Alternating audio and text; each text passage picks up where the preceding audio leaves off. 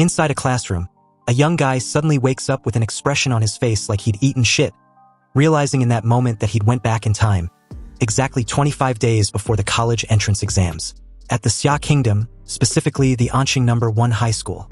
Inside the 3rd grade of the 7th class, every student seems to be busy doing their assignment when suddenly, a young man stands up abruptly, screaming like a disfigured banshee. Horrified, he grabs his messed up hair and curses his rotten luck. Seriously, if he must be reincarnated, then at least let it be after he got into college. Why the hell does it has to be back in high school, and before the college entrance exams at that? I mean, who the hell is up there fucking with his plot armor? You see, since ancient times, humanity on planet Bluestar has been plagued by a catastrophe known as the Secret Realm invasion. These secret realms connect to another world, filled with terrifying monsters. Sometimes they take advantage of rifts in the realm to invade the human world. Although these terrifying monsters differ in strength, some are extremely powerful that they can destroy several nations and threaten the entirety of human civilization. To fight back, humanity developed a beast gene system, injecting beast genes to awaken a monster template and unlock genetic talents. Only such warriors can save human civilization. This caused warriors to enjoy much higher status and treatment than ordinary people. The entire Bluestar entered an era where martial strength was everything. Everything else was inferior. Only martial cultivation stands above all. As the system announced that the completion of the world traversal introduction, he was designated as the body host for traversal. And the system also initiated the process of implanting memories. He grabs his head, still reeling with the reality of being a high school student. His colleagues laughed at his expense, claiming that a loser like him still wants to take the college entrance exam. One of the class beauties, Wang Tongtong, questioned why a loser like he hasn't dropped out of school and become a common worker until his worthless life ends. Annoyed, he just stared at her. It seems that every bullied protagonist story has a lead bitch in it. Anyway, judging from the situation, it's clearly obvious that the original owner of his body didn't have a good reputation in class. Primarily because his parents had an accident in his 2nd year, which made him lose focus on training and studying. His previously decent grades took a nosedive and became a drag on the class average. Meanwhile, Wang Tongtong was pissed off at the way he had been looking in her direction. She reminded the class loser that they are in a martial arts class. So, was he looking for a fight? Hearing this outrageous claim, he was dumbfounded. He was just thinking, not trying to pick a fight. What the hell is wrong with everyone? The original owner of this body didn't study properly, and now he's the unlucky bastard suffering the consequences for his actions. Again, who the fuck is up there that changed his plot armor and made him inherit this humiliating life? Just then, the class teacher informed the students to be ready. They were about to begin the injecting of the genetic modification serum. So in this upcoming event, they need to have some confidence in themselves. Their 3 years of effort in building their physique, their training, and their martial energy had led to this moment. But as for those who had never took this matter seriously before, his words trailed off as he pushed his old glasses and stares at he in annoyance. He, on the other hand, feigns a smile and thinks the situation has to be a joke. Seriously, it wasn't like he was the one slacking off but that poor guy who used to own this body. So why panic? And since he'd inherited this unfortunate guy's role, he will do everything right and clean his freaking mess. A while later, the scene shifted to the gene injection hall, where all the students undergoing the gene injection had gathered for the genetic injection conference. Their endless chatter heavily centered on what ability they will awaken. Some even suggested awakening Tier 3 Mountain Splitter or a Tier 4 Sea Bridge Dragon, or a laughable Tier 1 Butt Beast.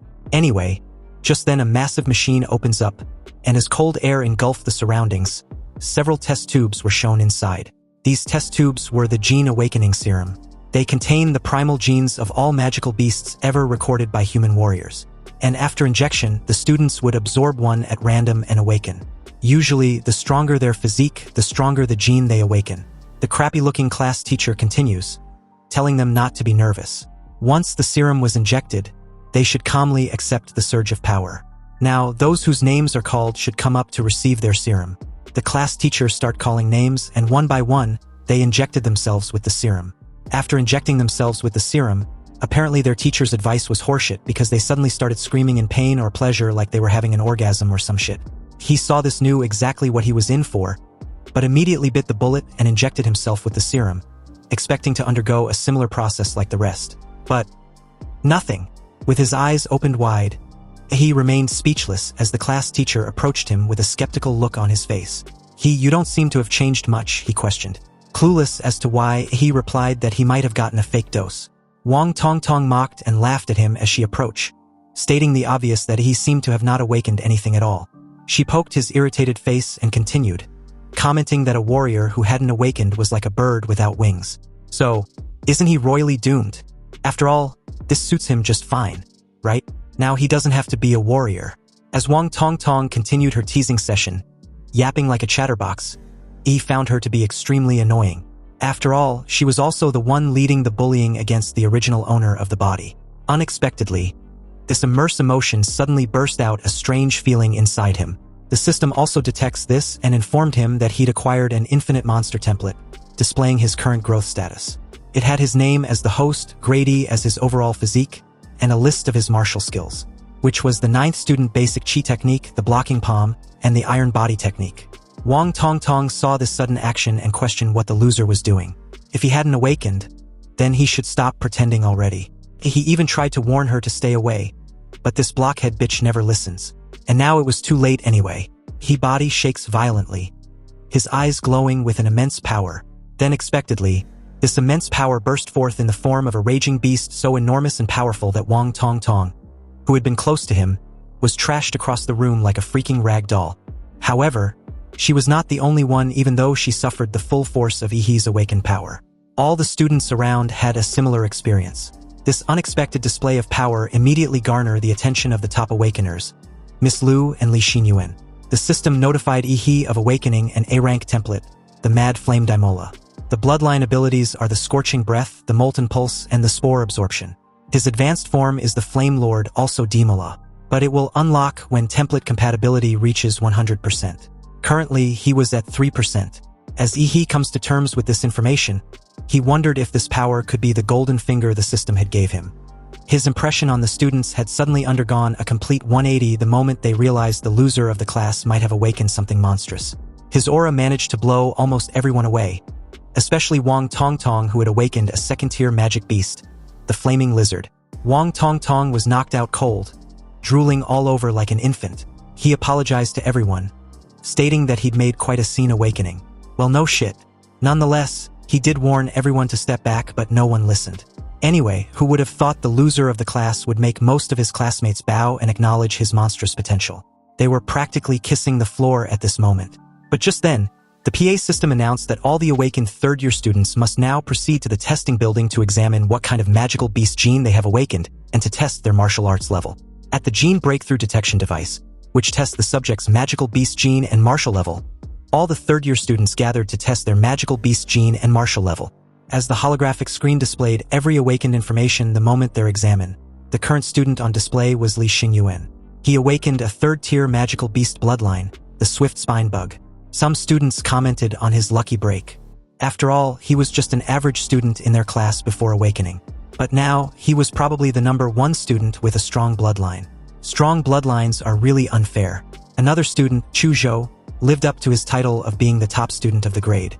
Not only was he a level 9 martial apprentice, but he even awakened the top-tier bloodline among tier 3 bloodlines, the Ice Demon Dragon.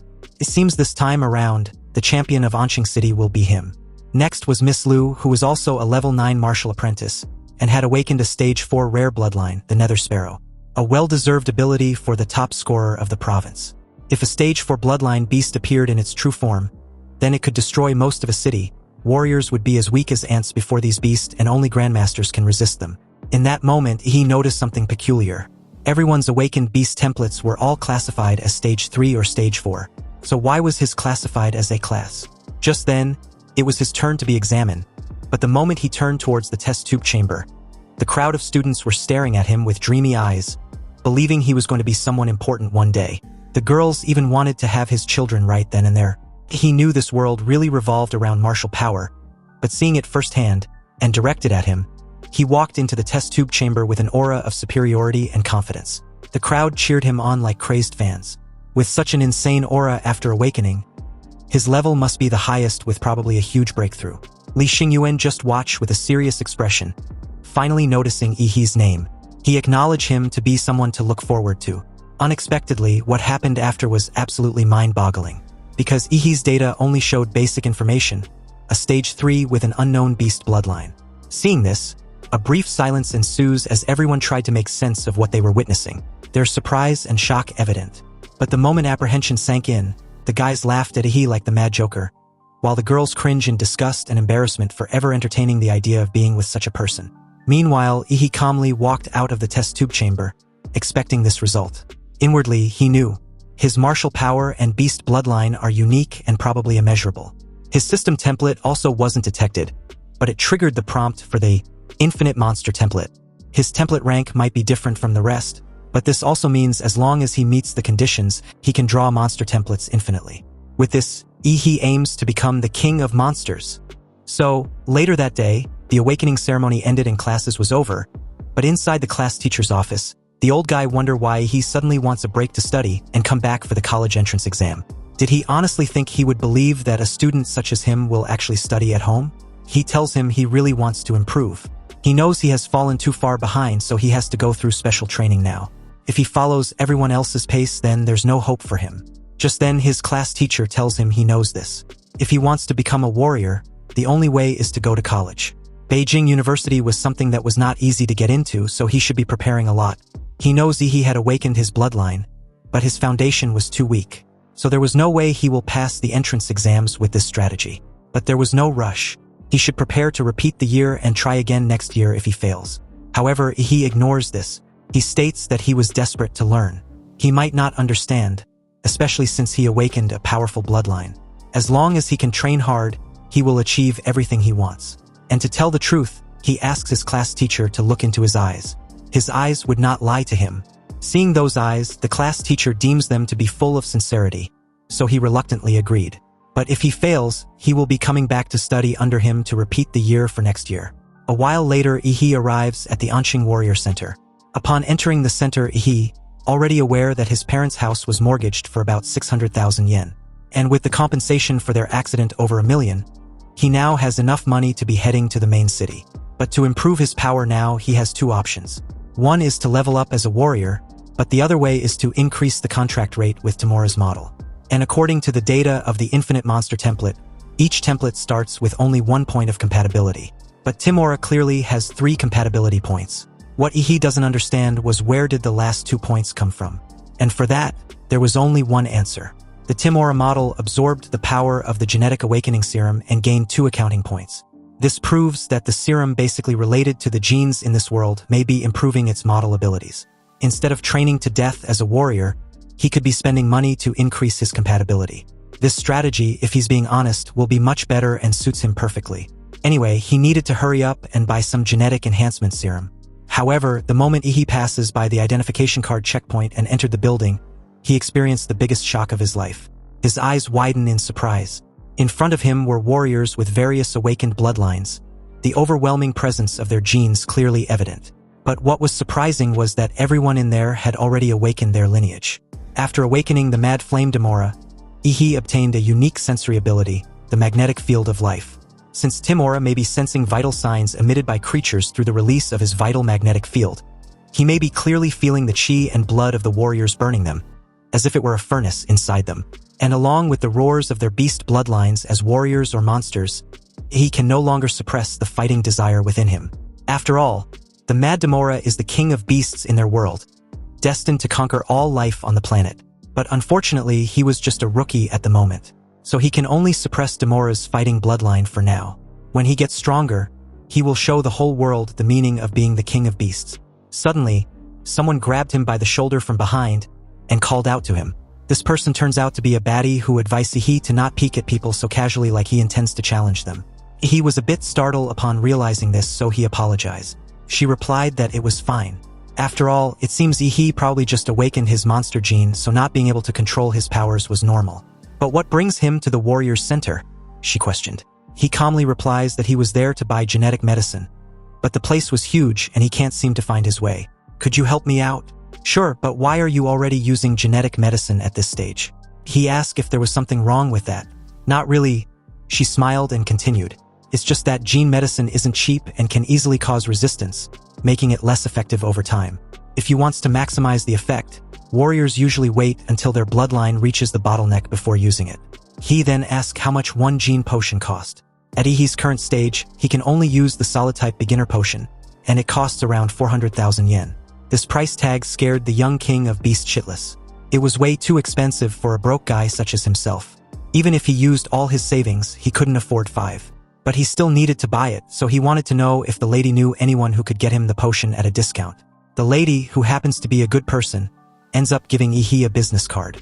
It was a recommendation from a veteran warrior so he could get a really good discount if everything goes his way. He thanked her and took his leave. If fate allows it, they would likely meet again. After clearing out his account, he heads to a warrior's weapon shop. And after his insane spending, it was already nightfall when he got home. Inside his apartment, Ihi began his upgrade. He took those injections and was under immense pain. He could feel his bones shuddering and blood boiling as his compatibility increases from 3% to 4%, then to 7%. His overall stats also increased from 8 to 10, then from 10 to 15, which was the armed rank 7. When he was done, he crouched on the floor, completely exhausted. So this is what leveling up feels like, he stated breathlessly.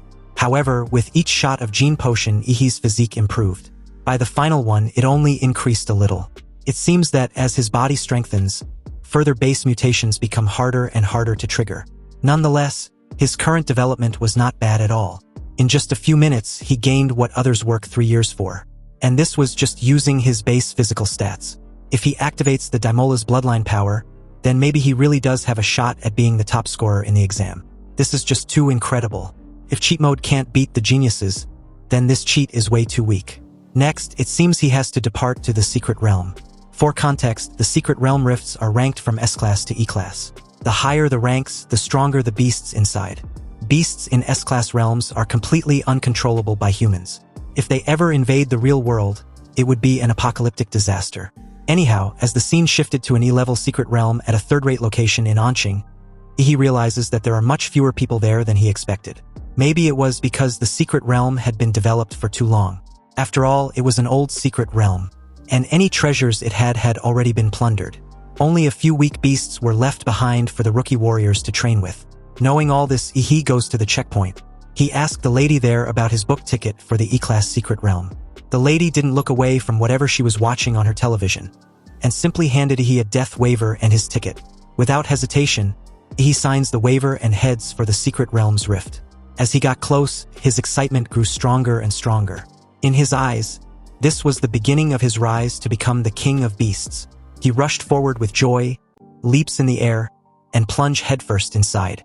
Inside, he dramatically did a superhero landing simply because why not? In this dimension, he clearly saw that the dungeon had 3 distinct stars. The Kanglan star, the Anwei star, and the Taijin star. Even though Ihi had seen the appearance of a secret realm in textbooks, it's a whole different ball game to witness it in person. To be exact, it was just simply magnificent.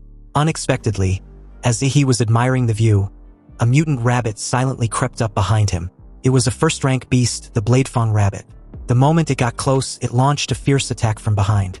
However, he had long noticed the sneaky bastard's presence, and swiftly caught the poor guy in midair by the ears. He gave a creepy smile, amused that this unfortunate beast thought he couldn't sense him. He activated his life magnetic field ability and casually crushed the poor beast's head like it was nothing. So with that kill, he ends up obtaining the core of a Bladefang rabbit. He realizes that its core was of average quality, worth around a few thousand yen. If he earns 1,000 yen within the span of mere minutes after entering this dungeon, then he's pretty efficient. Life is truly boundless for the strong. You see, ordinary people would kill themselves to work all month just to earn 3 or 4 times that amount. Anyway, collecting too many first-rank beast cores is pointless. It would be better to find at least a second-rank beasts. But who would have guessed that just as he thought of this, a second-ranked beast, the demon corpse bug, would present itself just like that? Was this beast begging to be killed, or what? Nonetheless, he would grant this bug its wish. So, inside the E-level secret realm, he unsheathed his short sword and skillfully slashed the lower abdomen of the beast. He had read the monster's encyclopedia, so he knew that comparing the monster's steel-like shell on its back to the soft armor on the abdomen, it was easier to break through the defenses of the corpse demon bug. The beast coiled its worm-like body in a circular form and spun rapidly towards Ihi. Seeing this terrifying attack, he plunged his sword on the ground and activated the technique, Hyper Beam. With an overwhelming aura, he shot the beam like a fire cannon, hitting the beast squarely on the abdomen. However, this wasn't enough to kill it, and in retaliation, it also shot out several spinning discs from its mouth. He was surprised with the attack. Managing to use its mandibles to fire projectiles was something unexpected and also meant the monster was going all out. So, with agile and nimble movements, he skillfully dodged the attack. But his outfit wasn't so lucky. He screamed like a suffocating Bart, questioning the beast if it knows how expensive the outfit was. Anyway, with his current level as a martial artist, he can't do anything to this bug. Without powerful martial techniques as support, even with deep Dantian energy and strong blood vitality, he can barely exert 50% of his strength. And that's mainly because the original owner of the body was such an academic failure. Nonetheless, he has no choice but to cheat. Done with this fight, he activated his Mad Demola, the Emperor Demon's bloodline, empowering his physique from 15 to 21. His arms managed to transform into a beast form, with lethal claws and impregnable skin. As the demon corpse bug launched forward with its wide-open mouth with razor-sharp teeth, he leaped into its mouth. And the moment he was swallowed whole, he starts tearing the beast from the inside. The monster bellowed excessively until he pierced its skin and came out from its lower abdomen. It died immediately after. Now that his overall physique had skyrocketed to level 21, he completely crushed a second-rank corpse demon bug effortlessly.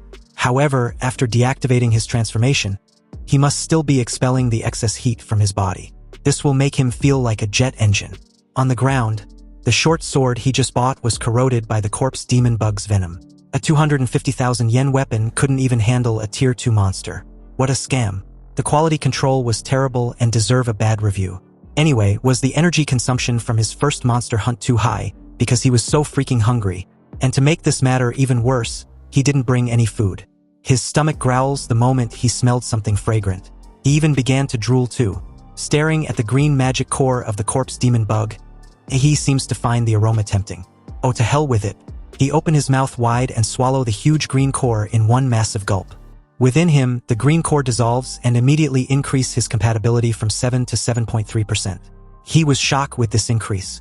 He spent hundreds of thousands on a genetic potion and it only increased his compatibility by 1%. However, this single green magic core increased his compatibility by 0.3%. 3 or 4 of these cores are worth the whole potion. Also, a few white magic cores from the Blade Tooth Rabbit should at least increase compatibility by 1%. Cursing, he began to tear up in regret.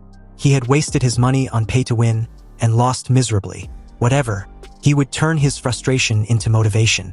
Because tonight, he will hunt to his heart's content.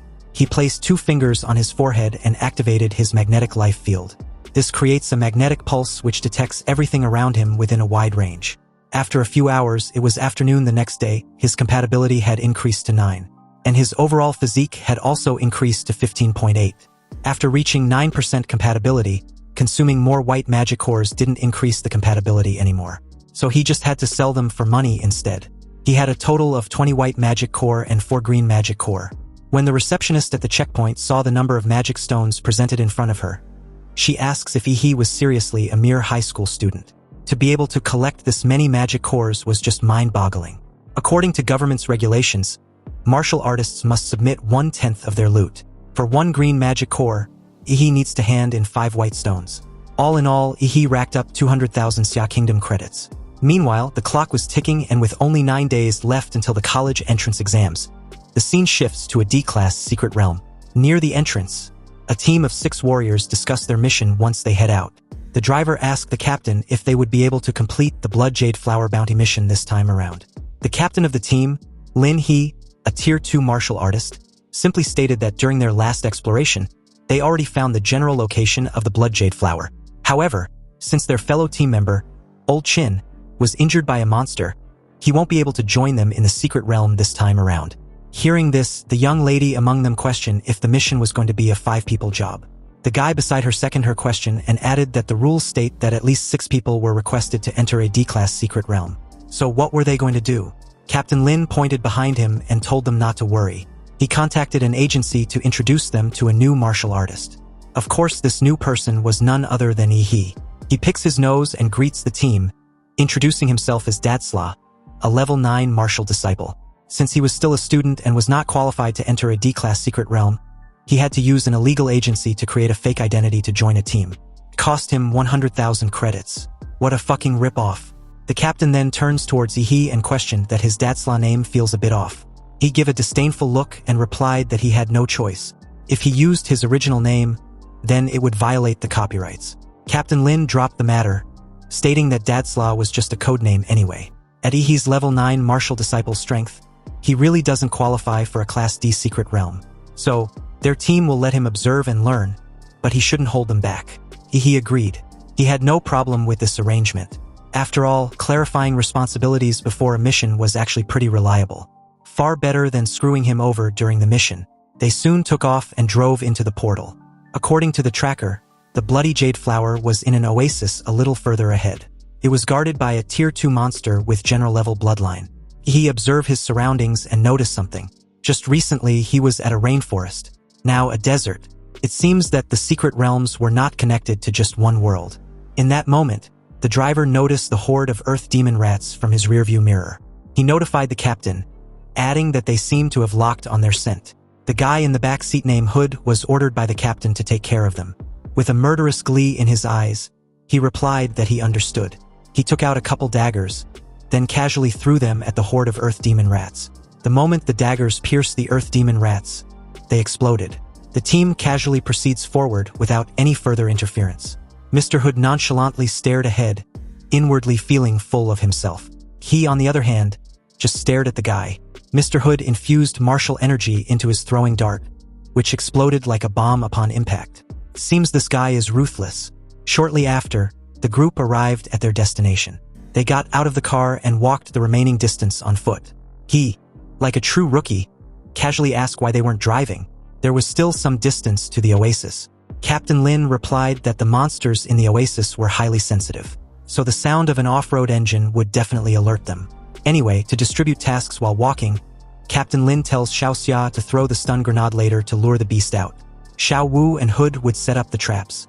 Old Lu would provide suppressive fire, and Lin He would handle the front line. Oh, and for Dadslaw, he would stay still and watch. Fine by me, he answered, already bored. So, just like that, the strategy was put in play. The stun grenade contains high-level monster pheromones, making some beasts think their territory was being invaded. This will obviously attract them. Almost immediately, a Tier 2 Earth Dragon appears, roaring fiercely like a crazed animal. Seeing this, Captain Lin reminded Ihi to be careful because the monster was heading their way. Meanwhile, elsewhere, a silhouette of a mysterious guy appears at the site where Mr. Hood eliminated the horde of earth demon rats. He casually picked a dagger up and licked the blade with a sadistic glee.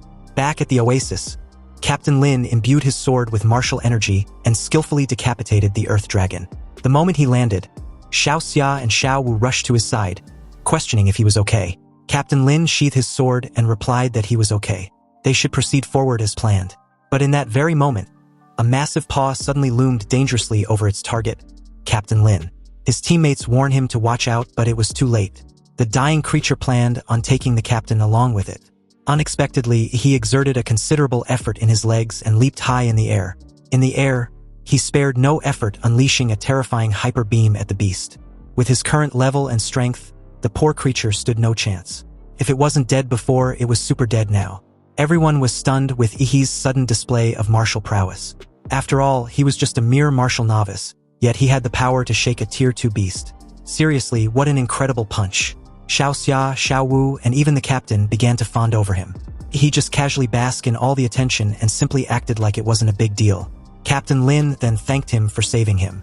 With the death of the Earth Dragon, Old Lu pulled out its soul essence and called out to the captain to take a look. Everyone's attention shifted to the great harvest they've gotten, which, to be honest, looks like a large fruit. Xiao Wu was surprised that the soul essence was worth that much. Of course, the captain stated and added that it could also greatly improve a warrior's template. It was a close call this time around, but he believes they would be able to defeat the dragon and find the blood jade flower. But in a surprising and unexpected turn of events, his lower abdomen was suddenly pierced from behind by a sharp dagger. The shady backstabbing weasel was none other than Mr. Hood.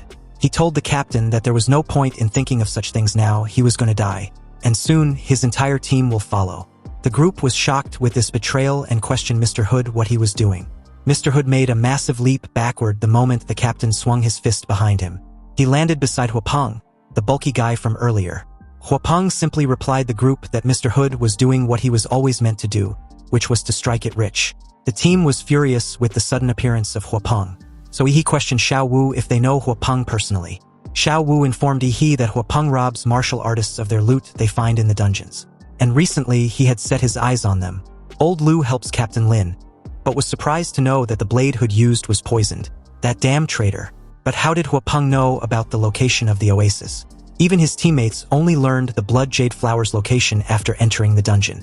Just then, Yi remembered Mr. Hood's explosive daggers. Apparently, Mr. Hood not only imbued them with martial energy but intel on the oasis location as well. Mr. Hood gave a menacing smile and told Yi that he was pretty smart. With the college entrance exams right at the corner, he should have stayed in school instead of walking hand in hand with death. Yi agrees with him about the college entrance exams. After all, he's got the top scorer's title waiting for him. But about walking hand in hand with death, that's for him to decide. Mr. Hood throws a dagger, claiming he was arrogant and didn't know what was good for him. He caught the dagger in between his two fingers and counters that a bald freak like him having the balls to bark in front of him. Now that's true arrogance. Was he courting death so badly that he had lost his mind? Anyway, the situation was so noisy, so it was time to pick up the trash. And by trash, he means those two. Huapeng just grinned with glee. He finds Yi to be quite interesting. He then orders Mr. Hood to take care of Yi. To be exact, he wants his head. At that command, Mr. Hood grabs numerous daggers and throws them toward Yi within a fraction of a second. Knowing full well of the explosive nature of the daggers, he roared, and the mere shockwave of the roar shattered the explosive daggers. The next moment, Mr. Hood, known as Huda, disappeared from Yi's line of sight and appeared directly above him. The team warned Yi to be careful the moment Huda's martial technique, the mountain splitter, was locked on him. He placed 2 fingers on his forehead, stating that it was the perfect chance to test out his new skill. He shot Huda with a hyper beam that shattered his defenses completely and pierced him in the chest. The group was again surprised to see how effortlessly Yi managed to defeat Huda with just a single move. Was he really a martial novice? He blows the smoke from his finger as Huda's lifeless body falls to the ground with a dull thud. Of course, Huapeng was annoyed and surprised with Yi's gene technique, so he questioned which family he was from. Family? He repeats with a dark look. Well, if you must know, I'm from the Damanra clan. Why? Are you planning to beg for mercy? Brat, even with a gene technique, you can't possibly close this massive martial gap. With a massive bear-like roar, Huapeng activated his Tyrant Terror Black Bear bloodline, his already massive size growing 1,000 times over. As his imposing figure looms over Yi, he activated his Peak Shaker martial technique. He bend lower, and with his hyper beam, aims at Huapeng's legs. The mountain beast of a man roared in pain the moment he was shot at. The moment he closed his hands into one massive fist and slams down on Yi, he was already above him in the air. Huapeng immediately leaps in the air as Yi comments about how second-tier martial artists are really something else. His atomic beam couldn't even penetrate or melt Huapeng's ankle bone. The moment Huapeng leaped in the air, his massive hands appeared on opposite sides of Yi, intending to literally clap him into meat paste. The clap created a terrifying shockwave the moment they connected. But obviously, he dodged and suddenly appeared behind Huapeng, stating that it was his turn. Huapeng's eyes widened the moment Yi activated another technique, the core-fused mountain-crushing fist. His hands grew in size and was imbued with martial energy. With this, numerous fists rained down on Huapeng like a tsunami. Huapeng was done for and could not even dodge a single blow. As the dust settles, he, with steaming fists, stood tall over Huapeng's body. The idiot's body was raided with countless blows. Not even his face was spared. The group stared at the scene with wide eyes, speechless at the sight. As Huapeng's disfigured face came to view, he painfully states that Yi's gene technique emits toxic gas. It was so despicable. A wicked martial artist like him will definitely be punished.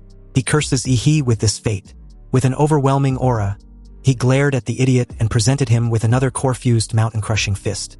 With people cursing him left, right, sideways, and center, their curses will just keep piling up and Huapeng's own will only have to wait in line. So, who the hell was he supposed to be again?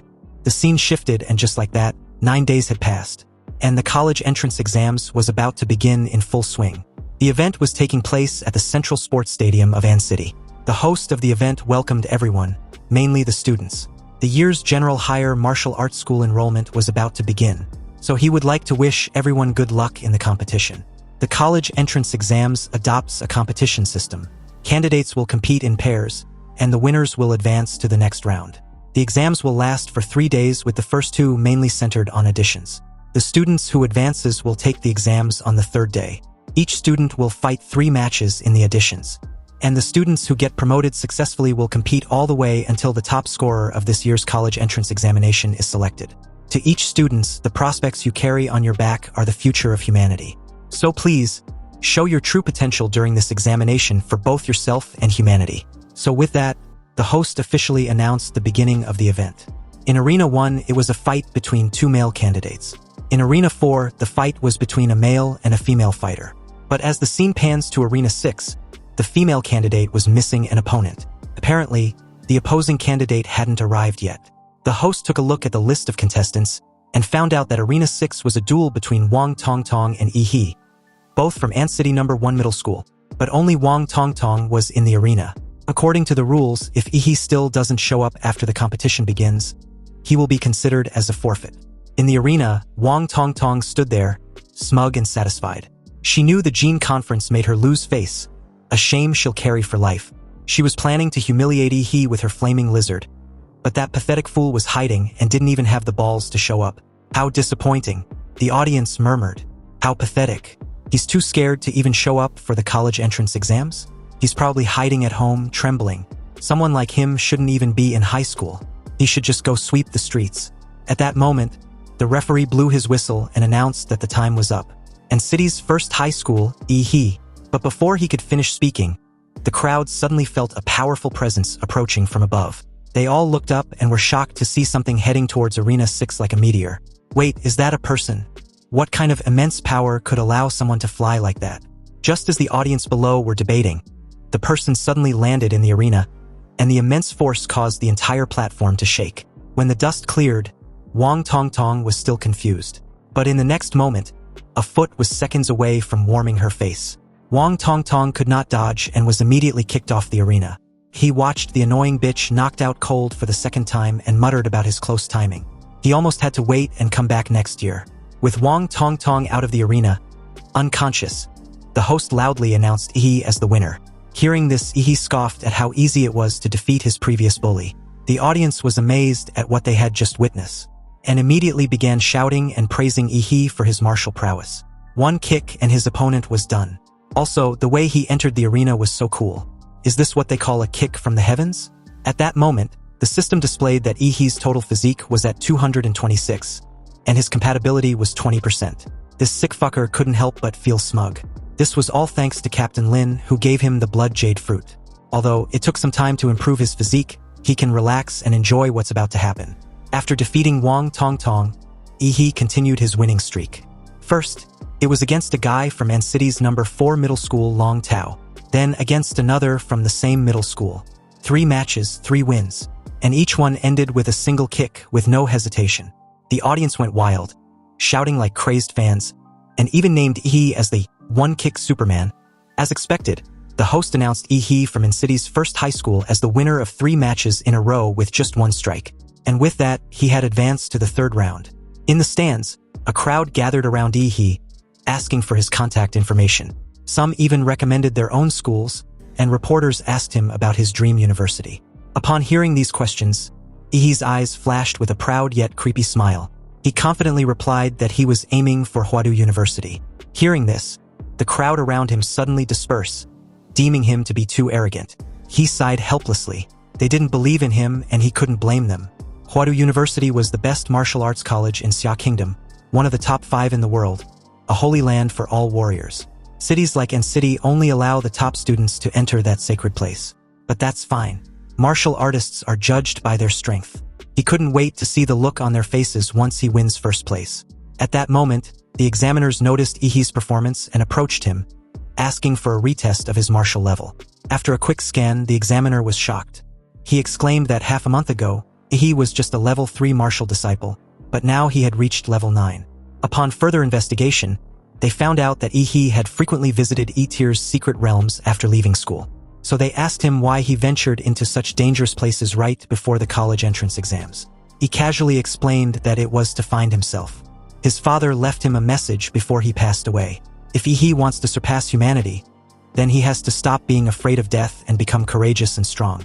So he had been entering secret realms, battling and breaking through his genetic locks. The examiners froze when he heard the mentioning of breaking through genetic locks. He needed to report this right away. As the examiners rushed off, he couldn't help but feel like he had somehow become a subject of intense scrutiny. Inside the waiting room, Ihi took out his phone and was surprised at the amount of live streams being conducted on the streets as interviews for parents and friends of the examinees. Sadly, there was no one who came to cheer for him personally. He was just an orphan that no one cared about. Unbeknownst to him, his class teacher was fiercely cheering for him in the comfort of his home.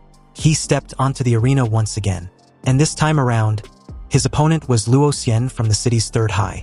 He was a martial disciple level 8 with the bloodline of a rare second-tier monster, and both of his parents were warriors. He looked at Luo Xian with boredom and motioned for him to make the first move. Luo Xian, feeling belittled, couldn't help but feel some anger rising within him. He immediately activated his bloodline and used his martial skill, Dashing Lightning Claw, to accelerate to his top speed. His heart beat like a supercar engine, and as he ran, his body accelerated again and again. His sharp claws aimed at Ihi's throat. Luo Xian's martial skill cut through the air like a bolt of lightning, creating sparks with a sonic boom. His attack could even kill a martial disciple of the 9th level if he made contact. However, he never expected that as his arm came near his opponent's throat, he would effortlessly grab it. He casually stated that Luo Xian's momentum was quite good, but he was far from the collision force of Huapeng. Luo Xian, shocked, scared and sweating bullets, begged for mercy. Without hesitation, Ihi delivered a palm strike to Luo Xian's head, and the immense force knocked Luo Xian out cold right on the spot. He then arrogantly asked for a decent opponent. Or are there really no such contestants? The host quickly announced another victory with one strike, and this time, Ihi defeated the seated player Luo Xian. Dozens of high-speed cameras focused on Ihi, capturing shots from every angle, and the live broadcast was buzzing. Viewers couldn't stop talking, some in awe, commenting that although Luo Xian looked so fierce, he was defeated in the blink of an eye. Ihi's strength was on a whole different level compared to the other candidates. In this martial arts-driven era, Ihi's overwhelming display of power stirred the passion of everyone watching. Like seriously, the women even wanted to have his babies. Su Zhou watched as Luo Xian was carried off the stage by medics, his eyes filled with fierce determination. As expected, he smiled. This guy was the one I've been rooting for. When we meet in the finals, I'll definitely defeat you with an overwhelming power. At the head of the Huadu University admissions office, having watched Ihi's impressive performance through the live broadcast, demanded to have all of his information within half an hour. Just after he finished his match, the second group of the qualifiers was already in full swing. This match was even more heated than his, as both competitors were top-tier beauties with larger followings, making it even more of a spectacle. One of them was Kai Shaoling from N-City's second high, a petite girl with an incredibly sexy figure. She flipped her long golden pigtails, giving Lu Qingzhu a provocative look, and remarked that she hated the robotic expression of Lu's family's young lady. Lu Qingzhu didn't respond. Instead, she simply bowed slightly and greeted her, her face expressionless, as if she didn't take Kai Shaoling's challenge seriously at all. The referee blew the whistle, signaling the start of the match. With the aura of a martial disciple level 9, Kai Shaoling instantly appeared in front of Lu Qingzhu, sweeping a kick towards Lu Qingzhu's neck, threatening to slam her to the ground. Lu Qingzhu still made no move, lightly waving her palms, causing the air around her to thicken, becoming as viscous as a swamp under the influence of her martial technique. When Kai Shaoling's kick met the air in front of Lu Qingzhu, she felt as though her leg, which could tear through military-grade steel, had instead sunk into soft cotton. Under the diminishing effects, even the high-speed cameras could only capture Kai Shaoling's white leg moving in slow motion, visibly decelerating. Kai Shaoling, furious at Lu Qingzhu's immovable expression, intensified her attack. She cloaked her body in martial energy, minimizing air resistance, and blurred her form into a shadow as she circled Lu Qingzhu, waiting for the right moment to strike a palm to Lu Qingzhu's side. But as her palm neared Lu Qingzhu's waist by just 3 inches, it suddenly couldn't get any closer. Realizing she had fallen into a trap, Kai Shaoling tried to retract her hand, but the air in front of her exploded with unimaginable suction, preventing her from pulling back. At that moment, Lu Qingzhu made her first move, extending her slender fingers, which now shimmered with a jade-like light. The warriors watching the livestream had their eyes widen as they recognized the move, the Hunyuan jade finger from the Xianhuang martial technique. To see a student about to take the high school entrance exams mastering the Xianhuang technique was astonishing. Such martial talent didn't need to be proven through exams. This alone could guarantee a direct admission to Huadu University. Standing close to Lu Qingzhu, Kai Shaoling could feel the terrifying energy from the jade finger, realizing that if she didn't pull out her trump card now, It would be her last chance. Without hesitation, she activated her bloodline, Shadow Tiger King. A massive shockwave exploded from her body, shattering the air around her. Lu Qingzhu, however, didn't choose to withstand the blow. She lightly tapped the ground with her foot, her body swiftly sliding a dozen meters to create some distance. The examiners in the stands held their breath, eyes fixed on Kai Shaoling, amazed. A king-level bloodline is hard to control, and the Shadow Tiger King is known for its brutal power. This girl's future is boundless. The awakening of the Shadow Tiger King's bloodline placed a heavy burden on Kai Shaoling's body. She exhaled hot air and struggled to speak to Lu Qingzhu, challenging her to display the Phantom Crow bloodline. Lu Qingzhu, ever the woman of few words, spoke her first line since the battle began. "This is enough." Kai Shaoling, completely enraged, shouted, "Do you think anyone below a warrior can challenge me?" Her body moved like a vicious tiger, her fierce blood energy coiling into a torrent behind her, her palms slashing through the air toward Lu Qingzhu. Facing the brutal strike, Lu Qingzhu softened the blow with grace, her hands moving like she was playing a piano, the invisible threads of her technique gradually reducing Kai Shaoling's force until it disappeared entirely. Kai Shaoling's attack failed, and she immediately drew on her immense blood energy, dispelling the invisible threads around Lu Qingzhu. With her small body in midair, she kicked again. Seeing this, Lu Qingzhu activated the Xianhuang technique once more, the Hunyuan Jade Finger. The jade-colored tip of her finger collided with Kai Shaoling's fierce kick, and the two powerful techniques clashed, shattering the specially made arena beneath their feet. The arena erupted in a cloud of dust. Tens of thousands of spectators watched with bated breath, waiting for the final victor. As the dust cleared, Kai Shaoling was the first to appear. She was covered in dirt, stumbling a few steps before collapsing to the ground from exhaustion. Lu Qingzhu, however, stood like an ethereal fairy, her hair slightly disheveled but otherwise pristine and composed. With just his martial skills, he completely dominated Kai Shaoling, who also had a martial disciple level 9 and a king level bloodline. Lu Qingzhu's powerful display instantly exploded the live broadcast room. Viewers were amazed by Lu Qingzhu's strength. Some even claimed she was the top scorer from its city, while others leaked that Lu Qingzhu had awakened the 4th-tier bloodline of the Phantom Crow, a talent so rare that most warriors would be unable to defeat her. After Lu Qingzhu's battle, the rest of the matches, though still exciting, seemed dull in comparison. After several rounds of elimination, the final 8 were decided. From N-City First High, it was Yi He, Lu Qingzhu, and Chu Zhou, 2 from N-City Second High, and 3 from N-City Qingfeng Private High. The finals of the top 8 were about to begin, and Yi He stepped up first to draw lots. He drew in Lot A, and as a tall, muscular giant glanced at him, he revealed his own draw, which was also from Lot A. "It seems like we're set to face off." His name was Shen Guan from Qingfeng Private High. He simply nodded and introduced himself. Shen Guan informed Yi He that they were the second match, so they should watch the first match together. He looked simple and straightforward, with hands as big as fans, pointing toward the big screen above the arena. The first match was Luo Shi from Qingfeng Private High versus Chu Zhou from N-City First High. Shen Guan casually started chatting with Yi He, stating that Luo was incredibly talented, and a repeat student who was specifically aiming for Huadi University this year. He had great mastery over his bloodline awakening, but still stood no chance against Chu Zhou.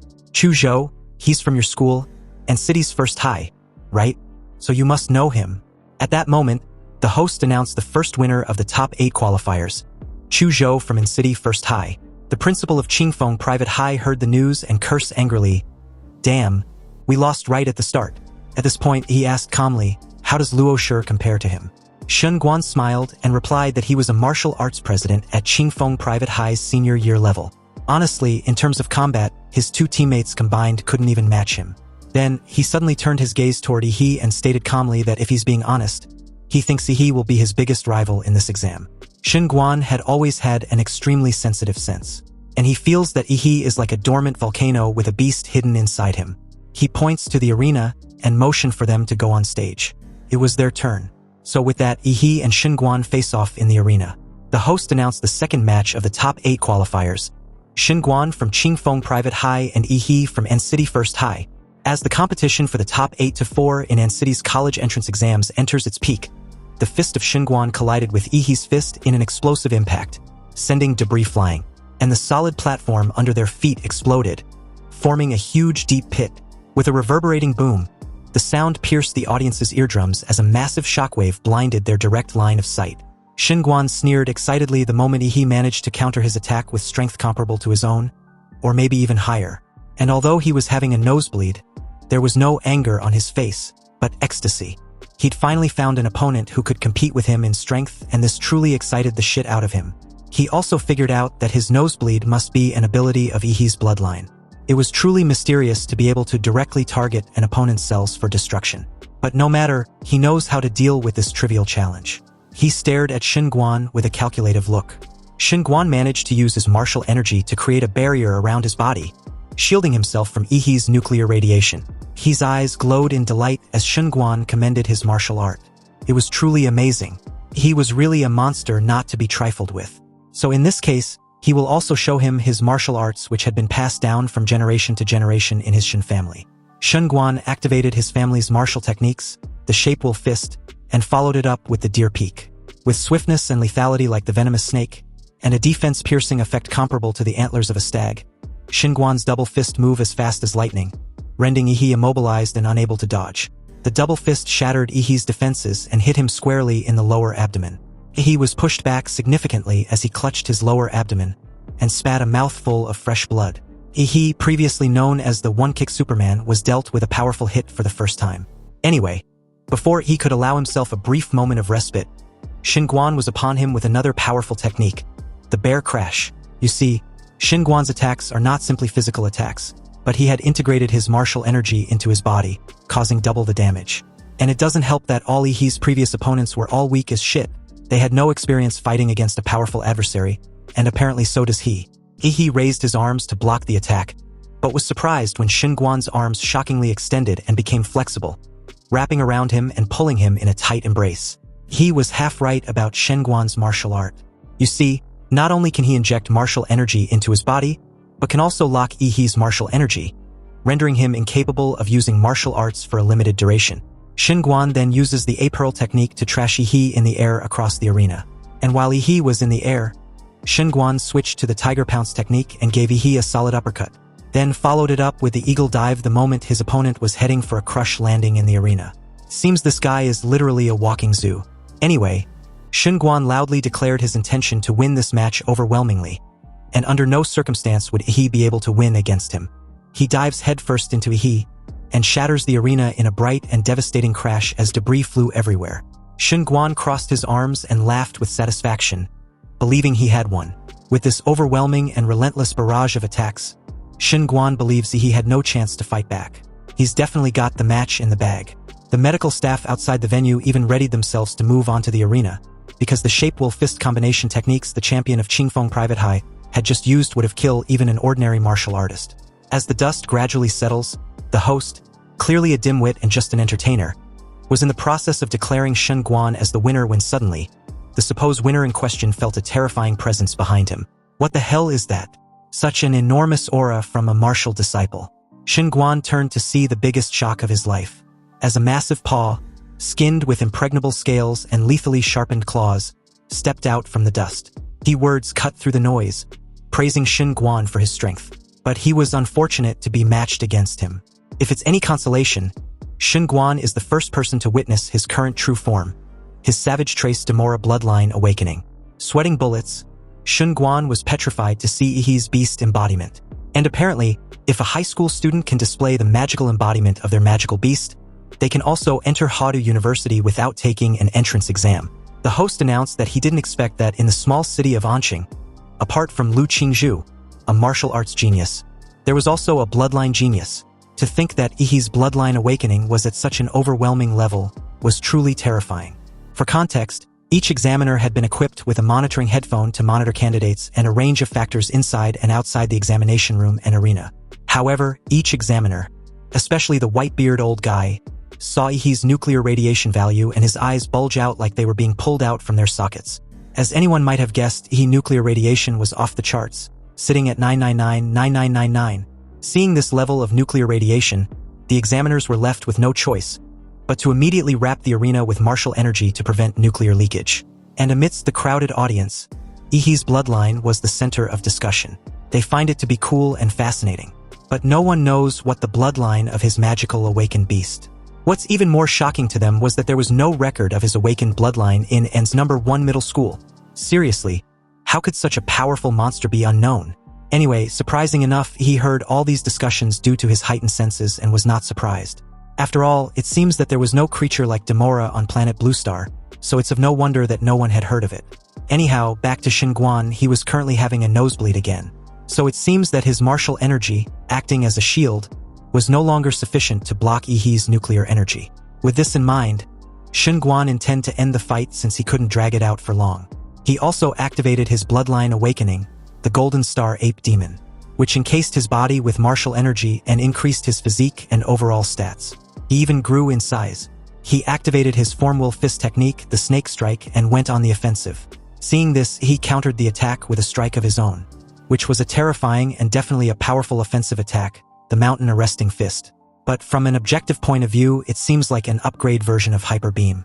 Anyway, Xinguan's entire left arm was disabled, but if he hadn't released the force of the attack in time, his entire arm would have been completely shattered beyond recovery. Xinguan realized he was making such a big fuss before when he never went all out, but now that he knows he's being slapped in the face.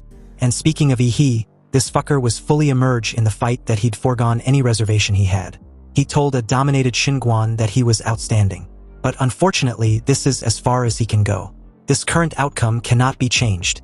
Seeing the activation of Xinguan's bloodline awakened, the host announced in delight that in the second match of the 8-4 of this year's college entrance exams, the Third Order King bloodline had appeared, and his opponent on the other side was actually an unknown powerful bloodline of a magical beast, which was obviously rare to see. Xinguan took on a stance and calmed himself. He needed to assess his current predicament with a level head. After Yihee's bloodline awakened, his strength is simply unfathomable, so a direct confrontation was not advisable, since he is no longer able to suppress his martial energy. Now he can only retreat in order to advance when an opening presents itself. On the other hand, he made a mad dash towards the big guy, informing him not to be distracted. But the moment Yihee got close to Xinguan, the big guy made a tactical retreat and at the same time, activated his Formwill Fist, the Snake Strike. His arm became flexible and moved like a snake, wrapping around Yihee's left hand. With his left hand temporarily restrained, Yihee, surprised and distracted for a fraction of a second, saw Xinguan use this narrow opening to swiftly move behind him. Xinguan informed Yihee that he's unable to budge him as he expected. However, his aim was to reposition behind him all along. And now that he had, Xinguan leaped high in the air and suddenly stumped down on Yihee with a force comparable to the weight of 1,000 tons.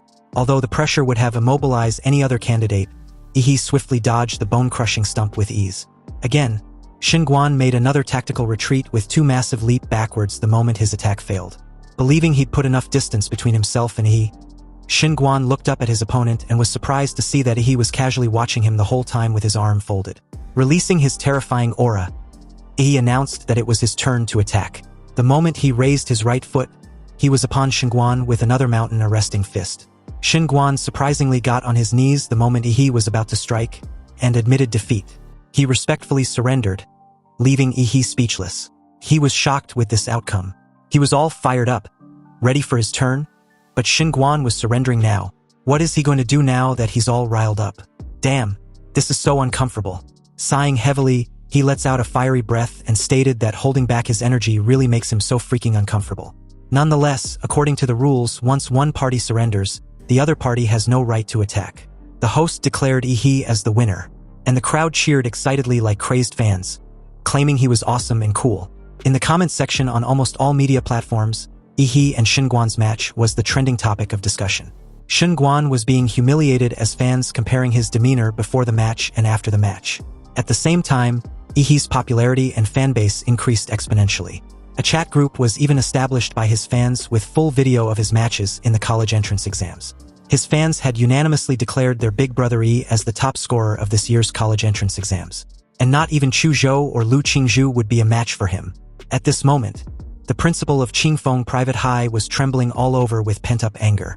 After all, he'd placed all his hopes on Xinguan the moment Luo Shi lost. So, the moment Xinguan showed his face, he spared no time expressing his displeasure. How can Xinguan admit defeat? Did he know how much money they've spent on training him? Such an ungrateful bastard. If he doesn't pay off the debt, he shouldn't even think about going to college. Xinguan calmly approached the principal and placed his injured hand on his shoulder. When the principal asked what Xinguan was doing, he simply replied that he couldn't take Yihe's punch, so he admitted defeat in order not to hurt his already injured body. If he hadn't done that, was the principal going to take that punch for him? And as for the kindness Qingfeng Private High had shown him, he will slowly repay it in the future. But the principal should please refrain from threatening a warrior who was significantly stronger than him. The subtle threat shut the fat old bastard up real quick. Sweating bullets and trembling from fear, he stated that Xinguan had a point. Anyway, after a fierce competition, the top 4 of the year's college entrance exams was decided. They were Yihe, Lu Qingzhu, Chuzhou, and some nobody no one cared about. Meanwhile, the principal of City's No. 1 middle school was in cloud 9, fanning himself with an expression of a creepy old fucker. He admits old Lu had worked hard in the school for so many years, so it was time he got promoted. The draw for the semifinals took place, and Yihe drew first slot again. Unexpectedly, Lu Qingzhu also drew the other first slot as well, meaning she was matched up against Yihe, while Chuzhou was matched up against the nobody. The first match of the college entrance exams semifinals was an internal battle for City's No. 1 middle school, deemed as the strongest battle in the history of City's college entrance exams. The most anticipated showdown since the exam started. The goddess Lu versus the supposed one-punch Superman. Some fans believe that the goddess Lu has a better chance of winning, because apparently, the intel revealed so far was that she had mastered 2 mysterious royal martial arts. So, just by having them, she crushed Kai Shaoling, who had a 3rd-level king bloodline and the awakening of her 4th-level Netherbird bloodline which had not been revealed yet. Meanwhile, Xinguan also had a 3rd-order king bloodline, and Yihe was forced to awaken his bloodline by Xinguan. Although Yihe's bloodline seemed to be very powerful, it is estimated that he also has a 4th-level bloodline. However, he cannot compare with their goddess, who also had a 4th-level bloodline and superb martial arts background. A while later, the awaited time finally arrived. The arena was set, and the crowd at the venue erupted in excitement. He and Lu Qingzhu stepped on the arena, and the referee spared no time starting the match. The moment the match officially began, a cloud of dust and steam cast around Yihe, encasing him completely. This briefly covered the entire arena, blocking Lu Qingzhu's direct line of sight. But the moment she stared up ahead, she was surprised to see a silhouette of a terrifying presence encased by the dusty smoke and steam. Steeling herself, she hopes Yihe is strong enough. The audience, clearly obstructed by the thick steam covering almost the entire arena, wondered what was going on. They couldn't see Yihe, and could barely make out the silhouette of Lu Qingzhu. So technically speaking, in that current moment, they couldn't see anything and could only rely on the host to help grasp the situation of the battle. Anyway, the host kept the engagement high and anticipation palpable, questioning how Lu Qingzhu, the talented young miss from the Lu family, would deal with Yihe, the dark horse in this year's college entrance exams. With this amount of steam, could it be that the dark horse Yihe had awakened his bloodline again? They can only wait and see. But apparently, it turns out that Yihe had only directly entered the state of blood awakening to burn out this amount of steam. And the reason for this was to hinder Lu Qingzhu's direct line of sight, and by just a little more time to assess his battle strategy more in depth. And besides, he knew Lu Qingzhu wouldn't make the first move anyway, so this works in his favor. He had studied the battle video between Lu Qingzhu and Kai Shaoling, and had formulated a battle strategy based on it. Yihe was obviously aware that Lu Qingzhu's martial arts skills were far superior to his. With her magical martial arts skills, no matter how strong his power was, he can't hurt her. She was the kind of martial arts genius that had a very high combat IQ. So the longer the battle lasts, the more disadvantageous it will be for him. Seems Yihe has to go all out right from the start. Activating his mountain arresting fist, a sonic boom occurred on the spot as Yihe made a mad dash forward, and was upon Lu Qingzhu with a massive glowing fist. The attack was so obvious that Lu Qingzhu, ever calm and vigilant, evenly spread her hands and stirred the airflow in front of her, as if trying to absorb the fist that was coming at her. She believed that since Yihe was taking the initiative to make the first move to attack, then she will use her martial arts to defend and counterattack. However, in an unexpected turn of events, Yihe's mountain arresting fist never came. Rather, he skillfully twisted his hips together with his waist the moment he deactivated the skill and landed abruptly, closing the distance between himself and Lu Qingzhu. Then, he used his martial energy to create Demora's thick tail behind him and swung it flexibly like a steel whip, bursting the air and striking Lu Qingzhu's lower body from the side. What the hell? He actually cheated me. In all her years fighting since she was a child, Lu Qingzhu had never encountered an opponent who had clearly committed to using a fist to strike, but changes abruptly and ended up using a steel whip. You see, when masters fight, changes often occur within a few critical seconds. Now, Lu Qingzhu's rhythm was disrupted, so she backflipped a couple times to put some distance between herself and Yi. However, Yi was not going to waste such a good opportunity when his opponent had clearly lost her rhythm. Relying on his strong physique to chase and attack fiercely and firmly to gain the upper hand, he was suddenly upon Lu Qingzhu the moment she tried to balance herself. Meanwhile, in the live broadcast, netizens watched Lu Qingzhu being deceived by the cunning Yi and had immediately fallen into a disadvantage. Some began to scold Yi for being unethical, but there were others that still supported Yi's actions. After all, when warriors fight on a battlefield, all is fair war. Anyway, Yi's pursuit was too fierce and relentless, leaving no chance for Lu Qingzhu to escape at all. An endless barrage of skill and attack rained down on Lu Qingzhu like a meteor shower. At some point, Lu Qingzhu was able to use her martial energy to shake off Yi slightly, briefly escaping her opponent's grasp. Or so she thought, because Yi transformed his right hand into a beast form with lethal claws. And it seems Lu Qingzhu wasn't getting away that easily. Suddenly, the dark, impregnable claws of Yi was directly imbued with martial energy as it tore through the air. Fortunately for Lu Qingzhu, she was able to sense this. She skillfully flipped back horizontally in the air just in time to avoid being swept by the projected claws imbued with martial energy. They even exploded behind her the moment she gracefully landed. And of course, her dear classmate was upon her again, giving her no room of respite. The two were right back where they started. He on offensive, releasing an endless barrage of attacks, and Lu Qingzhu on the defensive, blocking one wave of attack after another. He roared, and his fists swung out like afterimages, constantly compressing Lu Qingzhu's escape space. At some point, she wondered why he wasn't even the least bit tired from these numerous high-intensity attacks. Seriously, it seems her opponent had a great physical strength and stamina. You see, Lu Qingzhu had mastered two mysterious royal martial arts, one of which was the defensive Lu family secret art, the floating shadow, and the other was the Hunyuan Jade Finger, which was more offensive. If she could use either of these techniques, she would be able to escape from Yi's onslaught. But it was as if Yi was aware of this and wasn't even giving her any chance to do so at all. And from the looks of things, she won't be able to hold on for much longer before she falls off the arena, thereby losing by eviction. Lu Qingzhu had a cool and pretty face on the surface, but inwardly, she was already sweating from anxiety. Also, forced into a corner, she was left with no choice but to use her trump card. He immediately sensed a sudden shift as Lu Qingzhu activated her bloodline awakening, the Nether Bird. At that very moment, Yi, who was about to punch Lu Qingzhu, quickly retracted his fist and retreated. The reason was the dark purple sparks that came out of Lu Qingzhu's body. With a loud and sharp cry of a bird, he saw Lu Qingzhu soaring into the sky, and the Demora's blood flowing in his body began to boil, as if he felt the provocation of another creature at a very high level of life. Plump dark purple wings had grew on Lu Qingzhu's back, and under the light, the wings sparkled with colorful light. The dark purple wings did not need to flap because the wind element automatically lifted Lu Qingzhu into the air. Her amethyst-like pupils stared directly below at the dark blue demon on the arena, and the air suddenly seemed to be sparking with the fighting spirit of the two.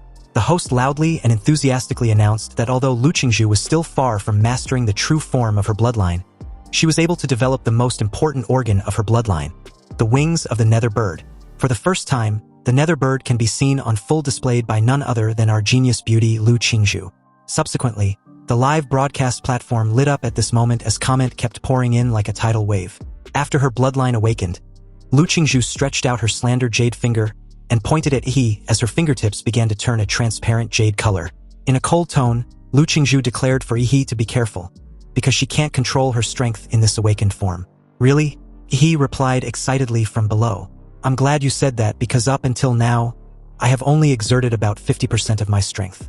So I guess I can finally go all out. Don't disappoint me. Accompanied by a strong wind that swept across the entire arena, Lu Qingzhu was behind Yi in an instant like a bolt of lightning. He even smelled a faint and beautiful fragrance before he even registered Lu Qingzhu's presence behind him. Lu Qingzhu activated her mysterious royal martial art, the Hunyuan Jade Finger. He immediately turned and activated his atomic blast fist. A crystal blue light shone on his fist, and this was the skill Yi used to combine Demora's atomic reaction ability with martial arts. The elegant jade fingertips collided with the ferocious blue magic fist, and a massive energy reaction occurred where the two touched. Then, following a huge explosion of light and heat, the audience were blinded by the bright impact and the strong gush of wind. In the arena, the two, on the other hand, were also blown away by the turbulent airflow at the same time. Lu Qingzhu's dark purple wings flapped, and the wind elements automatically gathered together, offsetting the impact of being blown away by the airflow.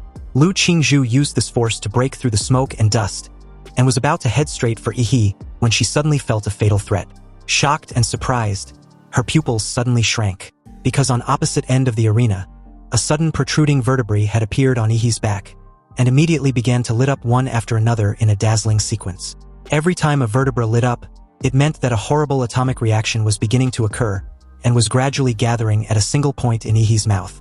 The immediate space around Yi was heavily charged with atomic energy, as blue thunderous sparks emitted on his protruding vertebrae like lightning, illuminating the massive stadium with a blue glow.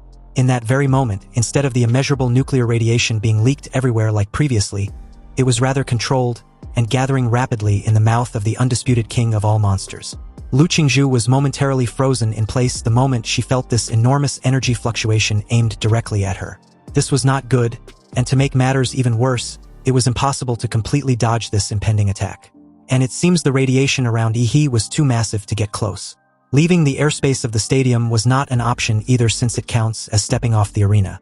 The audience wondered what was going on as the host announced excitedly that apparently, Yi's magical beast form looks to be gathering power, and the protruding spine on his back also seems to be where this huge stored power was generating from, and was finally being transmitted to his mouth bit by bit. All the vertebrae on Yi's back inevitably flashed a blue light as Yi's wide-opened mouth showed a blue atomic light emitting a breath of destruction that was brewing in his throat. This unfathomable nuclear energy beam was Demora's atomic breath, and just like that, a dazzling blue particle beam spurted out from Yi's mouth. This terrifying torrent of nuclear energy created instantly submerged his opponent Lu Qingzhu. Already feeling the fatal threat of the nuclear attack, Lu Qingzhu still chose to bore the full force of it, or to be exact, angle majority of the energy away from her. She decisively folded her wings, wrapping herself tightly and activating her latent ability Awakening. Suddenly, the blood power of the Netherbird was stimulated by Lu Qingzhu in the very moment of life and death, and the countless dark purple feathers sparkled and reflected light like crystals. This was the Netherbird's feather deflection. The blue particle beam collided with the dark purple feathers, and like being refracted by a mirror, a thick condensed beam was refracted by the countless feathers into several small rays of light and reflected out. The light was centered on the dark badminton transformed by Lu Qingzhu, reflecting in all directions, and had already shot out of the arena. The examiners wanted to stop it, but it was too late. The audience saw this and was immediately washed in horror. They dreaded their fate because there was no way they could survive the numerous reflected beams. Fortunately for them, in that precise moment, a golden martial energy enveloped the entire arena, and all the beams that was directed outside the arena disappeared as if it was digested the moment it came into contact with the golden martial energy. This power act of neutralizing the countless beams was from City's mayor, Huang Qing. The audience and examiners wanted to greet the mayor, but he gave them a stern look to signal them not to do so. He told everyone to watch carefully. The strongest champion in the history of City will be born today.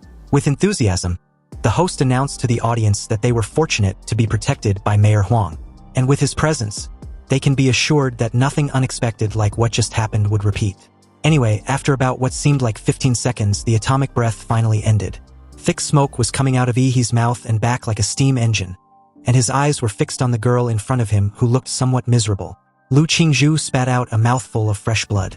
Her two dark purple wings had melted after reflecting the atomic breath to the limit. If she had not used Vanity and Shadow in time to dissipate the remaining energy impact to the surroundings, she might not have been able to withstand Yi's attack. It's a pity that the bloodline of the Netherbird's true form was too difficult to control, so she hadn't unlocked its core attribute abilities yet. Otherwise, she wouldn't have had such a hard time facing that energy beam just now. You see, from the moment Lu Qingzhu was born, the Lu family had placed high hopes on her. Under the expectations of her family, Lu Qingzhu had to fight in one battle after another to establish her reputation as the eldest daughter of the Lu family. Although outsiders praised her genius and strength, she was not keen on these titles. Maybe she herself didn't even know why she was fighting, or even that she wanted to fight. She felt that it was meaningless to compare herself with others. She just followed her mother's expectations and moved forward silently, always giving outsiders the impression of being aloof and difficult to approach, but in fact she is just simply socially anxious. And the cold and expressionless demeanor is just a protective front for her social phobia. Anyhow, mentally and physically, she was so tired and drained, But based on the current situation of the battle, this could be about the extent of it if she plays her cards right. And no one would be the wiser. After all, with such a strong opponent, it's only natural that she couldn't win, right? Lu Qingzhu thought of this, and immediately prepared herself to pretend to admit defeat after a few more moves with Yi. She came in front of Yi and slapped his chest with a palm, inwardly begging him to hurry up and defeat her already. She knew Yi was smart enough to be able to seize the flaw she was showing. Unexpectedly, Yi didn't make any move and took her palm strike head-on. Lu Qingzhu's big beautiful eyes widened with great confusion in them. She wondered why he didn't dodge like he obviously should, but rather lowered his gaze and just stared coldly at her. Classmate Lu Qingzhu, Yi spoke calmly. Why don't you have the fighting spirit? I felt you were a little absent-minded since the start of the battle. Lu Qingzhu was surprised by this. She never expected that Yi would reject her subtle offer. He continued, his tone cold and clipped. Lu Qingzhu, have you ever looked me in the face? Because if you had, even once, you would have seen instantly that I'd always intended on winning this title fairly and squarely. He suddenly swung his fist, imbued with martial energy, downwards, and the wind from his fists whistled. In desperation, Lu Qingzhu used her arms to block her face and mobilize the airflow, trying to block Yi's fist. But in that moment, all the airflow mobilized by her was torn apart by her opponent. And although her arms protected her face, the punch still managed to connect with the lower section of her face. He called her out on her earlier move and warned her to better start facing him seriously. If she cherished her face, that is. You see, he didn't just throw that one punch and call it a day. He pounced on Lu Qingzhu and began raining punches on her face wildly, furiously urging her to start getting serious. Lu Qingzhu, on the other hand, protected her face with her arms, looking extremely embarrassed. She felt extremely wronged, recalling how she had never been beaten like this since she was a child. And now she's been dunked on the ground in front of hundreds of thousands of live viewers, with punches raining down on her head endlessly. She clearly wanted to give Yi the victory, so why was he still provoking her, trying to force her to fight seriously?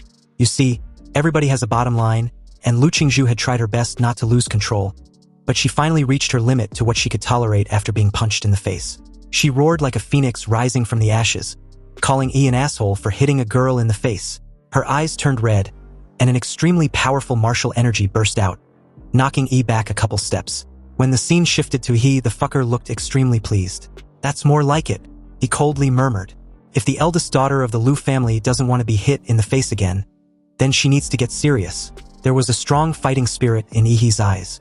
As the king of monsters, his innate desire was to conquer other monsters. He wanted to let other monsters know that even if they try their best, they will inevitably submit to him in terms of strength. Lu Qingzhu's eyes were red, and the sudden burst of power was her activating the Lu family's forbidden martial arts secret technique, the blood ignition. It can increase the purity of the user's blood in a short period of time, squeeze out the maximum potential of the user, and increase the user's strength dramatically. However, this secret technique has too many side effects and should not be used until it's the last resort. This also means that Lu Qingzhu was starting to fight for her life. Ashes flew all over the sky, and a huge pair of dark purple wings spread out, stirring up a howling wind. There were strange patterns that had spread on Lu Qingzhu's pretty face, and the tail feathers behind her were swayed like an imperial robe as the shrill cries of the bird in her body echoed in all directions. Lu Qingzhu had also unexpectedly entered the true form of the nether bird, and after her true bloodline awakening, she looked radiant and confident, staring at Yi from above. Classmate Yi, I will defeat you with my strongest form as you wish. So, in that very moment, the fight between Lu Qingzhu and Yi reached the point where both parties were finally clear and explicit about their intentions to go all out. All the expectations from her family and everything that goes with it, such as her reputation as the eldest daughter of the Lu family, any lingering doubts, and all the expectation of affirming her status of being the strongest student in this year in city's college entrance exams faded at this moment. Lu Qingzhu was ultimately resolved, and her only focus was on defeating Yi. On the other hand, Yi, finally successful in pushing Lu Qingzhu to fight seriously and revealing her strongest form, was satisfied with this outcome. From below, he stared at Lu Qingzhu's radiant and dazzling nether bird's magical beast form with excitement. Now that his opponent's true form was revealed, the battle was eventually getting interesting. And since it had finally come to this, he won't be negligent either. He will also reveal his true form. Suddenly, the martial energy of Yi attached with his atomic reaction energy enveloped his whole body as blue flaming lights and thunderous sparks surrounded him. Shortly after, his entire body was skinned with impregnable scales radiating with a terrifying energy, radioactive energy to be precise. This was Ihi's physical skill that combines Demora's template with his hard qigong, named the Nuclear Light Combat Body. Accompanied with a sudden explosive boom, the energy gathered under Ihi's feet made a deafening sound as he was propelled into the sky. This huge energy explosion pushed Ihi straight towards Lu Qingzhu like a missile. But this sudden display of engagement did not faze Lu Qingzhu at all. She just watched Ihi with an eerie calm. Then, she flapped her wings, mobilizing the surrounding air currents to gather into a hurricane. This hurricane, known as the Tearing Hurricane, was attached with the netherworld energy which had the property of devouring any form of energy. The Tearing Hurricane enveloped the entire space, crushing the base of the arena to pieces. He showed no fear at all, and dived directly into the netherworld hurricane like a torpedo.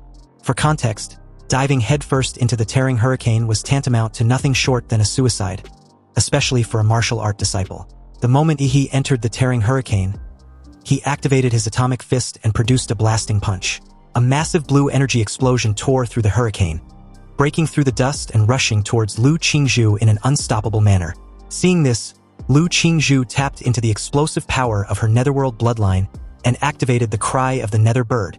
The strange patterns on her face instantly turned red and purple, becoming as hot as a branding iron. Lu Qingzhu endured this pain and opened her mouth towards Ihi. Then, visible sound waves distorted the air and swept over. Ihi's figure was drowned by these sonic waves, and the atomic energy in his body began to flicker like a flame. You see, if Ihi's legendary Demora bloodline wasn't high enough, his internal organs would have directly been torn into pieces by the aura of the nether bird's sound waves. Obviously, Ihi would eventually die by the attack. "Do you think you're the only one who can scream?" he questioned, almost amused, his eyes sparkling with a blue atomic glow. And just like that, he opened his mouth, and beams of blue light lit up on the vertebrae behind him, one after another. The atomic energy reacted violently, and this terrifying aura spread out.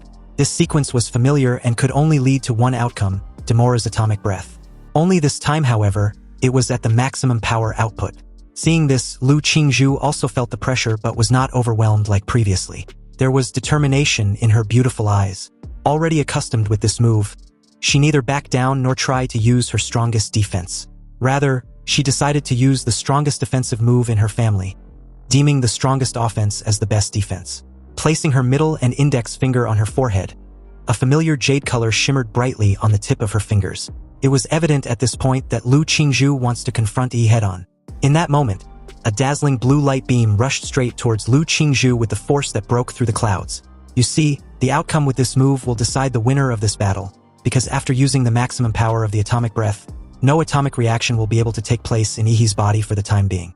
On the other end, Lu Qingzhu, who had already given up on any defense and released her strongest means of attack, the Shenhuang martial arts Hunyuan Jade Finger, superimposed with the power of the Nether Sparrow bloodline, the Netherworld Bloodthorn, produced an explosive and matching counterattack.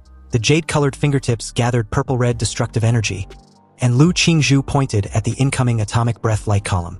The dark purple wings behind her also provided her with all the impact force to split the atomic breath light column forward. The two destructive attacks headed towards each other with a head-on collision imminent. But at this moment outside the arena, everyone watched with anticipation as the host announced excitedly that the kind of collision of power released was not something the two warriors can control. The examiners knew the severity of the collision and immediately maxed the barrier around the arena with martial energy. On the other hand, the mayor wasn't pleased with Lu Qingzhu's battle strategy of using an offensive attack to counterattack Yihi's atomic breath. In his eyes, no matter which of these two geniuses had an accident, it would be a loss for the entire Anqing and even the Xia Kingdom, so he decided to intervene. Not to stop the match, but rather to make sure neither Yihi nor Lu Qingzhu ends up as collateral damage. They've proven to be too important for their city to suffer any irreparable damage. Activating his genetic earth magic, the divine leyline wall, the earth trembled, and three thick high walls blessed with his martial energy rose up in an instant, blocking the atomic breath and netherworld blood thorn. The next moment, the stone wall collapsed and dazzling colorful light flooded everything. So as the dazzling energy explosion drowned everything, the martial arts shields released by the examiners together were all crumbling under the impact of this energy. Dust and smoke filled the entire arena and covered a huge portion of the stadium. Witnessing the aftermath of the collision, the audience realized that if the mayor hadn't intervened, most of them would have been collateral damage. Anyway, speaking of the mayor, the guy just stared at the smoke-filled arena with a solemn expression. You see, although he had just released 3 divine leyline walls in time to slow down the full-strength attack of Yi and Lu Qingzhu, his preparation time was too hasty, so the 3 divine leyline walls were not as strong as usual. In the end, they were smashed one after another from both sides, causing Yi's atomic breath and Lu Qingzhu's netherworld bloodthorn to inevitably collide with each other. You see, if anything goes wrong with either of these 2 people, even if he resigns as the mayor, he will not be able to quell the public's anger. In the hearts of the Xia people, a martial arts genius had the same appeal as a top star. Anyhow, at this moment inside the arena, a slender hand came to view as fresh blood drips onto the floor continuously. This hand obviously belongs to Lu Qingzhu, who had her entire left arm severely burned and messed up. She looked very miserable, crouching on the ground with her wings utterly burnt off. The martial power of her magical beast's true body had also been exhausted, so no more transformation for the time being. But even after all this, Lu Qingzhu didn't want to give up. She urged on, trying to will herself to still continue fighting. And just as she was about to get up, he came out from the dusty smoke, his sudden presence towering over her crouching form. If you don't get rid of the nuclear radiation in your body, you will be crippled in the future. Lu Qingzhu was silent for a moment. She recalled vividly that her move clearly hit her opponent, but why was Yi unharmed in any significant way? She finally spoke after a brief silence, wanting to know why he kept pushing her. She didn't even want to fight him to this extent, so why did Yi have to force her to fight seriously? Yi squatted down and looked at her directly in the eye. Do you really not want to fight me? Or are you just being rebellious and not wanting to admit your competitive spirit? When you were fighting so hard just now, I could feel your desire to win. Lu Qingzhu was speechless when she heard this, but when she thought things over during her recollection of the battle, she realized that Yi was right. She was thinking about defeating him just moments ago. That's why she even gave up on defending and used all her strength to attack. But then she suddenly wondered what was wrong with her. She obviously hated fighting and wanted to lose to Yi as soon as possible. But when she was fighting just a while ago, she felt it, a shift, an exhilarating feeling of fighting not for anyone but just for herself. Her wondering thoughts were cut short as Yi placed a hand on her left shoulder. This unexpected contact suddenly made Lu Qingzhu blush like a cherry tomato. He informed her of the reason she lost decisively. Apparently, she had too many distracting thoughts when she was fighting, and that's a recipe for failure against powerful opponents. He absorbed all the nuclear radiation in Lu Qingzhu's body, and then stood up. As she stared at her healed arm in confusion, he gave her a side comment, stating that she was still the strongest opponent he had ever met. So he hopes the next time they compete, if fate allows it, she would give it her all from the start so they can have the purest battle. This statement obviously deepens her blush even more. In that moment, Lu Qingzhu saw Yi under a different lens. The smoke and dust dissipated at this moment, and all cameras focused on the center of the arena. Under the watchful eyes of the crowd, Yi stood proudly. The referee waited for a moment, and after seeing the current state of Lu Qingzhu, he declared Yi as the winner. And with that, the first match of the semifinals came to an end. In the next battle, Chu Zhou won without any suspense, and advanced to the final with Yi. Obviously, the final, being the last battle and the supposed biggest climax of the N-City's college entrance examination, will determine who will be awarded the title of N-City's top scorer.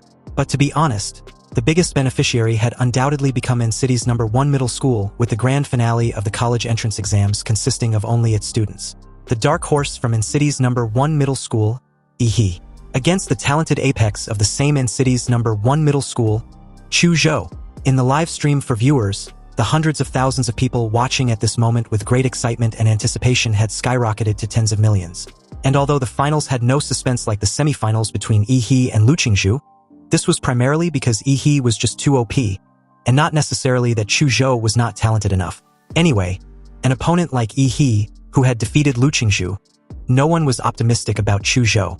But Chu Zhou did not let this affect his fighting spirit. He was a pure warrior with a firm warrior's heart.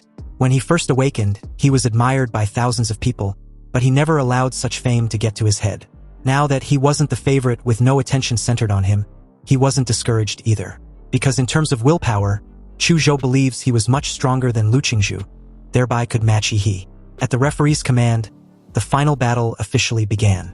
"Come at me with everything you've got." He showed his white teeth, his eyes shimmering with evident delight. Even though Yi defeated the supposed strongest candidate, Lu Qingzhu, he would not be careless when facing Chu Zhou, because according to his observation, Chu Zhou's combat IQ was likely to be the highest among this year's candidates. "Please enlighten me," Chu Zhou stated calmly and placed his hands together, then slowly opened them, and a cold ice sword condensed in his palms. This activation was the power of his bloodline, the ice sculpture. Chu Zhou covered his body with a layer of frost martial energy that isolated the surrounding nuclear radiation, which showed that he had also carefully studied Yihee's fighting style. He came prepared. With his eyes fully focused, he took the 7-star steps. Then suddenly, his body left behind unpredictable afterimages, and he moved towards Yihee. The moment a loud whoosh sounded, hundreds of swords stabbed at Yihee from all directions. He just stood there, too lazy and unbothered to try to directly pursue the real Chu Zhou among his countless clones. He had his own way to break through these numerous illusory images. His fists were clenched tightly and his arm muscles became as hard as steel bars. But the most amazing thing was the blue atomic and martial energy radiating all over his arm in waves. The crystal blue light made the bulging veins on his arms clearly visible. Activating his explosive fist, he punched the floor in an explosive manner. The ground was shaken and a blue energy exploded forth, and with a deafening boom, the 10-meter radius around him was covered by nuclear energy. Chu Zhou was forced to retreat. What a monster! Chu Zhou looked at the dented arena that looked like it had been bombarded by cannonballs, feeling extremely fearful. With his defensive abilities, he couldn't possibly fight Yihee head-on. In other words, is there really any warrior of the same age who can fight Yihee in hand-to-hand combat? Even Shen Guan, the monster of Qingfeng Private High who specialized in physical strength, had no choice but to admit defeat and surrender when facing Yihee whose bloodline had awakened. At this moment, Chu Zhou decided to use his long-ranged attack to consume Yihee since he couldn't fight him in a close combat. Chu Zhou activated his bloodline awakening, the Ice Element Dragon. Dragon scales as crystal clear as ice grew out of Chu Zhou's body. His eyes turned into golden vertical pupils, and a pair of obsidian-like horns grew out of his head. With the power of his bloodline, he activated a skill, Ice Pulse. Suddenly, a violent cold current blew across the arena, and large pieces of ice spikes gathered into an ice tsunami that was dozens of meters high, rushing towards Yihee. You see, the Ice Dragon status among the third-tier magical beasts is not as high as the king-level bloodlines of the Shadow Tiger King and the Venus Ape Demon. But in Chu Zhou's hands, it is even stronger than the blood power of Kai Shaoling and Shen Guan. The audience and examiners were surprised. With this strong bloodline power, a wave of ice submerged the entire arena, and the entire stadium, which was shrouded in the hot summer sun, suddenly dropped to below zero temperature. The live stream that had just been constantly displaying how awesome Yihee was, suddenly became completely silent, and his haters cheered excitedly, claiming Chu Zhou to be so handsome and condemning Yihee as the devil. Chu Zhou gasped slightly. The sudden burst of such a strong icy force took quite a toll on his body. Even though Yihee was frozen by the thick ice pulse, he did not breathe a sigh of relief. He wasn't naive enough to think Yihee would be defeated so easily by him. But at this moment, a barrage of comments suddenly floated across the live stream the moment the iceberg started to melt, and Yihee's wide-open mouth showed a blue atomic light emitting a breath of destruction that was brewing in his throat. Then the next moment, a bright blue beam of energy penetrated the iceberg and shot straight towards Chu Zhou. Chu Zhou, who had been on guard the whole time, was shocked with widened eyes. He couldn't believe how it was possible for Yihee to break through such thick icebergs so easily and quickly. He instantly pushed himself away and manipulated the ground to raise an icicle imbue with martial energy to serve as a barrier. When the blue energy beam hit the thick icicle, a deafening explosion occurred. But luckily enough, Yihee activated his atomic breath mainly to break out the iceberg he was trapped in, so it wasn't nearly enough as the previous instances. Nonetheless, it's too exaggerated. Yihee's abilities were truly the most dangerous anyone had ever invigilated. Nuclear radiations, nuclear explosions, nuclear lasers. Can a high school graduate really handle all these abilities? The melted ice was evaporated by the high-energy heat from Yihee's body as he took a step forward, clad in his usual nuclear light battle body. The atomic reaction in Yihee's body accelerated, and his body was covered with a layer of dazzling blue flames. Any ice vaporized into mist when it approached within 5 meters of him. It seems that I have restrained you very much. Yihee strode towards Chu Zhou, leaving a melting footprint on the ground with every step. No matter how Chu Zhou activated his ice-attributed blood to attack, it was of no avail. The gap in strength was simply too big. So far, only Lu Qingzhu had faced Yihee in this form head-on, and even Shen Guan had surrendered directly. Nonetheless, Chu Zhou wanted to give it a try. Chu Zhou's golden dragon eyes flashed as he stared at Yihee. He told his overpowered opponent of his last move. It was the current limit of his martial arts, and what he originally saved to face Lu Qingzhu with. Chu Zhou closed his eyes, shut down his 5 senses, and pointed the ice sword in his hand directly at the sky. A layer of frost covered his body, and the ice crystal dragon scales on his body appeared even more dazzling. This was a manifestation of the full activation of his bloodline power. Soul-damaging sword intent. The first person to react was the mayor. The shock on his face was no less than when he saw Lu Qingzhu performing the Shenhuang martial arts. This is sword intent, he thought silently. But how old is Chu Zhou to already possess such strength? Accompanied by a gust of cold wind, Chu Zhou was already upon Yi, and a high-pitched dragon roar and sword sound echoed throughout the arena. A few drops of hot fresh blood dripped onto the ground, burning several pits in the ground as Yi showed his slightly injured hand. There was a sword wound on the back of his hand that was deep enough to draw blood, but the flesh on the wound began wriggling and also started to flash a familiar blue light, as if it was slowly healing itself. He calmly told Chu Zhou to wait until he gets a better sword in the future. Then there might still be a chance to seriously cut his skin. Chu Zhou's eyes widened as he stared at the broken ice sword in absolute disbelief. He knew full well he had lost, but his curiosity made him ask Yi how much of a chance he had. Well, the chance of success is a little better than being a dog licker. Sighing softly, Chu Zhou raised his hand, looked at the referee, and announced that he'd given up. And just like that, Yi became the winner of An City's college entrance examination finals. The audience and the viewers across all platforms on every live stream erupted in joy and celebrations, especially the numerous fans of Yi. It was unbelievable for the dark horse of this year's college entrance exams to truly be the dark horse to the very end. Yi's face and title was displayed on every billboard, every news channel, and every live streaming platform as netizens praised and celebrated their city's champion. Everyone knew that the level of this An City's college entrance examination qualifying tournament was much higher than in the past, and Yi, who was able to make it out of it, was naturally the strongest number 1 scorer in the entire Anqing's history. No one will be able to surpass him in the future. Back at the stadium, the audience chanted Yi's name repeatedly as the mayor joined him on stage. The host also quickly got on the stage and announced with bated breath. To all the viewers who followed the 24th college entrance examination in Anqing on site and through the live broadcast, after 3 days of bloody battles, our Anqing city's top scorer in the college entrance examination has finally been born. He is Yi from An City's number 1 middle school. Student Yi, I heard that your strength is the result of catching up from behind and accumulating strength over time. Now that you have won the top spot, do you have anything to say? He was beyond stupefied. He thought the host was indeed a cultured person. He can even describe his cheating in such a subtle way. First of all, I want to thank my teacher. He was the one who did not give up on me and encouraged me when I was at my lowest point.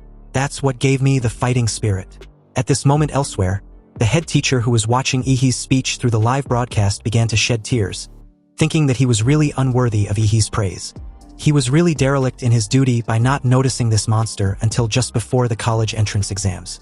Anyway, the moment Yi was about to continue, a lean, middle-aged man suddenly appeared in the audience and waved his hands excessively in front of Yi. But realizing Yi had no intention of acknowledging his presence, he raised his hands in the air and made the number 2 million.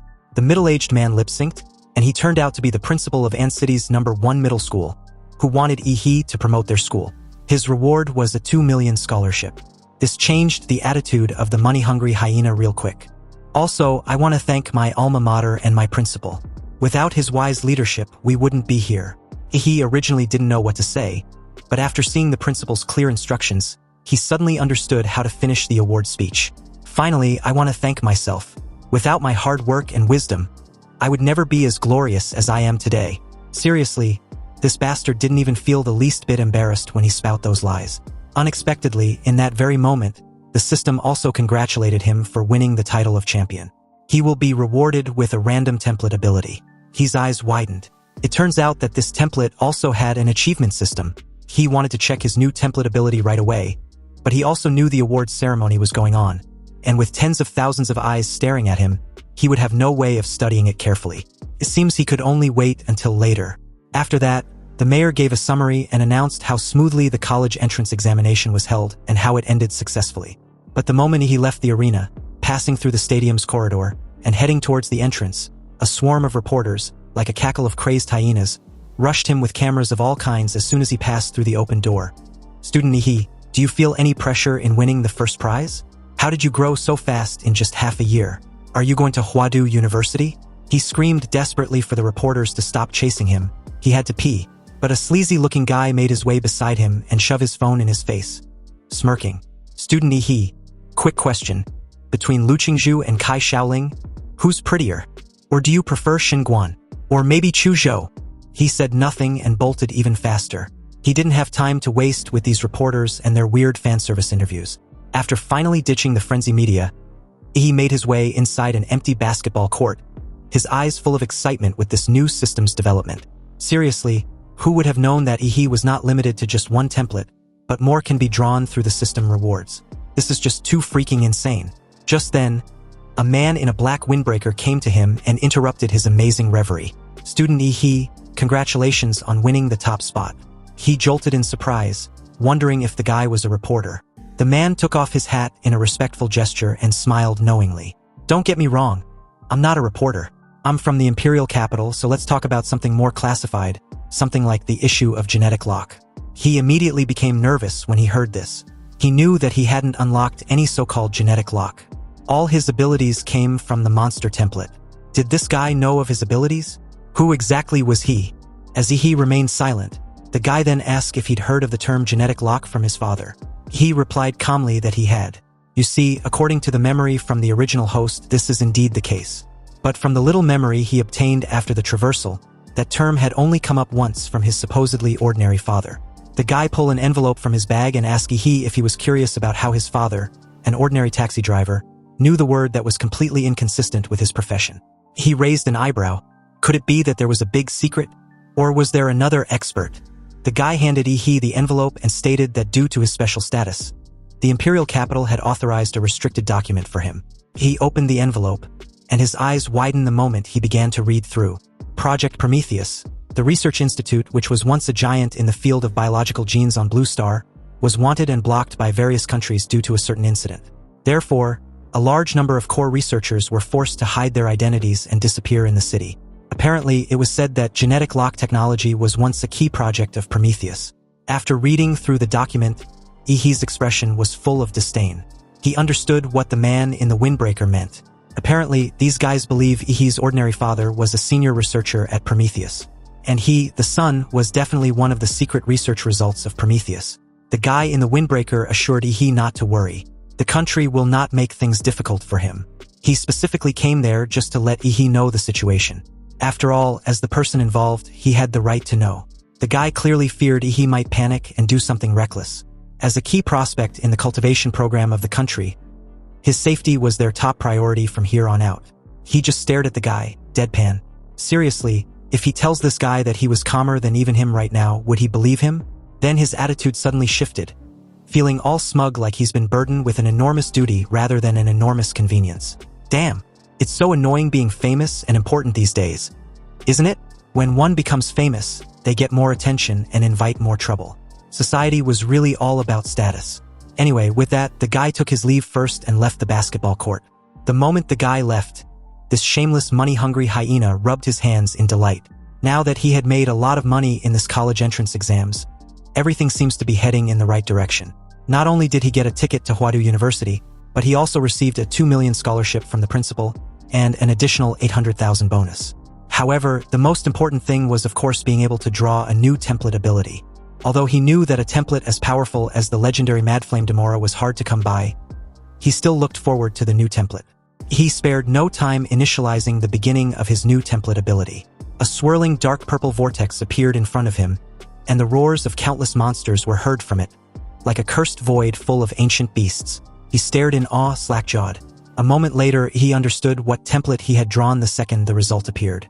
A chaotic sound of footsteps shook the earth as a D-rank Colossus-type humanoid template came to view, with its bloodline ability being giantification. A 60-meter colossal titan with an ultra-heated steam. Its evolutionary path was an immutable humanoid and the current compatibility was 1%. He wasn't particularly pleased when he read through the colossal humanoid template, simply because it paled in comparison to Demora's A-rank template. But then his eyes widened as a realization hit him like a thunderclap. You see, it just might be possible that the abilities between templates can be superimposed. So if the colossal humanoid template was superimposed with Demora's template, what would be the result? Holy shit, the implication was too incredible to even imagine. But one thing was clear, He wouldn't just be on top of all monsters but the true undisputed king of every monster in existence. And the first real hybrid. Meanwhile, as the scene shifted elsewhere inside a dimly lit villa with an auspicious setting, we're introduced to Hualong, a massive-looking guy who is currently on the phone with someone who happens to be a business friend of his. The person at the other end asks if Hualong had some personal matters to deal with and would not accept any more tasks for the time being. That's right, cancel everything on my schedule. Hualong hung up the call, took a deep breath as he repeatedly tapped the redwood table in front of him rhythmically.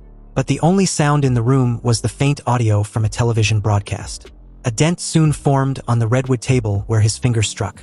You see, Hualong's younger brother had been missing for over half a month, and the search team sent to investigate returned empty-handed. Not even a corpse was found, but they did find some residue at the place where his brother's signal last appeared.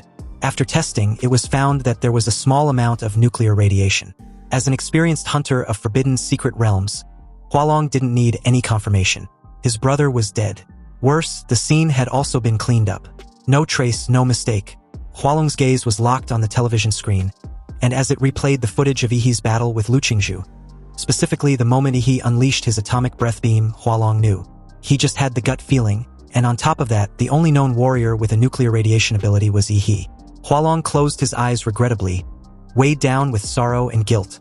He repeatedly told his younger brother to quit with the underground involvement in society, but he didn't listen to his advice. And now he'd failed their mother. Hualong promised their mother that he would take care of him before she passed away. The moment Hualong opened his eyes, his entire demeanor and facial expression had transformed into something grotesque. He stared at a motion picture of Yihee being declared as the winner and acknowledged as a rare genius in An City. It's obvious that Huadu University would be vying for him. However, it's too bad that they would not be able to witness his enrollment.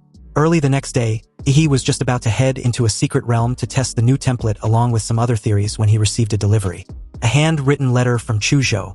In the letter, Chu Zhou informed Yihee that according to the investigation of the Huadu Central Research Bureau, a new secret realm rift was projected to open in An City's Redwood Mountain at 3 p.m. that very day. The estimated level of the secret realm was around C rank or probably higher. Chu Zhou plans to join the warriors who plan to explore the new secret realm, and was asking if Yihee would like a team-up.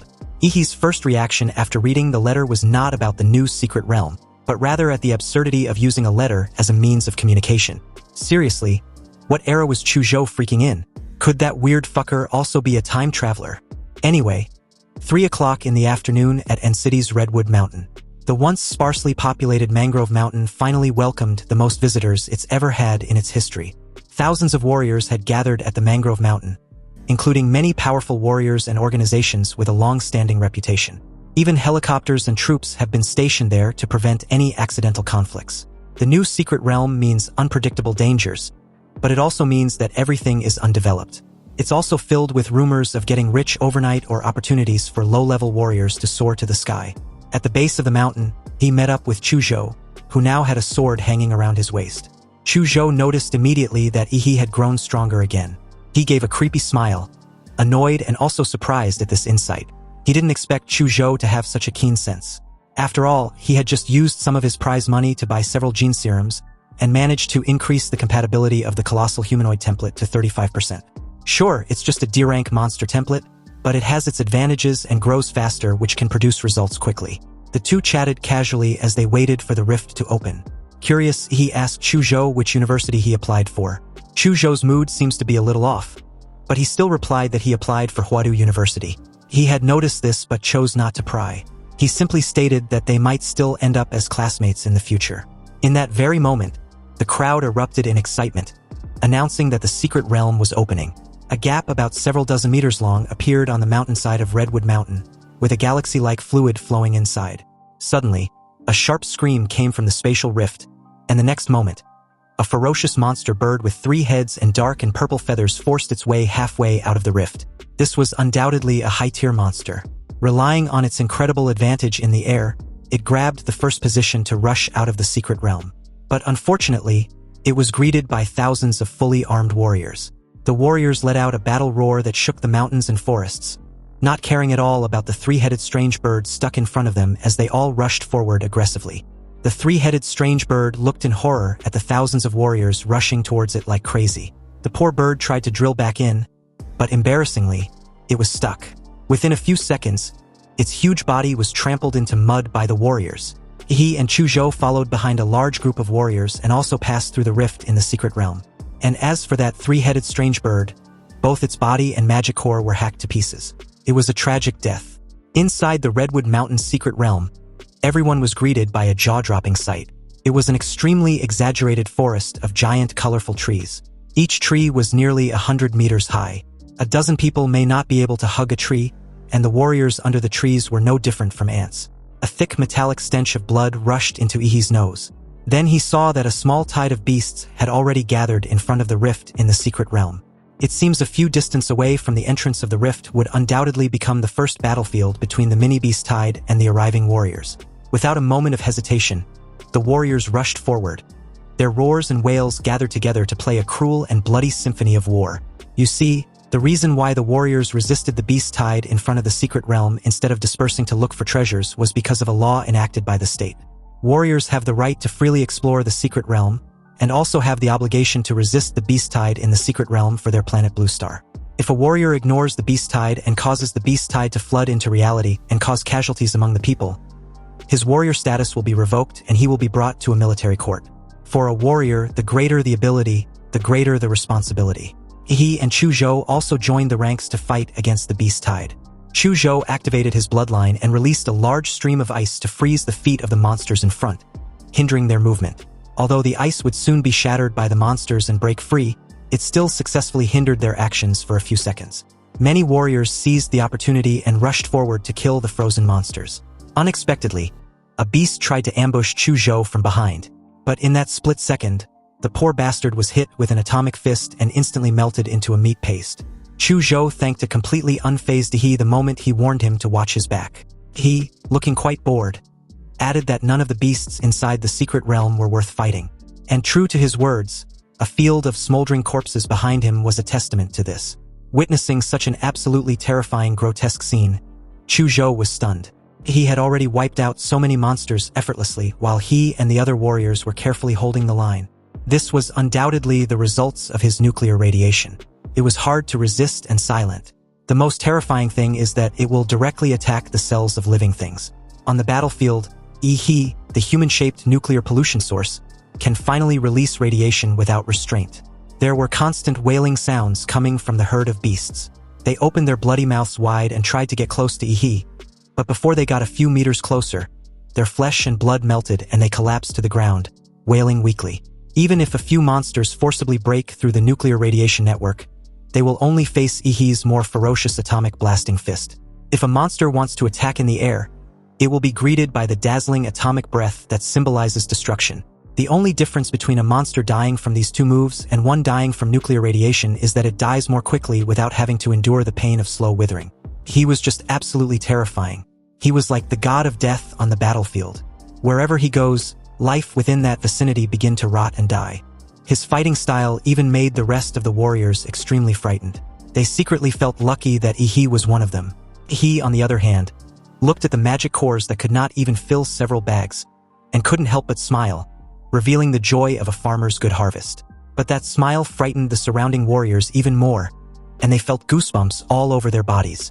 Without counting Ihi's various moves derived from atomic reactions, not many warriors would want to make an enemy of him just with his deadly nuclear radiation field. In other battlefields not far away, the warriors who were fighting with monsters looked back and found the others behind resting leisurely. A curious warrior cursed in amazement, wondering why the fight behind them ended so quickly. Was there a high-level warrior among them? No, another calmly replied. Obviously, among them was Ancity's top scorer in the college entrance exams. The top scorer in the college entrance exams? Isn't that a martial artist? How could a martial artist possibly kill so many monsters? Apparently, the curious warrior missed the live broadcast of the college entrance exams, deeming it uninteresting. Seriously, what was so special about a fight between high school students? Hearing this, the other called him a foolish idiot, because that high school student can effortlessly beat 10 of him. You see, a beast tide can be formed because there were several lord-level monsters leading them. As long as these lord-level monsters were beheaded, the beast tide will disperse. Currently, about 10 high-level warriors had joined forces to go deep into the beast tide to search for lord-level monsters and carry out a decapitation operation. As for the other monsters in the beast tide, although their average strength was weaker, Their numbers were endless. As the battle dragged on endlessly, the warriors began to show signs of fatigue, so they decided to drive the monsters towards their champion. It's unclear who came up with this idea, but the warriors quickly reached a strategy to use Ihi's nuclear radiation field to fight against the beast tide. More and more magical beasts were led to Ihi's location, including some high-level magical beasts with extremely terrifying strength. He did not need to take the initiative to attack. He just needed to stay under the protection of the warriors and continuously release lethal amount of nuclear radiation to attack the beast tide. As for the nuclear radiation that managed to breach the martial energy of the warriors and accidentally made contact, Ihi easily absorbed them. With Ihi as the core on the battlefield, every warrior in his vicinity gathered around him, and together, they resisted the invading monsters.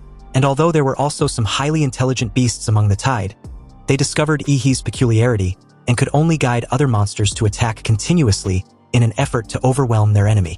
For a moment, the fighting intensity on the battlefield escalated rapidly, and it was unknown how long this intense battle lasted, until a flare flashed in the air, signaling the successful decapitation operation of the leaders of the beast tide. The eyes of the warriors, which had been numb from fighting, finally lit up. They won, and the beast tide was beginning to retreat.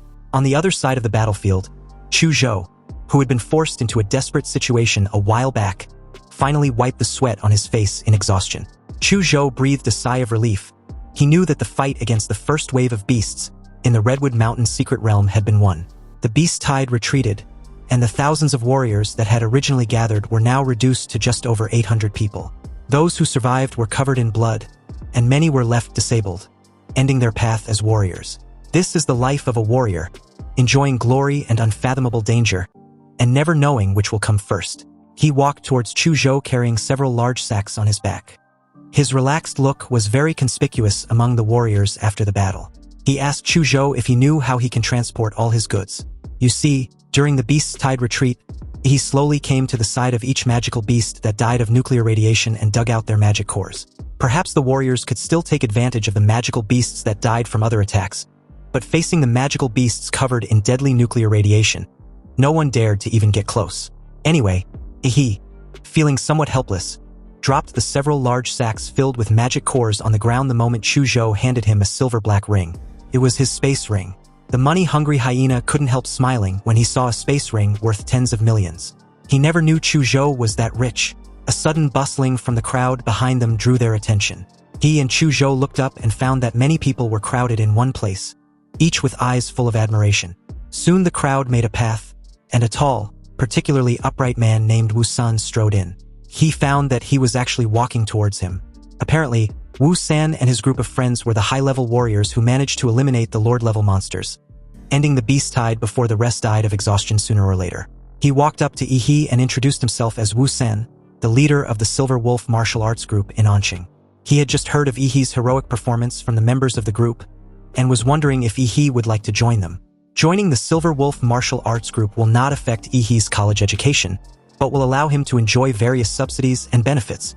Wu San was even willing to sign an S-level group membership contract with Ihi.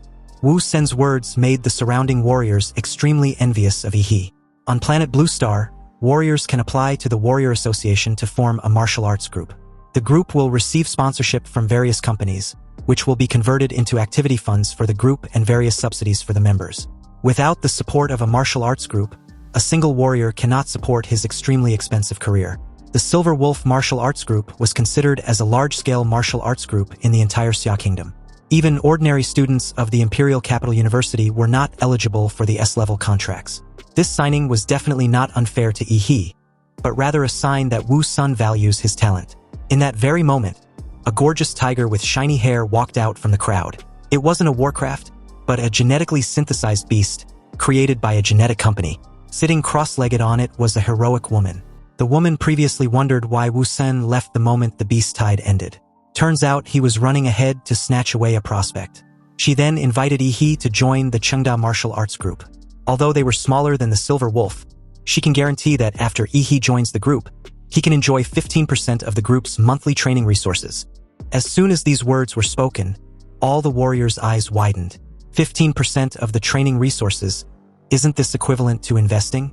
It seems that they still underestimated Ihi's potential, causing these martial arts groups to make crazy concessions and scramble for him. Other martial arts group leaders were all silent.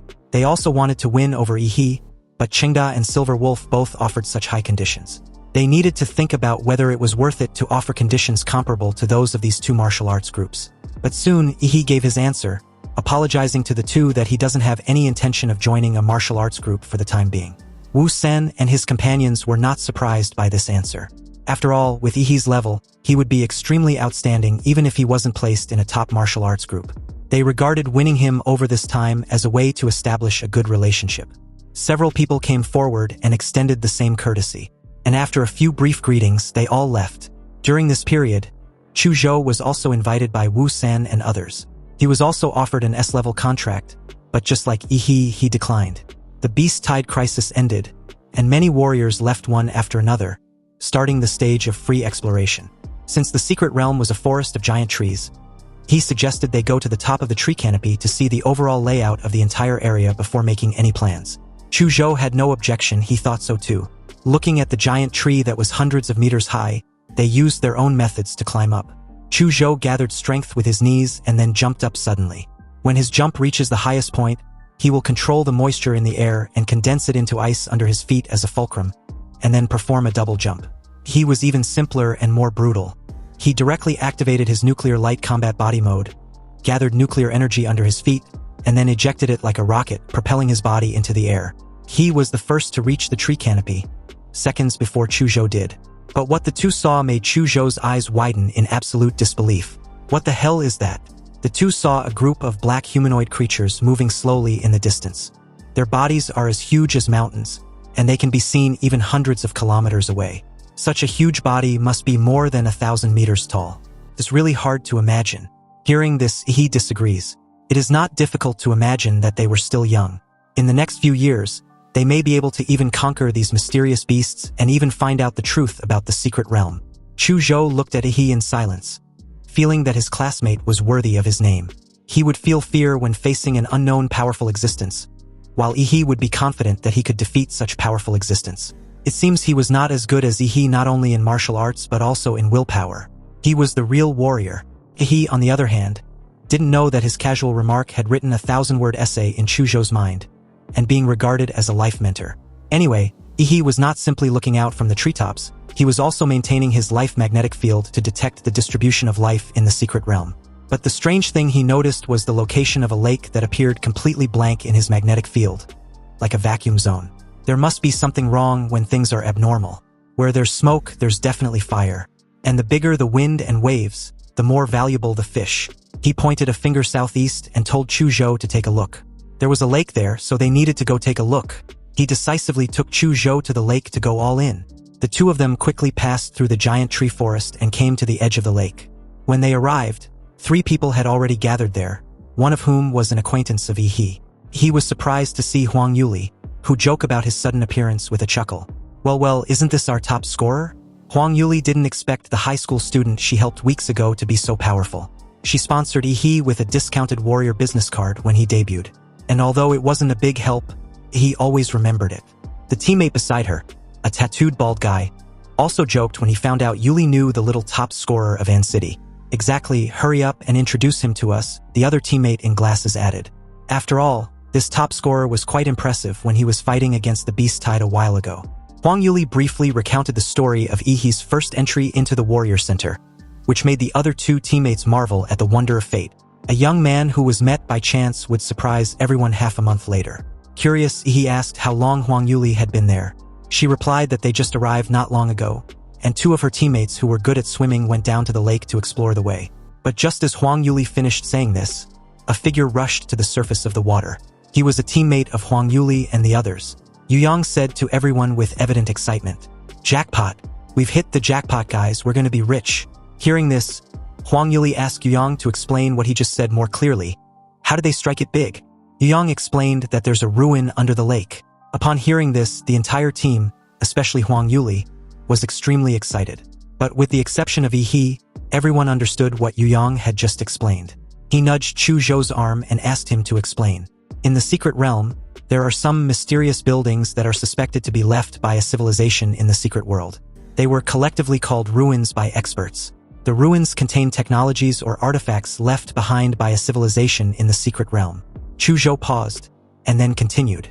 It is said that the theoretical basis of our modern human martial arts and many genetic technologies come from these ruins. Perhaps Yu Yang was too excited, because he realized that two outsiders, Yi and Chu Zhou, were also present after he told his teammates this information. Yu Yang secretly regretted having leaked the news without surveying his surroundings. He immediately stared at the two with hostile eyes. Chu Zhou sensed the murderous intent as Yu Yang placed a hand on the sword at his waist. People die for money every day, so it is not uncommon for them to kill each other in front of ruins where interests are important.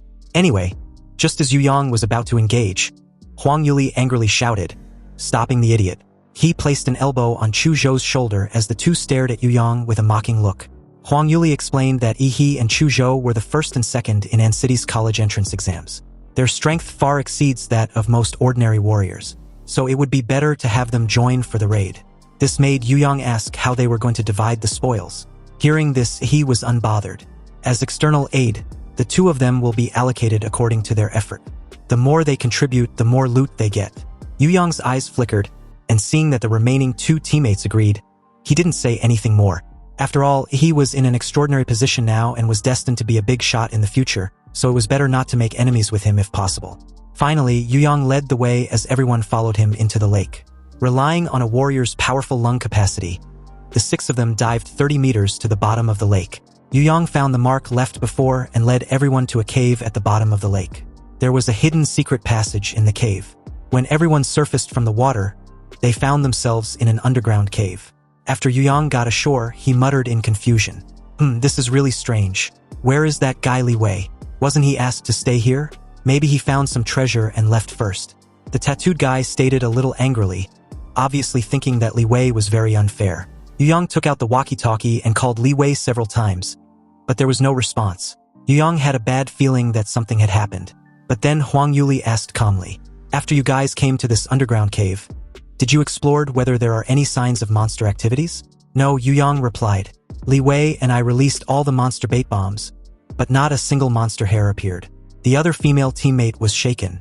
This underground cave seems very dangerous, and Li Wei was also missing. Maybe they shouldn't continue exploring. This annoyed Yu Yang, who shouted in response. We must explore. If we dare not take the wealth and glory in front of us, then we will be low-level warriors all our lives. Those who are afraid of death should get out now while they still can. Due to this, no one present withdrew, and even the female teammate who had just proposed the withdrawal remained silent. As Yu Yang said, if the mountain of gold was right in front of them, it would be against human nature not to grab it. In that case, the group proceed forward. Yu Yang led the way for everyone. Because of Li Wei's loss of contact, the group was now very silent, always on guard against possible dangers. Yu Yang took out an ultraviolet flashlight and shone it on the ground. The marks he and Li Wei had left in advance were clearly visible under the ultraviolet flashlight. The group gradually went deeper into the underground cave, and the road became narrower and narrower until only one person could pass through. He walked in the narrow tunnel with his eyes flickering. He turned his head to meet Chu Zhou's eyes and began to speak in lip language. Chu Zhou, something is wrong. Yeah, I noticed too, the time doesn't match. They both noticed something was wrong because it was so obvious. Huang Yuli said that their team had just arrived at the lake not long ago, about 10 minutes at most. But Yu Yang and Li Wei were able to find this cave at the bottom of such a huge lake, and through the underground cave, they found such a hidden route leading to the ruins. It's just like having a map perspective in a game. Perhaps the temptation of the news about the ruins was too great, or perhaps the parties involved are confused while the bystanders can see more clearly. Faced with their former teammates, experienced warriors like Huang Yuli did not notice anything unusual. This is obviously a scam. Chu Zhou wanted to know if he should alert Yi's acquaintances and leave, but Yi told him not to panic. He had a trump card. Chu Zhou nodded and remained silent. If Yi was sure, then there was no need to question. Walking out of the narrow path, the view in front of the group suddenly opened up. Huang Yuli and the other two teammates looked gloomy. Huang Yuli suddenly asked Yu Yang about the ruins he spoke of earlier. The huge cave they were in was the size of a football field, with dense dark green vines covering every corner. Many vines were wrapped with dull magic cores, and around them were the corpses of magical beasts that had turned to bones. No wonder we didn't see many aquatic monsters when we were diving. It turns out that they had already been devoured by a top predator. Suddenly, the other teammate screamed. At the location where she pointed was a dried corpse pierced by vines hanging in the air. And judging from the clothes the corpse was wearing, it was Li Wei. Huang Yuli and her female teammate were trembling with widened eyes. And Yu Yang did not answer Huang Yuli's earlier question about the ruins. He suddenly knelt on the ground, holding his head, and talking to himself neurotically. Yu Yang seemed to have regained his last bit of sanity. He suddenly turned around and looked at everyone, murmuring something incoherently about Li Wei's death, the vines catching up to him, his escape, and a whole bunch of nonsense. But the next moment, his head began to swell up, and seconds after, it exploded like fireworks, and several vines swayed from the gap in his head like the tentacles of a devil. A split second after that, a dazzling blue light beam submerged Yu Yang's upper body, and those strange vines were also destroyed by the atomic energy. Who would have thought that a monster could be so intelligent? After hunting 2 warriors, it actually parasitized the brain of one of them and used him as bait to lure more prey. He looked at the dark green vines that were slowly moving in the entire cave with cold eyes. With a crackling sound, a huge rock entangled with vines fell from above like a freaking meteor and collapsed behind them, blocking their retreat. Chu Zhou looked at these terrifying vines and finally remembered that he had read information about this kind of monster in a book. It was a second-order king-level magical beast species, the ghost demon vine. Upon hearing this, Huang Yuli and the 2 other teammates paused in their breathing, trembling with fear. The king-level blood species cannot be estimated by ordinary levels. This level was simply not something that a few first-level warriors like them can fight against. He grinned, revealing his white teeth. He didn't care what level it was. Everyone would just have to watch how he hacks it to pieces.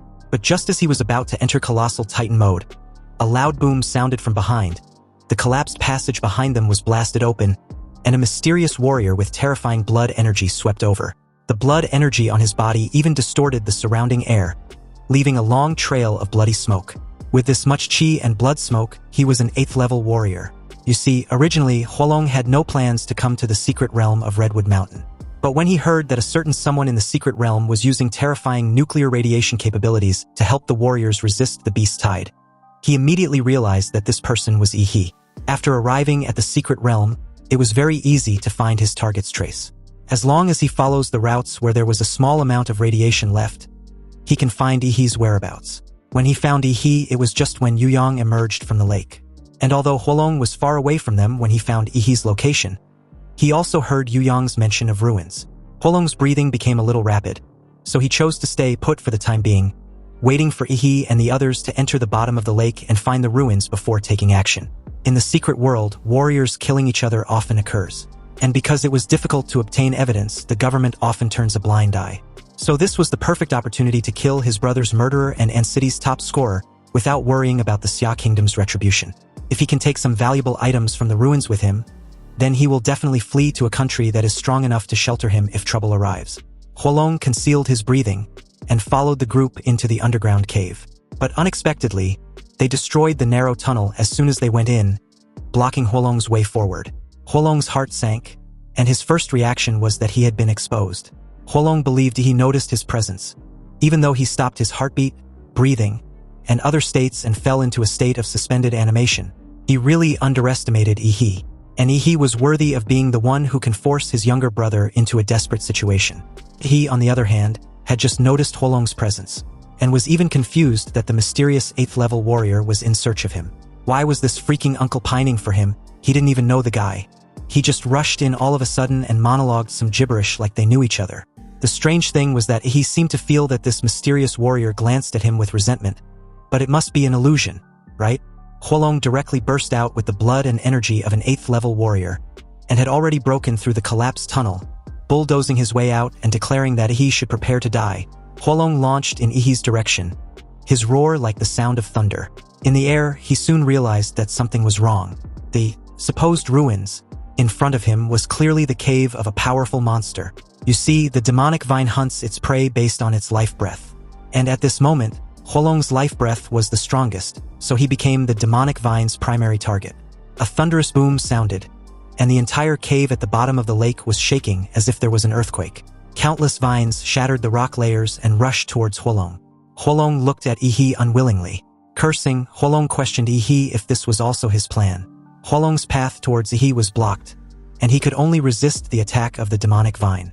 After all, it was a king-level blood species, Even if it was only the second level, it could still cause a veteran warrior like him to fall. The ghost demon vine raised wave after wave of demon vines, trying to kill Huolong. But Huolong's punches and kicks were like artillery shells, and countless vines close to him were blown into pieces, with their juice spilling onto the ground. Although it seemed that Huolong had the upper hand, the greatest characteristic of the demon vine was that it absorbed qi, blood, and martial arts and released nerve toxins. Huolong could feel that his condition was declining, while the demonic vine was growing endlessly. If the battle lasted a long time, he would definitely be defeated there. Huang Yuli, clearly alarmed, informed the group that the cave was about to collapse because of the fight. But she was immediately told to get out of the way. A dark blue rough skin had grown on Ihi's body, with crystal blue light flowing through the cracks on his skin. He opened his mouth, and the protruding vertebrae on his back lit up with blue light one after the other. Then, accompanied by a thunderous boom, the maximum power of the atomic breath was released, and a torrent of blue light that seemed to break through everything broke through the rock formation above everyone, shot into the lake above the rock formation, and then rushed out of the lake and shot into the sky. A large amount of lake water poured into the cave from the gap above, and the passage leading to the outside world was surprisingly opened by Ihi. He told Huang Yuli and her teammates to escape first. Hearing this, they did not hesitate and did as they were told. After all, among them, Ihi, although not an official martial artist, was the strongest. If he did not stay behind to cover the retreat, the others would not be able to do so. "Don't even think about running away," Huolong shouted loudly, and all the martial energy burst out of his body, shattering all the demon vines within a radius of dozens of meters. He stomped the ground, and a wave of air exploded behind him, and he rushed towards Ihi like a missile. Chuzhou, who had been on guard the whole time, drew his sword at the first opportunity, and the power of his bloodline burst out, pouring all the cold air into this sword made of cold attribute material with a martial energy transmission rate of up to 82%. He activated his soul-damaging sword intent, and an extremely sharp sword energy cut a vacuum zone in the air, and a thick layer of ice condensed wherever the sword energy passed. Huolong threw a punch, and his fist rubbed against the air to create a flame, and his raging blood made the flame appear blood red. The blood flame fist and the icy sword intent collided, causing a large amount of water mist to scatter. He knew that Chuzhou's sword could not stop the opponent. After all, the gap in martial arts was too big, so he rushed into the water mist right after him, activated his nuclear light combat body, and the terrifying atomic energy gathered on his fist. The dazzling blue light illuminated the entire underground cave as Ihi activated his atomic explosive fist. Huolong, who was caught off guard by Ihi's punch, flew backwards and smashed into the stone wall. Huolong spat out a mouthful of fresh blood and crawled out from the stone wall. After receiving Chuzhou's strongest sword and Ihi's charged punch, except for the burns on his skin, he still exuded a powerful aura. High-level warriors have their skin, flesh, and bones tempered, and even their internal organs have been tempered in every way. Their entire body has long since turned into an incredibly tough killing machine. He told Chuzhou to leave first. After Chuzhou swung his sword, his momentum weakened. He knew that he could no longer help Ihi, so he decisively withdrew so as not to cause him any trouble. Not long after Chuzhou left, the cave began to collapse on a large scale. Countless rocks fell down, revealing the thick ghost vines inside. Meanwhile, Huang Yuli and the others stood on the shore, watching the lake become turbid, and the sound of the ground collapsing continued to echo at the bottom of the lake. It was obvious that the demon vine had gone completely crazy, and it was stirring up the entire lake bottom into a mess. Huang Yuli was relieved when Chuzhou also came ashore, but she found that Ihi did not follow Chuzhou. "Where's Ihi?" Chuzhou looked at the bottom of the lake and didn't say anything. At this moment, a brilliant blue lightning flashed across the lake, illuminating the entire surface. And the moment Ihi bit his palm, fine blue electric current burst out from the wound. Huolong felt something was wrong, so he sprinted towards Ihi with all his strength, trying to interrupt him. But it was too late. With a deafening boom, a dazzling blue lightning burst out from Ihi's body, and Huolong was directly submerged by the countless blue lightning. His muscles, which were as hard as an alloy, began to carbonize the moment they touched the lightning. Similar to an Attack on Titan transformation type shit, every Titan transformer transforms by biting their palm. And during the transformation, huge energy will burst out of their body, usually released in the form of lightning. Since the Colossal Titan was the largest after transformation, the energy released by the transformer was also the largest during the process. Therefore, one of the strategic attributes of the Colossal Titan is to be used as a small human nuclear bomb. With a roar like a giant beast, he turned into a dazzling blue ball of lightning, and then the lightning exploded, submerging everything in a terrifying energy explosion. Chu Zhou and the rest watched the terrifying blue energy current in the lake explode out of the water, and hurriedly moved away from the lake to avoid being accidentally injured. A large amount of water vapor rose, and the raging blue lightning stopped only after half of the lake water evaporated. Chu Zhou and the rest vaguely saw a huge figure flash by in the mist, but soon the huge black shadow disappeared, which made them wonder if they had seen it wrong. Just as they were on guard, a naked Yi rushed ashore and asked Chu Zhou for some clothes. Chu Zhou took out a dark leather pants and a tank top from his space ring and threw it to Yi. Fully clothed, Chu Zhou asked Yi about the sudden explosion just now. Yi explained that it was that mysterious warrior. He actually carried a plasma bomb and died together with the demon vine. Plasma bomb? Isn't that a military contraband? What kind of person has access to that thing? And I feel that the explosion just now seems to be more powerful than a plasma bomb. Chu Zhou stated skeptically. Although many things seemed to be out of place after the mysterious warrior appeared, and everyone did not have much time to think about these things, Chu Zhou, on the other hand, was as rational as ever, pointing out that the massive lightning and the giant in the smoke didn't seem like a plasma bomb. He kept insisting that it was a plasma bomb, and Chu Zhou saw wrong. He was relieved when Chu Zhou nodded and tactfully didn't delve into the matter further. Everyone has their own secrets, including himself and Yi. Also, it would be bad if Chu Zhou learns of his monster template abilities. He was already a little heavy-handed, and Huolong was crushed by him. He lost the corpse, but fortunately, he got the magic core of the ghost demon vine. Anyway, after they had just escaped death, Huang Yuli and her two teammates were very tired and had already planned to leave that secret place. She apologized to Yi for not only following them for nothing, but also troubled him to save them. They will compensate him when he leaves the secret realm. He told her not to be so polite. He will just consider this trouble as repaying the favor she did for him. However, if she gives him any compensation regardless, then won't he always owe her a favor? Huang Yuli smiled heartily and said no more about the matter. She waved goodbye to Yi and left with her two teammates. In the next 2 days, Yi and Chu Zhou continued to explore the secret realm. With the powerful perception of the life magnetic field, Yi and Chu Zhou found many spiritual medicines. Although they did not find any magical and rare spiritual medicines like the blood jade fruit, it was still a fruitful harvest. By the 3rd day, Yi and Chu Zhou felt that they had reaped enough harvest and was ready to leave the Redwood Mountains secret realm. In the end, the spoils that the two of them had found were divided, with Yi taking the lion's share. After the two came out of the rift of the secret realm, they were slightly shocked to see the current appearance of Mangrove Mountain. The Redwood Mountain, which was once a barren mountain, has been completely transformed. All the trees and boulders on the entire mountain were razed to the ground and replaced with a steel jungle made of concrete and steel bars, which housed a hospital, an auction, an arsenal, and even a hot spring hotel. Even a temporary airport was built far away from the Red Tree Mountain. When night falls, the bustling lights of the entire Mangrove Mountain can probably be seen in the atmosphere. Xia country's infrastructure capabilities were truly terrifying. He and Chu Zhou couldn't help but admire this incredible development. Anyway, a while later, Yi went to the Secret Realm Appraisal Office, prepared to appraise his harvest this time, and handed over 1/10 of the harvest as tax. He summoned a large sack from his space ring and threw it on the table. Seeing Yi's rough movements, the staff immediately reprimanded him. If anything inside the office is damaged because of him, it will not benefit him in any way. He scratched the back of his head and apologized. He had too many things in his hands. And if he didn't take them out quickly, he's afraid she won't be able to finish the appraisal before noon. The staff simply told Yi to rest assured. Every person in there was a professional. Hearing this, Yi took out another large sack from the space ring and placed it on the ground with care. Then came the 3rd sack, the 4th sack, the 5th sack. The lady looked as pale as death when Yi kept pulling sack after sack like he freaking owned the Redwood secret realm. Was he moving goods? For about 3 minutes, she finally couldn't help it and asked Yi if he was done.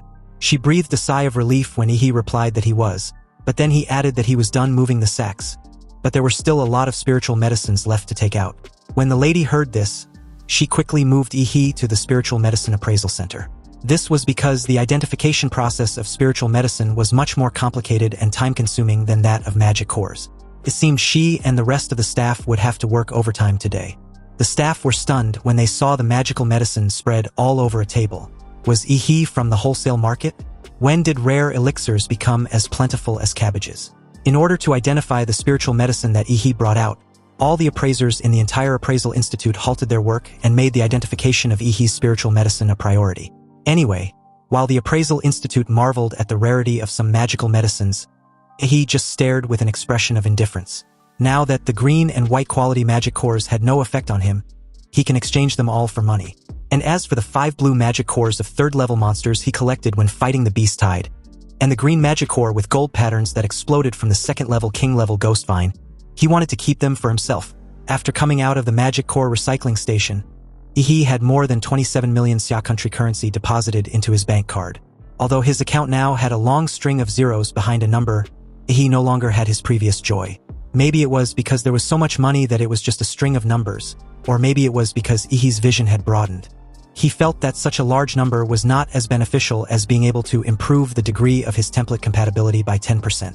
Just as Ihi was about to pick up the elixir stored at the appraisal center, an extended luxury business car stopped beside him, and a friendly middle-aged man got out of the car and greeted him with a warm smile. He introduced himself as Li Yutian, the owner of Pingy Pharmacy. He heard that Ihi got a large number of spiritual medicines from the secret realm of Redwood Mountain, and was wondering if he was willing to sell them to him. Li Yutian was willing to buy them at a price 1 point higher than the market price. He just stared silently. As expected, he thought. Personal information was not confidential. It seems that his information had been leaked by those old foxes in the identification center. But it didn't matter. It just so happens that he needed to sell this batch of spiritual medicines anyway. Then someone suddenly comes along willing to do business with him. This definitely spares him the trip of running around for potential buyers. The deal went smoothly, and as the owner of Pingy Pharmacy was leaving, he happily handed over a contract. Those who didn't know would have thought that it was him, the pharmacy owner, who was begging for purchase. Of course, this was indeed the case. The reason why Li Yutian was willing to suffer a loss and give profits to Ihi was because of the young man's talent in finding a large number of elixirs in one raid. As a businessman, Li Yutian keenly sensed that Ihi was exceptional. He wanted to take this opportunity to establish a long-term relationship with Ihi, and perhaps he would be able to purchase rare and large quantities of goods from him in the future. With a large sum of money added to the bank card, Ihi also faced a new difficulty. All this money still couldn't compare to improving 10% of his personal strength. The genetic potions generally available on the market, and the white magic and green magic cores also give almost no improvement. Thinking of this, he couldn't help but sigh. It turned out that the template had a picky appetite, more so than himself, the host. Ihi wanted to get a higher-level genetic medicine, but unfortunately that kind of thing was subject to purchase restrictions, and his current status did not even allow him to have the privilege to purchase it. If Ihi wants to improve the degree of compatibility, he must get another rare treasure like the blood jade fruit, but that kind of thing was in short supply and there was no place to spend money even if he wants to buy it. But suddenly, his eyes lit up when a realization occurred to him. There was another way to improve his strength. And this was none other than martial arts techniques. In the college entrance examination, he was able to defeat Lu Qingzhu and the others, relying entirely on the powerful abilities of Demora's template. However, in terms of martial arts, he was no match for those martial arts masters. He only had the upper hand because of the powerful bloodline abilities. After realizing this, Ihi thought of the only person he knew who had the best social connections around and could help him obtain advanced martial arts, Principal Lao Deng. With this realization, he immediately bolted in the direction of An City's number 1 middle school. At the principal's office, Principal Lao Deng poured Ihi a cup of hot tea, massaged his shoulders, and stated that he didn't expect his champion to still come back to visit his alma mater. With his experience, this old fucker naturally saw that Ihi had something to ask for. He happily took out a bottle of white wine, in which was soaked a rare ginseng elixir. This was the medicinal wine he had just obtained from Li Yutian, the boss of Pingy Pharmacy. According to him, no middle-aged person could refuse this bottle of treasure that could invigorate blood circulation, strengthen his yang, and maintain health. When the principal saw this, his eyes lit up like stars. It seems our top scorer was indeed a good student who is not only good in character and academics, but also respect his elders as well. He told the principal that it was his duty to honor his elders. That was the reason for his gift, a fine traditional virtue of their Xia country. The principal said no more as Ihi handed his gift over. The moment he did, he knew it was his opportunity to speak frankly. He asked the principal if he had any connections. He wants to learn martial arts. Although there are a large number of martial arts circulating on the market, most of them were of varying quality, and high-end martial arts were extremely rare. There are only 2 ways for a warrior to obtain more powerful martial arts. First, within the university, students of the school can redeem it through contribution points.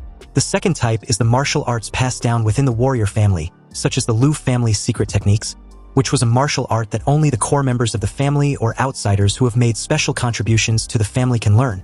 This is why Lu Qingzhu, Chu Zhou and even Yi He, the top scorer, had been stuck at the peak of martial arts apprentices and had not been promoted to warriors. It obviously couldn't be because of lack of talent. And it wasn't because of lack of physical foundation either. After all, in terms of physique alone, these 3 top-notch martial art apprentices were better than many martial artists. This is because all the training methods for martial artists to become warriors can only be learned in college. The country does not allow civilians to control the methods of promotion to martial artists. Only college students can become real warriors. Now, Yi He wants to rely on Principal Lao Deng, a well-known person in An City's education circle, to help him find a way out. Curious, the principal asked why Yi He doesn't want to wait until he gets into a university to learn martial arts. He was too impatient. He already applied to Huadu University, which he was 100% certain to get accepted. He gave the principal his most sincere signature move and stated that he really wants to improve. Seeing those dazzling eyes, the principal reluctantly agreed to help Yi He with this matter. After all, he had a special talent, and his future achievements would definitely be higher than his own. And as educators, they must teach students according to their aptitude and not be fixated with a dead end.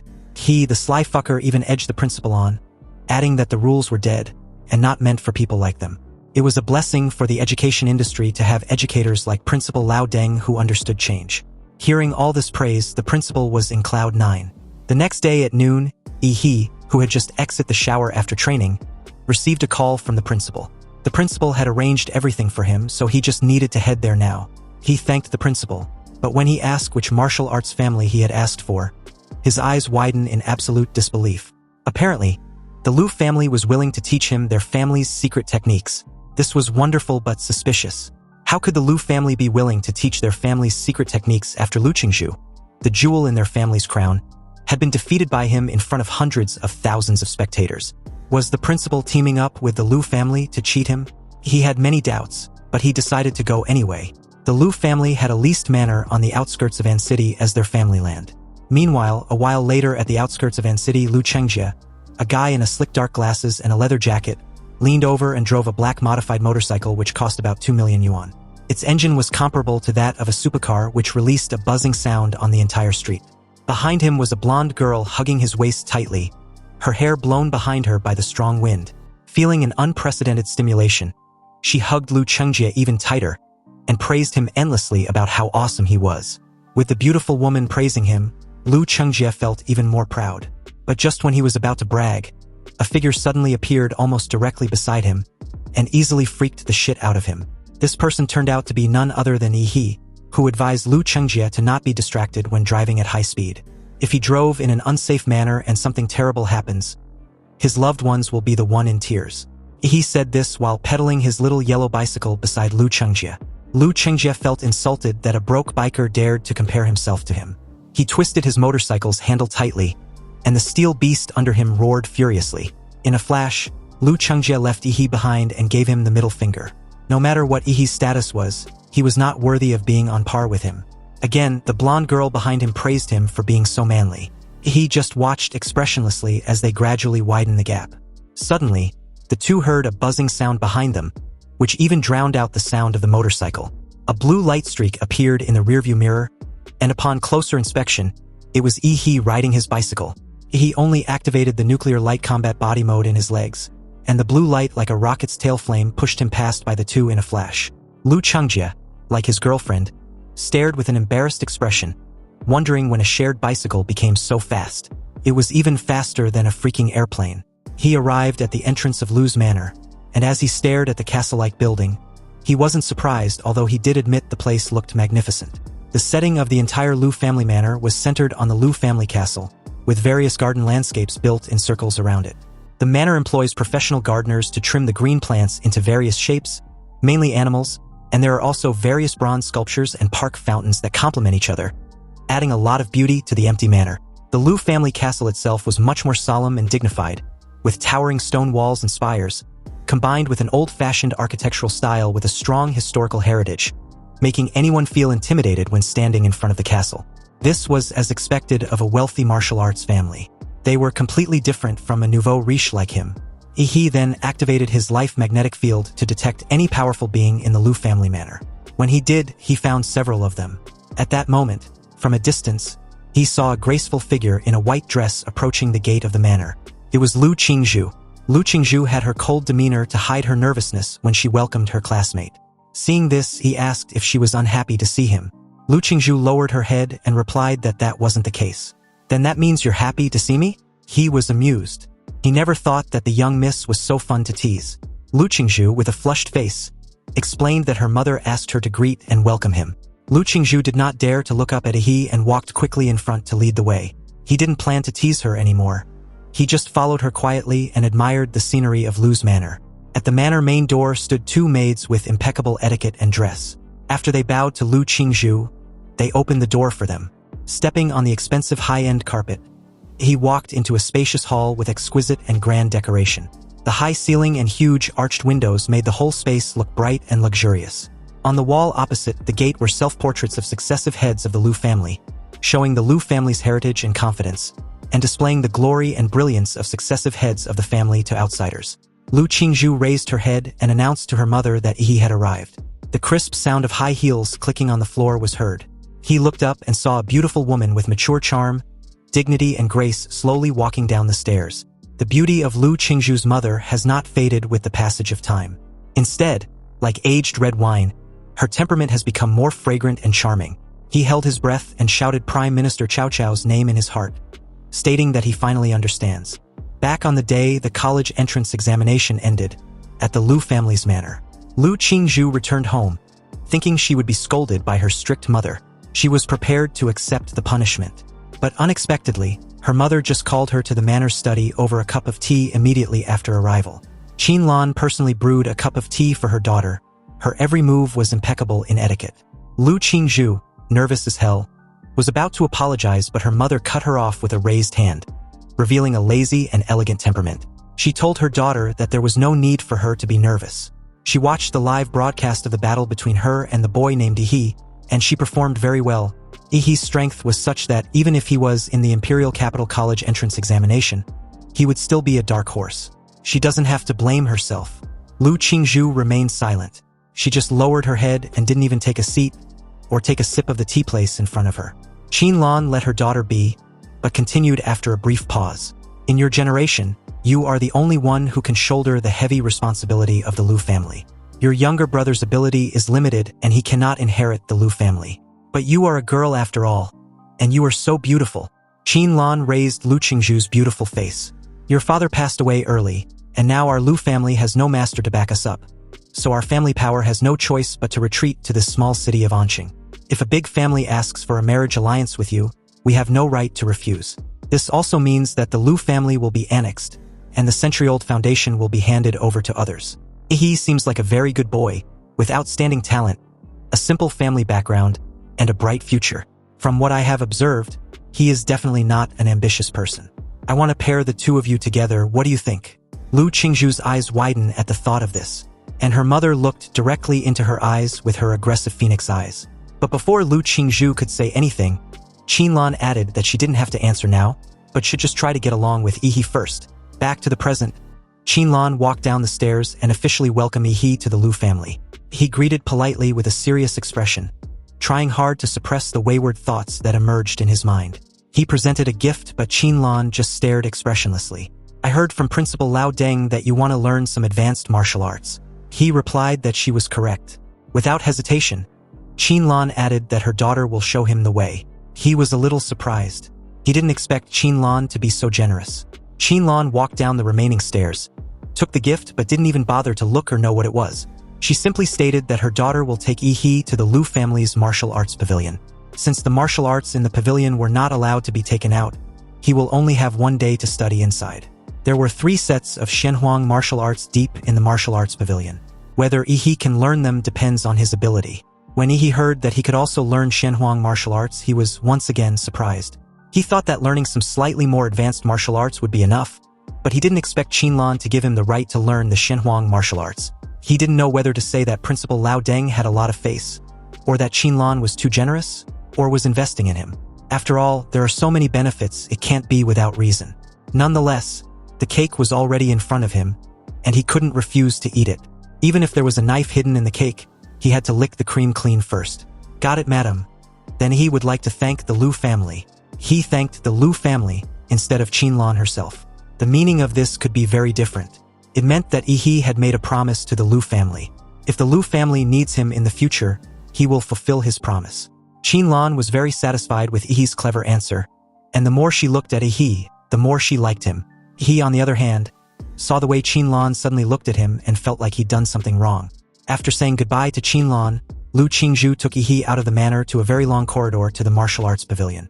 On the way, the two were alone together again, and Lu Qingzhu couldn't help but remember the subtle look her mother gave her. He, completely oblivious to this, discovered that Lu Qingzhu seemed to have become even more shy.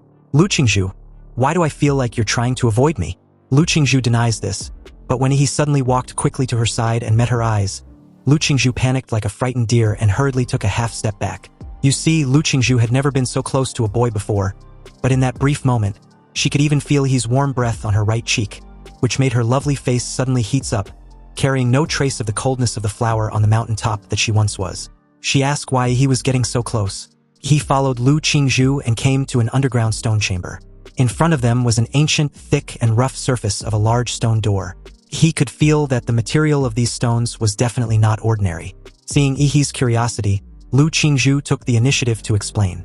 The stone door was made of the power transformation stone, a special stone excavated from the secret realm.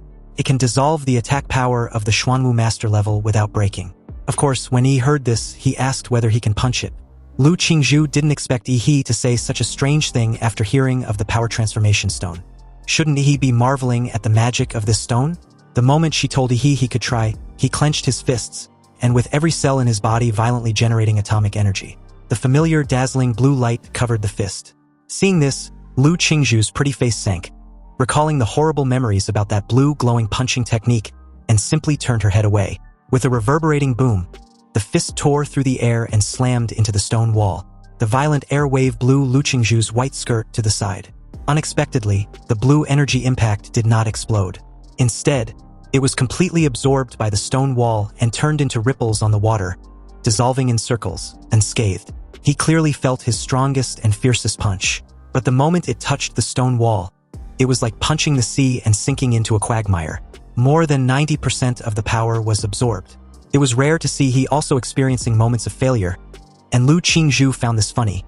She covered the corners of her mouth, which had curled up subconsciously. She opened the stone wall, welcoming Yi inside.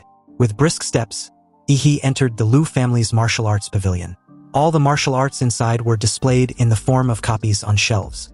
They looked like they were arranged in rows, which was dazzling and impressive. Lu Qingzhu explained that the martial arts inside were divided into body movement, defense, horizontal training, swordsmanship, and a lot more. If Yi wants to learn any of them, he should just use an ID card to access it. Lu Qingzhu handed Yi a black and gold card. He then asked of the Shenhuang martial arts. They were in the small stone chamber at the deepest part of the martial arts pavilion. She replied calmly. Also, he needs to swipe his card to enter. But you won't be able to comprehend the Shenhuang martial arts in just one day. You can only learn the basics at most, she continued, pointing a finger towards something else. I think that my mother giving you access to Shenhuang martial arts may not necessarily be good for you. I can pick out a few martial arts books for you that are second only to Shenhuang martial arts and suitable for you. Hearing this, he couldn't help teasing her again. Are you thinking for my sake? Due to this teasing session, Lu Qingzhu didn't want to talk to this classmate of hers anymore. He assured her not to worry her pretty little head. He knows what he wants. If he wants to learn something, he naturally has to learn the strongest one. So, if the Shenhuang martial arts were placed in front of him and he doesn't have the courage to learn it, then shouldn't he just go home and continue to work hard on the template compatibility? Moreover, Qinlan opened up the learning rights of Shenhuang martial arts for him, which was both an investment and a test. If he couldn't pass this level or didn't dare to take the risk, he would probably never have the chance to be invited to Lu's manor again. Seeing Yi's persistence, Lu Qingzhu said no more. You see, the secret room that stores Shenhuang martial arts was even more secure. So the kind of black-quality power-transforming stone of extremely rare was used. And in order to raise the materials for building this black power-transforming stone wall, Lu Qingzhu's great-grandfather's generation has been collecting them. Lu Qingzhu spoke more frequently, which was unusual. She obviously seemed to be very proud of the history of her family. The black stone door opened, and 3 safes appeared in front of Yi. Each safe was strong enough to withstand tank bombardment. Once the wrong password was entered 5 times, the original copy of the Shenhuang martial arts inside would be automatically destroyed. Yi saw the names of two familiar martial arts, Floating Shadow and Hunyuan Jade Finger, which were exactly the two that Lu Qingzhu mastered. The name of the third Xianhuang martial art was the Devil in the Flesh, and Yi has never seen Lu Qingzhu use it. Lu Qingzhu explained that the way to learn Xianhuang martial arts was not to watch, but to feel the martial rhyme left by the creator. If Yi can't feel it, or his martial artist's attributes conflict with the martial rhyme, he can't start practicing her family's Xianhuang martial arts. In short, the Xianhuang martial arts were alive. And it was not the martial artist who chose the martial arts, but the martial arts that choose the martial artist. After Lu Qingzhu's explanation, he understood why Lu Qingzhu did not use the third Xianhuang martial art in the college entrance examination. It wasn't a talent problem, but a conflict of attributes. How can a beautiful girl like Lu Qingzhu be compatible with the rough martial arts called the Devil in the Flesh? But Yi, on the other hand, was very suitable for this direct and violent Xianhuang martial arts. He chose the Devil in the Flesh. Lu Qingzhu cracked the code for him, and the safe opened, revealing a bronze statue of a muscular and ferocious man. The whole statue was lifelike, and every muscle was vivid. He discovered that in the gaps between the statue's muscles, there were evil ghosts wailing and crying. This statue of a virile man who was supposed to suppress ghosts displayed the murderous aura to the fullest. After the statue appeared, he seemed to hear the wailing of evil ghosts. It seems the Xianhuang martial arts was not a book, but a statue. Not only statues, but also paintings or utensils. Basically anything can be the carrier of martial rhyme. This is one of the mysterious arts of the martial master. Lu Qingzhu continued yearningly. Only martial masters can condense the martial arts rhythm and attach it to objects to pass on the mantle to future generations. Many martial arts not only fail to improve the warrior's combat effectiveness, but will also leave hidden injuries. But only the Xianhuang martial arts can be created by the Grandmaster. High threshold also means high quality. Lu Qingzhu walked out of the secret room and left the space to Yi. The rest of the journey could only be completed by Yi himself. Yi was surprised. He didn't understand how to feel the martial arts rhyme. So he asked Lu Qingzhu, but she simply replied that if Yi was fated, then he will be able to sense the martial art rhyme. He looked a bit disappointed. He even felt that Lu Qingzhu was withholding any insight on her experience as a form of revenge. Anyway, since it's preordained by fate, he decided to take a nap to wait. He lay down and fell asleep without saying a word, which made Lu Qingzhu, who was observing Yi through the surveillance camera, speechless. Although sleeping in front of the Wuyun carrier is also a method, she thought he would try more, such as dripping blood or kneeling and meditating, but she didn't expect him to fall asleep directly. When he opened his eyes again, he found himself in a dilapidated temple, with cobwebs all over the place and dust all over the floor. Even the angry-faced Buddha on the throne had a broken arm. Is this what's called the sensing the martial rhyme? Apparently, he had entered the world of the martial rhyme of the third Xianhuang martial arts, but he could not feel any martial energy, and even the atomic reaction of Demora's template could not be activated. It was as if he had returned to the weak form of an ordinary person. Luckily, his monster system template was still there. It detected that the host's consciousness was in a special space. And to prevent the host from dying suddenly, the system will bless the host's spiritual body. Suddenly, a domineering and ferocious voice entered Yi's ears from above. Only a real man can inherit my martial arts. Otherwise, I would rather let it rot in the ground. Boy, prove to me that you are a real man made of iron. At some point, a ferocious man as big as a wild bear sat on the only remaining arm of the angry bodhisattva. He stared at Yi with his wild eyes like a wolf. He raised his head and stared slack-jawed at the mysterious man, who looked exactly like the statue. When the thunderstorm comes, there will be hundreds of ghosts roaming at night. When that time comes, you must guard this dilapidated temple for me and don't let this angry-faced Buddha be defiled by evil spirits. If you succeed, I can at least grant you the ability to guard the house. However, if you fail, you will go insane because of the ghosts devouring your spiritual body, and you will never be able to cultivate martial arts again. If you are a wimp, then run away quickly. A drop of cold rain passed through the broken ceiling and dripped onto Yi's face. He came to his senses and found that the vicious man sitting on the arm of the angry-faced bodhisattva had disappeared. And the rain also means the trial has begun. The rain was getting heavier and heavier, and the world outside was pitch black with only the howling wind. He could feel countless malicious eyes spying on him. He found a rusty and broken sword from behind the throne of the angry bodhisattva. He held the sword, and each of them blocked the entrance of the ruined temple with a sword. The pale thunder illuminated Yi's face. This thunder seemed like a signal, causing the dark outside world to boil. There was a thunderstorm and the night parade of 100 demons began. He saw a shadow rushing towards him in the darkness, and he slashed at the shadow's head with his sword. The moment the sword blade touched the shadow, a golden light burst out from the rusty sword body. The shadow screamed miserably and turned into ashes.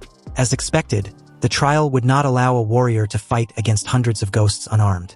There must be hidden props. He became excited and no longer retreated to the ruined temple. Instead, he took the initiative to attack, swinging his sword directly towards the darkness outside.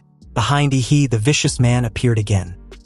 He looked at Ihi with disdain as he rushed out of the ruined temple with a sword in his hand. The hundreds of ghosts in this Wuyun trial are the occupants of my evil spirit. How dare a mere martial artist break out of the protection of the ruined temple? He is really courting death. It seems that the person who came to the trial this time is another fool. The martial artists are really getting worse with each generation. The vicious man sighed. Just as he was about to head down to collect Ihi's body, he suddenly stopped, his eyes full of disbelief. How did this kid do it? Why can't hundreds of ghosts get close to him? Outside the temple, he, who didn't know how to use swordsmanship, just randomly wielded the sword. If any ghost came near, he would just slash it and it would be done. As for defending and avoiding the attacks of those evil spirits, an evil ghost screamed and swung its claws towards Ihi, but its claws passed through the moment they touched him. The attack was ineffective. He turned around and split the evil ghost into two halves with a sword. It seems that in the spiritual world, the system will automatically protect the host, making Ihi immune to attacks. Doesn't this mean I have an invincible golden body inside this world? The broken sword in Ihi's hand flew up and down under his turtle sword skills, slashing left and right, harvesting one evil ghost after another like chopping melons and vegetables. This made the vicious man dumbfounded. When did the levels he set become so simple? As the wind howled, he stood proudly with a sword in his hand. But those ferocious evil spirits retreated like little lambs at this time and did not dare to approach Ihi at all. Seeing that hundreds of ghosts could not do anything to Ihi, the vicious man had to show up in person. "Boy, how did you do it? You are not affected by my martial arts." Ihi replied that it was nothing but hard work and diligent practice. What a good and convenient excuse. Nonetheless, since you can subdue hundreds of ghosts, I will naturally keep my promise and pass on this inheritance to you. However, it depends on whether you can accept it. The angry-faced bodhisattva in the ruined temple collapsed, revealing a dry well underneath it. The bottomless black well made people feel uneasy just by looking at it. The well contains the essence of evil spirit that the vicious man condensed during his lifetime. The technique of paralyzing the demon in the flesh was also in the well. If you can refine it. But before the vicious man could finish his words, he jumped down. The vicious man was momentarily dumbfounded, but he quickly recovered and couldn't help but have expectations for Ihi. Good, that's excellent. This is the first time I have seen a young man with such a unique personality. You see, when the vicious man was alive, he was a hero who had passed through the S-level secret realm. He lived to use the devil in the flesh, and he died by imprisoning his body. As he aged, his energy and blood began to decline, and the evil spirits suppressed in his body began to eat back at him. He began to go astray and even killed people around him. In order to avoid making the same mistake again, he chose to commit suicide. Before his death, he mixed all the evil spirits and the soul in his body with his martial arts style and cast them into the statue. Although 100 years have passed and the evil spirit in the martial rhyme space has dissipated a lot, it is still not something a mere martial artist can withstand. If Ihi can conquer the evil spirit that caused his failure, he will surely surpass himself on the road of the devil in the flesh. Back inside the observation room, Qinlan joined her daughter as the two watched Yi fall asleep and entered the martial rhyme space. Worried and confused, Lu Qingzhu's eyes widened when she saw Yi's sudden reaction on the floor. She asked her mother what was going on. After Yi fell asleep, Lu Qingzhu could still see a smug smile on his face, as if he was doing something happy in his dream. Now, the statue of the muscular man suppressing ghosts suddenly cracked out of thin air, and he felt as if he was pricked by a needle. His body began to tremble uncontrollably, and traces of blood even seeped out of his pores. Qinlan was not surprised by this situation. She took a deep puff of the cigarette in her hand and then exhaled. A pair of charming phoenix eyes hidden behind her hair appeared mysterious and profound. This third Shenhuang martial art was acquired by Lu Qingzhu's grandfather by chance in his later years. He had tried to practice before, but he didn't expect that with his grandmaster level of cultivation, he would be directly repelled by the martial arts in the statue and even suffered internal injuries. Since then, No one in the Lu family has been able to successfully practice this martial art. Since the power is extraordinary, the way to obtain the power must be unbearable for ordinary people. If he wants to wear the crown, he must bear its weight. And since he has chosen to accept the power of this martial art, then Qinlan stopped short when she looked at the surveillance footage, and her confident eyes, which seemed to be able to calculate everything, showed a rare moment of confusion. She saw that he was awake, and not just awake, the fucker was even stretching and looked like he had slept comfortably. Lu Qingzhu subconsciously looked at Qinlan with a nervous smile. Mother, it seems Yi's ordeal in learning this martial art isn't as exciting as you described. The statue, which was originally full of charm, has now become dull and dull. Although the carving was still beautiful, it lacks its previous intimidating charm. Because that trace of charm is already in Yi's body. He got up and showed his respect, thanking the elder for teaching him the third Shenhuang martial arts. The last words spoken by the vicious man were still echoing in his mind. Boy, you are the most talented person I have ever met. Maybe you can find out the truth of the secret realm. This is a task that our predecessors have not completed, so I will leave it to you, the younger generation. In response to this, he could only say, Senior, you are wrong, I was just cheating. Compared with the grand mission of finding out the truth about the secret realm and shouldering the responsibility for the future of mankind, he feels that the power he has gained now is more real. He clenched his palms and murmured with a confident grin. The flesh and blood imprison the devil, the body is like Shura. Although Yi's panel attributes did not increase at all, he understood that after mastering the Shenhuang martial arts, his combat power was at least twice as much as before. Just then, the stone door opened, and Qinlan, who was always elegant and dignified, stepped on her high heels in a hurry. Yi, have you mastered it? He smiled upon hearing this, revealing his white teeth. Yes, I have mastered it. Lu Qingzhu, who had followed behind her mother, wondered if she had heard wrong and even began to doubt her life. Whenever she thought of the title of genius she had been given in the past, she blushed for no apparent reason, because the real genius is standing right in front of her. Qinlan was also silent, looking at Yi with a look of distrust. How was it possible? Even with her daughter's talent, she would have to stay in the martial rhyme space without sleep for a week. He, on the other hand, only took how much time? An hour? Did Yi really learn it just by sleeping for a while? Seeing this, he had no choice but to show off his skills to the mother and daughter. He circulated his martial energy, gathering the magical power generated from his dantian in his palm. Martial energy was originally invisible, but the martial energy that Yi gathered actually had a dark and red color. This was the evil spirit he mastered from the martial rhyme world. If he had to explain it, it's probably like the enchantment in a game. It can be added to his martial energy to make it more lethal. Activating a new technique, the mountain blocking fist. Yi's back was tensed like a big bow, and he exerted strength from his core, and punched out with his fist wrapped in black and red murderous energy. The airflow exploded, releasing the screams that sounded like the wailing of evil spirits. The pupils of Lu Qingzhu, a martial arts genius, shrank slightly. She could feel the extremely high purity from the punch and the strong aftershock. She also seemed to have heard a ghost-like howl. Could that be the evil spirit Yi mentioned? Unexpectedly, Qinlan looked at Yi with a puzzled look in her eyes. Although she had taken a liking to this young man during the college entrance exams, she did not expect that she still underestimated him. He felt very embarrassed when he felt Qinlan's fiery gaze. Madam, he thought nervously, your daughter was still by your side. Can you be more reserved? I don't want to be called Prime Minister. Classmate Yi, since you have already mastered one Shenhuang martial art, would you like to learn the other two? You still have the rest of the day to learn. Lu Qingzhu didn't think too much about Yi's stunning performance.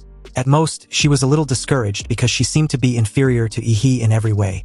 Her mind was still very pure. Upon hearing this, Qinlan closed her eyes and held her head helplessly. Was my dear daughter really stupid, or was she just pretending to be stupid? You said you didn't want to be with Yi, so why are you just offering the entire family property to him? Although Qinlan was investing in Yi, she was also prepared to take him in as her worthy son-in-law. How can her daughter give away all the Lu family's assets when Yi was not even a member of the Lu family? Qinlan felt a headache when she thought of her earlier exchange with Yi, regretting the arrangement to let him learn any martial arts within a day. Who knew that this guy would learn so quickly? She really underestimated Yi's ability. He replied Lu Qingzhu that there was no need. One Shenhuang martial arts book was enough for him to digest for a long time. He won't learn other martial arts for now. He respectfully told Qinlan about his desire to leave. He had some things to deal with at home. Alright, my daughter can send you off. She touched her chin and continued thoughtfully. I heard from the housekeeper that you came here on a shared bike. Can you drive? If you can, then pick a car from the garage for the journey back home. It will be convenient for you. He thought that Qinlan was really a generous person. Was she giving him a luxury car as another investment gift? When he thought about it, the black motorcycle under the guy who was carrying the blonde girl was both cool and handsome. He asked if there was a motorcycle. Of course. Does student He like to ride motorcycles? It seems you have the same hobby as my troublesome son. I wish my son could be as good as you. Qinlan replied leisurely, then called the housekeeper and asked her to take out the best motorcycle in Lu Chengjia's collection. And speaking of Lu Chengjia, he was currently taking a walk around the manor's garden when he learned from Aunt Hong, the housekeeper, that his mother had invited a son-in-law to come over. Lu Chengjia wanted to know who the person was. His sister was both talented and beautiful. She was a genius beauty that only appears once in 100 years in N City. Not everyone can match her. Then he suddenly got pissed off remembering his encounter with Yi. His day got ruined because he scared away the blonde girl. According to Lu Chengjia, he better pray he doesn't cross path with him again. Suddenly something whizzed past him. Lu Chengjia was stunned for a moment, then reacted. Wasn't that guy the same person who was riding the shared bike? What the hell is he doing riding on my motorbike? During nightfall, inside Yi's apartment, Yi decided to dip the piece of magic core in a sauce before swallowing it. The monster core he swallowed last time didn't taste good, so this time he decided to add sauce to enhance the flavor.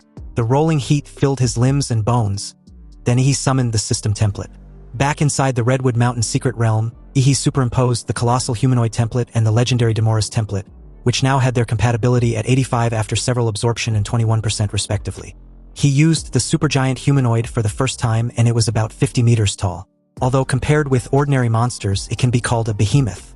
But compared with the mysterious creatures as big as the mountains in the secret realm of Redwood Mountain, it is still too small. He wants to be bigger, so he added all points to the colossal titan template.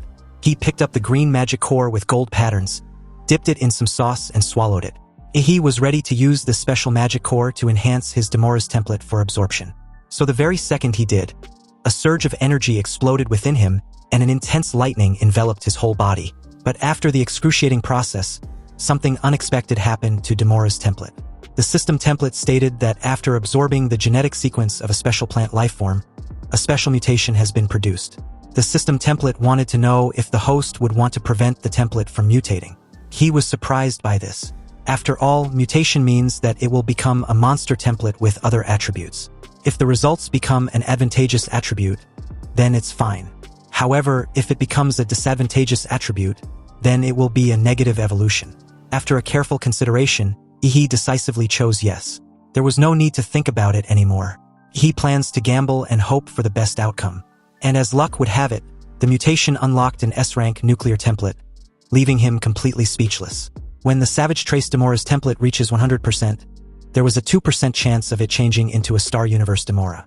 He clenched his fist excitedly when he read this. From the name alone, the Star Universe Demora sounds very powerful. But it requires the current template to reach 100%. It seems that he had to upgrade it quickly. Unexpectedly, Yi's reverie was interrupted by a sudden commotion not far from his apartment complex. He wondered what was going on. Could it be a terrorist attack? Right down the streets outside of Yi's apartment complex, a loud roar instructed the several armed men as dozens of police cars flooded the entire area, evacuating the crowd and forming a perimeter. Back inside his apartment, there was a sudden knock on his door that made him alert and suspicious. He knew the original owner had a withdrawn personality, and no friends would visit his home at this time. He hadn't ordered any delivery or packages, so who could be outside at this time? As he said this, his gaze suddenly shifted the moment he turned towards the open window behind him.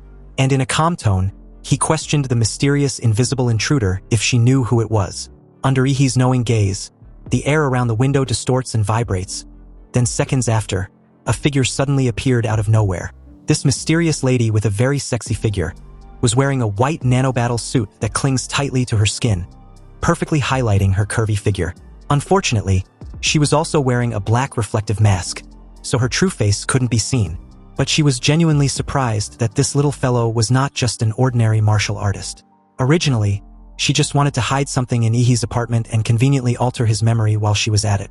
But now that her target had discovered her, she will have to let him suffer a little. He better not try to run away. Not the least bit scared and wanting no involvement, He quietly asked who she was and what she was doing in his apartment.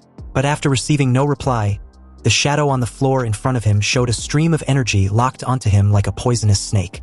In that moment, he realized that he had no way of moving the battlefield outside. In that case, screw it. He had so much savings anyway, so he might as well buy another house. Puzzled, the mysterious lady Yaoime asked what nonsense he was spouting. For dramatic effect, he took a moment to reply and explained that Yaoime was already a dead woman walking. Anyway, in that very moment down the streets, several warriors in sweat uniforms were fighting with a man named Zhou. Facing the siege of so many special warriors, Zhou seems to actually have the upper hand until he was caught off guard and hit in the abdomen by a powerful punch. The opponent's martial energy penetrated his internal organs, and the piercing pain made Zhou clutch his lower side in pain. One of the special police soldiers instructed his group to take Zhou down the moment he revealed a flaw. You see, these special police fighters were good at cooperating in combat. And after Zhou revealed a flaw, everyone tacitly pursued him and forced Zhou to retreat step by step. Although Zhou was about to lose, he felt much more relaxed because everyone's attention was drawn to him. This was his plan all along, to buy time for Yaoime to escape with the golden gene. Thinking of this, Zhou laughed out loud like a crazed victor, and even used the forbidden blood-burning technique to fight to the death to resist all the armed police.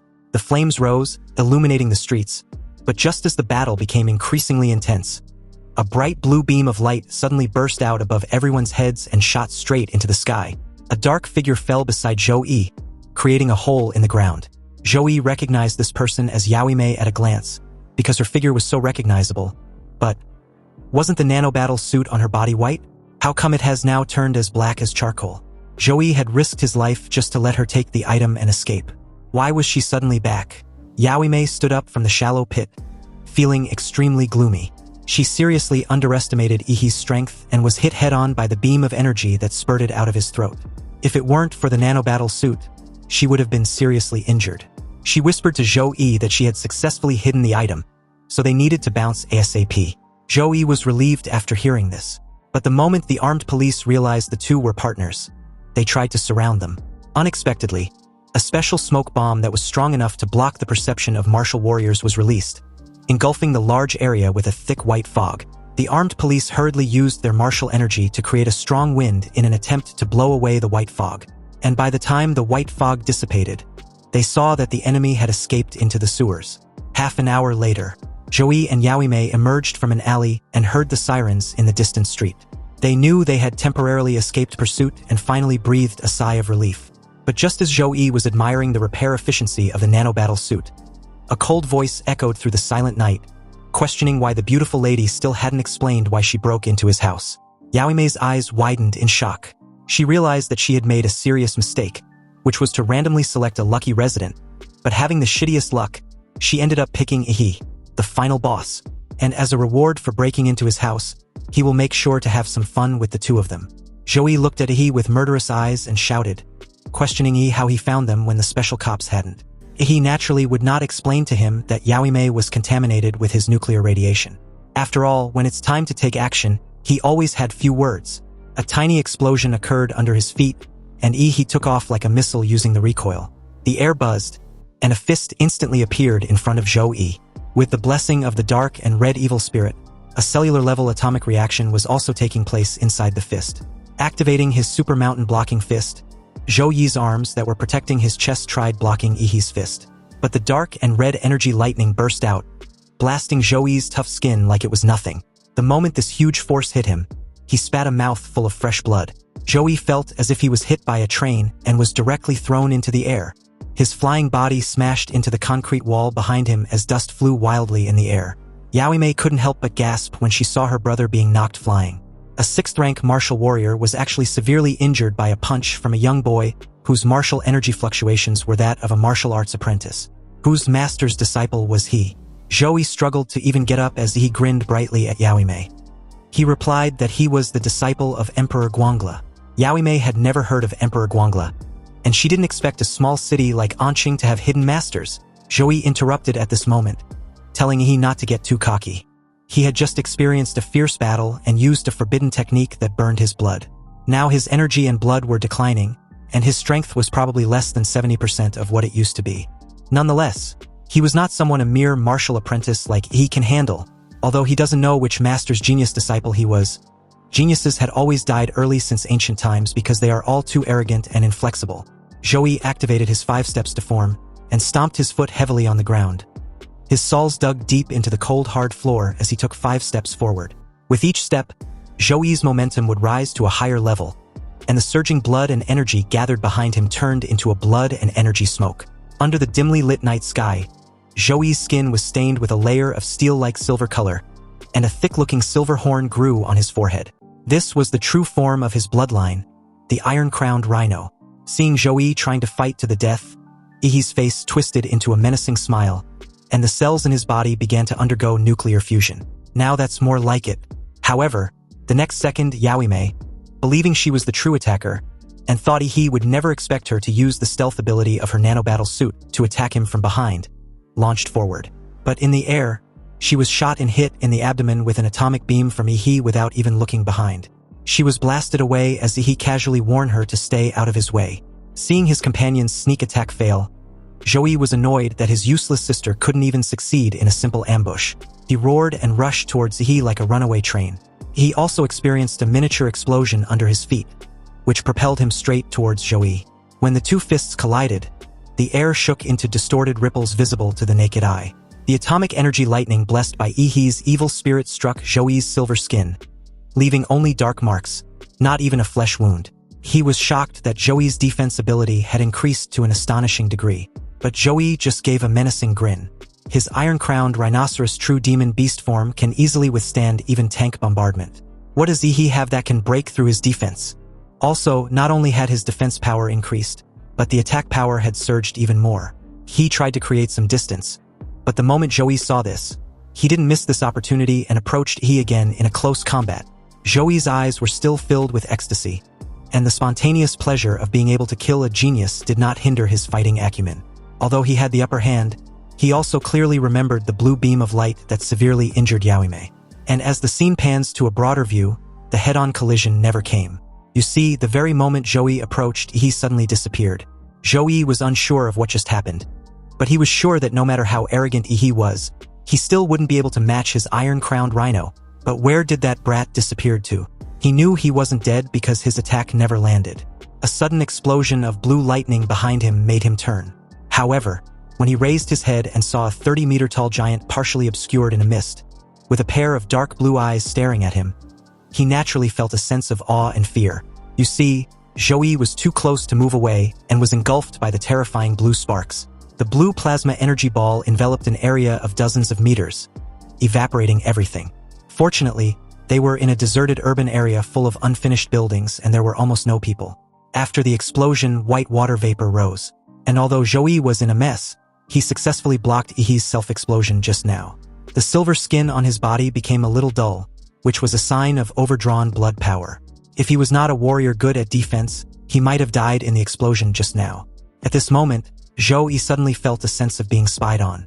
He was still stunned for a moment, staring at such a strange and terrifying giant.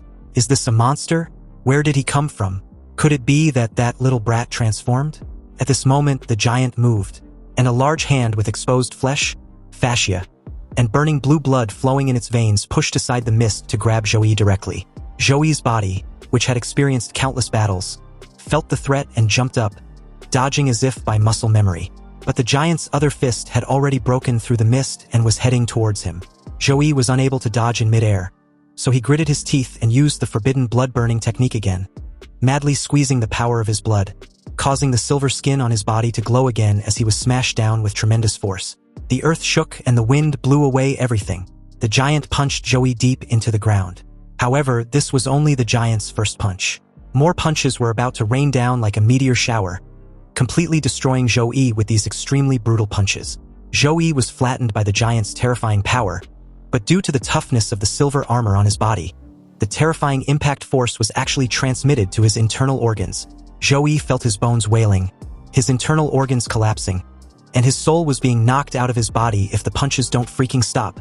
Meanwhile, on Ihi's system panel, he could see a string of data indicating that his colossal giant overall physical fitness had risen from 23.8 to 29.4. Yaoime, who was struggling to get up, trembled all over when she saw this scene. Zhou, a dignified 6th rank warrior, was actually being beaten like a sandbag in front of a giant who seemed to be he. Yaoimei felt extremely stupid at this moment. Seriously, why the hell did she provoke such a monster? She couldn't let her companion die just like that. She had a brief contact with Yi, but he still managed to track them down through some means. So even if she abandoned Zhou, she would not be able to escape from Yi's clutches. She can only fight to the death. While Zhou was resisting the giant's punches, Yaoimei rushed to the top of a tall building and jumped down holding a thin yellow thread in her hand, her eyes fully focused. She came to the giant's throat, and with the molecular yellow line pulled from the nanosuit which had enough strength to cut through high-grade alloys, she immediately wrapped it several times around the giant's throat. Although the giant in front of her, who was suspected to have been transformed by Yi through some kind of genetic technique, was powerful, but the weaknesses of the human body must not have changed. There was a flash of blood, and to Yaoimei's surprise, the giant did not resist at all and let her cut his throat. A large amount of burning blood gushed out like a fountain, forming a small pool of blood on the ground. Yaoimei got up and let out a sigh of relief, believing it was over. She looked into the giant's dark blue pupils, which were bigger than a lantern, and there seemed to be a teasing expression in there. The giant opened his mouth and a blue light of destruction brewed in his throat. The humming sound of gradually increasing energy sounded in Yaoimei's ears, and the last image in her memory was an endless expanse of brilliant blue beam. Then accompanied with a thunderous boom, the atomic breath engulfed Yaoimei's slender body, then penetrated a building, leaving a brilliant blue mark in the air. After the exhalation ended, what's left of the giant's head, together with the huge body with exposed muscle fibers, emitted an enormous amounts of hot air like a steam engine and gradually disappeared in the endless heat. He walked out of what's left of the giant's head. The flesh and blood threads that were stuck on his body also emitted a large amount of hot air. With his hands leisurely in his pockets, he stared down at Zhou indifferently, who was currently covered in blood. It was Zhou's turn to take a permanent nap. Zhou slowly raised his head, coughing and trembling helplessly. He opened his mouth and spat out a mouthful of fresh blood at He. He was truly a monster. He simply replied that it was only fair that those who kill should be prepared to be killed. Both of them heard the sound of sirens approaching in the distance. He's fight just now was so loud that the patrolling police had definitely been noticed. But just when he was about to finish off Zhou, the already dying bastard wanted to drag He with him. He told He that Yaoimei, the woman he just killed, hid something in his room. It's called the Golden Gene, and it now belongs to He, along with all the troubles it carries. He should run because he will face endless pursuit. The fucker had to have the last laugh, promising to be waiting for in hell. This annoyed He. He raised his foot and bashed Zhou's head in the concrete wall, putting an end to his nonsense. And about running away, when has he ever done such a thing? With the cops nearing the site, he efficiently dealt with Zhou's body, turned around and disappeared into the night. Not long after his departure, the cops arrived and witnessed the charred streets that looked like they had been bombed, especially the huge hole in the building that was created by Ihi's atomic breath. He returned home not long after. He sent a message to Qinlan first, inquiring how the police questioning went. Qinlan replied that everything was fine at present. Things has been a bit unstable recently, so Ihi should just stay calm and wait until Huadu University starts. He told Aunt Qin not to worry. She knows him, and he was the most well-behaved person ever. Good thing he gave Aunt Qin a heads up in advance. Otherwise, with his signature-level nuclear blast, the cops definitely wouldn't have overlooked him after the fact. After chatting with Qinlan, he found the golden gene that Zhou mentioned in the room. It was a sealed silver cylindrical can with a company logo on it, which is a black eagle with its wings spread. But the eagle's wings have no flesh and blood, only skeletons. He knew this logo as the symbol of Laserbird, a giant in the biotechnology field. And according to Zhou, the golden gene is a masterpiece of genetic engineering created by Laserbird after it inherited part of Prometheus' biological research legacy. What made He unable to help but complain was that the security team hired by Laserbird to guard the golden gene actually committed embezzlement. The two stole the golden gene and got hunted during their escape. Now, they managed to dump the whole mess on him. He tried opening the sealed silver cylindrical can, but the damn thing wouldn't budge. Putting the matter of the golden gene aside for the moment, he looked at the living room, which could no longer be called that, and felt a headache. Looks like it was time to move. He needs to find a hotel to crash for the night. A month had passed since that incident, and as the scene shifts, we're introduced to the only B-level secret realm in An City, the Swan Lake. At this moment, somewhere inside the inner region of this B-level secret realm, A team with an average strength not less than a 5th-level martial warrior successfully surrounded and suppressed a 3rd high-level blood wolf monster. Just as the team captain cut open the monster's belly and took out the magic core, a sudden ominous sound reverberated from a nearby distance and immediately alarmed the entire team. With a trembling voice, the female redhead of the team called out her captain and pointed out the obvious. Something was wrong. From this distance, the trees collapsed, and footsteps of numerous monsters sounded like rolling thunder, crushing everything that stood in their way into pieces. These endless monsters filled the horizon, with no end in sight. On the head of a crocodile-type monster that was larger than a mountain, there was a throne made of bones, and countless skulls were gathered into well-crated hill, serving as the base of the throne. It's common knowledge that monsters didn't leave any bones after they die, so these bones can only be the remains of high-level warriors. Anyway, on this ostentatious throne of bones, a black ape was sitting lazily with its legs crossed like a human, its eyes half closed as if it was sleeping. But even when it was sleeping, the strange phenomenon of heaven and earth above its head proved its nobility and power. There were dark clouds with crackling thunder overhead, and in the center was this ferocious black ape on his imposing yet terrifying throne. This was a strange phenomenon between heaven and earth that only a dominant-level monster could impose. As the entire team bolted in the opposite direction in terror, the captain, not caring about the magic core he and his teammates had hunted so hard for, urgently stated about the need to notify the army. An overlord-level monster had been spotted leading a massive beast tide, about to invade An City, and it's almost impossible to resist, let alone survive it. The country must deploy grandmasters and senior grandmasters immediately to support. Cursing, he also added that high-tier monsters rarely leave their own territories and invade low-level monster areas. This was also the reason why the danger level of the secret realm has remained stable for a long time. So what was this terrifying fucker doing here? You see, each overlord-level magical beast is a moving scourge. They release a kind of sound wave from their bodies that only magical beasts can sense. And all magical beasts below the sovereign class will be controlled by this sound wave and will automatically gather around the overlord-level magical beast to become sovereign soldiers. This will snowball into a large beast tide. Moreover, the overlord-level magical beasts can promote the evolution of low-level magical beasts, and a large number of lord-level magical beasts will be born. If this 5th-tier sovereign class monster leads this large beast tide into An City, An City will turn into a hell on earth, and millions of people will die at the hands of these monsters. The black ape sitting on his throne of bones slowly opened its scarlet eyes and looked disdainfully at the team of warriors. Then, almost immediately, the giant crocodile underneath it seemed to understand what it meant, and a sudden ferocity flashed in its vertical pupils. The crocodile opened its mouth as if chanting silently, releasing an enormous sonic colorful waves that seemed to engulf everything. The mud and rocks within 100 meters radius rolled and gathered in the air in a spiral shape, constantly compressing, and finally turned into a 10-meter-sized stone cone, which shot out like a missile. The air wave exploded, and an entire mountaintop was pierced through by these stone cones.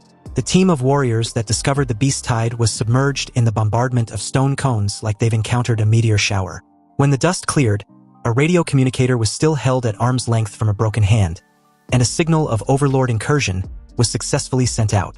The black ape also stood up from the throne of bones at this time, and spoke in human language as it gave the order to charge full speed ahead.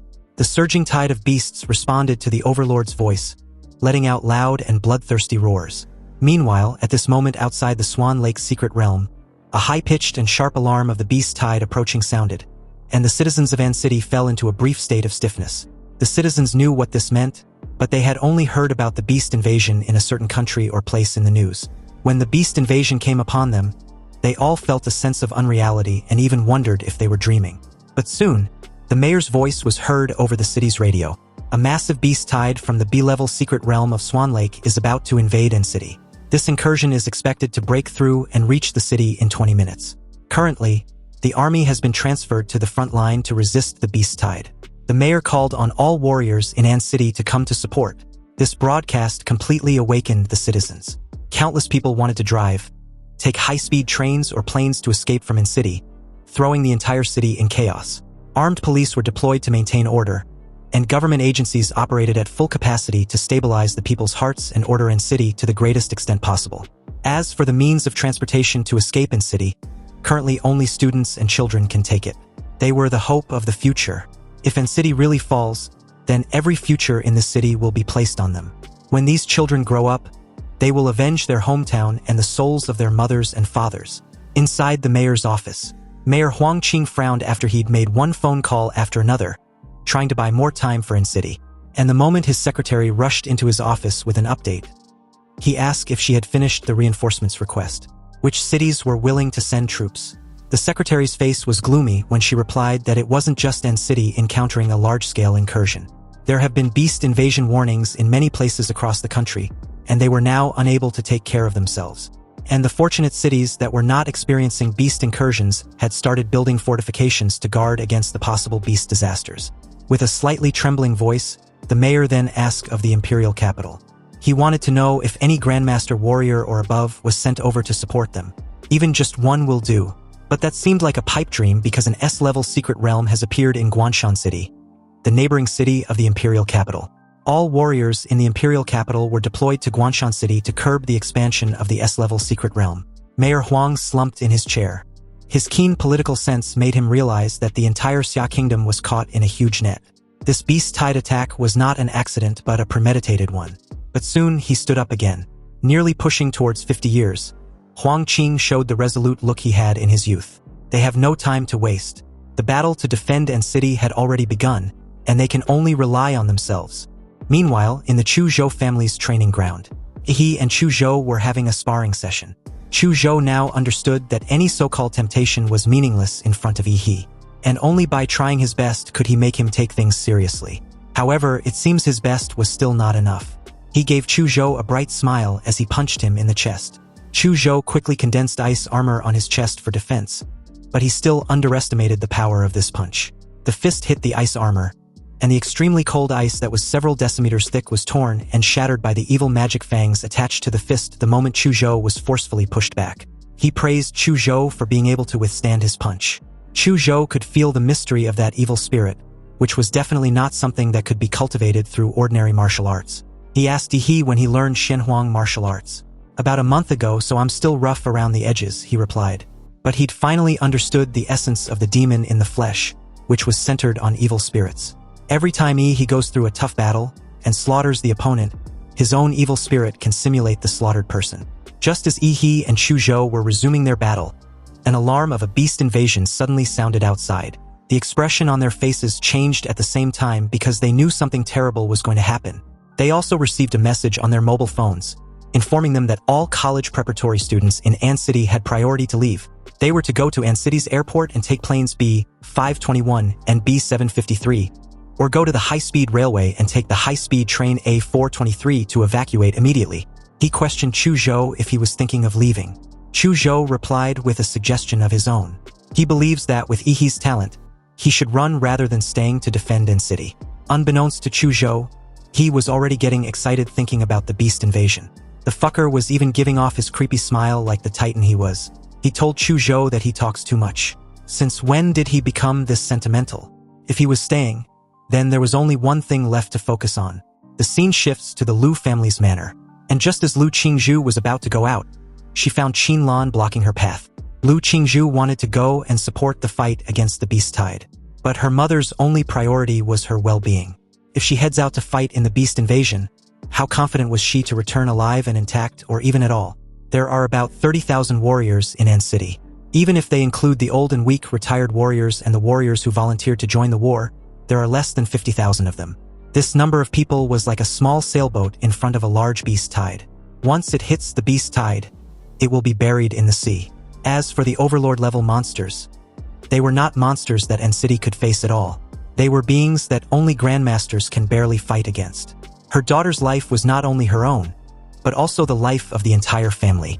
Lu Qingzhu was silent for a moment, but her action of still moving forward showed her attitude. To her, a warrior family that cannot resist monsters probably has no value in existence. Qin Lan didn't answer and let Lu Qingzhu walk past her. The moment she shut the door behind her with a loud thud, Aunt Hong suddenly appeared from the shadows behind Qin Lan.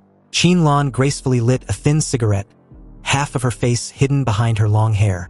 She didn't need to give the order for Aunt Hong to know that Lu Qingzhu wasn't allowed to leave the manor. However, Aunt Hong was curious about the boy named He. Was he leaving City with them? Qin Lan replied that she should send He a message and let him make his own choice. As the scene cuts back to the Swan Lake's secret realm, Tens of thousands of warriors had already formed an iron formation immediately after entering the mysterious rift with the color of the starry sky. 60% of An City's military and high-level warriors above the level of martial artists had all entered the secret realm. They were named the Vanguard Troops and have only one mission. That is to gather intel about the Beast Tide and to try to find out the strength and abilities of the powerful Lord-level monsters, or even the Overlord-level monsters. Then, make it out alive to report back. Staring at the horrific tide with bated breath, these brave warriors, which to be honest are merely cannon fodders, charged forward aggressively. Their battle roar and wails gathered together to play a cruel and bloody symphony of war that shook the mountains and forests. Meanwhile, at the entrance, a temporary military defense line has been established with tanks, anti-aircraft guns, and countless Gatling guns and large-caliber machine guns forming a steel formation. Any monster that steps out of the secret realm will be overwhelmed by countless bullets and artillery fire. The size of the spatial rift was limited, which meant the number of monsters that can pass through would also be greatly limited, thereby eliminating the advantage of the Beast Tide which was in play. As long as they hold the line at the entrance of the spatial rift of Swan Lake, which was the last checkpoint for the monsters to enter the human world, and City's capability of withstanding this disaster would not be impossible. This was what Mayor Huang was banging his hopes on when his serious gaze suddenly shot up in surprise. And not just him. Everyone was astonished to see a warrior with a broken arm and covered in blood stumbled out of the rift in the secret realm. The moment the guy got out of the rift, he drops to the ground helplessly like a bag of sand, desperately calling for Mayor Huang. A medical staff and Mayor Huang quickly rushed over, but at this point, it's obvious the guy was at death's door. He raised his trembling hand towards Mayor Huang, and in it was a USB flash drive containing all the results of the Vanguard Troops battle. Mayor Huang asked anxiously where the others were. Upon hearing this, the warrior's dirty, blood-stained face wrinkled into a ball, like a ravaged chrysanthemum. He announced that they were dead. Everyone was dead. The Beast Tide crushed everything to pieces. Not even the corpses could be brought back. As the warrior spoke, his eyes suddenly widened again, with unconcealable fear and hatred in his eyes as he recalls the brutal encounter. He advised Mayor Huang to be careful of that blood-eyed black ape. It has plotted and set them up. Otherwise, at least a few thousand of them would have made it out alive. Just as Mayor Huang was asking for specific details, a loud noise suddenly occurred from the other side of the rift. Then a huge stone cone flew out in a rotation, piercing through a building in the distance. Without stopping, more stone cones flew out. The fortifications that were built with great difficulty at the entrance to the secret realm were destroyed, and countless buried mines were also detonated by the stone cones. Several deafening and destructive explosions sounded in perfect unison, and it became apparent that the Beast Tide was trying to blow up the unfinished defensive structures. A dreading realization flashed in Mayor Huang's eyes when he noticed that the enemy's first target was the landmines beneath the defensive structures, and the attack obviously came from the secret realm. It seems these monsters want to disrupt every trap before coming out of the rift.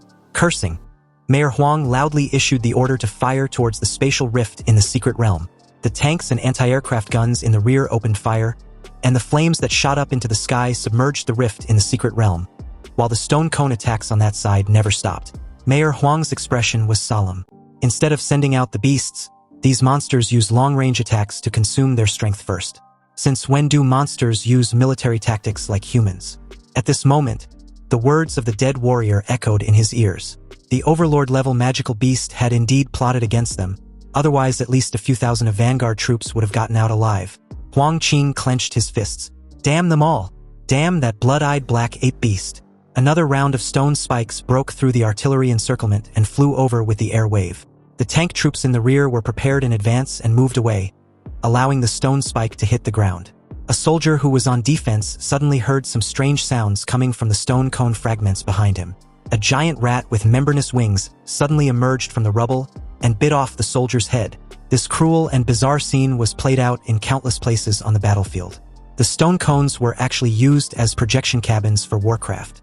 They flew out of the cracks in the secret realm through the stone cones and were directly dropped to the rear of the battlefield to cause destruction. Mayor Huang warned everyone to be careful. The enemy's attacks were strategic and should be intercepted before they land. Damn it! Don't let those stone spikes fall. Stop them immediately. The missiles began to intercept the stone cones, but this resulted in a decrease in the firepower attacking the secret realm. The tank troops fell into a brief chaos, and the warrior troops began to provide support, but the monsters had no desire to fight. They quickly hid and fled, focusing on destroying various military equipment, causing the gunpowder network surrounding the cracks in the secret realm to be sharply reduced. In the secret realm, the blood-red pupils of the black ape revealed a very cunning human-like expression. In a condescending demeanor, this ugly fucker knew time was almost up and relish every second of it. In a few moments, the humans would no longer be able to resist his beast tide. So, in a commanding tone, it ordered its soldiers to flatten the humans and their piece of land until there was nothing left standing. A white-haired giant gorilla king of lord level, with the size of a small building, rushed out first, and the group of beasts behind it followed closely, all charging towards the rift in the secret realm. A bone-chilling roar resounded through the sky, and the white-haired giant gorilla king, together with an overwhelming magical beasts, rushed out despite the bombardment of several shells, pounded his ground with his fists, and howled to the sky. With the white-haired giant ape king attracting firepower, the large number of magical beasts took advantage of this fact, quickly drilled out of the rift in the secret realm, and fled in all directions. Meanwhile, on the rooftop of a tall building, he looked at the battlefield below and realized that humans were beginning to lose control of the situation. After today, he wondered what will become of N City. He looked at the once prosperous city and sighed. Although he had only traveled here for a few months, he had grown fond of N City and would not allow a bunch of fucking monsters to destroy the good life he fought to build. Without thinking anymore, he roared and jumped directly from the tall building, running vertically downwards with his feet on the wall of the building. While running, tough dark skin appeared over his body as he decisively charged into the battlefield in Demora's form. And with that, the scene shifted to elsewhere within the city. Luo Xian activated his Thunder Kick martial arts and kicked a monster in the abdomen, cracking it. Its eyeballs were even squeezed out by the impact. Another warrior praised Luo Xian for taking 5 beasts down already. He then took the opportunity to rush forward and dig open the monster's body, taking out the magic core to prevent it from healing itself. Luo Xian couldn't help but smile as he waved off the praise. The next moment, a hideous head of a beast was thrown in front of Luo Xian. Then a petite figure walked over, placed a foot on the monster's severed head and teased Luo Xian for showing off after just killing low-level monsters. The petite figure was none other than Kai Shaoling. She continued her teasing session with a smile, adding that if Luo Xian was seriously calling himself the number 1 in An City's third high, then he was a joke. Luo Xian wanted to refute her, but also knew he probably couldn't beat her if it comes down to it. So in order not to embarrass himself, he could only be angry for a while. Suddenly, everyone felt the temperature drop sharply, and even white frost appeared on the ground. A lonely and cold young man with impeccable styled hair despite his battles walked over. Kai Shaoling was horrified when she saw the blue magic core in Chu Zhou's hand. He actually killed a third-tier beast alone. And what's even surprising was his presence. Kai Shaoling didn't expect to see Chu Zhou on the battlefield. He didn't choose to evacuate. Chu Zhou did not answer the question about killing a third-level monster alone. He felt ashamed of showing off such an achievement, especially since this achievement meant nothing when compared with Yi's. Chu Zhou answered in a nonchalant manner, as if he didn't take death seriously at all. Their parents were warriors, and they were on the battlefield fighting against the beast tide. So as their children, how could they run? But just as the three were having a brief conversation, Luo Xian, with a slight trembling of his fingers revealing his nervousness and shock, pointed towards something in the sky and told the rest to watch out. Chu Zhou suddenly looked up behind him and saw a tank falling from the sky. As the entire zone got overrun with countless various beasts, leaving corpses and destruction in their wake, Luo Xian, in the exact moment of alerting the group, wondered what freaking monster dropped a fucking tank in their direction. The temperature dropped sharply as Chu Zhou silently unsheathed his sword, and in a swift motion, he coolly slashed the falling tank in two with a single strike, his blade drawing a half-moon in the air as each half falls on opposite side beside him with a reverberating boom. Kai Shaoling's eyes widened when she looked behind at the real culprit who launched the tank. Dreading an encounter with this magical beast, she thought it was the lord-level monster that first rushed out of the secret realm. And how the hell did it manage to rush to their rear front? You see, a few meters away was a 20-meter-tall white gorilla, supporting itself on the ground with its arms as it moved forward. With every step forward, the three felt the ground shaking. Chu Zhou corrected Kai Shaoling, informing her that the beast wasn't a lord. Its size and pressure was different. Also, she needed to calm down. Luo Xian suggested they retreat first. Even if the white gorilla was not a 4th-level lord, it was at least a 3rd-level rare magical beast. It was not something that they could deal with. As they took a cautious step back, they realized the beast had already made them its target. And before any of them could react, the beast got excited and threw a fist in their direction. With the force capable of trashing a tank, the three knew a single punch could unalive them in an instant. So, with widened eyes, Chuzhou gritted his teeth, held his breath, and was about to channel everything he had to withstand the punch with his sword when suddenly, a blue atomic beam hit the white gorilla's head, causing its head to flip over as its entire body falls to the ground. The white gorilla stretched out his big hand and wanted to slap the figure away, but his huge palm was firmly held by the other party's much smaller palm, unable to move. He gave off a sinister look and told the beast to open its mouth. It was time for its dental care. Seeing Ihi's menacing expression, the white gorilla's scarlet pupils widened upon realizing that it was royally fucked. He stepped on the white gorilla's jaw and pried its mouth open with great force. A dazzling stream of blue light burst out from Ihi's mouth and directly hit the white gorilla's fragile mouth. Black smoke spread out with the smell of burnt barbecue. The white gorilla struggled desperately, but in just a few seconds, its head and torso got melted by Ihi's atomic breath. Kai Shaoling and Luo Xian looked at the familiar blue light, then looked towards Chuzhou as if to confirm. Their stunned expressions seemed to be asking if it was really Ihi. Chuzhou looked at Ihi's back as he stood on the massive corpse of the white gorilla. He told the two not to be nervous, it was indeed Ihi. And with him on the battlefield, there was a chance Sin City might just survive this disaster. Maybe this was what was called a sense of security. He had no intention of reminiscing with Chuzhou and the others. He had to go and support other battle fronts. Performing an atomic reaction on the soles of his feet, he bent his knees and took off in an ostentatious fashion. He flew dozens of meters into the air, and while in mid-air, his next step was to find the area with the most clustered magical beasts. He activated his life magnetic field. And just like that, the scene shifted to his next location on the battlefield, which was one of the defense points closest to the rift in the secret realm. Under the impact of countless monsters, it was already crumbling. The martial warriors at the highest level of martial arts cultivation at that front had died of exhaustion. But the remaining warriors and even ordinary soldiers had no plan to evacuate. Even if they had to die to the last drop of blood, they would never hand over their stronghold to the monsters. A mammoth-like monster resisted the concentrated bombardment of the tanks, accelerated and rushed in, knocking down the high walls of the stronghold. The monsters behind it swarmed in like a tide. The soldiers threw away their guns, took out their swords and fought the beasts together with the warriors. Even if they had to sacrifice themselves, they had to delay the beasts for a second to create a chance for the warriors to kill them. Faced with the mammoth monster that was not afraid of artillery fire, the warriors directly chose the simplest yet most brutal human wave tactic. They pounced on the mammoth monster like ants, and even if they were squeezed into meat paste, they had to cause it some injuries. Although the direction of the battlefield was always determined by the contest between high-level warriors and high-level monsters, ordinary warriors and even ordinary people were determined to fight in this cruel world. At least they can hold on until the human strong warriors arrive and turn the situation around. Suddenly, a large number of dark and red magic shadows appeared on the battlefield. They did not attack humans, but interfered with the beasts. Countless monsters were confused by these dark and red magic shadows, allowing the warriors to seize the opportunity to kill them successfully. Just when the warriors were wondering where these demonic shadows were, a brilliant blue light stream hit the mammoth monster. The mammoth monster, which had been resisting the artillery fire silently, let out a painful wail for the first time. When the atomic breath ended, the mammoth monster's huge body collapsed onto the ground, and its invulnerable skin and flesh actually melted to form a burnt blood mark deep enough to see the bone. As the remaining low-level monsters could do nothing but stare at the incoming threat with evident hostility, Ihi activated a new skill named Thunderfang Cleave. He created a blue explosive airflow under his feet and plunged downward like a missile. A sonic boom sounded as Ihi tore through the sky and crashed into the monsters below with a destructive power so massive that not a single beast in that vicinity survived.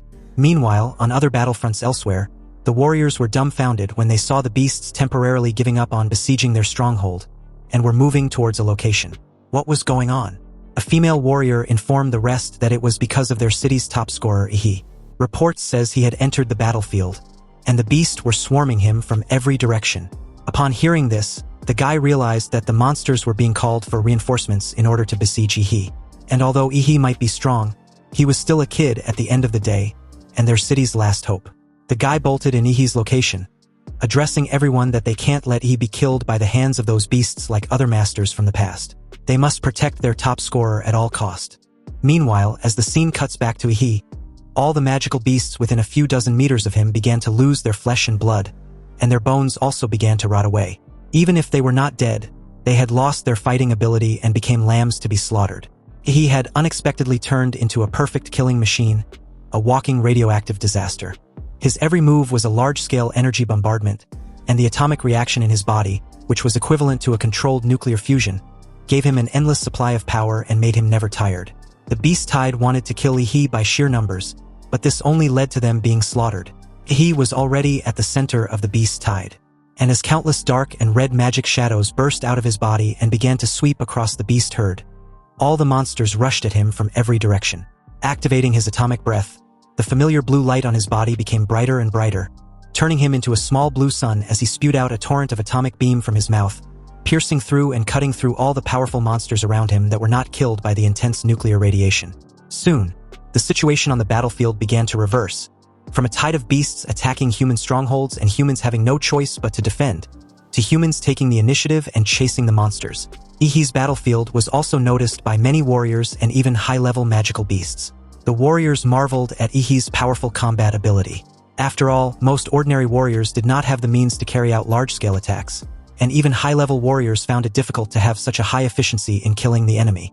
A small number of human strongholds even started a counterattack with the help of Ihi. Whenever he arrives at a human stronghold, the warriors in that place become more defensively resilient. At some point, Ihi was no longer a simple battlefield support soldier, but a symbol of hope. Every time he arrived at a human stronghold, it meant that there was hope of defending that stronghold. A Lord-level monster successfully rushed out of the rift in the secret realm, and after seeing that Ihi was actually leading the humans to control the beast tide, it began to charge towards him regardless of everything like an enraged bull. And due to the sheer size and strength of the beast, it was difficult for any high-level warrior to even get close to the crazy Lord-level monster when suddenly, out of nowhere, 4 massive stone walls nearly 100 meters high rose from the ground very abruptly, trapping this bull-type Lord-level beast along with 4 other Lord-level monsters inside. Mayor Huang, who currently had the highest combat power in An City, stood high in the sky and was responsible for casting the genetic technique of the Earth Vein Divine Wall. He knew his Earth Vein seal won't stop all the primal beasts, or even be able to hold them indefinitely. Only the decapitation of the Overlord-level beast would seal the deal permanently. But at the moment directly below his figure, the Lord-level bull-type monster madly rammed the Earth Vein Divine Wall. Each collision had a force of hundreds of tons, but the stone wall not only did not move at all, but it was constantly shrinking, as if it wanted to squeeze the Lord-level monsters to death. Unexpectedly, a white-haired ape king stepped on the other Lord-level monsters and jumped suddenly, as if trying to jump out of the stone wall. Mayor Huang clasped his hands together as a golden energy began surging in between his close palms, and was directly aimed at the Lord-level white-haired ape. This golden energy shot out in a massive beam that instantly vaporized the head of the white-haired ape king to dust. The poor bastard had the rest of its massive body inches away from Mayor Huang in midair.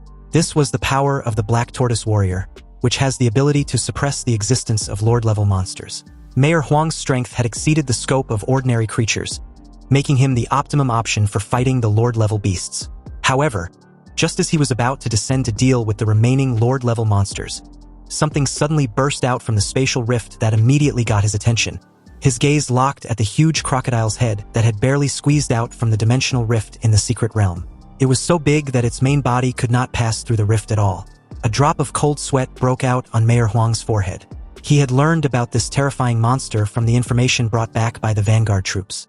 It was the mount of the Fifth Order Overlord monster, the blood-eyed black ape, the giant mountain crocodile, a 4th-tier lord level of king class, with a towering figure capable of flattening anything in its path.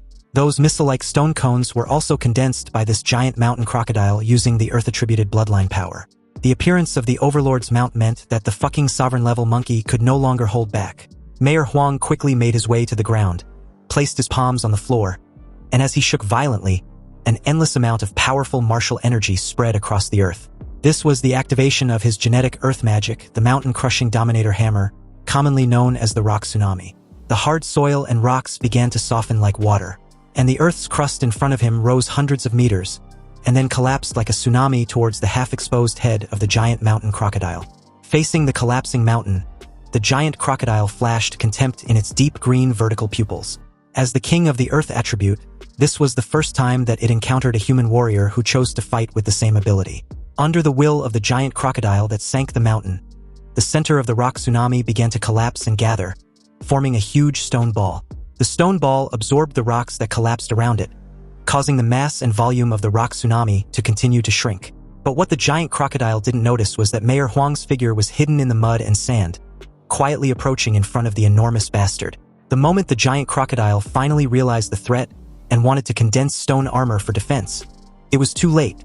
Using the Xianhuang martial arts technique, the drilling mountain power, Mayor Huang punched out with a powerful spiral of golden energy, which was several times harder than diamond, and broke through the mineral eyelid of the supposedly giant crocodile that sank the mountain, blowing its eyeball apart. Blood spurted out like a fountain as the giant crocodile's howling and anger reverberated throughout the entire city of Anqing.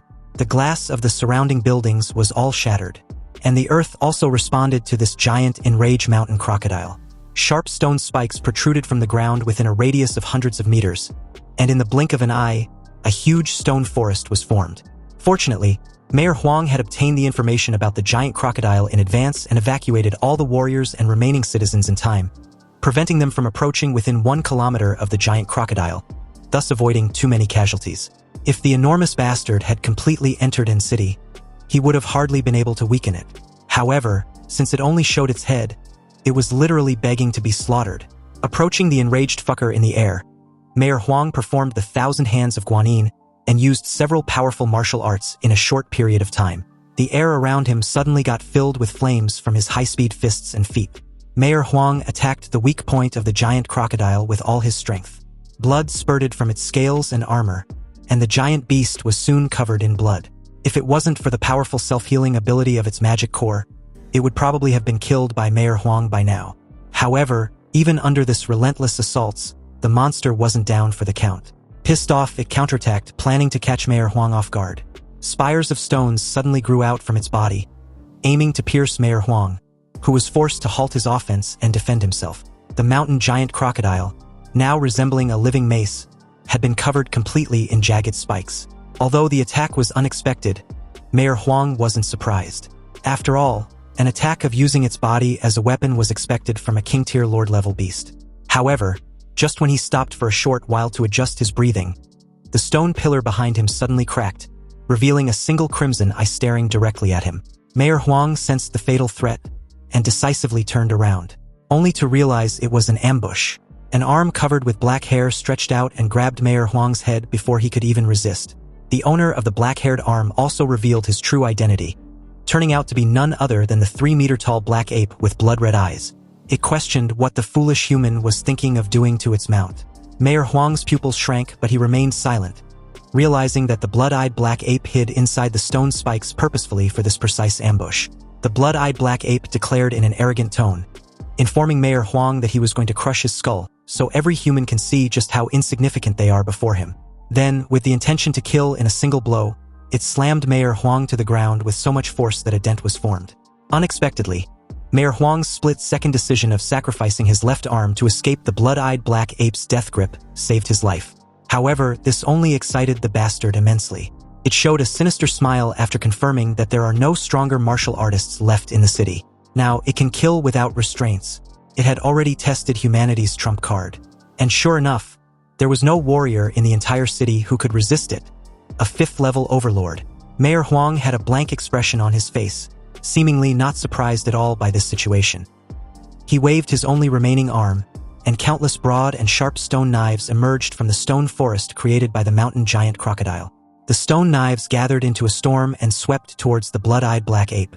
The blood-eyed black ape didn't seem to be in a hurry to unalive Mayor Huang. It informed him that his resistance was meaningless. He was only delaying his inevitable death. You see, when the blood-eyed black ape confirmed that it had no natural enemies on this battlefield, in its eyes, this was no longer a war, but a game. A game designed to make humanity drown in fear and despair. The blood-eyed black ape wanted to see with his own eyes the expression of fear and hopelessness on the face of the strongest human in N City, deeming it as a delighted sight it could ever witness in this game. The storm of stone knives that was powerful enough to smash a tank hit the blood-eyed black ape. But the arrogant and intelligent monster did not even bother to defend itself, and allowed the stone knives to cut its body. It then calmly walked out of the storm of stone knives. Although the speed was good, the power was way too weak. The fucker casually commented like he was some twisted human instructor grading an exam. Mayor Huang raised up his working arm, launching another tidal wave of stones which pounced on the overlord beast. But the arrogant bastard just simply jumped hundreds of meters high and avoided the attack range of the sea of stones. Then, accompanied by a thunderous boom, the stone forest was destroyed by the sea of stones, but the blood-eyed black ape was unharmed. This time around the attack was powerful but way too slow. It coldly teased as it made its way towards Mayor Huang in a blink of an eye, actively dashing on one ruined building to the next, then soaring over dozens of meters in a final massive leap, and was in Mayor Huang's face in an instant. It told Mayor Huang to kneel because it disliked lower creatures looking at him. Caught off guard for a moment, Mayor Huang was stunned. He hadn't expected this overlord-level beast to be this deranged. Then came the strike as the beast's fist descended him like a collapsing mountain. A thunderous impact reverberated throughout the battlefield as Mayor Huang hit the ground.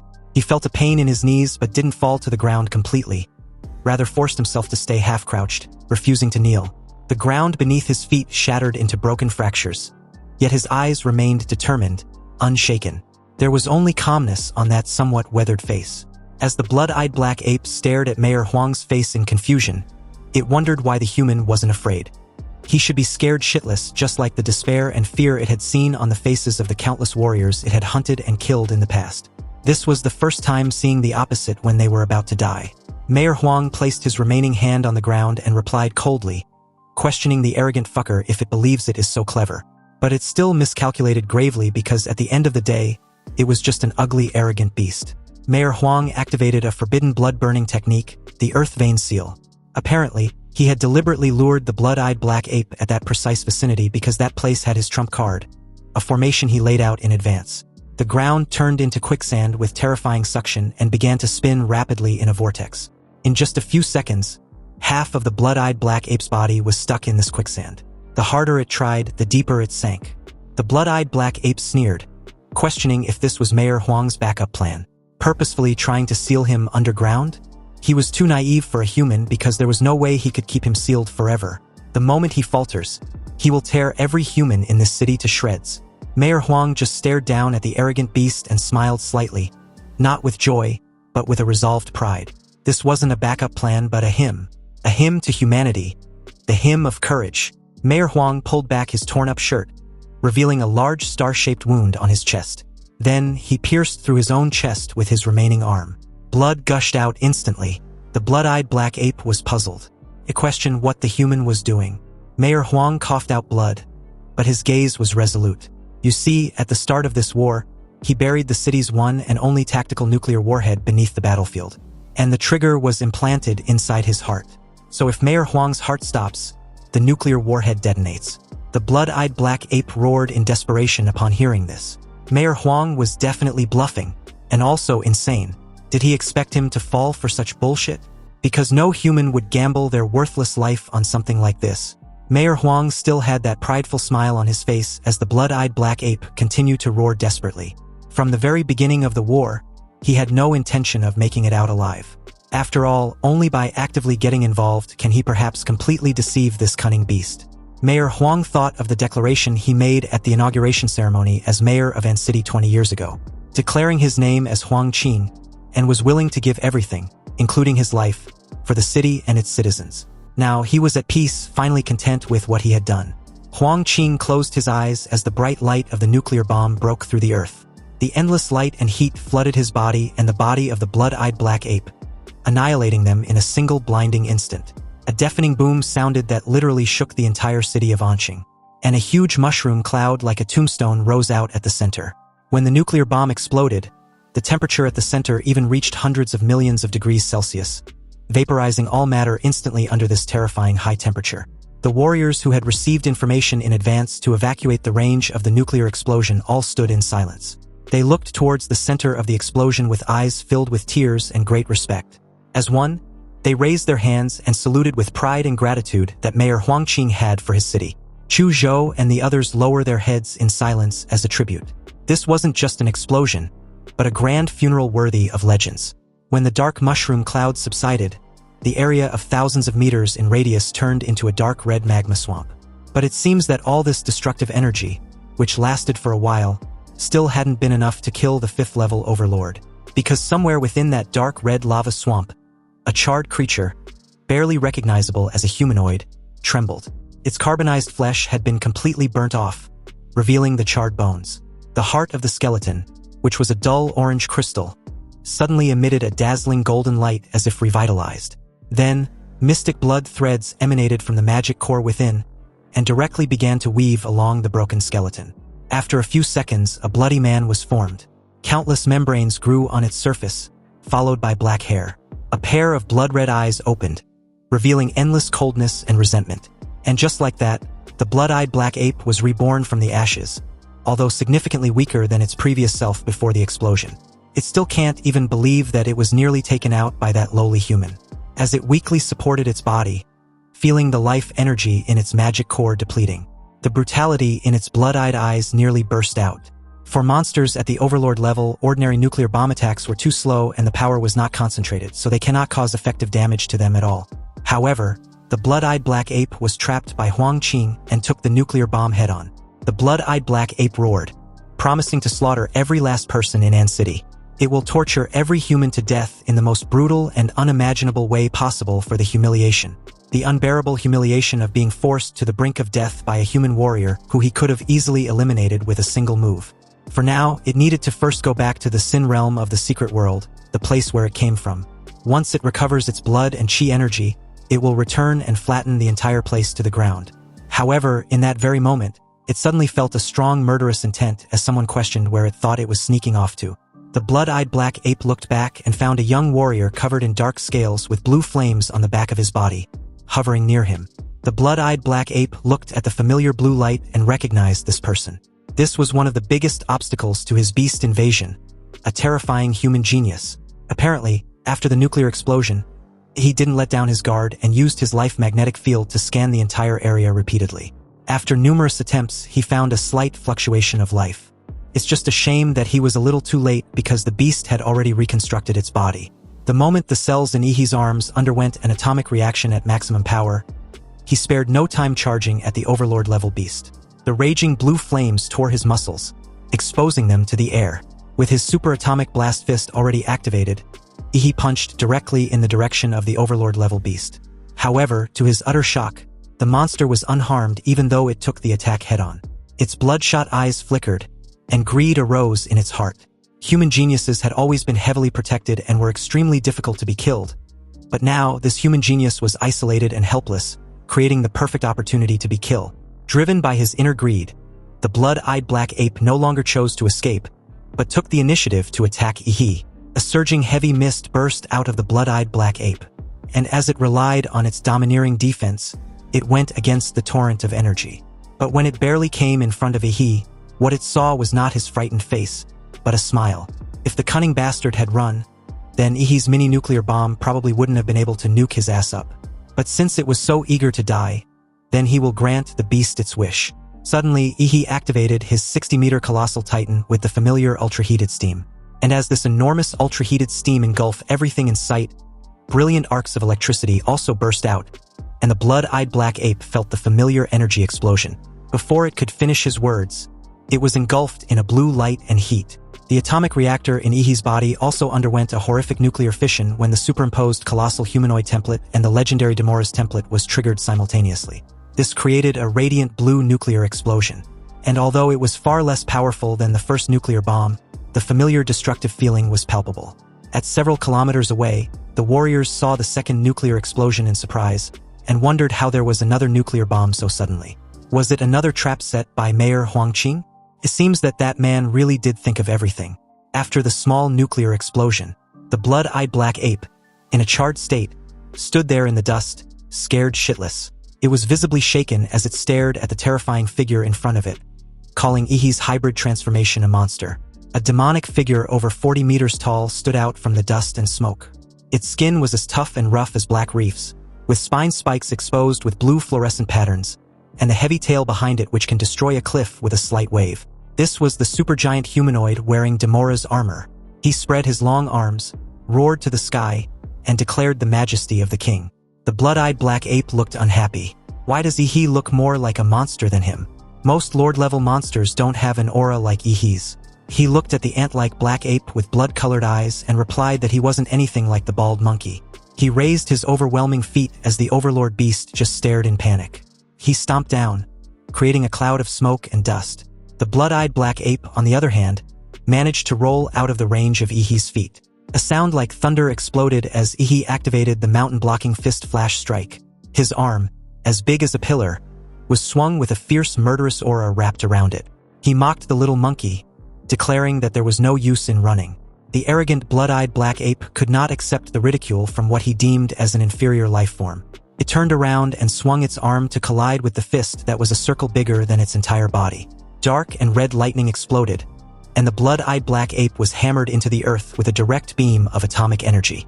Ihi's fist was twisted into a knot by the huge force of the blood-eyed black ape, but with the powerful self-healing ability of the giant form, it recovered in just a few seconds. As long as his real body at the back of the giant's neck was intact, the external body of the giant will never disappear. He just didn't expect that the skinny overlord-level beast was still stronger than the average overlord.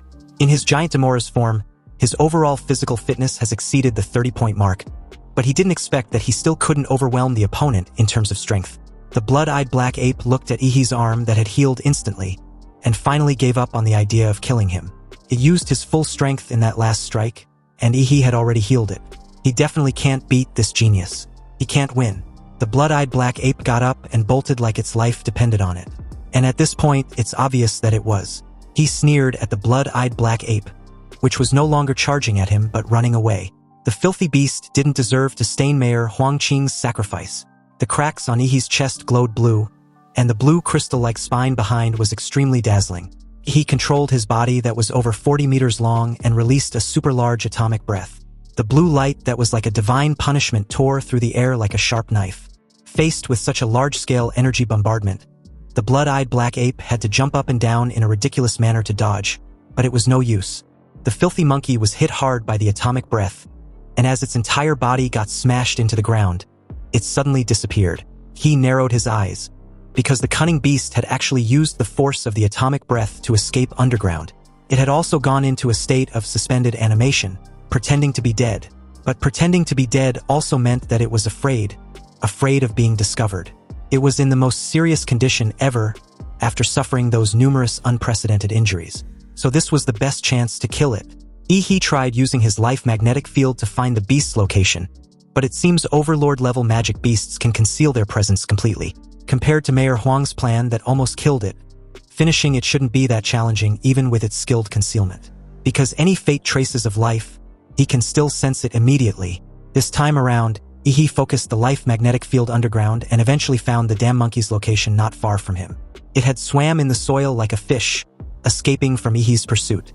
He immediately spurred out an atomic breath which cut through the surface of the earth, and the blood-eyed black ape jumped out of the soil like a fried fish, only to be greeted by another huge fist carrying a terrifying gust of air. The bloodshot eyes of the monster flickered as it cursed inwardly, wondering why this human's perception was so damn disgusting. It had already sensed the entrance to the secret realm not far away, and was hoping that once its energy and blood was recovered, it can devour this young warrior who dared to chase him. The punch sent the sovereign-class monster crashing into the earth upon impact, creating a cloud of dust. He confidently declared to make the overlord-level beast wish it was dead, adding that it was what the filthy monkey deserved for trying to defile Mayor Huang's sacrifice. However, the sovereign-class monster just scoffed at this, telling the human to not push his luck. He was a vile worm, and if it weren't for that damn mayor's trap, he wouldn't have to endure such humiliation.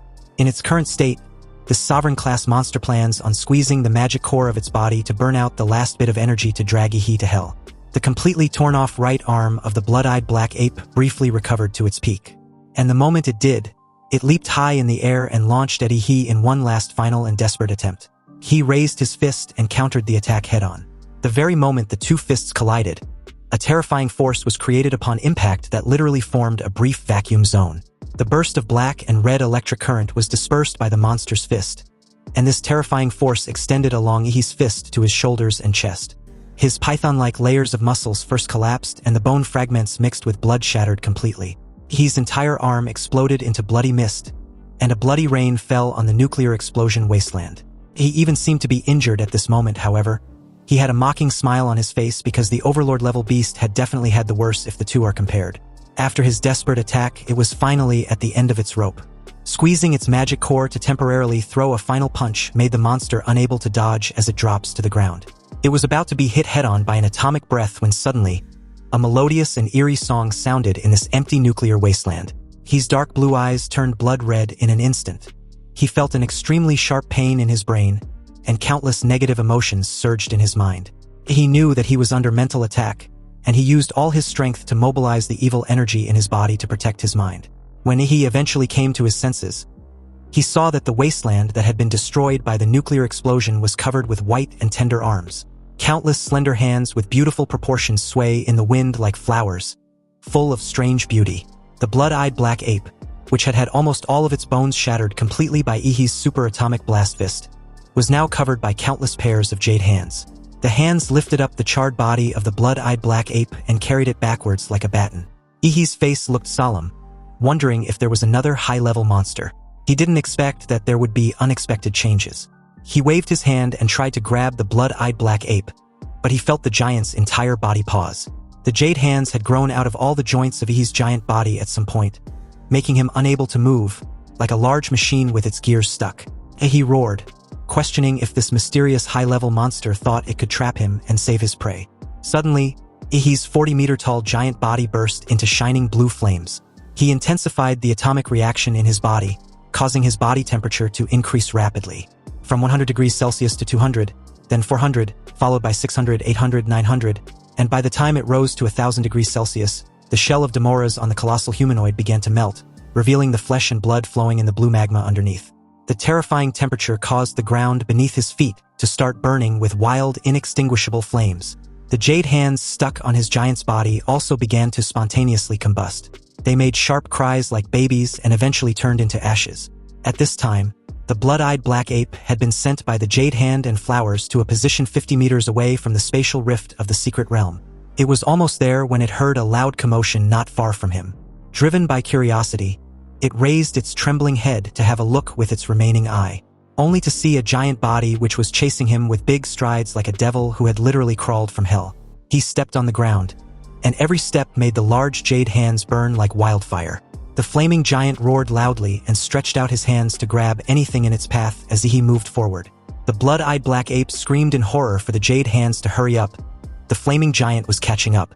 For the first time in its existence, it felt that death was so close that it could practically taste it. In the face of the instinct for survival, it forgot its cunning and its arrogance, and only primitive fear remained. The strange singing voice appeared again, mixed with a woman's charming laughter. From the dimensional rift in the secret realm that was 100 meters high, countless arms stretched out like a tide and was as high as a huge mountain. In the center of the wave of arms, there was a woman's head, and two beautiful hands like masks covered her eyes. He was aware that the other party was on the other side of the rift, influencing him across the two dimensions. With such terrifying power, what the hell was it? Was it a monster? And if it was it also an overlord?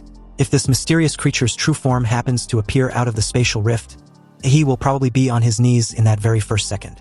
The woman's head seemed to feel Ihi's approach. She opened her eyes, finally having enough with this young human's meddling. Under such a terrifying stare, she lets out a scream as loud as the glorified, disfigured banshee she was. Her screams made Ihi felt as if his brain was about to explode. Even though he had blocked out the giant anthropomorphic hearing, the eerie scream could still reach his brain. The giant howled in pain, and Ihi tore open the flesh at the back of its neck and crawled out. The filthy monkey had killed so many people, and now it wants to leave just like that. He was like a madman, and with only endless murderous intent and madness in his eyes. He roared and added that the fucking monkey was dreaming if it thinks he would just accept that. He poured all of his atomic energy into the giant's body.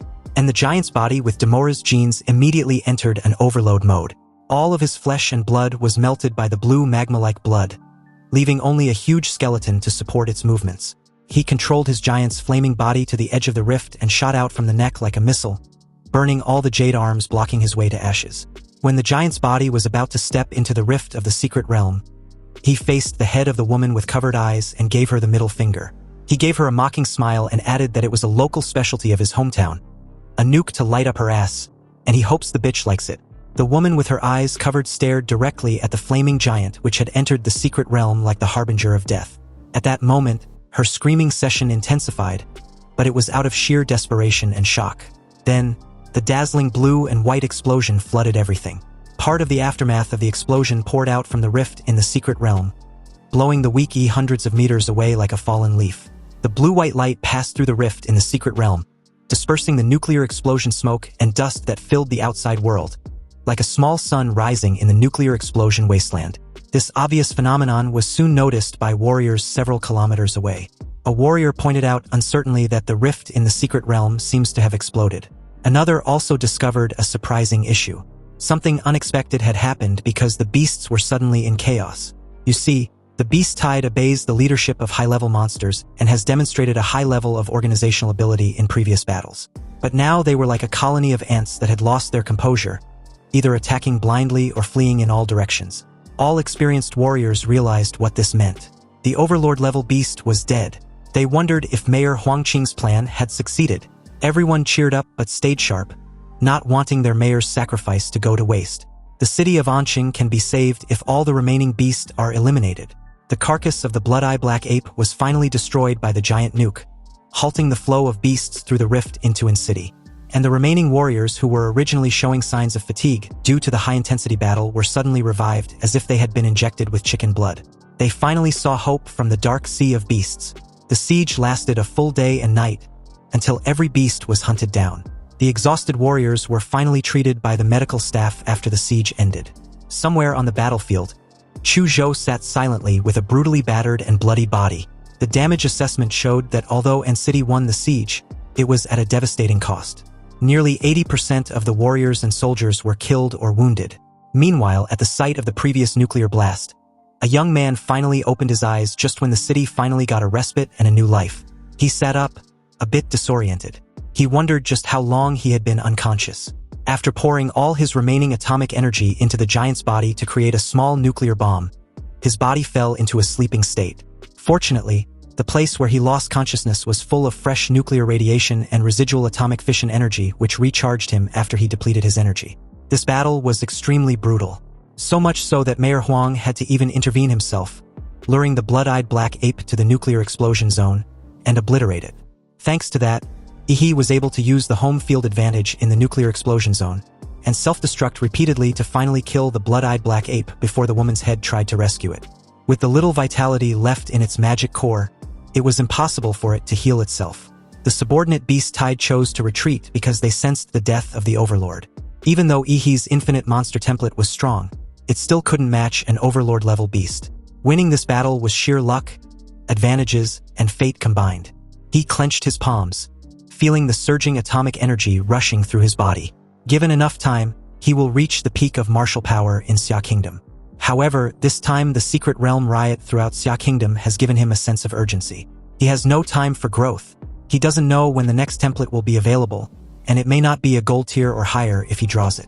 It seems that the collection of plant attribute magic cores needs to be accelerated, because merging with the planet Demora's template was the fastest way for him to become a top-tier warrior. There is also the Shenhuang martial arts. Since the infinite monster templates can help him cheat in the Wuyun space, he must also grasp the martial artist's extraordinary system. Although the growth period of Shenhuang martial arts was slower than that of his template abilities, its potential was also extremely high. After all, this was a cultivation system in the high martial arts world, and perhaps being transported to this world was part of his destiny. On the wasteland, he looked at the city in the distance that had just experienced war and silently planned for the future. 1 month after the beast invasion, and city had mostly resumed operations. In the city center, a bronze statue several tens of meters high of the former mayor, Huang Qing, was built. This was for the citizens and the future generations to remember the great warrior who dedicated everything and saved the city of Anqing. He also learned about the damage in other cities from the news. On his smartphone, he was informed that a total of 18 cities in the entire Xia Kingdom were attacked by the beast tide, and 12 of them were completely destroyed. After the S-level secret realm appeared in Guanshan City, the entire city was shrouded in an undetectable and impenetrable gray fog. At this point, Guanshan City was completely cut off from the outside world. The imperial capital selected 30 warriors and 5 grandmasters from the national warrior organization named the Daxia Dragon Bird, and went to investigate under the leadership of Grandmaster Du Jingming. Xia Kingdom's strongest national defense-level warrior, Fu Hongsheng, was on standby outside the S-level secret realm. After 12 hours, none of the 36 warriors left Guanshan City, so Fu Hongsheng went into Guanshan City in person. Finally, after 8 hours, the seriously injured Fu Hongsheng walked out of Guanshan City with the 2 surviving masters. Xia Kingdom also listed Guanshan City as the 11th life-forbidden zone in the world, and 1.8 million people in the city were confirmed dead. Countless lives eventually turned into cold numbers of casualties, appearing on Ihi's smartphone. This was the most serious invasion of the secret realm that had caused the Xia Kingdom the most damage since spatial rifts appeared. For the first time, He realized the dire survival situation of humanity. Even National Guardian-level martial artists were barely enough. He can't wait any longer. Only by possessing great power within himself can he survive in this turbulent world. He turned off the news and called the only person he knows that has access to the items he needed. At the Liu family's mansion, He asked Qinlan for a favor. Qinlan laid lazily on a leather sofa. Her silk pajamas were a little revealing, showing her perfectly toned pink shoulders. She guessed that He wants to learn the remaining 2 Shenhuang martial arts of the Liu family. He felt a little nervous upon hearing this. Was this the image Qinlan had of him in her mind? He replied that that's not the case. He would like to ask her to help him acquire some high-quality plant attribute magic cores, preferably blue magic cores or even purple lord-level magic cores. Plant-type magical beasts were already rare, and lord-level magic cores were even more precious. He has a really big appetite. Anyway, since he wants these items so much, what can he offer in return? This reply was not a no, so He grew more confident. He stated that at the beginning of each school year at the Imperial Capital University, there's a secret realm assessment for freshmen. He can team up with Lu Qingzhu and help her get first place. When He made this declaration, Qinlan's lazy posture was immediately alert, her gaze becoming sharper. He was underestimating the top talents from other provinces and cities. Her daughter's ability was only above average among the freshmen of the Imperial University in previous years, not even in the upper reaches. Although He had outperformed Lu Qingzhu in the competition, he was still short behind the top geniuses. He gave a sly smile upon hearing this. He boldly stated that Qinlan chose him to revitalize the Liu family, right? He can write an IOU. If he doesn't get first place in the freshman class, he will work like a slave for her in the Liu family and provide for her retirement. Qinlan got up from the leather sofa and made her way towards the window. She agreed to help He just this once. Upon receiving Qinlan's promise, He was temporarily relieved on the other end of the line. And the moment the call ended, he made his way to the city's central hospital to visit Chuzhou. He heard that the battle maniac took 4 battle stimulants in a day, overdrew his body, and was admitted to the ICU. He's fanatical fans, which were mainly young women, came up to him and asked for his autograph the moment he arrived on his sleek black motorcycle. They swamped him excitedly as some requested they add him on Penguin Talk. He was a bit overwhelmed, and if he was being honest, he really didn't expect to be so popular. He politely rejected numerous requests from the fans after signing a few autographs. But he did take some of their many gifts for his friend. When he entered the ward for Chuzhou and Luo Xian, he couldn't hold it in and broke into a fit of laughter. The originally handsome classmate was now wrapped in bandages like a mummy. Chuzhou laid on the bed with an embarrassed expression on his face. But his sharp eyes seemed to show his usual composed demeanor, as if to say he never needed bandages in the first place and could still fight. He was interrupted by Chuzhou's fellow patient who casually called him as if they knew each other. He asked who the guy was. Luo Xian gave an awkward laugh and introduced himself, reminding He that he was his first opponent in the promotion match a few weeks ago. He was genuinely curious as he tried to recall Luo Xian, but was suddenly stopped short after noticing something unexpected. At first glance, Luo Xian might look like he's been dealt a better hand than Chuzhou, but that was far from it. Luo Xian had been hurt badly, and He was truly caught off guard when he noticed his broken leg. Luo Xian reassured He that his leg was not that broken yet, so he shouldn't look at him like he was done for. He can get a limb regeneration surgery. But if that doesn't work, he can also use the latest combat prosthetic limbs launched by Laserbird. As if to prove that he was fine, Luo Xian kicked his broken leg. Luo Xian was a bit speechless when he saw He looking at his broken leg with pity and respect. Although Luo Xian was a little green, he was undoubtedly a real warrior who lost his leg defending in city. He was really admirable. Anyway, Ihi's cell phone rang inside his pocket at this moment. And after taking a quick glance and confirming that it was an unfamiliar phone number, he hung up and marked it as a nuisance call, then blocked the number. The process was smooth, but 10 seconds later his phone rang again. This time, the caller was Principal Lao Deng of An City's No. 1 middle school. He picked up the phone and heard Lao Deng's somewhat anxious and furious voice, questioning why he blocked that important person from the capital.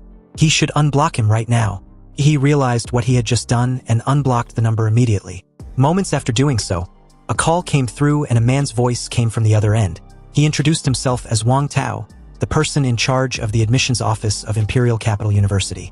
He called to inform He that Huadu University will start school a month early, and a special train will pick him up in 3 days. Did he have any request or disagreement? He replied that he had none and will follow the organization's arrangements. Inwardly, he knew that even if he had any issue or request, he had no power to demand anything. And about the early opening of the Imperial Capital University, it's obviously due to the heavy blow caused by the invasion of the Secret Realm to Xia Kingdom. This had undoubtedly forced the Imperial Capital University to make some adjustments or reforms. Wang Tao praised him for having a high level of awareness and ended the call. Subsequently, Chu Zhou also received a call from Imperial Capital University, but the caller was not Wang Tao. Among the 3 students currently in the 6th ward, 2 were top students who had been accepted into Huadu University. Luo Xian lowered his head, feeling a bit out of place. It seems like he shouldn't be in this ward, let alone on the bed. He felt like he belonged under it. Anyway, before reporting in, there was one more thing he had to take care of. He said his goodbye to Chu Zhou and Luo Xian, then left the hospital. So with that, 3 days passed by like a bullet, and as the scene shifted to the Swan Lake nuclear blast site, because of the huge mushroom cloud caused by the nuclear explosion, hundreds of tons of dust were thrown into the clouds. The sky over Swan Lake and the surrounding kilometers had been shrouded in a thick ash, turning the world below into a perpetual night. He came to this dark wasteland when he left the hospital 3 days ago, and relying on the instinct of Demora's bloodline, he found the areas with the richest nuclear radiation and energy residues, like the exact place where Huang Qing sealed the blood-eyed black ape and detonated the nuclear warhead. He sat cross-legged in the big pit created by the nuclear explosion, and used Demora's template to absorb all the radiation energy in the air into his body. His entire body was covered with black reef-like rough skin, and the misty air swirled around him as he meditates, breathing in the dusty clouds rich in ultra-high radiation. The muscles on his back relaxed, and his pores spewed out large amounts of steam like a steam engine. As the large amounts of steam around he began to fade away, the beam of morning light was like a spotlight, highlighting him in the dark terrain. The hundreds of tons of dust lifted into the cloud by the nuclear explosion was finally being blown away by the wind, and the bright morning light had finally started penetrating through the dark gray clouds, shining on the scorched wasteland. He opened his eyes, and a crystal blue light flashed across his pupils. He opened the system panel, ready to see the results of his 3 days of nuclear absorption. The infinite monster templates showed the host he had his overall physique as 27.4. His Demora's template compatibility was at 38.9%, and the colossal humanoid template compatibility was at 90%. He assessed his martial energy and felt the familiar blue arcs of electricity and the dark and red evil spirits coursing through him. It seems that during these 3 days of training in the nuclear wasteland, the fusion of martial energy and nuclear energy had become more profound. After the battle with the blood-eyed black ape in the nuclear explosion wasteland, he discovered that his compatibility with the legendary Demora's template had actually increased by 1.5%, which was extremely high. Even if he had absorbed a blue-quality magic core, it might not necessarily increase the compatibility by 2%. Anyway, if he combines this result with the residual nuclear radiation and atomic fissure energy in the nuclear explosion wasteland, it was a true cultivation sanctuary.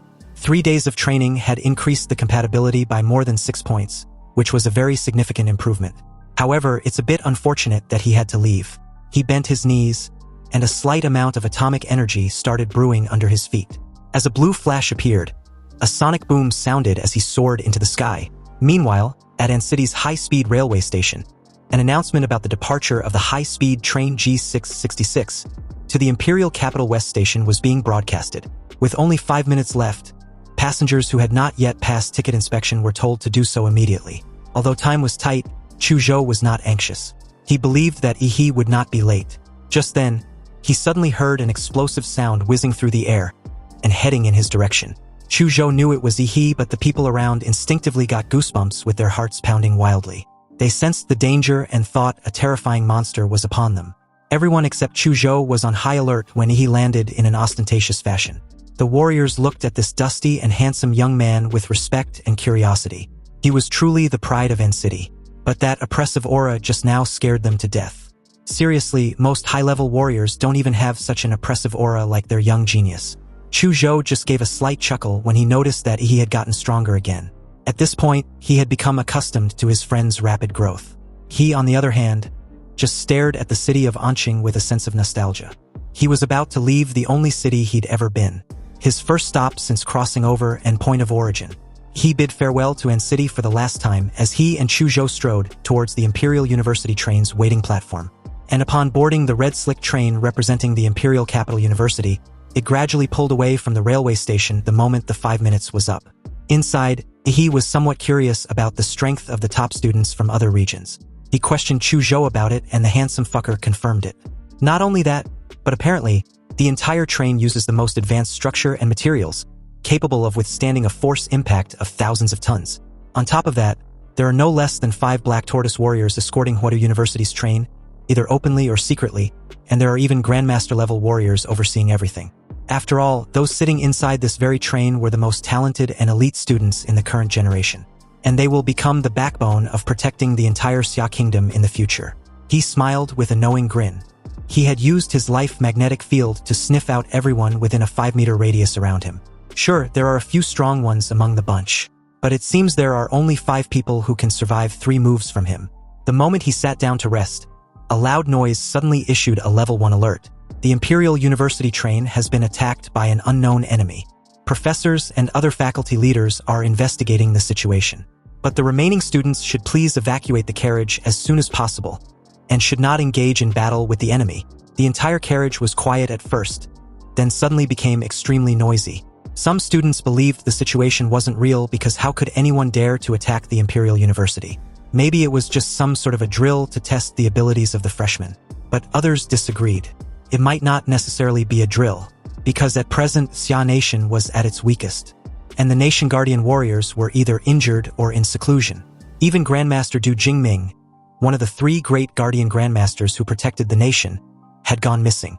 In fact, many Grandmasters and warriors had died during the Beast Tide in Guanshan City and other fallen cities. So it's only natural that nations and other factions that were previously suppressed by Xia Kingdom would begin to stir up trouble restlessly. Almost all the freshmen began discussing the current situation when someone questioned if they should leave the carriage or stay put. As the top talents in their respective cities, they were not stupid and were all quick-witted. However, facing the current confusing situation, they were a little panicked. Chu Zhou turned his head in Yi's direction and asked for his opinion. He had his eyes closed, and after training non-stop for 3 days straight, he just wanted to take a nap to recover when this annoying inconvenience happened. Nonetheless, he was still a practical person. He immediately stood up and prepared for action. He told Chu Zhou that they needed to go see what was really going on. The remaining freshmen also took different actions. Some believed that this was a test and were prepared to find more freshmen to join forces, take the initiative to attack the enemy to demonstrate the strength, courage, and wisdom of being warriors. On the other hand, others also acted cautiously and were prepared to leave the carriage first, just like they were told. And as for the remaining students, they were just confused and torn between following the crowd, leaving the carriage, or willing to attack the enemy. Chu Zhou took his sword and followed Yi. But since their carriage was very far back, they moved from one carriage to the next until they finally met Zhou Jingxian, a terrified freshman covered in blood. He shouted that the enemy had already captured the first 3 carriages. They controlled a special domain which can pull people into an independent space so that the aftermath of the battle wouldn't affect the outside world. There were also terrifying enemies inside who were chasing everyone. The warrior teachers who were protecting them had all been killed or injured. They worked together to send him out of that domain to warn everyone to run quickly. This was not a drill.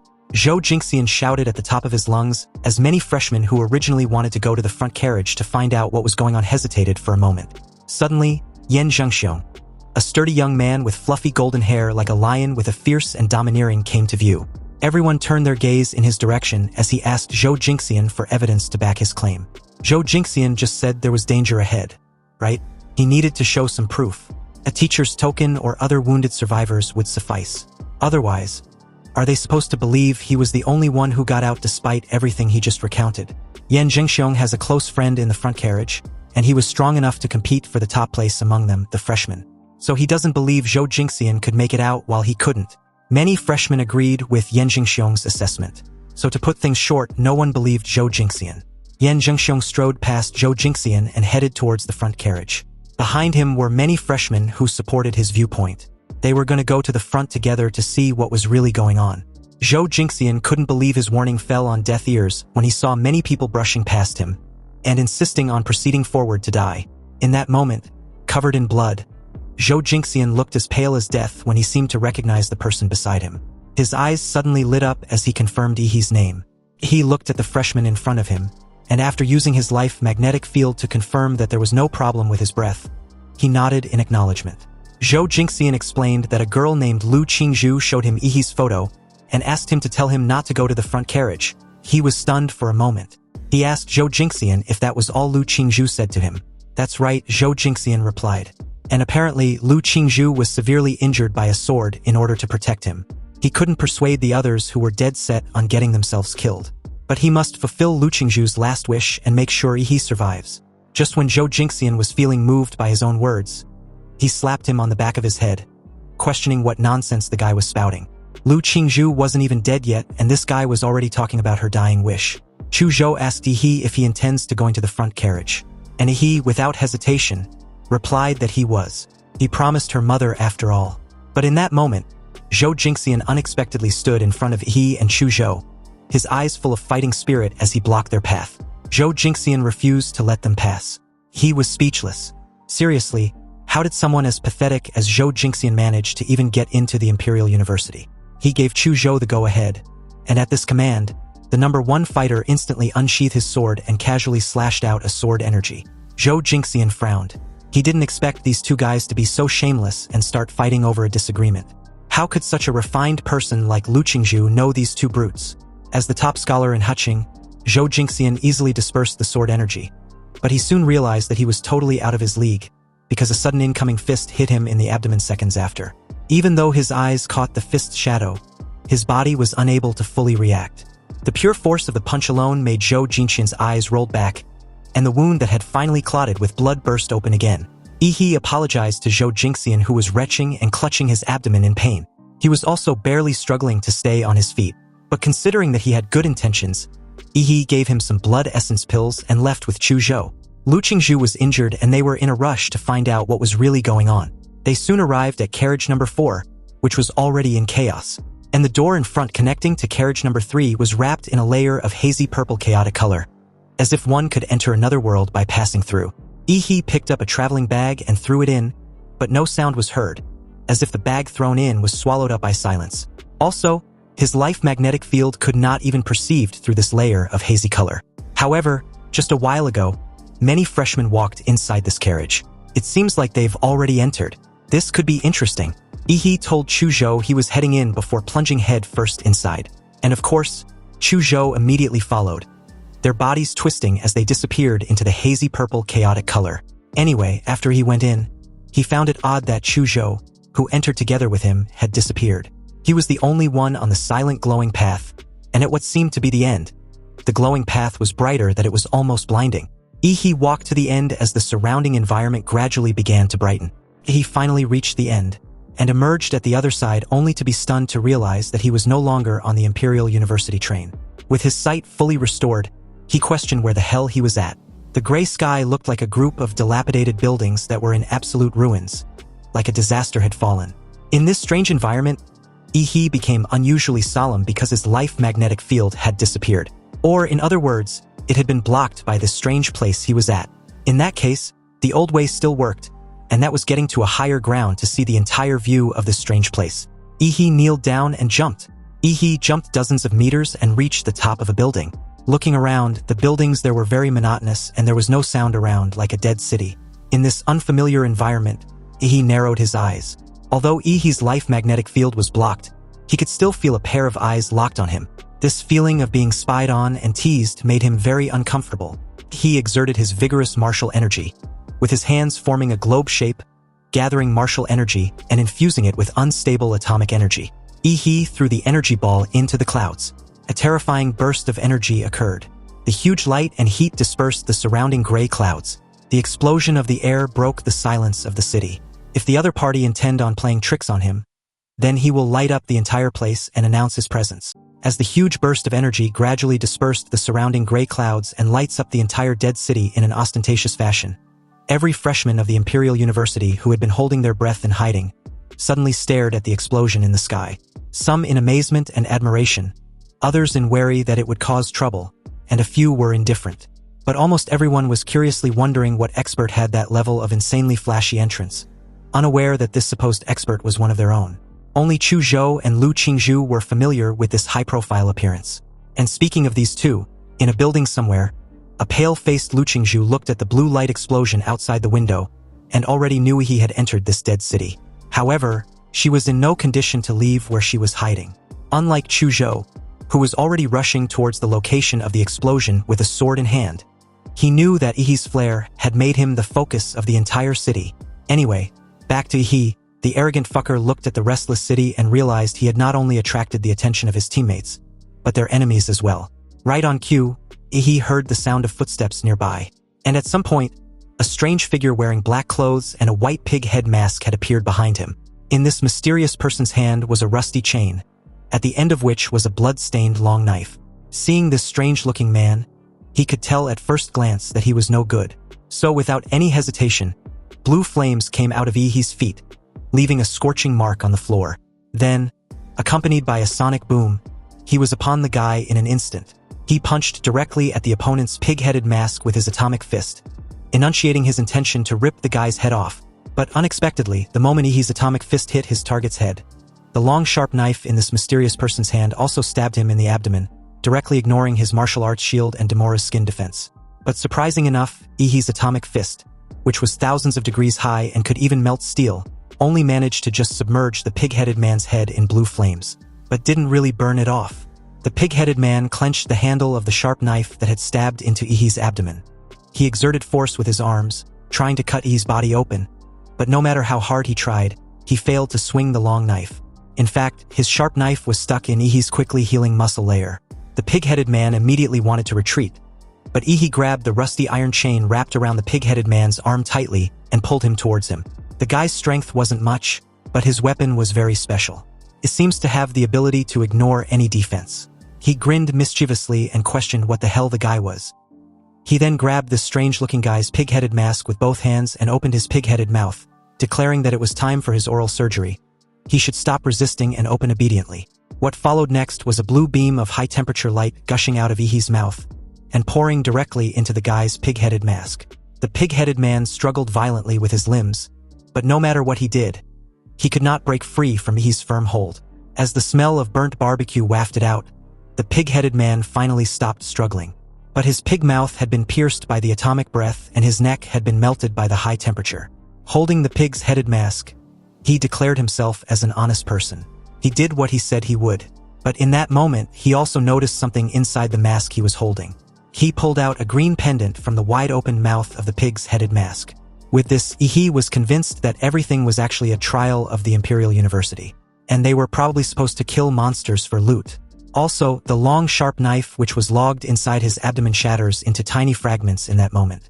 It seems the masked person's weapon must have been blessed with the martial energy of a high-level warrior, making it extremely sharp. Once the martial energy faded, the weapon reverted back to an ordinary item. He stared at the pendant in his hand, thinking of how to pass the trial arranged by the Imperial University. The entire setting felt like a battle royale. So did he have to find a bunch of masked enemies and take the pendants from their masks? Just then, he sensed an arrow aiming towards the back of his head.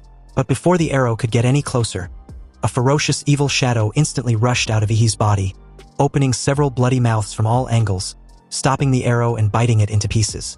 He looked in the direction where the arrow came from and saw another masked figure with crossbows. Already pissed off with the earlier ambush, Ihi rushed forward with the intention of ending this fucker's existence when suddenly, a sharp spear pierced through the concrete ground directly in front of him and pierced his heart. Then the masked figure also seized this opportunity and shot several sharp arrows directly at Ihi's vital points. After getting rid of the pig-headed man, he hadn't even had time to catch his breath before he was surrounded by murderous intent from all directions, but it was still a bit too naive to think of taking him down this way. Ihi roared angrily and summoned the power of the humanoid giant from his monster template. Intense flames and steam burst out from his body, and huge ribs grew around him, woven with a burning new colossal figure entirely enveloped in dark and red evil spirits. The masked figure with crossbows, clearly scared shitless, stared at the insanely massive fist descending upon him like a freaking meteor. He roared as his explosive punch shattered the entire building into a cloud of dust and debris, and with it, the masked figure with crossbows. Most of the freshmen watched the chaos from afar, wondering what was going on for an entire building to collapse so suddenly. He walked out of the dusty debris with the spear in hand. He wanted to see the person who nearly skewered him like a kebab. And in that moment, the person in question appeared in front of him on his own initiative. This time around, the person was wearing a red-eyed rabbit mask and a black suit. In his hand, he held a brand new spear. It seems that as long as these masked men's bodies are not dead, their weapons can be regenerated continuously. The guy bent his legs, and his calf muscles bulged as big as a balloon. Then he exerted his entire body strength to jump and flew towards he like a cannonball, his spear aimed at him. He raised his leg and tried to kick the rabbit-headed man mid-air, but his body was too soft. Before the force of the kick could hit the rabbit-headed man, he spun in the air and changed his trajectory with his spear still aimed at his target. He was stunned to see this. The mysterious rabbit-headed man knew martial arts. What the hell? Just as the spear came about a few centimeters away from he's stunned expression, a familiar chill joined the battlefield. And with the power of the ice element dragon, a massive ice wall suddenly blocked the spear of the rabbit-headed man. So, under the shade of a couple ruined buildings, Chu Zhou announced his presence by encasing the rabbit-headed man with an ice wall several meters high. With his spear in hand, the rabbit-headed man looked around in confusion when he suddenly sensed an attack from above. This attack was from none other than Chu Zhou, who comments on how close he was from being speared in the head. He should leave this battle to him. The rabbit-headed man managed to evade Chu Zhou's attack when he pierced the spot the target initially was with his sword. As countless ice shards erupted from underneath the ground, the rabbit-headed man jumped out of the encased wall of ice. And while in the air, it counterattacked with his spear. The sword and the spear collided multiple times in an instant, creating dazzling sparks in the air. In a few seconds, the two men fought dozens of rounds with the weapons in their hands. Sparks flickered in the dark space. Even though the rabbit-headed man had the advantage with his spear weapon, he could not gain an advantage over Chu Zhou's superb swordsmanship. In another sword fight, Chu Zhou released the power of ice and successfully froze the spear in the rabbit-headed man's hand. After the weapon was briefly sealed, the rabbit-headed man quickly fell into a disadvantage. Chu Zhou seized this opportunity and punched the rabbit-headed man in the chest with his open palm. Although the rabbit-headed man was sent flying, he still managed to block the full force of the attack with his frozen spear. It tried to retreat quickly, but a sudden pair of large hands that had been patiently waiting reached out from the shadows and grabbed him tightly. He, back in his colossal humanoid form, was finally able to catch the little cutie who had been evading him like a scared, terrifying bunny he was. What followed after was another massive burst of martial and unstable atomic energy that lit up the surrounding gray clouds, and again, broke through the silence of the city. Only this time around, a couple ruined buildings was destroyed in the process. Countless freshmen who were attracted by the previous explosion were silently paying attention to any commotion in Ihi's direction. Meanwhile, as the scene shifted to a strange urban space a few minutes ago, two freshmen who were in a temporary alliance were hiding in a building not far away. Wondering why there was no movements in Ihi's location after his flashy presence, a freshman asked his partner if the guy who barged in so ostentatiously was dead. He must be his partner, a female freshman replied calmly. They had had over a dozen people ambush those masked men, yet none were injured. And on top of that, their weapons could break through any defense. They were simply opponents beyond their current level, and they had no way in dealing with them. That guy who came in blasting skyward and started talking trash was too arrogant. He must be a student from a small city, definitely a local, who got into the Imperial University by sheer luck. A frog in a well and probably full of self-importance. To be honest, the top scholars in big cities were simply not on the same level as those in small cities like them. Also, she heard that Yan Zhengxiong and Ouyang Zhe from Magic City, Lan Yusi from Deep Blue City, and Xin Chan from Liuli Island have already started hunting down the masked men. But she really doesn't know how they did it.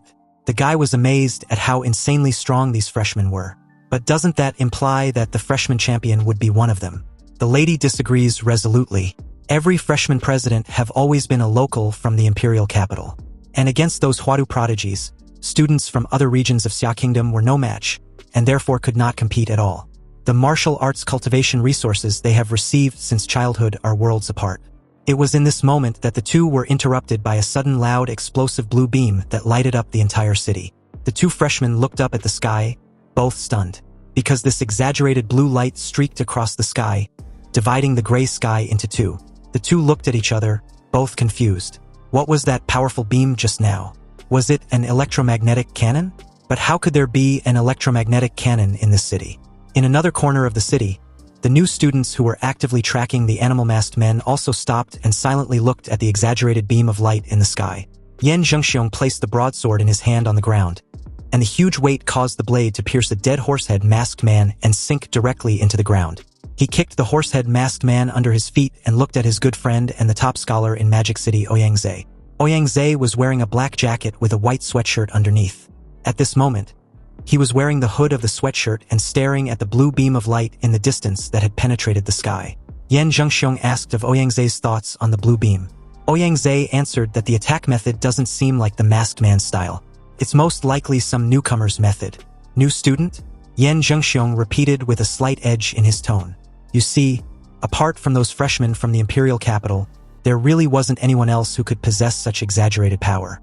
Yan Zhengxiong truly couldn't comprehend this unexpected development. Yan Zhengxiong suggests they go check it out. After all, they have already collected the pendants of rat, dog, monkey, and horse. Lan Yusi from Deep Blue City has at least one goat pendant. Xin Chan from Liuli Island has at least one snake pendant. And a female freshman named Lu Qingzhu seems to have killed the Minotaur and obtained an ox pendant. If the masked men are really arranged according to the 12 Chinese zodiac, then there are only 5 pendants left. Pig, rabbit, chicken, tiger, and dragon. As for the dragon, it's undoubtedly an absolute monster. Definitely a creature that could kill anyone with one touch. It's obviously a boss that can only be escaped and not fought. As for the remaining pendants, there are definitely a few of them in the mysterious freshman's place where those blue beams were released. Xin Chan and Lan Yusi will most likely be attracted over there as well. Ouyang told Yan Zhengxiong that the game had entered the final round. If they want to win, they had to snatch it from the others. As Ouyang made this bold declaration, half of his face was shrouded in the shadow of his hood, and an obvious flame of ambition flickered in his pupils. Meanwhile, as the scene shifted back to Yi and Chu Zhou, the duo had successfully obtained the rabbit pendant. The rabbit-headed man took the full force of the atomic breath at close range and was vaporized without any resistance, leaving the pendant which remained intact. Seeing the rabbit pendant in Yi's hands, Chu Zhou felt a little confused and asked for clarification, wanting to know what the pendant was. Yi answered after a brief consideration. Before Chu Zhou arrived, his friend had already killed a guy wearing a pig head mask and got a pendant with a pig shape carved on it from his mask. If he had to guess correctly, this trial should be about collecting all the pendants in the heads of these animals. This made Chu Zhou ask if they were going to proactively hunt for the masked men. Exactly, he answered upon hearing this question. On the rooftop just now, another mysterious figure shot an arrow at him. It must be another masked man. Apparently, the masked figure with crossbows survived and escaped during the chaos. He clearly remembered the exact location where the arrow was shot at him, and he intends on finding the masked figure and settling the score. The two quickly came to where the archer used to be and found no traces of the masked figure with crossbows.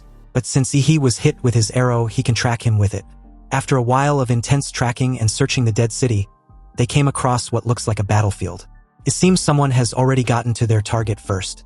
Chu Zhou looked at the traces of the fierce battle on the ground, and it seems that the damage was caused by some high-temperature attack which was particularly eye-catching. He touched the scorch marks on the ground, and it was very warm, which meant that the opponent had not gone far. The next moment, Chu Zhou's ice demon dragon bloodline gave rise to a strong hostility. An ice crystal dragon aura automatically appeared on the surface of his body. Chu Zhou clenched his fists tightly and slashed out with a sword in a certain direction based on his instinct. A 10-meter-high ice front rose from the ground and crashed straight into the air somehow, and with it a pained sound from a fellow freshman, Lan Yusi. In a calm yet disappointed tone, she stated that her optical invisibility got detected. Lan Yusi feigned being a delicate girl, and with her pair of blue-purple eyeshadow that particularly highlighted her attractiveness and helplessness. Her demeanor was a far cry from someone with ill intentions, or so it might seem. But for someone caught sneaking around, Lan Yusi didn't seem the least bit threatened when Chu Zhou straight up struck her with his ice element. He also pointed out how anyone who preferred hiding in the shadows were always up to no good. Anyway, before Lan Yusi could reply, another freshman, a guy, with exquisite clothes and gray middle-parted hair appeared out of thin air. The moment he appeared, the temperature around him began to rise rapidly as red flames danced around his hands. He told a cautious Lan Yusi to get out of the way before his palms quickly turned shiny and red like a branding iron. Activating a genetic technique, the Flame Demon Battle Body, Xin Chan slammed his palm against the impressive ice front. Flames flickered in the ice as they shattered into broken fragments, and a large amount of water vapor exploded, quickly filling the entire area. Xin Chen, with a laid-back yet arrogant demeanor, held a pack of cigarette as he teased Lan Yusi for having such a weak optical camouflage. It's no-brainer that she was discovered so easily.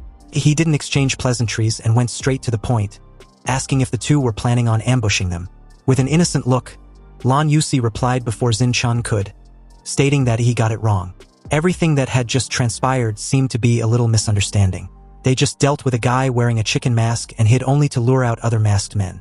Xin-chun, who was standing aside, took out a cigarette as if nothing had happened, rubbed his fingers together and snapped them, then smoothly lit the cigarette with a tiny flame on his fingertip. Really? Then what's this supposed to mean? His hand suddenly grabbed to the side, and a woman who looked exactly like Lan Yusi appeared out of nowhere. He grabbed her throat tightly, raised her in the air, and as she struggled in pain, she dropped a dagger with a strange blue-purple color. Obviously, the dagger was coated with poison. He casually crushed the neck of the clone in his hand as the expression of the real Lan Yusi instantly darkened. Xin-chun beside him gave a rogue smile. He had never thought that Lan Yusi's sneak attack could succeed. Otherwise, it would be too boring. After smoking the entire cigarette in one breath, he dropped it and took a step forward. Xin-chun puffed out his cheeks, and they enlarged grotesquely like an inflated balloon. He then exhaled a large cloud of black fog towards Yi and Chuzhou. The two retreated in time and avoided the black mist spitted out in their direction. But they didn't expect Lan Yusi to take out a yellow fan with flashing runes and violently fan the black mist. The strong wind blew, causing the black fog to spread rapidly, submerging Yi and Chuzhou. Xin-chun rubbed a massive fireball from his fingertips and decided to heat things up. He shot it straight into the black fog. A deafening boom immediately sounded, and with it, the black fog was instantly ignited. The scorching temperature caused the air to twist and turned into a ball of flames. Satisfied, Lan Yusi smiled and covered his face with her fan. So what if their opponents were strong? They were still no match for them. Anyway, just as the creepy-looking bastard raised his eyebrows proudly and gave a sadistic smile, a thunderous clap rang out. He had clapped his hands in the fire cloud, and the incredible shockwave generated directly extinguished the entire cloud of flames. Xin-chun's eyes bulged out as he shouted in absolute disbelief. He couldn't comprehend how a simple clap was enough to dispel his fire cloud. Xin-chun's incredulous expression suddenly turned into confusion when he saw a fist inches away from rearranging his face. Looking at the incoming fist, his pupils shrank. He wanted to defend or dodge, but compared to that fist, he was too slow. He had activated his mountain-blocking fist and made his way towards him like a torpedo. A reverberating bang sounded as Xin-chun's right cheek flattened with half of his face. He instantly turned into a straight line and was trashed away like a ragdoll.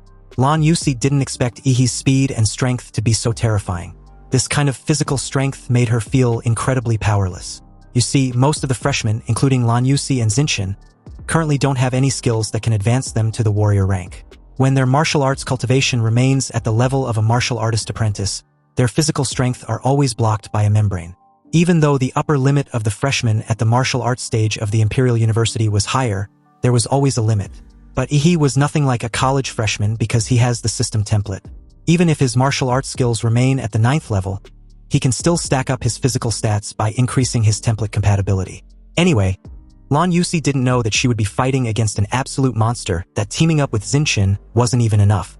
The suffocating aura alone was enough for her to regret ever facing an opponent she had zero chance of winning. She was about to flee when she felt a sudden coldness at her feet. Lan Yusi immediately realized that something was wrong. She had been so focused on Yi that she forgotten about Chuzhou, who had frozen her feet in place. Lan Yusi waved the wind-attributed magic fan in her hand with all her strength, creating multiple wind blades which shattered the ice underneath her feet. Lan Yusi's light body was quickly lifted up by the wind the very moment she freed herself. But before she could flee, he suddenly grabbed her delicate ankle. In the face of Lan Yusi's evident shock and absolute fear, he slammed her to the ground, creating a shallow crater as she drops her fan. He showed no trace of hesitation as he raised his fist. And the moment Lan Yusi saw this, she immediately consumed a large amount of martial energy in order to escape from Yi's clutches.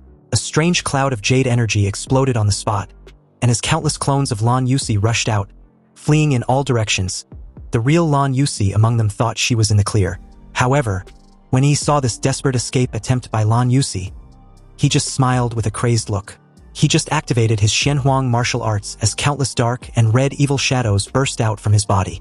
Using the imprisoning the devil in the flesh and demonic illusions simultaneously, the released dark and red chaotic shadows transformed into numerous magical beasts, which quickly surrounded and attacked every Lan Yusi.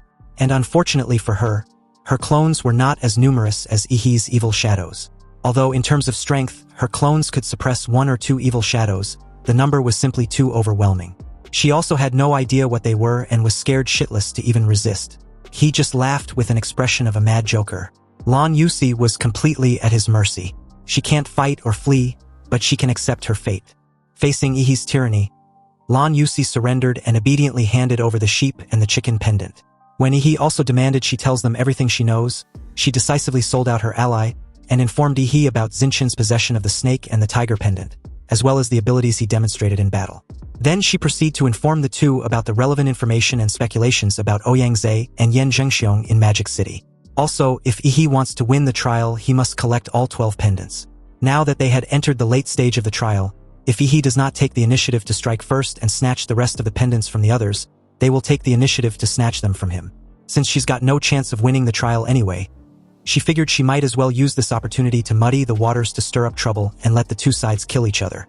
Lan Yusi gave a bright yet devious smile, and offered to take Ihi and Chu Zhou to find Ouyang and Yan Zhengxiong. But Ihi rejected her offer decisively, which honestly did not surprise her. After all, they were just rivals who had fought against each other, so it was normal that he would not trust her.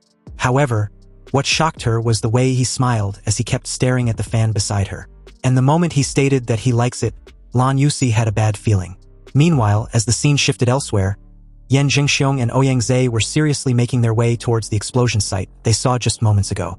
They had just encountered a group of ignorant guys who were planning to join forces to snatch their pendants. Although they were still a mob, it still took the two of them some time to get rid of them. They figured that at this point in time, Zinchen and Lan Yusi must have already found their target. But it wouldn't matter because no matter who wins, they can just snatch the pendants from them. All they can do is keep it for them temporarily. Although Ouyang words were extremely overbearing, Yan Zhengxiong didn't think there was anything wrong with it. In his opinion, this was indeed the case. Suddenly, his pupils shrank and he exclaimed in shock, questioning his friend about the corpse he was staring at. Ouyang also stopped, squinting his eyes and looking at the horrific scene on the street ahead. Zinchen's body was cut in half, simply and neatly, and had been thrown casually on the street like a dead dog, with shock and anger still itched on his face.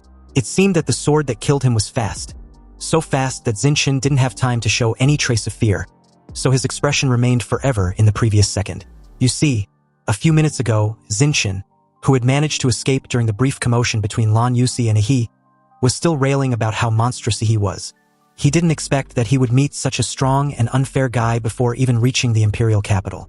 Nonetheless, he took solace knowing full well that Ihi had definitely crushed Lan Yusi by now. But Zinchen couldn't shake the feeling that he had also been marked by Ihi somehow, and will definitely be sought after. It seems like he needs to find and team up with Ouyang and Yan Zhengxiong from Magic City. In that precise moment, Zinchen heard the sound of a sharp blade dragging on the ground from behind. When he turned around, he saw a figure holding a long tang sword dozens of meters away. On his face, he wore a majestic and ferocious dragon mask made of cold black iron. He was over 2 meters tall, but his physique was extremely thin. He was wearing a black and gray rag suit that swayed in the wind. The most eye-catching thing was his eyes. He has double pupils, with 2 blood-red pupils squeezed in one eyeball, exuding a mysterious and eerie feeling that instinctively shows that he's not to be messed with. This was the first time Zinchen had encountered someone wearing a dragon mask. The feeling this mysterious figure gave him was different from other masked men he dealt with. No matter how agile the other masked men were, they always gave him a feeling of being dead. This masked guy, however, feels alive? The street lights built dozens of meters between the two flickered, as if the current was affected by something and became unstable. Zinchen swallowed his saliva and blinked, and the dragon-masked man with his sword seemed to have teleported, moving forward more than 10 meters, and all the street lights behind him went out with a sizzling sound. For a split second, the entire streets plunged into darkness and silence. When they came back on, Zinchen's body was cut in half. Blood spurted out like a fountain as the dragon-masked man grabbed the snake and the tiger pendant from the corpse, then disappeared into the dark and silent street. Back to the present, Yan Zhengxiong was curious as to why Zinchen was killed on the streets of all places like a dog. As he examines the sharp slash on the corpse, Ouyang stated that it was done by the dragon-masked man. The slash was clean and decisive, a one-hit kill, which shows that the opponent completely overwhelmed Zinchen in terms of strength. The only masked figure that can do this was the dragon mask among the 12 zodiac masks. Yan Zhengxiong was slightly puzzled when he heard what Ouyang just said. He initially believed the dragon-masked man was only supposed to move around in the underground parking lot. Apparently, the first time Yan Zhengxiong and Ouyang saw the dragon-masked man was after they had killed the dog-masked man. Yan Zhengxiong was confident that although the masked man was very powerful, He would never be a match for the two heroes of Magic City. At that time, 20 freshmen followed the two of them. In order to win people's hearts, Ouyang, as the team leader, led everyone to the underground garage in the south side of the city. He heard that someone had witnessed the masked man there. The final result was that only Yen Jingxiong and Ouyang left there alive. When Ouyang first saw the dragon masked man cutting open the bodies of two freshmen like cutting melons and vegetables, he couldn't believe it. After all, this was the freshman trial of the Imperial University. How could anyone really die? But the hot blood was definitely not fake. Seeing Xinchun's tragic death, Ouyang expression suddenly turned gloomy as he recalls those unpleasant memories. Yen Jingxiong's voice brought Ouyang back to reality as he asked what their next move should be. Because the pendant on Xinchun seemed to have been taken away, Ouyang explained after briefly thinking things over. He deduced that the reason why the dragon masked man left the underground garage was probably because the freshmen, had completed a certain condition, like a situation where all the masked men had been defeated. Which means the restrictions on the final boss had been lifted and he can now move freely. Just like how the ordinary Zodiac masked men automatically hunted down every freshman. Perhaps the dragon masked man's objective was to take the initiative to hunt down every freshman in possession of a Zodiac pendant. At present, it's impossible to fight against the dragon masked man in a head-on confrontation. They must be one step ahead of him and snatch the pendants from the others. They absolutely cannot let the pendants fall into his hands. Ouyang made up his mind that he would take the initiative to send out signals to attract the other pendant holders and fight them to the death. He activated his Fourth Order King bloodline awakening, the Golden Winged Dragon. Ouyang body burst into golden light. A few feathers grew on his cheeks. A pair of platinum-colored winding dragon horns grew on his forehead. And a pair of domineering golden feathers more than 4 meters wide and mixed with dragon scales spread out. Ouyang flapped his wings, flew high into the sky, and let out a provocative cry. The sound of golden martial energy spread throughout the city. Ouyang was calling for challengers. Elsewhere in the dead city, Lu Qingzhu, who was in the first carriage of the Imperial train and was among the first batch of freshmen to be drawn into this strange city, was currently hiding in a ruined building with her wounds still untreated. After she and 2 freshmen teamed up to kill the Minotaur masked man, they mistakenly entered an underground parking lot and encountered the mysterious masked man holding a tang sword and wearing a dragon mask. One teammate was killed on the spot. If more than 20 people had not come in later and attracted the attention of the dragon masked man, she knew that she would have died there. But even though she came out alive, she was severely wounded by the sword energy of the dragon masked man. Fortunately, she and another survivor met a teacher from the Imperial University, who claimed that the Imperial University train had been attacked. With the professors and several other teachers currently missing, he had a way to get someone out of the city to warn everyone. Lu Qingzhu chose to let her fellow freshman leave the city on the grounds that she was seriously injured. Before that freshman left, she inexplicably thought of Yi. She took out a photo of Yi and for some unknown reason, asked the freshman who went out to warn Yi not to come there. Lu Qingzhu had been quietly recuperating after that when she saw the blue explosion in the sky. She immediately realized that Yi had entered the city after all. This was unfortunate, and on top of that, she didn't even have the energy to look for him. However, she believes that with Yi's brute strength, as long as he doesn't face the dragon masked man, he wouldn't lose to anyone. Just when she had barely regained the ability to move, an extremely aggressive cry reached her ears, the call of a high-level bloodline of the same kind as hers. Lu Qingzhu's heart tightened as she wondered whether she had been discovered. In her current condition, there is no way she can escape. The other party has sensed her aura and will definitely come to snatch the pendant from her hand. Though she doesn't care much about it, she has a feeling that he definitely needs it. So at the moment, she can't have a head-on confrontation with them, but can only lure them at the underground parking lot of the Dragon Masked Man. Ouyang stood high in the sky, and a faint blood connection made him look in a certain direction. He remembered this feeling. He had sensed it from the girl who was almost killed by the Dragon Masked Man in the underground parking lot. Ouyang recalled her name as Lu Qingzhu. You see, during the college entrance examination, he heard that the impoverished Lu family had someone who had awakened the bloodline of the Nether Bird. And because they were both of the bloodline of a divine bird and a high-level magical beast, Ouyang had specially looked up Lu Qingzhu's information. But he heard that she was defeated by an unknown person in the competition. As expected, the Lu family was still in decline. Even with the emergence of a powerful bloodline warrior, they still couldn't change their decline. Lu Qingzhu seems to have the Ox Pendant, which is quite a pleasant surprise. Without waiting for the mysterious freshman and Lan Yusi to come over and challenge him, Ouyang flapped his wings and disappeared on the spot after informing Yen Zhengxiong that he was going to apprehend someone, so he should wait where he was. Ouyang swooped down from the sky at an accelerated speed. And as his golden figure penetrated one floor after the next into the dark underground parking lot, he wantonly released his golden martial energy and pressure, and informed Lu Qingzhu that she couldn't escape. The idea of using the dragon-masked man as a shield was desperate and silly since he was no longer in the underground parking lot. But in that exact moment, a familiar sound of a sharp blade dragging on a concrete floor reached Ouyang ears, causing him to subconsciously break out in a cold sweat. In the darkness ahead, a pair of creepy blood-red pupils were staring at him. Ouyang, who always prided himself on being smart, realized that he had seriously overlooked a glaring problem. The dragon-masked man, also known as Qianlong, should have gone hunting the zodiac pendant bearers who weren't actively avoiding him. However, if he was hunting down pendants bearers with primacy being the place with the most, then he would definitely give priority to this underground parking lot since there were currently 5 zodiac pendants there. And he had 4 on him. His arrogance had only brought nothing but a self-inflicted danger. A sizzling sound was heard as the lights in the underground parking lot began to flicker. And the moment Qianlong's blood-red double pupils shone brightly, Ouyang suddenly felt some sort of dimensional shift.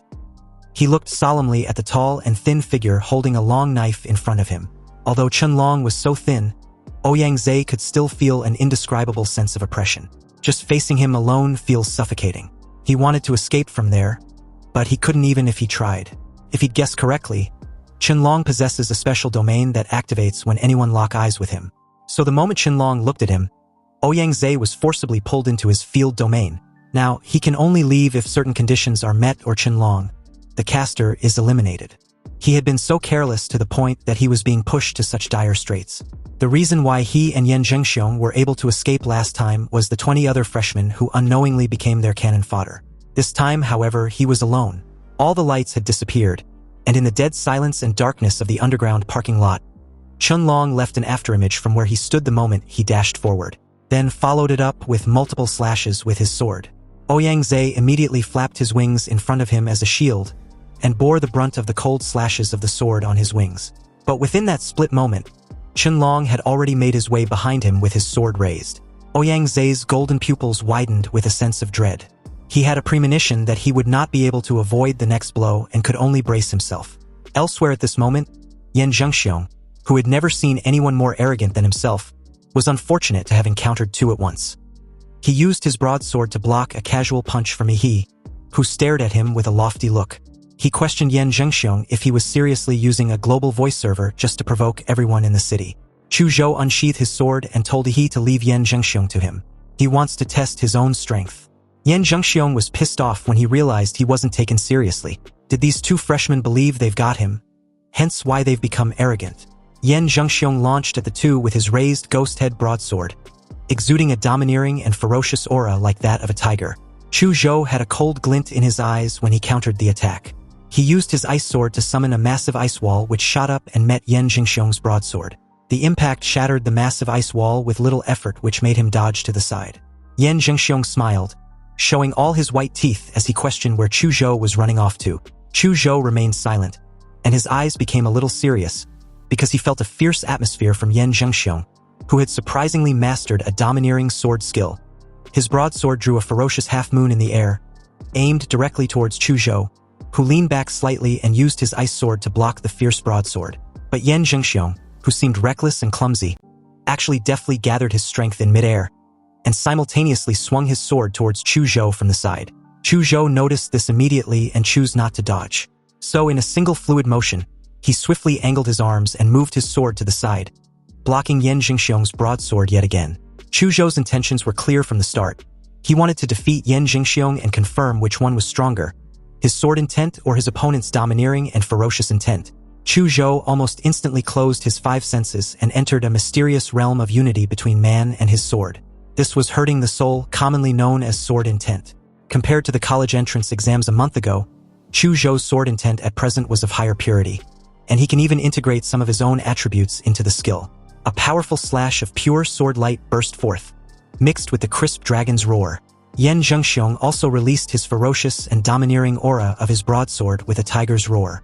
As the energy of Yan Zhengxiong's broadsword and Chu Zhou's ice sword energy clashed fiercely, the sounds of the broadsword with the roar of a tiger and the sword with the roar of a dragon got intertwined and spread throughout most of the street. He sat aside with a bored look, but didn't disturb Chu Zhou's fight. He understood pure warriors like him had their own self-respect and confidence in fighting. Suddenly, Yan Zhengxiong, who was fiercely fighting just moments ago, frowned slightly, as if something unexpected had happened, making him lose interest in fighting with Chu Zhou very abruptly. Yan Zhengxiong suddenly retreated when Chu Zhou swung his sword and slashed out horizontally. After distancing himself from his opponent, Yan Zhengxiong gave a prideful scoff and informed Chu Zhou he suddenly had urgent business to take care of, and if he wasn't in such a hurry, he would have broken all 8 of Chu Zhou's bones. Yan Zhengxiong was about to leave when he, who had been bored to death, launched in his direction. After all that tough talk, did he honestly think he could just leave without permission? Yan Zhengxiong barely caught a glimpse of a black shadow sweeping over with a strong gush of blue flames before he was suddenly struck by a heavy punch. His body got trashed across 3 street lamps in succession. In shock, Yan Zhengxiong groaned and spat out a mouth full of fresh blood, wondering aloud if he was just knocked away by a monster. He held his stomach with a painful look on his face and tried to get up but couldn't. He informed him that he was the one responsible for his trashing. After all, his flimsy excuse was too unpleasant to hear, so he might have used a little too much force. Yan Zhengxiong, angry as hell, questioned if he sneak attacked him. He sighed with disinterest. He doesn't think of it as a sneak attack. Rather, Yan Zhengxiong was obviously too slow to react to his punch. This remark only managed to infuriate Yan Zhengxiong even more. He will only be satisfied after claiming Yihe's worthless life. Yan Zhengxiong was so pissed off that he even forgot about his friend's distress signal. He grabbed his ghost head broadsword, intending to teach this ignorant guy a lesson. But within just 3 minutes, his eyes lost their luster and his face was swollen like a pig's head. He praised him for sulk lasting a full 3 minutes against him. Given Zinshin got knocked away with a single punch, he held Yan Zhengxiong's ghost head broadsword, swirled it in his hand, and comments on how heavy it was. He would like to borrow it and believes Yan Zhengxiong has no objections, right? Yan Zhengxiong didn't say anything. He had been beaten into submission. When he thought about how he was treated like trash, and was repeatedly picked up and slammed to the ground by his body trembled. Anyway, the domineering and ferocious aura of the broadsword was cool, but it lacks the necessary reinforcement. As an upgrade, Yihe used his atomic flames on the sword, transforming it to suit his style and radioactive energy. As he marveled at the new appearance of the ghost head broadsword, Chu Zhou informed him that there was no pendant in Yan Zhengxiong's space ring. But he found a jade pendant that seems to be constantly flashing some sort of signal. It's also engraved with the word, Ouyang, and looks like it's about to flicker out completely.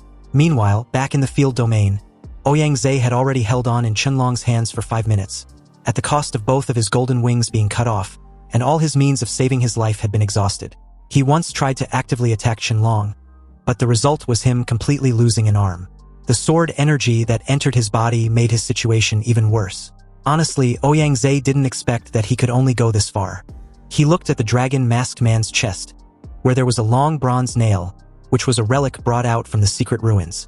Its function was to block the martial energy and energy flow of warriors or monsters. Unfortunately, even though Ouyang Zhe paid the price with an arm, he was unable to pierce the nail into the dragon-masked man's heart. He missed by just 3 fingers' widths. If only he could manage to pierce the dragon-masked man's heart directly, the relic would have sealed his martial energy and energy flow. And although it was still possible to weaken Qianlong's martial energy output, reducing his strength by about 30%, for the seriously injured Ouyang Zhe, this would mean that if one blow didn't kill him, he would have to hit him again. He lost the only chance to defeat Qianlong, this damn bug. After a few breaths, the lights in the underground parking lot came back on, and Ouyang Zhe, whose wings were broken, had his heart pierced by the dragon-masked man's long knife into a concrete pillar, creating a strange and cruel picture. Qianlong casually threw Ouyang Zhe's body aside. He tilted his head, sensed the nearest jade pendant holder, and quickly disappeared into the underground parking lot. After seeing Ouyang Zhe being swallowed by the darkness surrounding Qianlong, Lu Qingzhu quickly left the underground parking lot. But she also understood that Ouyang Zhe would not be able to hold on for too long, and she did not have the strength to run too far. If she wants to survive, she can only find a way to get He over to where she was and escape with him. So she set her sights on the tallest building nearby. He's signal flare inspired her, and she also wanted to release a flare of her own to him. Lu Qingzhu endured the sword wounds that kept tearing the muscles on her back, climbed the stairs, and finally reached the rooftop. She activated her nether bird bloodline awakening as strange patterns appeared on her cheeks, and gorgeous purple-black tail feathers spread on the ground. Lu Qingzhu gathered her remaining strength and let out a cry. With sweat on her forehead, Lu Qingzhu came out of the state of blood awakening and collapsed on the floor. Her wounds hurt like hell. She just hoped he got her message. But just then, she heard the familiar sound of a blade dragging on the ground. Not behind her, but under her feet. Lu Qingzhu stood on the rooftop and looked down in disbelief. She stared at the pair of mysterious blood-red pupils of the ferocious and majestic dragon masked man. At this time, Qianlong was perpendicular to the surface of the building, approaching the rooftop as if walking on a flat ground. She was astonished as to how fast she was discovered. However, the first thing Lu Qingzhu thought of was not her own safety, but how fast she could send another signal to warn he not to come. It was too late for her. And apparently it was too late to send another signal also, because the moment she met those blood-red pupils, Qianlong's field domain was activated, encasing the entire rooftop of the building under a dark and ominous dome. The lights inside had dimmed significantly as the sound of the blade dragging against the surface of the building got closer and closer. Qianlong eventually entered the dome with his sword in hand. The moment he did, he approached Lu Qingzhu with his raised sword and swung it down. Lu Qingzhu felt everything slowed down, leaving only the flash of the sword gradually approaching her eyes. Death was at hand when suddenly, a crisp sound of a mirror breaking was heard, and the figure of He with his broadsword broke into the field domain, shattering it into pieces. He had promised Qianlong to protect her daughter, and he intends on keeping his word. He's sudden appearance surprised Lu Qingzhu, whose eyes widened with hope, and the dragon-masked man, who immediately noticed the raised ghost-head broadsword in He's hand. Apparently, a surge of murderous aura and martial energy, rich in atomic energy, had been imbued into it. A black and blue crescent moon with a width of more than 10 meters was slashed out. Qianlong raised his sword to block, but the power of the slash was too powerful. He was pushed off the building by the half-moon slash, because the entire building was literally cleaved in half by the powerful sword energy. He told Lu Qingzhu to leave first. Chu Zhou and Yan Jingxiong were in the alley on the east side. When she asked about him, He replied to meet up with them after dealing with the dragon-masked man. With that said, he didn't give Lu Qingzhu any chance to disagree, and made his way directly below. He fell from the sky like a meteor, shaking off a large amount of dust when he landed. But Qianlong, who was slashed to the ground moments earlier, was nowhere to be found. It was like he'd disappeared, and this was really troublesome since he couldn't find his location with his magnetic field detection. He looked at the quiet streets, and guarded against any potential murderous intent. The moment the dragon-masked man reappeared, the light above He's head flickered and dimmed, plunging his surroundings into darkness. He realized that his opponent had again activated his field domain. He then heard a sharp sound of a sword dragging on the ground. He turned his head and saw a shirtless Qianlong holding his sword. It seems his clothes had been completely destroyed by the crescent black slash just now. When He got Lu Qingzhu's distress signal earlier, he quickly rushed over, and was fortunate to notice the discrepancy the dark dome created. He wondered if this was the only way the dragon-masked man knew how to fight, which was to hide like a turtle in his little field. He keenly noticed that there was a huge nail stuck in the dragon-masked man's chest. Could that nail be the plan that Yan Jingxiong mentioned? Just as he was thinking of this, Qianlong's figure suddenly moved forward, but it was so fast that he barely caught up with his movements. He instinctively sensed the danger, and as someone who often practiced sparring with Chu Zhou, he was very familiar with the unique chill of approaching cold weapons. He grabbed his ghost-head broadsword and blocked the sword slash from above him. Dazzling sparks kept flashing the moment the two swords clash. He felt the tremendous force coming from the broadsword, and was somewhat surprised that Qianlong's thin body could burst out with such tremendous power. Now he's really looking forward to this fight. It took less than no time for the battle to become more intense, tearing through everything in their path. A towering building nearby was even sliced into pieces and crushed down with a reverberating boom. The thunderous collapse was extremely massive, but amidst the debris was He and Qianlong, who lunched back in the air simultaneously and clashed once more. Dozens of fierce exchanges followed, with He mostly at the end of Qianlong's relentless onslaught. But despite this, Qianlong had yet to breach through He's defenses. This got him all riled up as he lets out a thunderous roar that echoed throughout the entire dead city. He gritted his teeth as he blocks yet another massive sword slash. The tremendous energy from Qianlong's long knife even made him do a double take. He was actually impressed. No wonder the dragon-masked man was the final boss of this trial. Anyway, although He managed to block the attack, the force behind the strike sent him crashing to the ground like a freaking meteor. Amidst the dusty debris, a familiar blue light shone brightly, turning the entire battlefield a shade of blue. Then, under Qianlong's chilling gaze, an unparalleled destructive energy brewing in He's throat spouted out in a huge stream of blue light that swept across the entire street. piercing through 3 buildings in a row, and buried Chun-Long in the ruins. Clad in Demora's armor, he grips his broadsword tightly in one hand, and wipes his mouth clean of the excess steam with the other. He stared at the ruins and acknowledged Chun-Long's incredible strength. The dragon-masked man is the first worthy opponent he had encountered ever since he came to this world. And it seems the fucker wouldn't be taken down so easily either, which was even better for him. Just as he expected, a hand suddenly grabbed a massive waste stone as Chun-Long rose to his feet.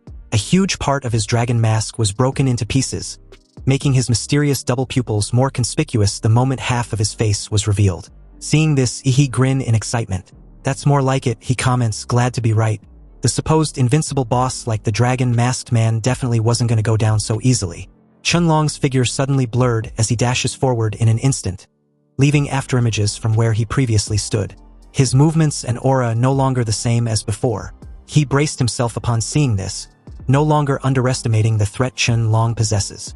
Without interruption, Chun-Long's blade was directly upon Yi as expected. The speed of his sword slash was extremely fast, and the afterimages of his blade intertwined together were as if cutting through the air. Nonetheless, he was still able to block it in time with his broadsword. But the sheer force of the sword strike confirmed what he already suspected. Not only did Chun-Long's speed increase drastically after his mask broke, but his strength also did the same. The moment Chun-Long's blood-red pupils flared slightly with a burst of scarlet light, the ghost-head broadsword in Yi's hand could no longer withstand such a high-intensity slash and broke directly with a loud crack. The sudden break caught Yi completely off guard. But at the exact moment the ghost-head broadsword broke, Chun-Long accelerated and appeared behind Yi in an instant. His sword turned horizontally, as if to stab straight towards Yi's throat and release him of his head. Seeing this, Yi reacted on pure instinct. His jaw clamped down tightly and bit the blade mid-strike. With the blade between his teeth, he stares at Chun-Long with a smug look on his face. He'd finally got this slippery fucker right where he wants him. Chun-Long was startled for a moment. His expression shifted for the first time the moment he saw Yi's dark and blue claws suddenly clamp tightly together into a heavy fist. The next moment, an uppercut with black and red lightning burst out and hit his jaw directly. The air was howling and crackling due to the evil electric arcs. Chun-Long was briefly lifted into the air by the huge force of the fist, and the mask on his face was completely shattered, revealing a strange face with no lips or nose, only eyes. Without giving Chun-Long any chance to recover, he grabbed his wrist, holding his sword with one hand to neutralize his sword slashes, and folded the other into another heavy fist and swung it in rapid succession. Temples, throat, heart, spleen, kidneys, and genitals. The fatal weaknesses of the human body were bombarded by Yi's fists like a hurricane. Also, with the help of Yi's punches, the condensed evil spirit penetrated into Chun-Long's important acupuncture points and meridians, causing deep damage. Chun-Long's meridians were already blocked, and his martial energy was not flowing smoothly because of Ouyang Zhe's bronze nail piercing his body.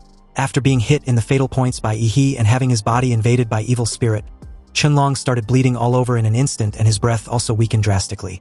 But even then, he still maintained a strong murderous intent and hostility towards Yi, just like a boss setting in a game data. His restrained hand let go of his sword, then kicked it up with his foot, aimed to stab the tip of the blade straight into Yi's chest. But Yi expected this and was ready as he effortlessly dodged the attack.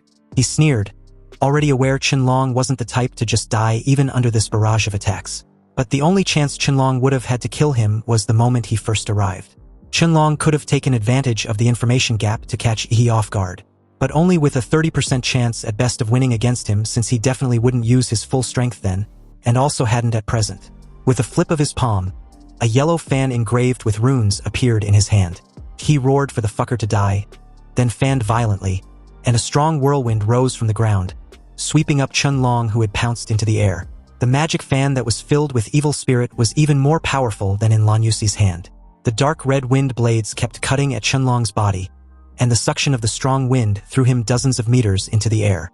Without the leverage of the ground, Chun-Long completely became a sitting duck. He leaped forward, turned into a dazzling blue meteor, and came in front of Chun-Long. The first punch was the atomic blasting punch, which reverberated with a thunderous boom. The violent atomic explosion blew away the nearby buildings after shattering all the glasses. Chun-Long was blown away in the smoke produced by the explosion. With the help of the blue explosion under his feet, he caught up with Chun-Long, who was knocked flying in the air again, and followed up with the second punch, the mountain-blocking fist-black flash.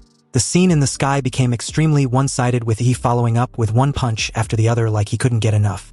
He beat Chenlong from the east side of the city to the west, then directly blasted him against the wall of a building afar. The originally invincible and oppressive Chenlong has now turned into a blood gourd with broken bones, and completely at Yihee's mercy. He was totally unimpressed. After all, wasn't this supposed to be the dragon boss of this trial? He got him all excited and misled him to believe he was powerful, but in the end, he was nothing more than a worm. He approached Chenlong and pried open his fingers that were tightly gripping the hilt of his sword. He took away the sword, and without any hesitation, beheaded Chenlong with it in one swift motion. Chenlong's pair of magical double pupils quickly lost their luster when his head fell to the ground. He collected all the pendants from Chenlong except the ox pendant, which was in Lu Qingzhu's possession. It was time to end this freaking game. Yan Zhengxiong didn't expect Yihee to really do it, to crush Chenlong all the way till the very end, beating him senselessly from one side of the city to the other. When Yihee casually passed by Yan Zhengxiong didn't even dare to look at him directly, and he couldn't dare to mention the issue of Yihee breaking his broadsword. Lu Qingzhu was relieved to see Yihee safe and sound, but she wasn't pleased with his arbitrary behavior. He shouldn't have gone to fight the dragon-masked man alone. Chu Zhou disagrees with Lu Qingzhu. Aside from Yihee, the rest of them would have only gotten in the way. Lu Qingzhu remained silent because she knew Chu Zhou was right. She herself was injured so badly that she couldn't even use her martial arts techniques. If she had gone with Yihee, she would have only distracted him by making him protect her instead of himself. Lu Qingzhu, who had never had the desire to win and fight before meeting Yihee, finally had a genuine desire to become stronger. At the very least, not to hold Yihee back. He questioned what she was thinking about when he suddenly waved a hand in her face. Lu Qingzhu snapped back to her senses, somewhat puzzled as to why he was directly in front of her. Lu Qingzhu's face had already turned a little red when Yihee asked for the ox pendant. She quickly took it out and handed it over. He then took all the pendants in his hands and began to rearrange them in order of the 12 zodiac signs like Chu Zhou suggested. But nothing happened. The group frowned and began to think about which step was wrong. Lu Qingzhu also suggested a way, but in the end nothing changed. Finally, Yan Zhengxiong, who had been silent all this time, suddenly had an idea. According to Yan Zhengxiong, the dragon pendant was not designed as one of the masked hunters, but a hunter who specializes in eliminating pendant holders. So, under normal circumstances, pendant holders probably weren't supposed to use the dragon pendant to clear the trial. The moment Yan Zhengxiong said this, he also took out the dragon pendant from the arrangement. Instantly, the entire city space began to tremble violently, alarming the four worriedly, and the gray fog that filled the sky began to swirl with a golden glow at the center. It shone brightly and illuminated the entire dead city. He felt something and raised his head to look directly at the center of the vortex. What he saw made his eyes widen in shock. A huge platinum pupil emerged from the vortex and was staring directly at them. Anyway, the moment the platinum pupil in the center of the vortex spotted them, he felt a falling sensation like skydiving. The world seemed to be turned upside down, and he actually fell from the ground of the city to the eye in the sky. It was like being thrown into the dark abyss. He opened his eyes again and found himself still sitting on the seat of the Imperial University train, as if everything that had just happened was just a dream. But judging from the reactions of everyone around him, maybe that's not entirely true. A freshman touched his head, gasping for breath, with fear in his eyes. He remembered getting killed by a dragon-headed masked man. Others recalled being in a strange city just moments ago.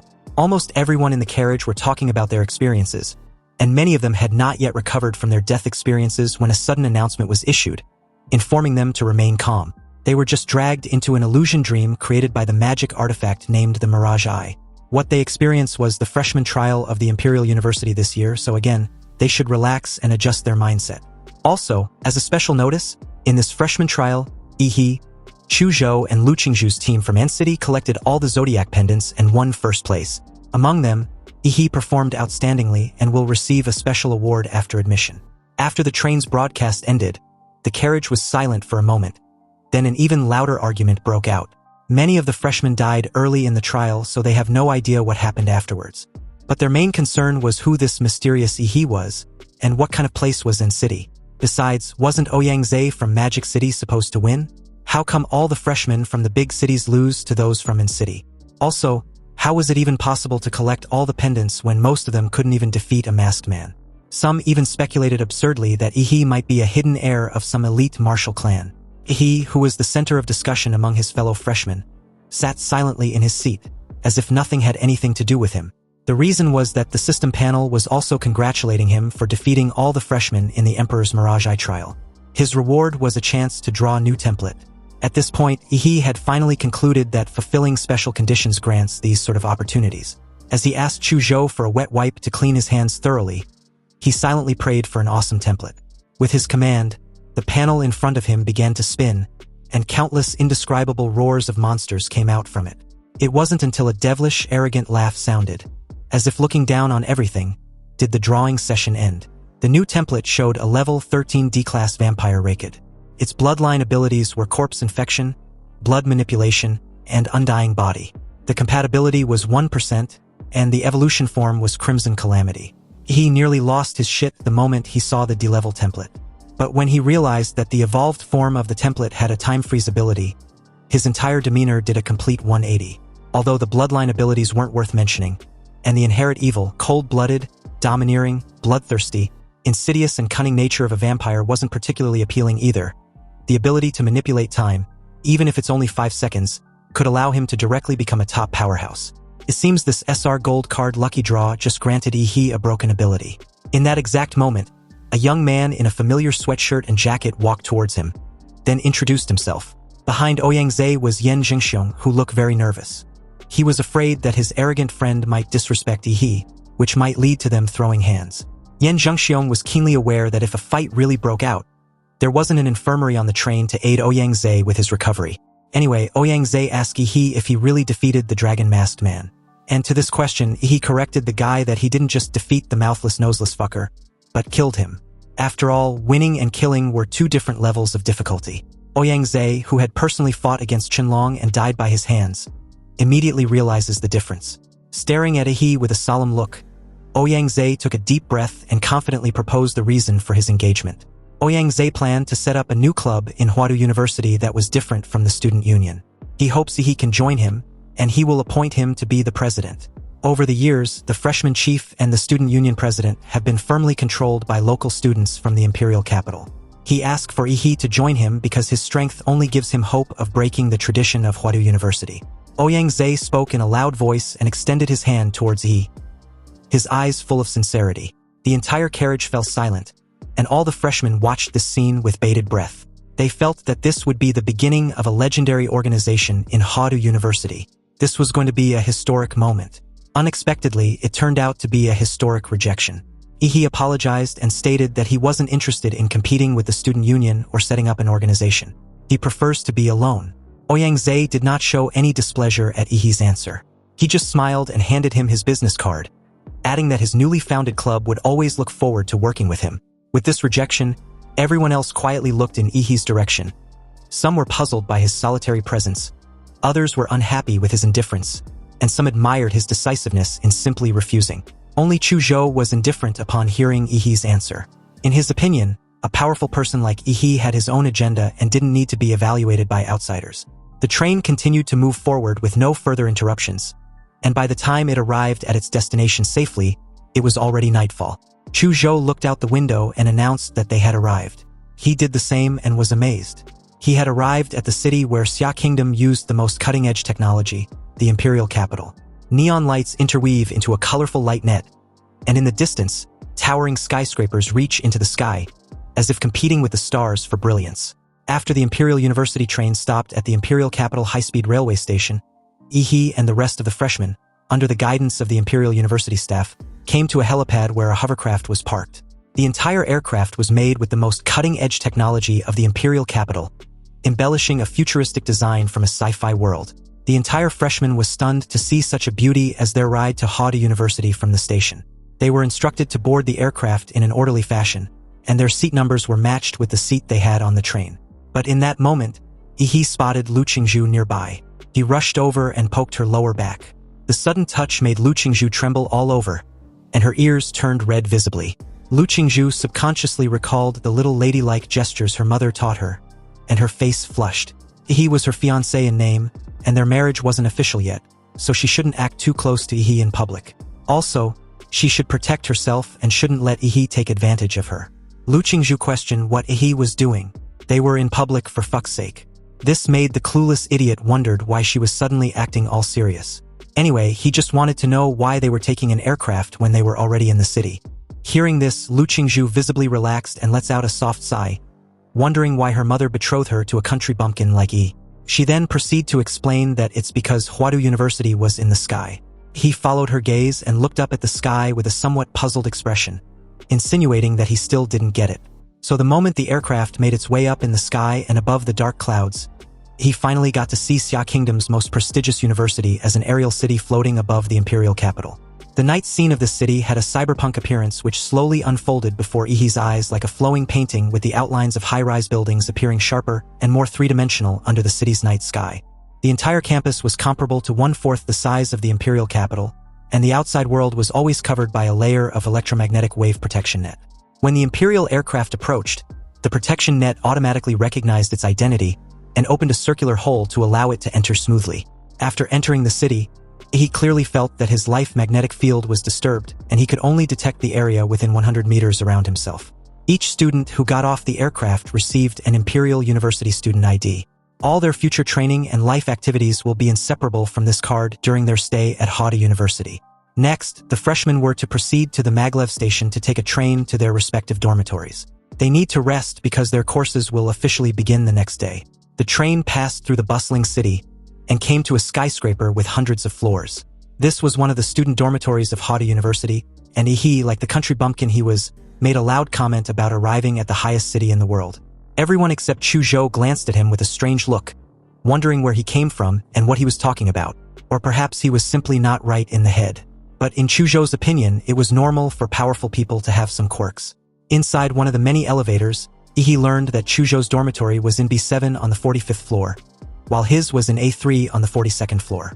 He said goodbye to Chu Zhou on the 42nd floor and entered his 100 square meter single room. The treatment of students at Huadu University was equivalent to living the dream for Yi. Amazed with the finely decorated room and the latest model computer that came with it, along with an eye-catching jacuzzi no one could resist, he felt that the treatment was just like staying in a 5-star hotel. He had never experienced this sort of treatment in his life, so he intended on fully enjoying it. But first, he had to max out the vampire Raked template.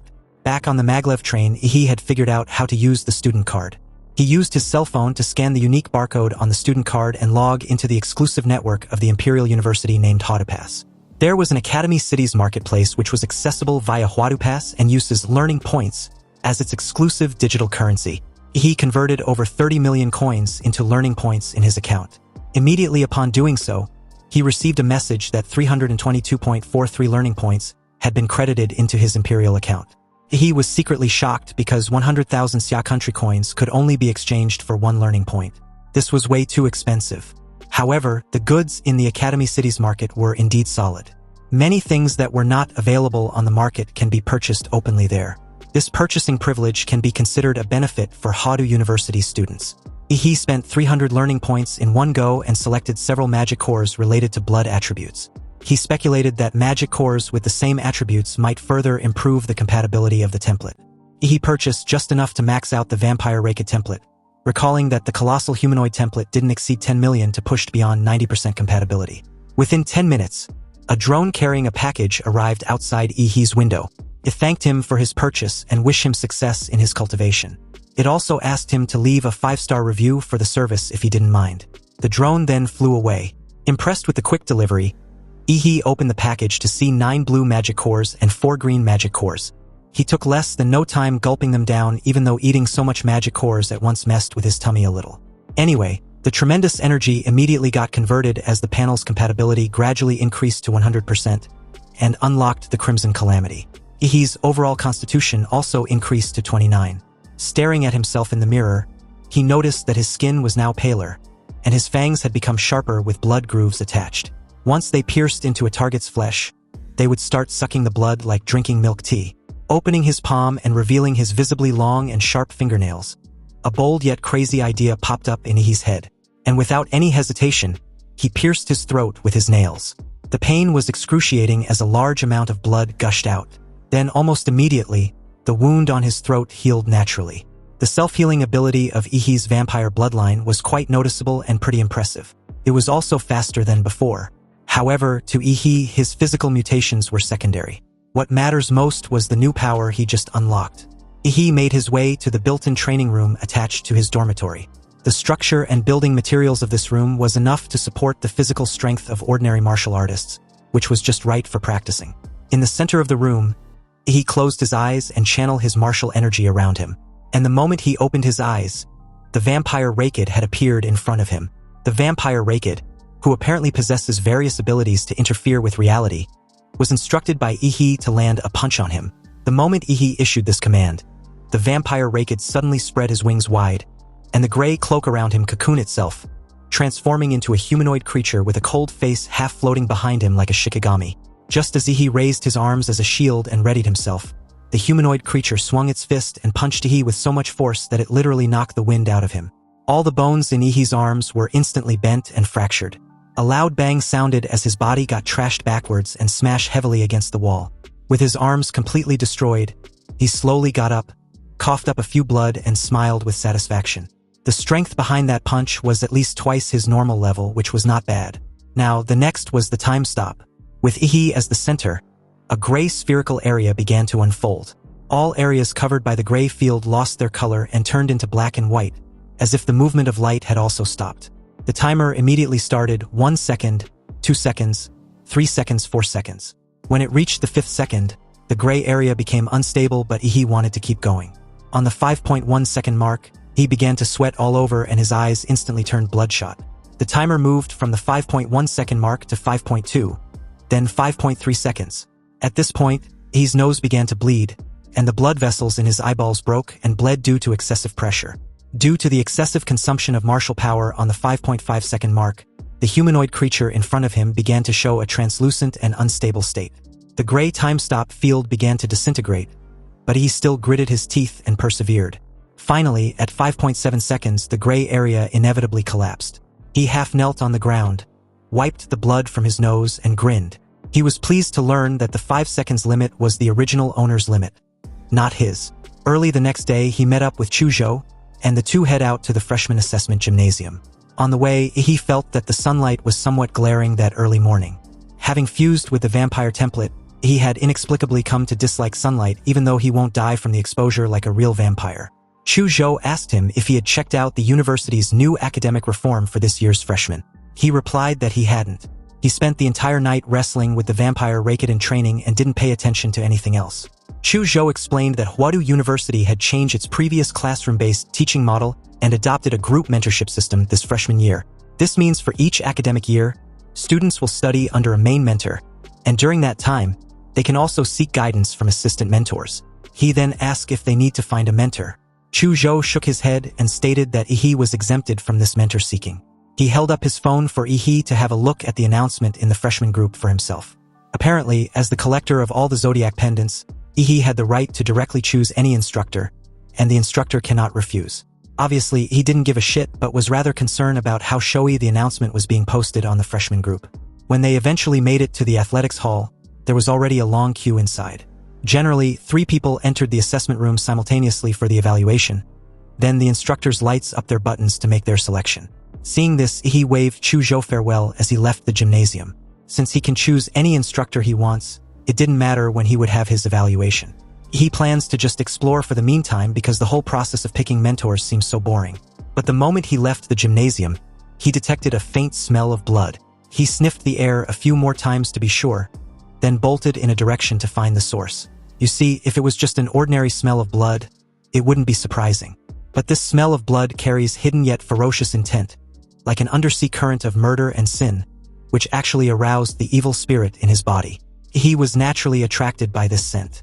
He followed the smell, bypassed the streets and alleys, walked on the small paths where the crowd had gradually become sparse, and saw the source of the scent. He stared at a cute little girl in front of him, who was eating a sweet potato like a harmless kitten. Such a cute little girl was really the source of that evil aura? He must be mistaken, right? At this moment, the little girl, with her icy hair combed into a bun, suddenly turned in Ihi's direction. Her big golden crimson eyes stared at him curiously before asking if he'd practiced the devil in the flesh technique. He grabbed his chin with a puzzled look. The white-haired lowly in front of him looked like a child, but acted like a grumpy elder, and also referred to him as a kid. He answered with a question of his own, wanting to know how this little stranger knew that. She replied that she was the one who helped Xiaohu perfect that martial art.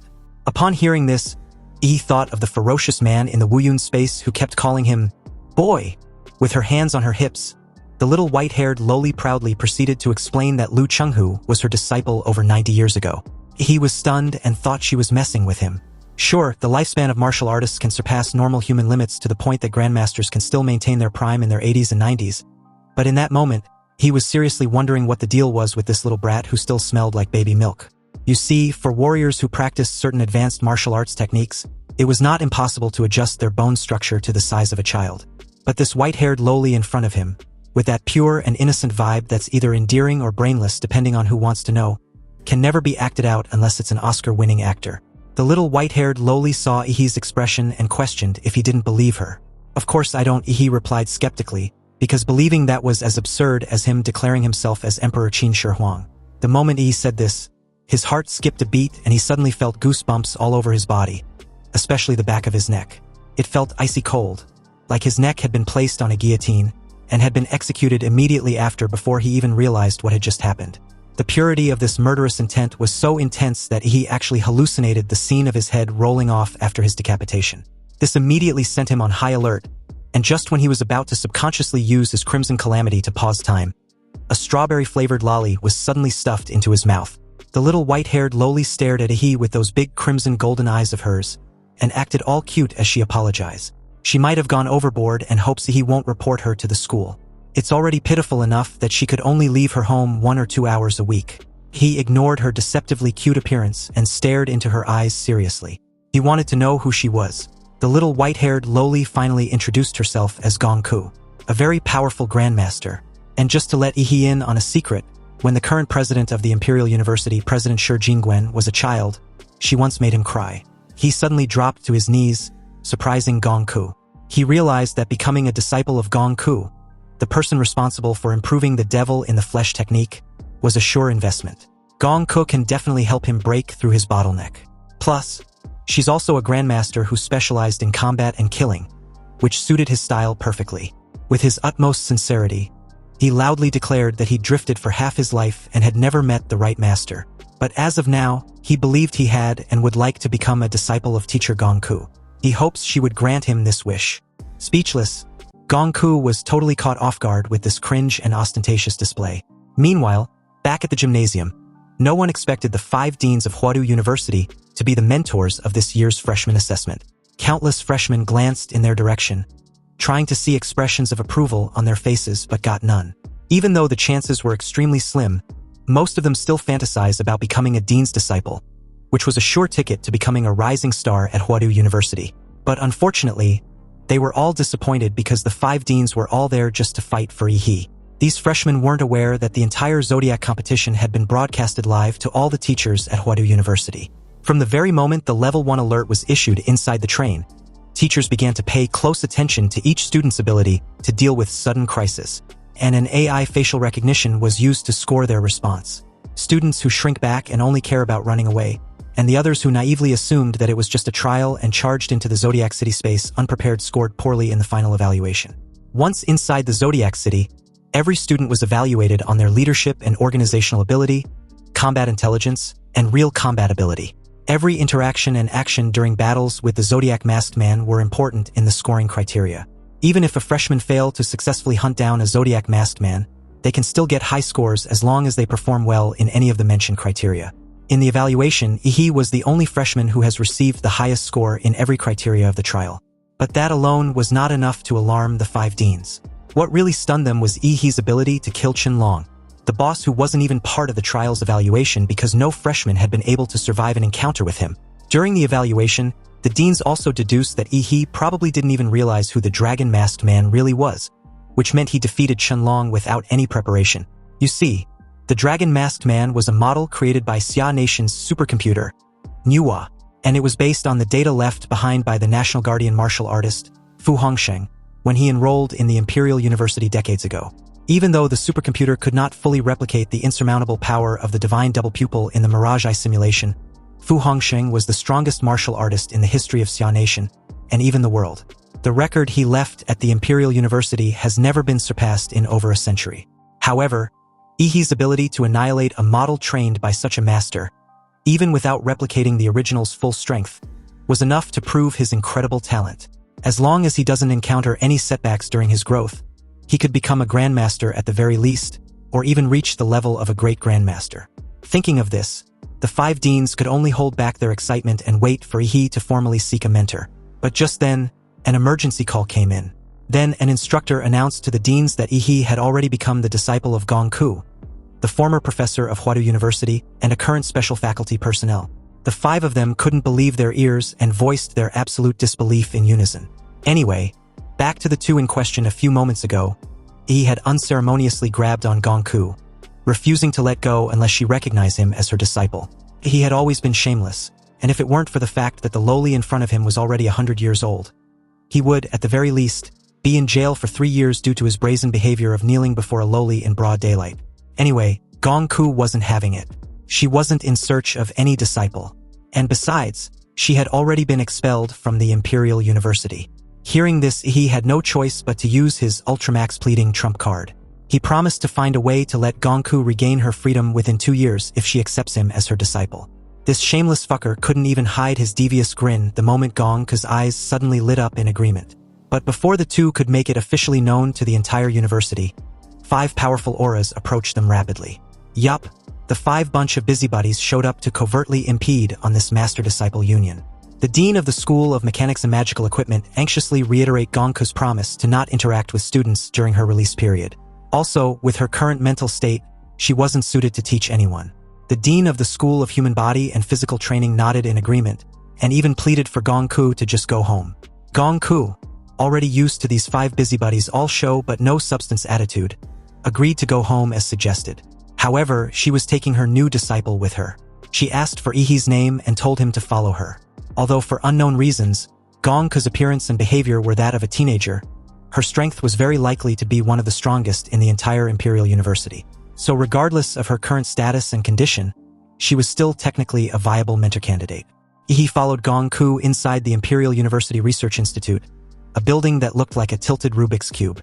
Gongku swiped his card all the way to the depths of the Research Institute, and finally found a secret elevator leading to an underground facility.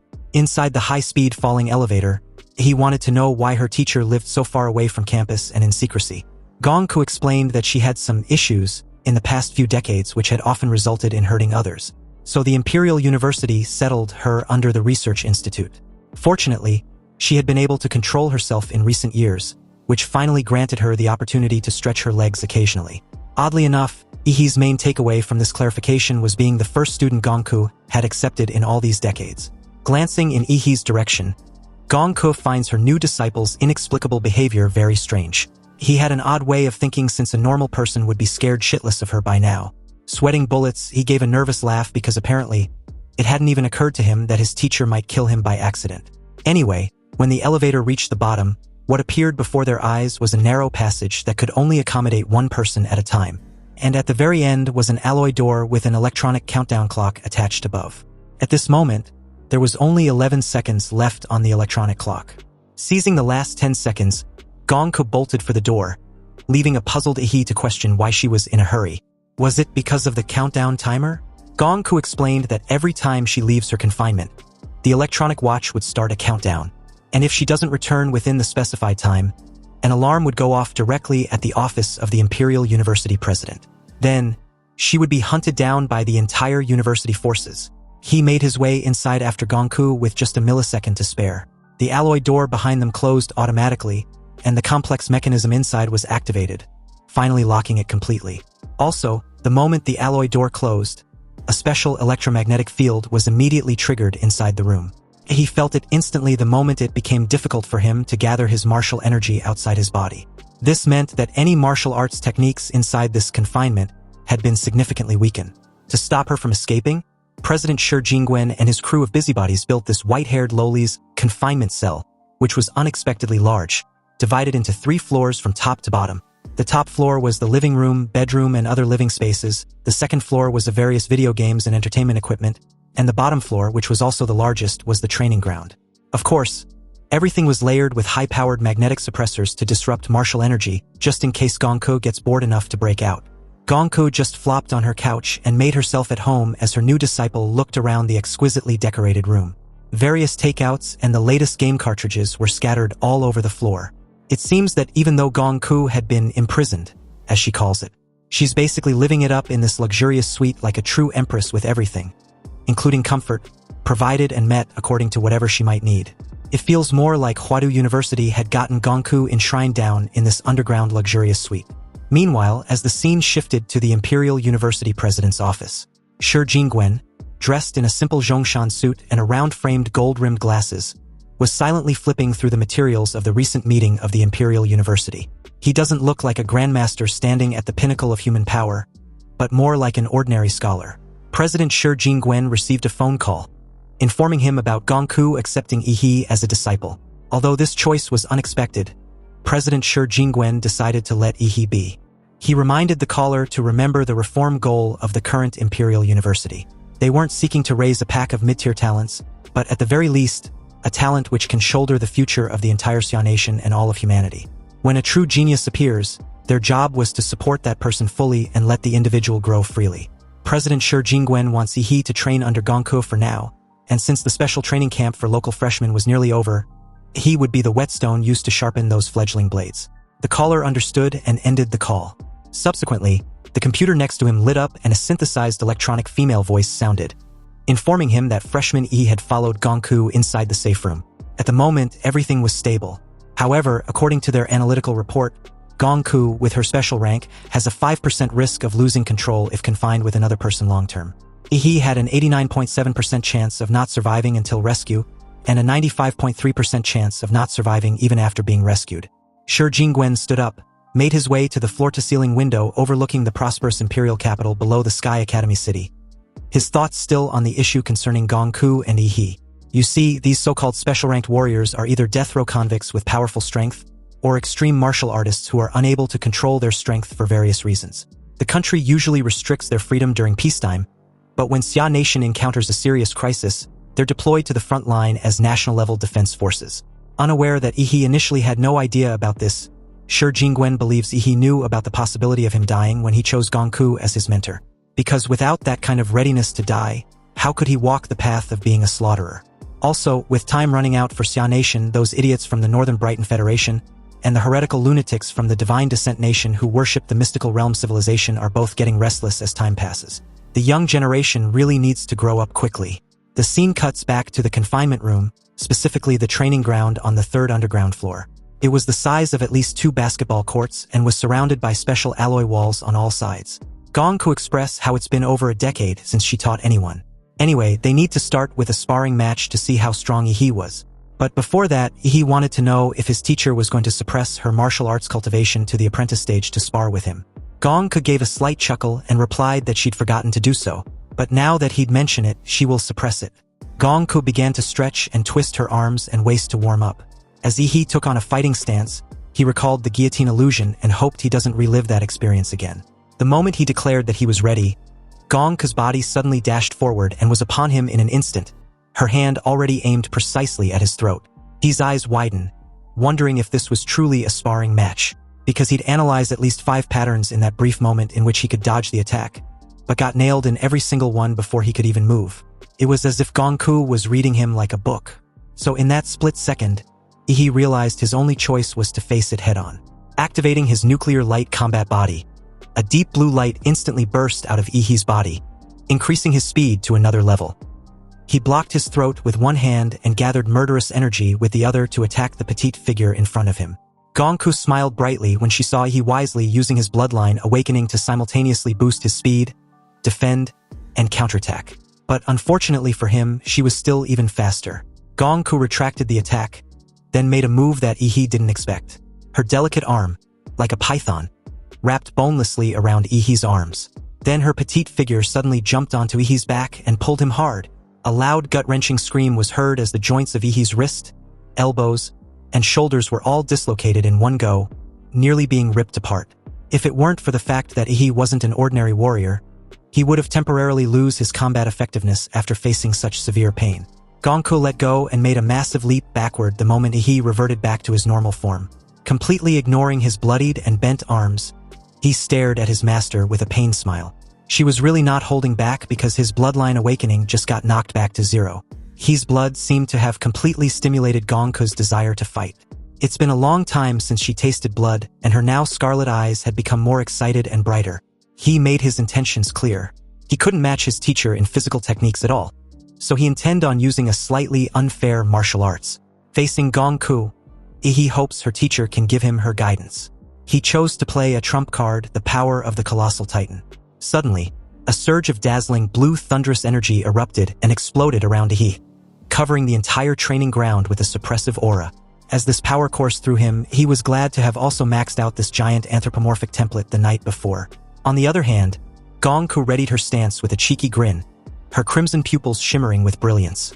With that kind of power from just a martial arts technique, Gongku wondered if He could still be considered as a martial arts apprentice. It seems she had accepted quite a monster as a student, and as his teacher, she'd better show some real skills too. Gongku used her hand to slash a half-moon in the air, which was similar to a powerful sword slash, releasing an enormous energy that sliced and shattered the weak point of Ihi's thunderous lightning. This created a slight explosion with a thick cloud of smoke.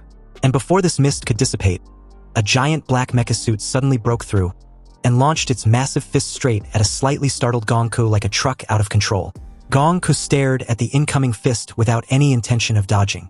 She took a deep breath, stretched out her arm and palm which pierced through the air with a tarrying force, and clashed with Ihi's giant fist head-on. The collision completely cracked Ihi's giant armored fist and tore through his entire arm. With gritted teeth, he stared at his shattered hand in surprise. The giant black mecha suit was created based on Demora's tough skin with its defense at least dozens of times stronger. Yet Gongku ripped it apart like it was nothing. But what happened next made him widen his eyes to the point that it nearly fell out their sockets. You see, in that split second after the collision, he instantly sensed Gongku's petite figure behind him, heading straight for the back neck of the giant mecha suit. He realized that Gongku's detection skills were extremely terrifying since he'd completely shut down all life function of his real body to avoid being detected. Yet she still noticed with ease. Gongku called Ihi out for hiding inside the back neck of his turtle shell like a scared chicken. He better come out already before she makes him. Gongku had her hand raised with another energy slash, but before she could slice the back neck of the giant mecha suit, countless armored spikes of dozens of meters long instantly emerged and forced her to make a tactical retreat mid-air, sticking the landing not far from Ihi. Because by the time she raised her head, he had already turned with his huge mouth wide opened, and a terrifying atomic energy brewing in his throat. Since his teacher was so powerful, he was wondering if her slash could slice through this attack, or defend against it. But if she can't do neither, his atomic breath naturally won't be able to melt the skin of a grandmaster easily. Unexpectedly, before the atomic breath could be released like a divine punishment, he suddenly found himself no longer in the training ground. Instead, his body was tied up with countless thick iron chains and fastened under a guillotine that was 100 meters long. This was Gongku's domain of killing intent. He tried to break free of the iron chains, but realized his strength was as weak as fuck. In other words, escape cannot be accomplished with brutal strength, but with spiritual power so powerful that could surpass or rival Gongku's domain of killing intent. Before the blade of the guillotine could release Ihi of his head, he activated his Crimson Calamity to freeze time. A familiar muscular demon emerged, and under Ihi's command, it threw hundreds of punches in a second at the murderous guillotine. Perhaps it was the powerful spiritual force of the time freeze, or perhaps Gongku had no intention of imprisoning Ihi in the murderous space. Because under the bombardment of countless golden fists, Gongku's domain of killing intent, along with the murderous guillotine, finally collapsed. He slowly opened his eyes shortly after the illusion was broken. He laid on the training floor, totally defeated, with Gongku's petite figure standing right beside him, commenting on how insanely tough Ihi's turtle shell was. The moment Ihi sat up, he saw the diamond-like crystal fragments and the vaporizing remains of the giant mecha suit, and had a rough idea of what had just happened. He was probably pulled out from the back of the giant's neck very violently, and the hardened crystals which he had condensed on his body as protection was also destroyed. Anyway, this was definitely not something that could be achieved at the martial arts apprentice stage. Realizing he'd been cheated, he questioned Gongku suspiciously. Gongku pouted and turned her head away from He, denying the accusation. She claimed she defeated her student fair and square without resulting to cheating, but He wasn't buying it. Gongku retracted her earlier claim and stated that she might have used just a tiny bit more force than necessary. After all, she was super strong, so it was quite difficult to hold back perfectly in one or two attacks. Hearing this, he just stared at her dimly without uttering a word. And as the silent stare stretched out, Gongku finally gave in and admitted the truth that she cheated. She also promised not to do it again so he shouldn't be mad. Gongku started to tear up, pleading for he not to leave. She hadn't played with anyone for decades. He felt a little uncomfortable as Gongku began shedding tears like a child, making it hard to even imagine that her age was over a century. He assured her that he wasn't mad, and didn't plan on leaving either. He'd worked so hard to become her disciple, so why would he leave over such a trivial matter? The moment Gongku felt certain that Ihi wasn't leaving, she quickly returned to normal and corrected Ihi that she wasn't crying. Ihi was speechless, but he couldn't fault the little old granny for pulling this sly tactic. Anyway, with that out of the way, Gongku had gotten a basic understanding of Ihi's abilities. Although they're neither on her level nor as good as hers back then, they're still amazing compared to others. He was truly a gifted warrior, and as of now, she can start training him. But she wanted to know what her new disciple truly desired to learn. Without a moment of hesitation, he replied that he wants to learn advanced martial arts techniques. He would also like to know how Gongku managed to slice through the lightning in his humanoid arm. Slashing, as she calls it, was something Gongku explained to be difficult to teach because in order to learn it, he had to get a feel for it after cutting through enough things. He then asked if Gongku can describe the feeling. Gongku explained it to be a shimmering line. Whether it's the human body, a magical beast, or any object, there is always a precise point of entry, a line as she'd come to believe, which could be clearly severed or cut. Gongku calls it the kill line.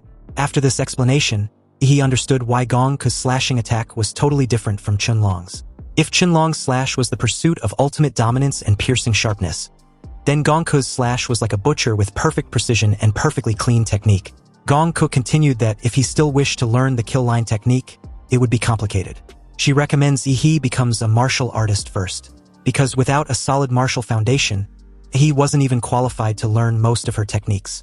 She then questioned Ihi if he knew the difference between a martial disciple and a martial artist. Obviously, he didn't have a definite answer, so he asked his teacher to elaborate. Gongku explained the difference to be about the mind, and not just about physical improvement. Compared to disciples, martial artists gain a critical new ability known as an inner vision. With inner vision, a martial artist moves from broad martial cultivation to detailed, micro-level refinement. Through it, one can see their own meridians, pressure points, and internal organs, then use martial energy to reinforce them, expanding the limits of the physical body. In short, a strong spirit comes first before the strength of the body follows. He smiled with understanding. He didn't expect Gongku to be such a good teacher. It's no wonder she used to be a professor at the Imperial University. Even though she's a little unhinged, her knowledge hadn't regressed at all. And speaking of mental power, after fusing with the vampire template and awakening its power after the full compatibility, Ihi feels that his spiritual attributes had greatly improved, and this will give him a huge edge in the martial arts stage. This prompted him to ask his next question, which was the difference in the techniques used to advance in the level of a martial artist. Gongku explained that the advancement techniques and martial skills were ranked into 4 tiers. They're the Tiangang, Disha, Shenhuang, and unranked. Normally, students from vocational colleges or lower-tier schools only have access to unranked advancement techniques. And the benefit of these unranked advancement techniques are that they're easy to use. Anyone with sufficient blood energy and martial power can break through. So, over 80% of all martial artists break through using unranked methods. However, students at Huadu University start with Xuanhuang tier methods at minimum. He naturally wanted to learn the best, so he had no issue with this arrangement, but he was also curious to know about the other 2 tiers, Tiangang and Disha. Gongku elaborate further, informing Ihi that the Tiangang tier skills were basically sacred relics, to which most were retrieved from hidden realms or ancient ruins, and there might not even be 10 left in the world. Even the Imperial University has only 1, but with Ihi's current rank and clearance, there was no way he would get access to it. However, he's in luck because his master can teach him a Disha-level realm-breaking technique known as the Killing Heart Bodhi Heart Sutra. It's a Disha-level realm-breaking that Gongku had mastered herself. And apparently, Xiaohu's the demon in the flesh was actually inspired by this very technique. His eyes sparkled with a gleam thirst for this knowledge as he loudly declared his desire to learn the technique immediately. Gongku was pleased with Ihi's enthusiasm. They can get started right away. But Ihi should get ready to experience the killing intent domain Gongku specifically created just for this technique. Then, without warning, Ihi was instantly drawn into the killing illusion created by Gongku. Standing in the sticky pool of blood on the ground, Ihi was amazed but also felt helpless at the same time. Gongku, on the other hand, was already excited with the smell of blood everywhere. and from the looks of it, he was going to have one hell of a training. Hours later, the sun and the moon had alternated, and the bright moonlight had broken through the clouds and fallen on the college city. The entire academy city lit up with magnificent lights, announcing the end of the day to the students. Chu Zhou was returning to his dormitory when he saw He in a distance. But just as he walked over to say hello and ask of his first day like he heard from the rumors, he felt a chill on his neck, as if a butcher's knife was placed at the back of his neck. Such a terrifying murderous intent made him subconsciously pull out his ice sword. It took a moment for He to snap back to his senses. And the moment he did, he apologized to Chu Zhou. Chu Zhou was reeling about what he just experienced when He explained that he was a little stressed and just had a reflex reaction. Although He was clean, Chu Zhou could still smell a strong stench of blood. It was as if his friend had just fought his way out of a sea of corpses and blood. Well, this was indeed the case, since the hell he went through just hours ago felt as if he was standing on a mountain of corpses to aura farm like a G. Apparently, inside the illusion realm 10 hours ago, Gonko created countless undead zombies to attack He, and also restricted him to only fight with a sword.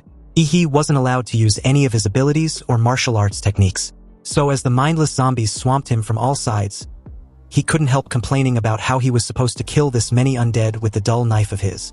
Obviously, he didn't understand the reason why he was handicapped to this extent. So his teacher explained the reason was simply to let his body to gradually become familiar with the sensation of his blade tearing through skin and splitting bones. To remember the feeling and train his muscle memory to the point that they can instinctively locate the kill line in a split second and strike as accurately as possible. He, who initially couldn't fathom the point of Gonko's restrictions, finally understood the task and gripped his long knife tightly, then began to slash and slice the countless zombies with renewed focus that could rival the intensity of the sun. He unknowingly immersed himself in this task of killing that his teacher, who was watching him silently, couldn't help but feel amazed. Sure, practicing her dishatir technique inside an illusion realm was actually dangerous, that most martial disciples weren't even qualified to attempt it, but it seems her disciple was different. If He's spiritual power weren't abnormally high, the killing intent alone would have devoured him, turning him into a mentally ill patient or a puppet of killing. At this point, it's no wonder Shi Jingguan calls He the rising star of Huadu University, and Gongku was honestly looking forward to her students' growth in the future. Back to the present, he said his goodbye to Chu Zhou, returned to his dormitory, and took a comfortable hot bath. He was finally making use of the eye-catching jacuzzi after such an exhausting day, deeming it as a fair treat for his dead, tired muscles. Unfortunately, his reverie was cut short as his fiancée buzzed his phone.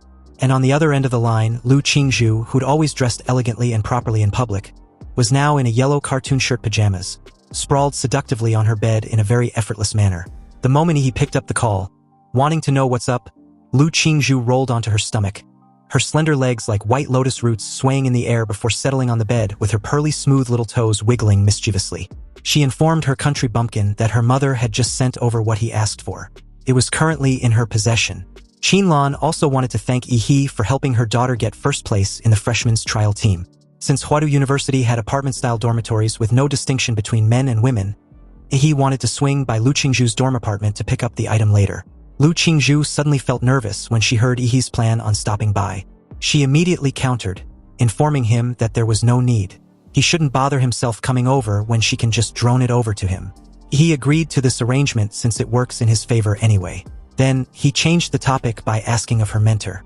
He wanted to know who her mentor was. Lu Qingzhu's tone was slightly prideful as she drops the name, Dean Bai, and apparently, this dean told her that she was very talented, before accepting her as her student immediately after her assessment evaluation. So in any case, Lu Qingzhu's success of being accepted as a disciple of a dean of Huadu University was something to be proud of. And He didn't want to sully this by revealing how he rejected these 5 deans, including hers, in a row. He thought about it, then decided against it, knowing full well that Lu Qingzhu wouldn't be able to sleep tonight if she knew. He feigned a timely intervention of the call line breaking at his end and ended the call. Anyway, like a bullet, half a semester year passed and the first term of the freshman year was nearing its end. For these freshmen of Huadu University, countless eventful things happened within the semester.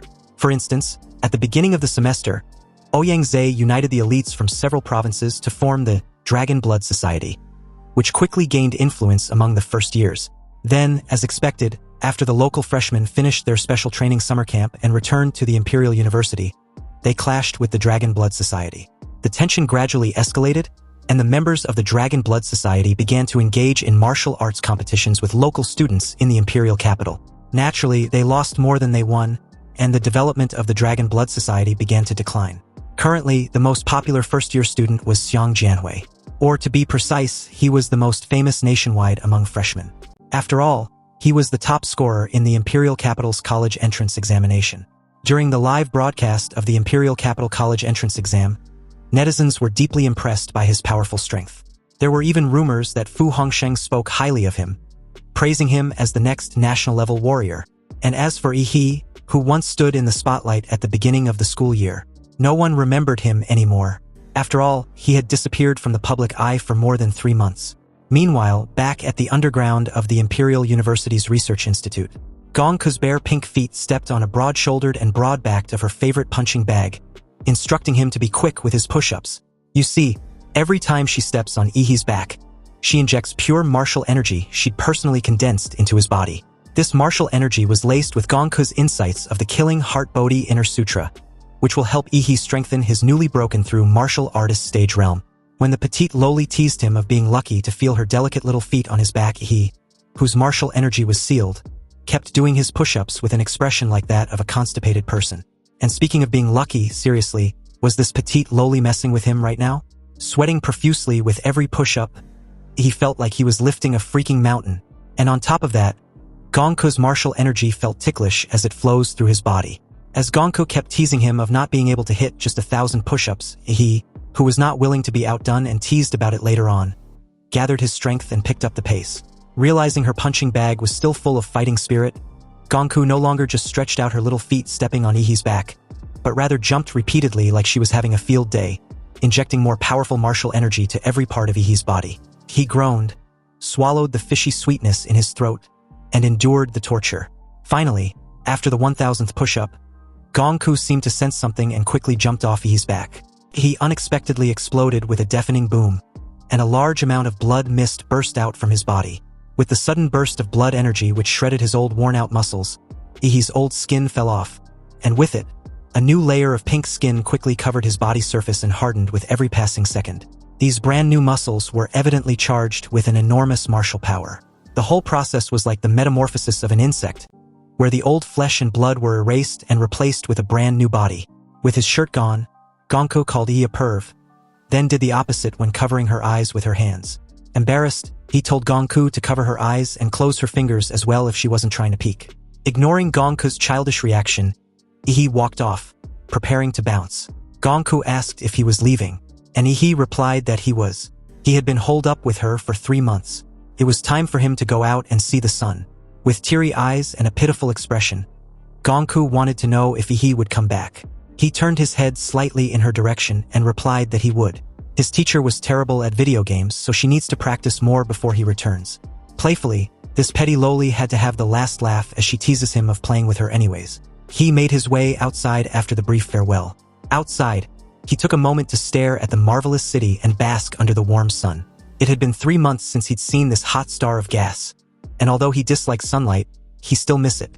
He walked down the streets, feeling as if he were in another world. The entire experience felt like a lifetime ago. Anyway, he hadn't come out of seclusion just to stroll around, but for something important to do. At the Imperial University, a very important component of students' grades each semester was the off-campus assignments. These assignments include a wide range of activities. A student can either hunt down illegal wanted warriors, or investigate the situation in secret realms and support the fight against beast tides, or crack down on illegal organizations or even foreign forces. He left his quarantine to complete the off-campus tasks for the semester. He came to the Student Activity Center where these assignments were issued. At the entrance, Chu Zhou, dressed in a slick white shirt, had been waiting for his good old buddy for quite some time. The fucker sure knew how to keep someone waiting. He immediately asked Chu Zhou of his power-up. Had he made any breakthrough? Just like Chu Zhou had also broken through to the martial artist realm, but his was 2 months ago. Anyway, speaking of breakthroughs, this was the first time Chu Zhou had seen his friend in 3 months. On the surface, there seems to be no obvious changes in either his aura or his physique, but that's the most terrifying change of all. With the help of his mentor's resources, Chu Zhou could feel his rapid growth in strength. But what about his monster of a friend? He couldn't imagine just how far Yi's strength had grown. Just 3 days ago, he was invited to watch a private ring match between Huadu's local freshman rep, Xiang Jianhui, and Ouyang Zhe, the vice president of the Dragon Blood Society. The result was not unexpected. Ouyang Zhe was defeated in just 10 minutes. But the shocking aspect of the duel was that Xiang Jianwei didn't even feel the need to go all out. The fight, from his perspective, was a walk in the park. However, against all reason, Chu Zhou just has that gut feeling that Yihe's strength was above Xiang Jianwei's. Actually, if he's being honest, the gap might not even be as close as well. Anyway, Yihe, who didn't know what his brother from another mother was thinking, kept looking around, waiting for another teammate when a girl with long straight black hair and a cream silk blouse appeared behind him. Even in the Imperial University where there were so many beauties, the appearance of his girl still made those beauties around her look dull. Lu Qingzhu apologized to the two for being late, but Yihe raised his eyebrows, then asked what else she might have forgotten or failed to do. It's been 3 months, but Lu Qingzhu's face and ears still turns red whenever she sees Yihe's playful side, and remembers her mother's teachings about what official couples do when they're together in public and in private. He reminds this shy and inexperienced girl that they hadn't seen each other in 3 months. Yet she didn't even say hello to him. Lu Qingzhu didn't know what to do or say to make things right. Her delicate fingertips pinched her silk skirt, wrinkling it as she chose to enact a kissing scene on the spot to smooth things over. But to her surprise, this country bumpkin didn't even realize what she was initiating and ask what she was doing. Lu Qingzhu, caught off guard with this naive rejection, turned around in embarrassment and declared that she hated Yihe's guts. It wasn't until Yihe coaxed her, promising not to tease her anymore, did she relent. The three entered the University Activity Center, which was a 5-story dome-shaped building with a dome skylight in the center having a layered structure that looks like a blooming flower. This central pattern was the Imperial University's emblem, which was a pattern of 2 alternating palms forming wings. Anyway, inside was a huge central screen in the lobby on the first floor, which scrolls information about the latest popular tasks, and the corresponding students who have completed them with outstanding performance. Chu Zhou and Lu Qingzhu have completed 3 tasks, which was considered to be exceeding the target. They obviously came there just to team up and help Yihe complete his quota. At the tablet-embedded booth for checking available missions, Lu Qingzhu selected 3 tasks which were best fit for them: the Hengqing serial killer, the Lianqing's beast-tide anomaly, and the Linshui County's abnormality, each with a detailed description, location, requirements, and difficulty of the mission. Originally, all 3 were Tier 2 missions, but the Linshui County's abnormality just bumped to Tier 3. Apparently, the Imperial University students' off-campus missions are divided into 5 tiers. The higher the tier, the higher the difficulty. First-year students can generally only take on Tier 1 tasks. The only Tier 2 mission Chu Zhou and Lu Qingzhu had ever participated in was a team mission of 10 people. However, for a 3-person first-year squad, Tier 2 missions are rarely approved. Fortunately for the 3, Yihe had a privilege card. This was what Gongke gave him before pointing out that her student can already stand on his own. Among the freshman and sophomore years, there aren't many who can compete with him. At present, what Yihe needed was difficult missions to sharpen his edge. So with the privilege card, he can accept any level of mission within the school. However, he shouldn't just accept Tier 4 or 5 missions at random. The reason was simple. Missions at that level were too complex and varies a lot in fatal repercussions that even Xuanwu-class warriors aren't immune to said risks. To be honest, Yihe really wanted to take a level 4 or 5 mission to try it out, but considering the pressure from his 2 teammates, he gave up. Lu Qingzhu wanted to know where Yihe got a privilege card, but her question was coincidentally asked at the same time Chu Zhou asked for his suggestion on the 3 missions.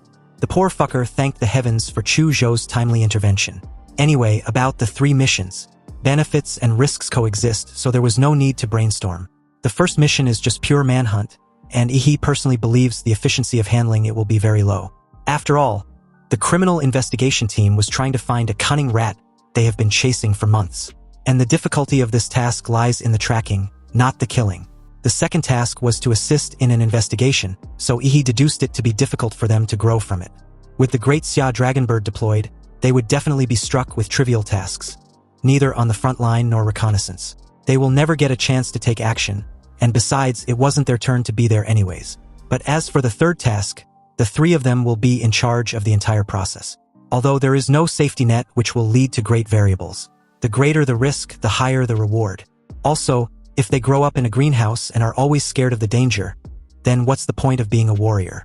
He prefers the 3rd mission, and the 2 agreed with his decision. With that settled, the 3 went to the reception area. But the moment they handed in their task selection, the front desk staff nearly went bonkers on their asses. Seriously, what sort of nonsense were going through their heads for them to pick the Linshui County's abnormality, a Tier 3 mission, comprising of only 3 first-year students, They were seriously overestimating themselves. Didn't they see that a second-year team already got wiped out in Linshui County? He had to show his privilege card to end the lady's rant. But she still thought he was lying, so she called the director of the Student Activity Center to expose him. A minute later, she came back, respectfully handed the card back to He, and wished them a victorious fortune without any trace of her previous contempt on her face. Although the three were left dumbfounded, he still took a jab at her for the harsh attitude she showed earlier. As they walked out of the activity center, he told the two to prep their gear while he goes to pick something up before setting off for Linshui County. He went to the College of Mechanics and Magitech Foundry, where a huge building stood in all its glory. This was the forging factory of mechanical and magical equipment of the college. Inside, his identity was easily verified and was granted access. He met with the dean of the School of Mechanics and Magical Equipment, where he requested for the something, as he called it. This was apparently the reward for his first place in the Zodiac Pendant competition. He was there to claim a weapon made of special-grade alloy. An excellent choice he made over picking a set of Disha martial arts. With Gongku, the old monster, as his teacher, he definitely did not lack high-level martial arts to learn. What he lacked was a suitable weapon. After all, the materials of ordinary weapons could not withstand his violent fighting style. Hence why he chose the special alloy, meteorite gold, which has no attributes but has a martial energy conductivity of up to 95%, and was famous for its ultra-toughness. He also requested to use this material to create a saber that perfectly suited his physique and strength. Staring at the top-grade divine blade, he couldn't wait to play with his new weapon. This saber was about 1.2 meters long, with a wide and flat blade. The blade was dark in color, but it has spots that shine like the starry sky, which was the characteristic of meteorite gold. The back of the blade was also covered with dense serrated patterns, which increases its weight and impact, making every swing of the blade produce an amazing power. The handle of the long knife was wrapped with a special non-slip black leather, through which metal threads can be seen. This was also made with meteorite gold to allow the infusion of martial energy without any difficulty. When he drew out the saber and swung it, the air seemed to have been sliced apart. Every swing was accompanied by a whistling sound of wind and a dazzling light, which could make anyone shudder. Everything about the sword was excellent and impressive. The sword didn't feel light or fluttery. The weight was right, and it fits Ihi's hand very well, even though it was customized based on his old measurements 3 months ago. But apparently, the sword could still adapt to his strength after his martial breakthrough. Anyway, this was expected of a swordsmith from the Imperial University. The forger was truly amazing. Upon hearing this, the dean couldn't help nodding along. He even went as far as to dare Gongku not to call him anything less than the godfather of forging. But as Ihi was heading out, the dean implored him not to dare repeat what he said to his teacher. He met up with his teammates at the school gate. Then about an hour later, they arrived at Linshui County, an extremely ordinary small county town with very few warriors due to the absence of secret realms. With capital funds and national resources invested in cities with secret realms, Linshui County looks much more backward and closed off compared to the outside world, with the residents' main means of transportation being old buses, tricycles, and electric vehicles. Anyway, to keep the mission a secret, the three were there as ordinary university students on an internship. Upon arrival, Ihi naturally expanded his life magnetic field for sensing, but he narrowed the range of perception to less than 100 meters. After half a semester at Huadu University, he had already raised Demora's template to 71%, so his life magnetic field was enough to cover the entire county. He was worried their arrival might spook the rats into hiding. If they go into hiding, it would be a pain. After all, when it comes to rat extermination, the trouble lies in the search, not the killing. Chu Zhou suggests they go check the house arranged by the Imperial University. But just as the three were about to traverse to their residence on foot, a tricycle slowly stopped in front of them, offering them a ride. Lu Qingzhu instinctively wanted to decline the offer, but he agreed to the free ride before she could refuse. The three of them squeezed onto the back seat of the tricycle, with Ihi sitting in the middle. The old fellow took notice that out of the three, Ihi's local demeanor was more approaching, so he wanted to know where he came from, and whether he was on a holiday in Linshui County for some sightseeing. He replied that he was, and he brought his two classmates over for some fun. Also, he was currently attending university in Yunqing. Hearing that Ihi was a fellow Linshui County resident, the old guy was stunned. His cigarette even fell to the ground and was crushed by the tricycle. He wanted to know who his family was because he doesn't recall seeing him before. He calmly informed him of being the grandson of Yi Shourong, who passed away a few years back. He also added that he moved away right after his grandfather's death. As Ihi fluently spoke in the local dialect of Linshui County, He was pleased with himself to have learned it in just over 10 minutes on the plane. With his current memory, it was extremely easy for him to master the intonation of a dialect in such a short time. Also, the little interaction proved that his cover identity actually exists, and seemed to have fully convinced the old guy, who was currently laughing in sheer delight. He stated that he actually knew Shorong, and was amazed that his grandson still remembered his roots. This meant that Ihi's life would be blessed. Soon, they arrived at the old house arranged by the Imperial University, which was also Shorong's old house. He thanked the old guy as they got off the vehicle with their backpacks and suitcase. Interesting enough, the old man reminded Ihi that in 2 days, Linshui County's most grand evening party, which was held every 3 years, would be held and he must attend. But if he's too shy and prefer not to leave the house, he would personally come fetch him. He thanked him as he took his leave.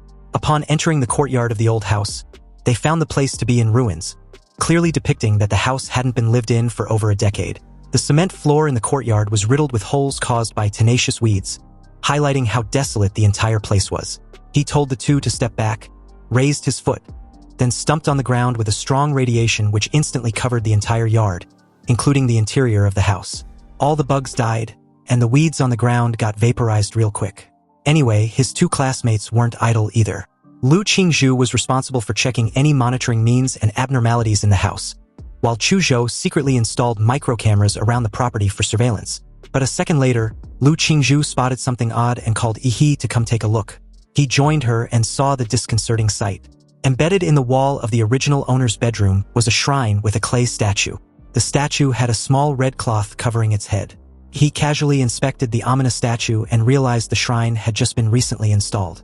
The shrine was made of wood, so if it had been placed in the house the entire time, then it would have rotted away years ago.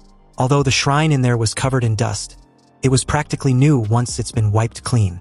In other words, the shrine was placed in this old house by someone else. Chu Zhou, who'd entered the room at some point, heard the two, pondered for a moment, then finally opted to chop it down. The damn thing makes him look very uncomfortable anyway. Lu Qingzhu felt that Chu Zhou was being too impulsive. How could he destroy such an important clue directly without checking it out first?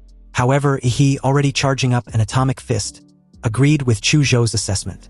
Why shouldn't they take a hard look when in doubt? Lu Qingzhu's eyes widened as she screamed in annoyance. She initially thought Ihi would agree with her, but soon realized her battle maniac of a fiancé would always agree with anything that involves fighting and destruction. Lu Qingzhu conceded to a compromise. Before chopping it down, they should at least take a look at what the clay statue looks like underneath its mask. She only managed to lift a corner veil of the clay statue when a warm big hand suddenly grabbed her wrist. You see, just as Lu Qingzhu had just lifted a corner of the clay statue's veil, Ihi, who had been training in a killing illusion for 3 months, keenly sensed a hidden, evil and dirty spiritual energy emerging from it. Something was off and he could feel it. He narrowed his eyes and stared at the clay statue suspiciously, then instructed Chu Zhou to cut the filthy thing down. The moment he gave the order, Chu Zhou, who'd already unsheathed his sword, took a stance and sliced the clay statue and the shrine in half.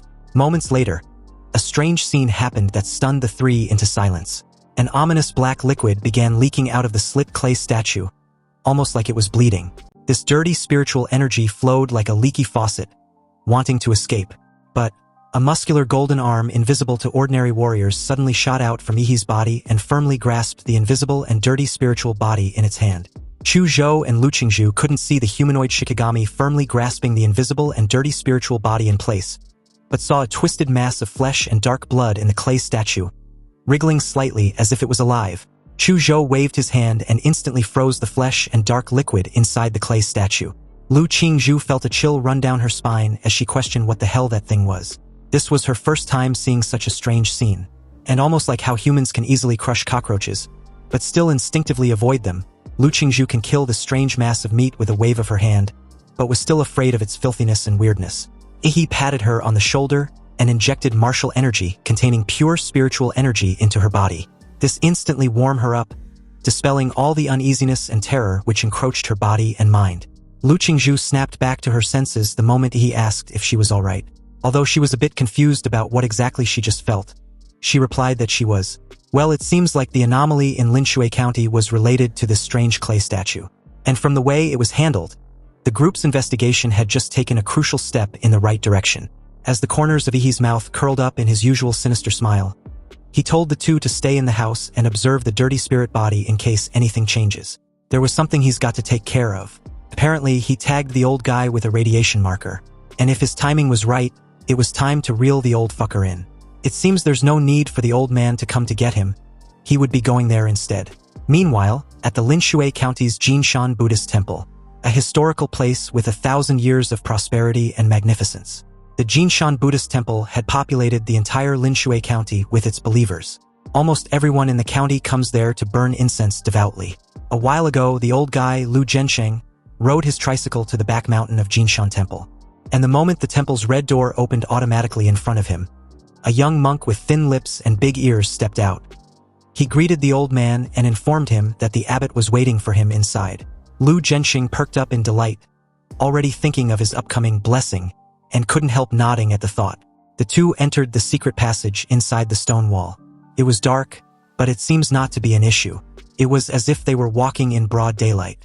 The young monk led Lu Zhensheng through many twists and turns in the complicated secret passage and finally arrived at the destination. About a 22-meter-tall, gold-painted, angry-faced bodhisattvas, with 4 arms holding demon-subduing pestles or swords, stood on their left and right, and in front was a vermilion gate with Buddhist scriptures engraved on it.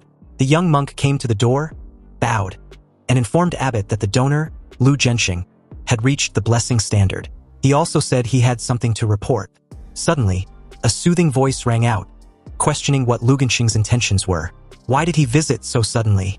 In that very moment, the young monk's pupils shrank, his face transforming into something grotesque when he sensed the presence of another person. Someone had tailed them to where they were. His terrifying face and body now resembled that of a lizard man, with scales, claws, and all. Lu Zhensheng, who was standing by, immediately knelt on the ground and exclaimed repeatedly, "A god on earth! A god on earth!" Above him, the foot of a black shadow suddenly came to view, then fell from the sky and stepped on the forehead of the monster that the young monk had transformed into. With time slowed to an incredible degree, he stared at the head of the lizard man which he'd just crushed into a meat paste. Luckily, all the filthy splashed contents didn't stain his clothes, because he had been isolated inside a protective field. Lu Zhensheng was so scared that he began to stutter. He couldn't comprehend how the young man he met just 2 hours ago was suddenly in front of him. He, on the other hand, didn't even spare the old guy a glance because the 2 angry-faced bodhisattvas in front of him had suddenly started moving, their eyes glowing with a deep shade of red, and their movements like that of a dance. One held a demon-subduing pestle, and the other held a demon-slaying sword.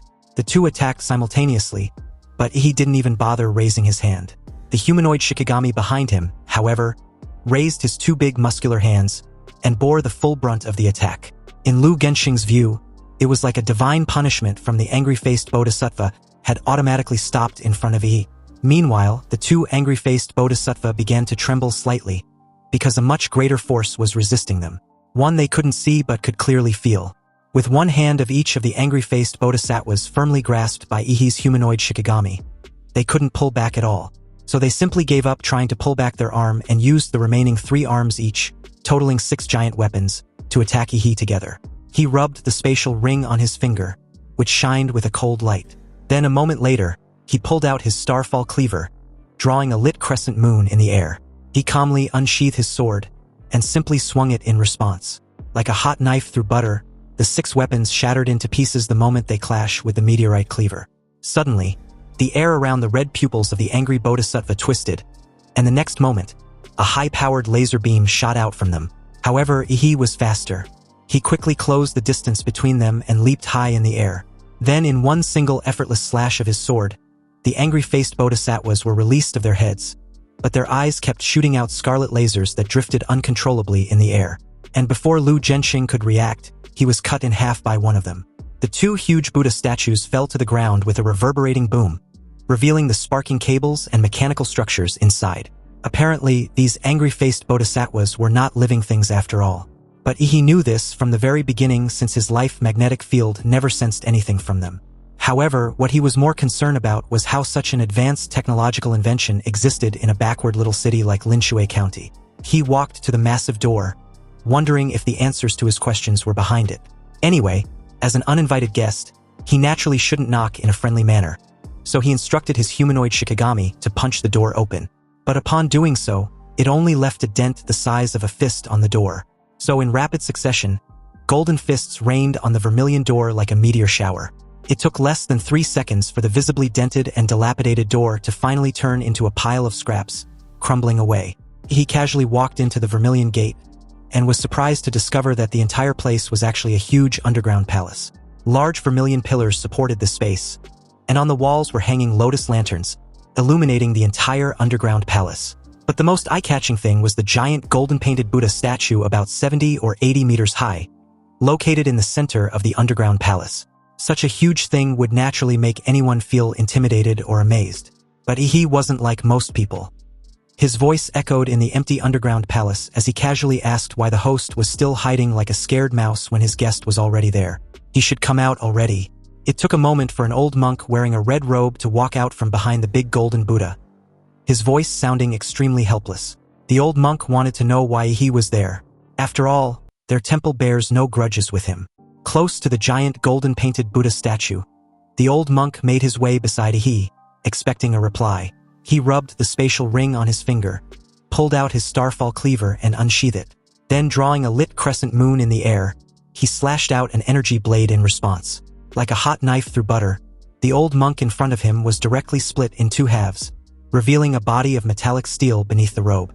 But almost immediately, another old monk appeared behind he, and as he criticized him of committing a serious sin of killing, he, fed up with the ridiculous self-righteous horseshit these old monks were spouting, told him to just shut the fuck up already.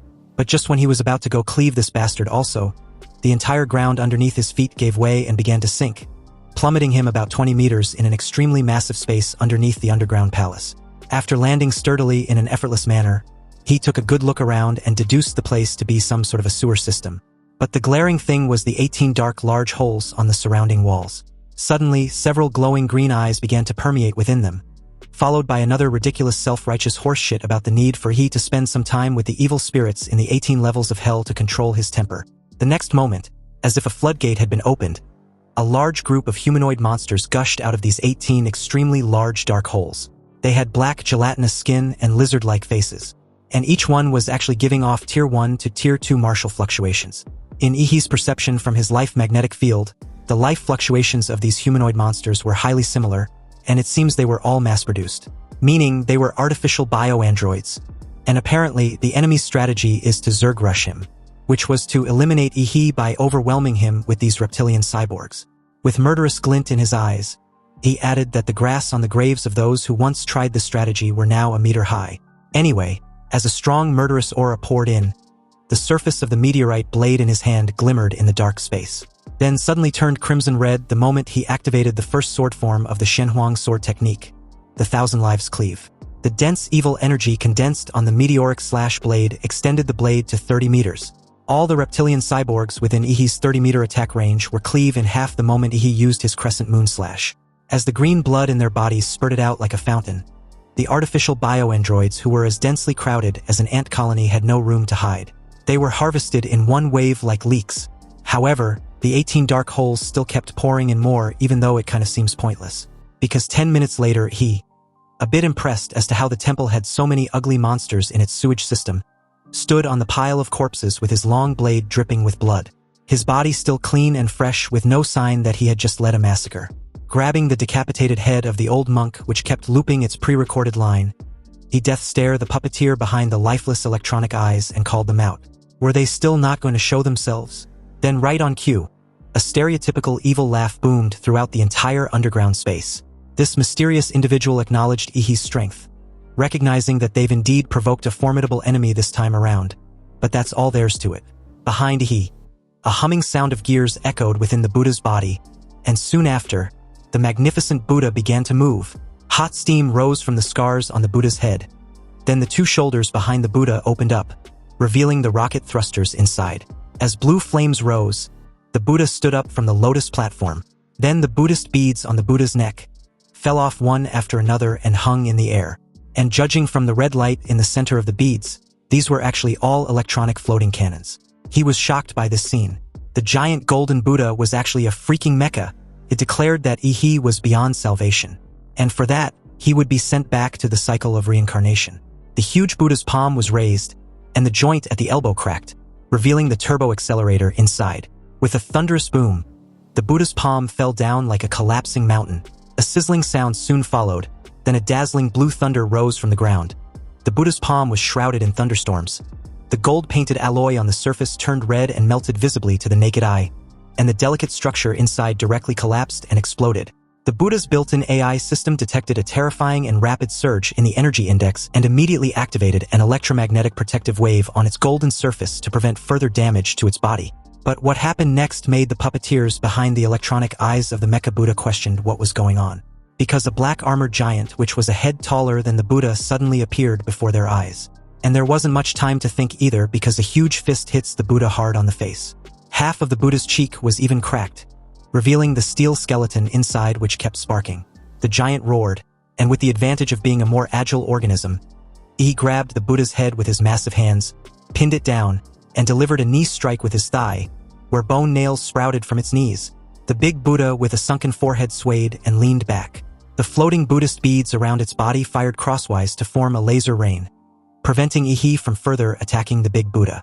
Dense laser rain bombarded Ihi's giant body, but the light beam, which was powerful enough to penetrate a military armored vehicle, only left a few scorch marks on Ihi's black armor without causing any actual damage at all.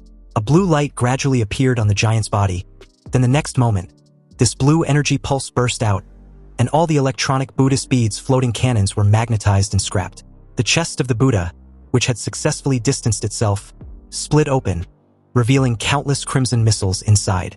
The missiles flew together and all hit the giant's body. The violent explosion made the entire underground palace tremble. When the smoke cleared, the burning giant still stood on the ground. The Buddha tried to unleash more weapon strikes, but several hardened bone spikes rose from the ground and impaled the Buddha in midair. He controlled the giant's body and came to the front of the Buddha and fired an atomic breath at the Buddha's chest. The Buddha, whose body was severely damaged, could no longer rely on the electromagnetic shield to protect itself, and was finally scorched into charred fragments by the atomic breath. He exited the cabin from the back of the giant's neck. And as the giant's body quickly vaporized, he landed on the lotus seat where the big Buddha had been sitting before. There was a large passage hole leading beneath. He had already deduced the mastermind to probably be a typical research-happy mad scientist. Meanwhile, half an hour ago, in a clean and tidy research institute with a futuristic design, a middle-aged researcher assured the doctor not to worry.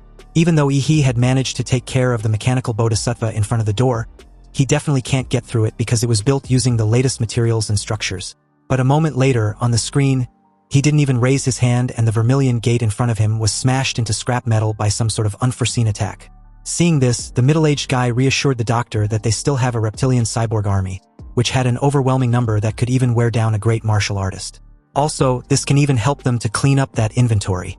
However, after a moment, they fell silent watching Ihi with a 30-meter-long knife, massacring their supposed overwhelming army effortlessly.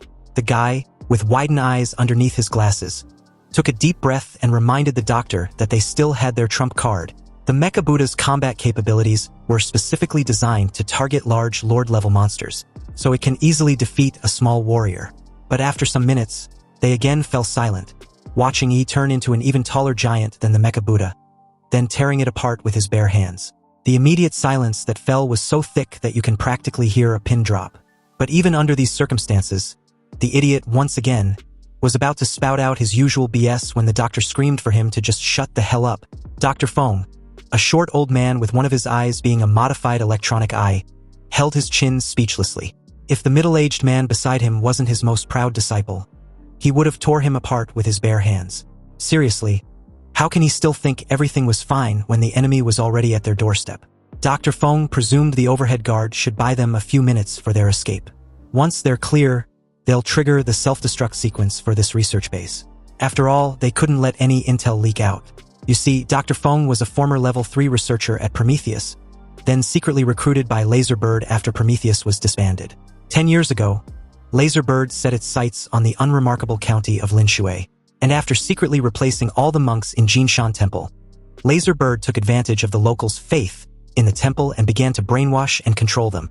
And under the banner of blessings, the residents in Linshui County were lured into human modifications, turning them into free test subjects of Laserbird's biotech with materials and clinical data.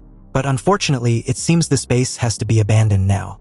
However, just as they were preparing to bolt for the escape route, A beam of blue light cut through the ceiling, leaving a scorching mark beside them. With his arms leisurely folded, he watched the two from above like a god. He then gave off a bone-chilling smile and questioned where the mad doctor was running off to. Two armed guards rushed into the lab the very moment the assistant issued an order. But before they could even take aim, he, in a flash, was already in front of the doctor after killing the guards in a painful manner. Although Dr. Feng was scared as hell, he calmly asked what he wanted before suggesting they talk it out. However, in his right pocket, he held a button which could activate the base's emergency self-destruction program. Apparently, Laserbird had planted microbombs in the bodies of every key researcher or person in charge, with their families and friends also under their supervision. This was to ensure that employees were absolutely obedient to the company and will not leak its secrets. So from the moment Dr. Feng joined Laserbird, his life and that of his family belonged to the company. Now, even if it meant they would all perish together, the self-destruct button must be initiated. Fortunately, he instantly grabbed his right hand and crushed it, disarming him. Dr. Feng screamed in pain, but he held his mouth tightly and lifted his short body into the air. His short legs trembled and dangled in the air for a moment before suffocation kicked in. And it wasn't until half his head turned a shade of red did he let him loose, throwing him to the ground. Dr. Feng coughed slightly and greedily breathed in, staring at Yi again with fear in his eyes. He then coldly told him to narrate everything they've done in Lingshui County. Yi wanted to know if Dr. Feng was the one responsible for the murder of the 3 young martial artists from Huada University, and what exact kind of experiments they've been doing down in this underground lab. He figured he might as well gather intel about his seniors first, then decide later on whether to leave the subsequent investigation to the school and the police. But Dr. Feng had a look of determination to die. Apparently, leaking the company's secrets was tantamount to suicide. There was a signal monitor in his brain, so once he uttered any keyword involving the company's secrets, the bomb in his body would detonate. If his death was certain in the end, then he might as well make it quick. Dr. Feng gave Yi an ugly smile as he triggered the poison capsule hidden in his gums. An unpleasant smell of chemicals wafts through the air as he also began foaming in the mouth. Upon realizing what the mad doctor had done, he couldn't help but wonder if all Laserbird's staff were death seekers or something. Anyway, it didn't take long for Dr. Feng's heart to stop beating, triggering the self-destruct system linked to his heartbeat. The entire laboratory was immediately filled with red lights and shrill alarms, symbolizing the impending danger. Unfortunately for Dr. Feng, it seems even death was too much of a luxury for him, because Yi suddenly revealed his sharp fangs and plunged his index finger into the aorta on Dr. Feng's neck, injecting the vampire corpse virus into his body. It took less than no time for the corpse-transforming virus to flow rapidly throughout Dr. Feng's dead body and vigorously jumpstart his stopped heart. You see, vampires can infect humans or corpses into corpseborn, but aside from a rare few, most corpseborn were no better than zombies, mentally retarded with decaying bodies and without the ability to heal themselves. However, Yi's vampire virus had been transformed using his ancestral humanoid power. And with the superposition capabilities between his Titan and vampire ability, Yi can create creatures that perfectly retain their memories and talents from their previous lives. Also, these creatures would have a strong self-healing abilities, wouldn't be afraid of sunlight, and were absolutely obedient to him both mentally and physically. Anyways, the moment Dr. Feng's heart restarted, the self-destruct program of the entire research base was terminated. And because of the powerful vitality emerging from his body, Dr. Feng's sparse hair became black and thick again, and his skinny and short body also grew. He even took away the electronic prosthetic eye because a brand new eyeball had developed in its place. Finally, Dr. Feng became a middle-aged man with a height of 1.7 meters and a strong physique. Declaring Yi as his lord, Dr. Feng knelt on the ground with his head bowed, not daring to look directly at the young man who was now like a god to him. He decided to call him the Mad Doctor. Now, both his body and spirit belong to him. Also, with a mental link binding them, Yi has the right to access the spiritual world of the Mad Doctor. He wanted to see just when Lingshui County was first infiltrated. In March that year, the doctor found out that residents in Lingshui County were becoming more and more sleepy, and the strangest thing was that none of them even noticed this abnormality. Clearly, this phenomenon has begun to affect production, and the entire city was becoming increasingly desolate. But in everyone's eyes, it seems to be as normal as before. The doctor gathered 20 people for the experiment, and found that there was something wrong with their cognition. Eating raw meat, sleeping for 2 or 3 days straight, and worshipping a clay statue that had suddenly appeared in their bedrooms every day was now their daily routine. He started wondering when these abnormal changes began. There was also some sort of numeric puzzle carved on his wrist, and upon figuring out the answer, which was a file code, He logged them into a document on his computer which recorded all his data. Only then did he see the files and realized that the numeric puzzle was actually left by him before the infiltration. The doctor felt an unprecedented sense of humiliation after finding out that he'd being treated as a laboratory rat. And at this point, it was obvious to say that his cognition had been altered. He knew that even with his tempered cognition, he would be curious enough to solve the numeric puzzle carved on his own body, and would trust whatever it revealed. The purpose of the files was to inform him about the cannibalism, the hypersomnia, and the eerie clay idols which were the mastermind behind it all, the Divine Descent Nation. He wasn't particularly pleased with the existence of this mysterious Divine Descent Nation, which basically screams a freaking cult, and the cannibalism. The underground lab was Laserbird's secret base, yet this cult quietly infiltrated and seized control. Just like the townsfolk, their cognition were rewritten and made into puppets.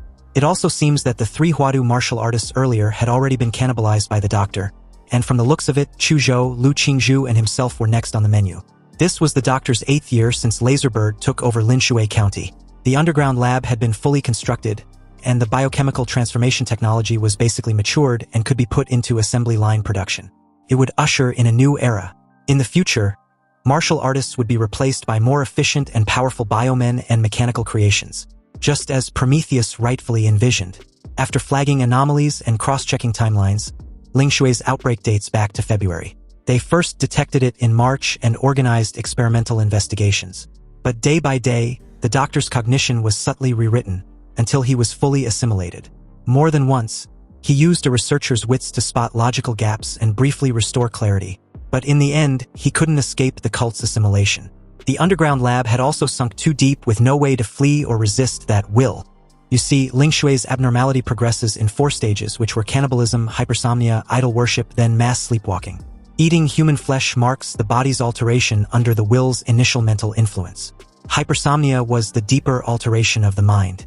The idol worship was the stage when the mind and body were heavily tainted, essentially incurable. Then mass sleepwalking was when the individual had already become food for that will. The doctor initially thought their illegal human testing was dark enough. But compared to this cult, they were practically civil. They even intend to feed an entire city to that will. The doctor finally identified the agent the cult used to pollute minds and siphon life force. A demon fetus taken from a secret realm ruin. Opening his eyes, he exited the mental link. And according to the doctor's calculations, he now knows the demon fetus would mature in 2 nights, on the exact day of the county's grand triennial gala. It's no coincidence that that tricycle grandpa, Lu Zhenxing, invited him. He practically gave him a crucial intel back then. Thanks to the doctor's investigation report, he now basically understood the cause and effect of the abnormality in Linshui County. And from this point of view, his attack on the underground research base wasn't in vain. But it still belonged to Laserbird. He has already mastered all of the Mad Doctor's memories before his death, including the various secrets of Laserbird and those crazy illegal experiments. Currently, he had no time and energy to waste on this matter. And not to mention that Laserbird was a giant internationally, the fact that it dares to conduct these dark experiments so unscrupulously shows that there is an intricate energy network behind it to back it up. He was not yet in a position of strength to be involved in such trouble. When the time comes, this research base will be handed over to the Imperial University, along with all the troubles that goes with it. However, it seems this mission had an unexpected gain after all, which was the Mad Doctor who had apparently participated in the research and development of the Golden Gene during his lifetime, and he understood the use and efficacy of it. But that's an issue he plans on dealing with once the Linshui County's abnormality was resolved. Although according to the requirements of the Imperial University, students who manage to find out the truth can choose to end the mission, he wants to continue. After all, what he now wants wasn't the mission reward from the Imperial University. This greedy fucker now wants to steal the Divine Descent Nation's prize, the fruit of victory. And as for the doctor, he would hide in Linshui County and find an opportunity to inject He's blood into the water system of the county. In short, they must ensure maximum infection. The crazy doctor's face flushed with excitement the moment he figured out the purpose of his master's blood. He admired He's crazy imagination and bold plan. Apparently, he wants to compete with the demon fetus for believers. By now, the entire Linshui County has entered the 4th stage of contamination, so there was no possibility of reverting them to normal. Sure, converting them was selfish on his part, but after the storm ends, he would try his best to let them return to their previous lives. At the very least, under his control, they won't harm society. After bidding farewell to the crazy doctor, he returned to the old house and reunited with Chu Zhou and Lu Qingzhu. At this time, the two were eating the combat rations they brought along. This already proves they know what food in Linshui County meant. Lu Qingzhu's face changed instantly upon hearing this, like she seemed to have remembered something disgusting. Chu Zhou, on the other hand, was quite calm. Apparently, the two also did some scouting on their own and discovered that the entire townsfolk were eating human flesh. But judging from Yihe's reaction, Chu Zhou guessed Yihe already knew. And the bottom line seems to be the warping of the entire county's cognition, akin to an enslavement by something. He looked at Chu Zhou with new respect. Not bad, this killer boy's guess was almost spot on. He then informed the two about his recent trip to Jinshan Temple, omitting the part about assimilating the crazy doctor and the truth he now knew about Laser Bird. After all, his plan was too crazy, and it wasn't like he could explain his ancestral vampire virus. Even if he believed the silly girl and his little fanboy would support him after knowing the entire truth, there was no need to risk it. Lu Qingzhu's eyes widened. She didn't expect the water in this small county to be so muddy. If an illegal lab had been in Linshui County for all these years, why was the county such a mess? Obviously, the answer was pretty evident. This powerful biotechnology organization had also fallen under the anomaly. At this point, the mission had already surpassed the difficulty of Tier 3. Lu Qingzhu suggested they call the Imperial University for backup. But this only seems to dampen Yihe's mood. Was this silly girl kidding him?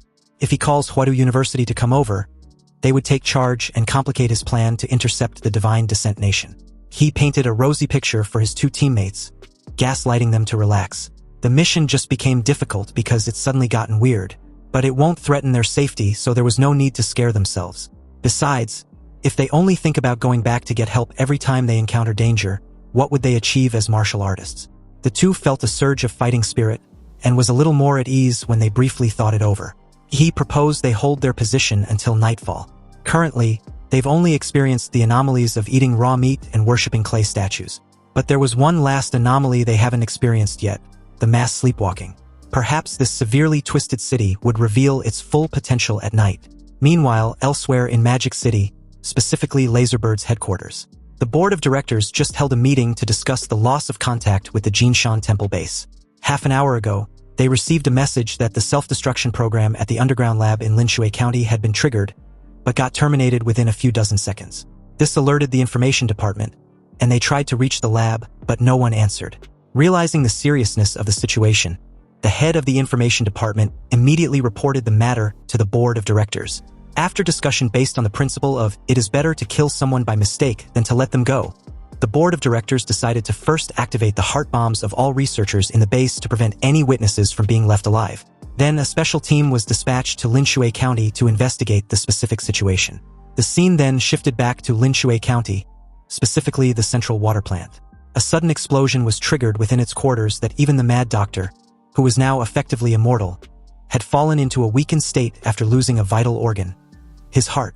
Apparently, he had to pull out his entire heart and throw it away the moment he felt the activation of his heart bomb. Anyway, while his heart was slowly regenerating, he sent a message to his lord, informing him that Laserbird had just detonated the bomb in his body. And judging from their mode of operation, a special task squad would arrive in Linshui County soon. He received the message and assured him not to worry. They would continue with the plan. Nightfall immediately plunged the entire county into darkness with no other light source except street lights. Then a train arrives at Linshui County Railway Station, which only 5 passengers got off. At this time, there was no one else at the station except these 5 passengers. An ordinary middle-aged fatty with the alias Catfish observed his surroundings and grinned knowingly. Since the county was so secluded, it's no wonder the company chose it as a black site.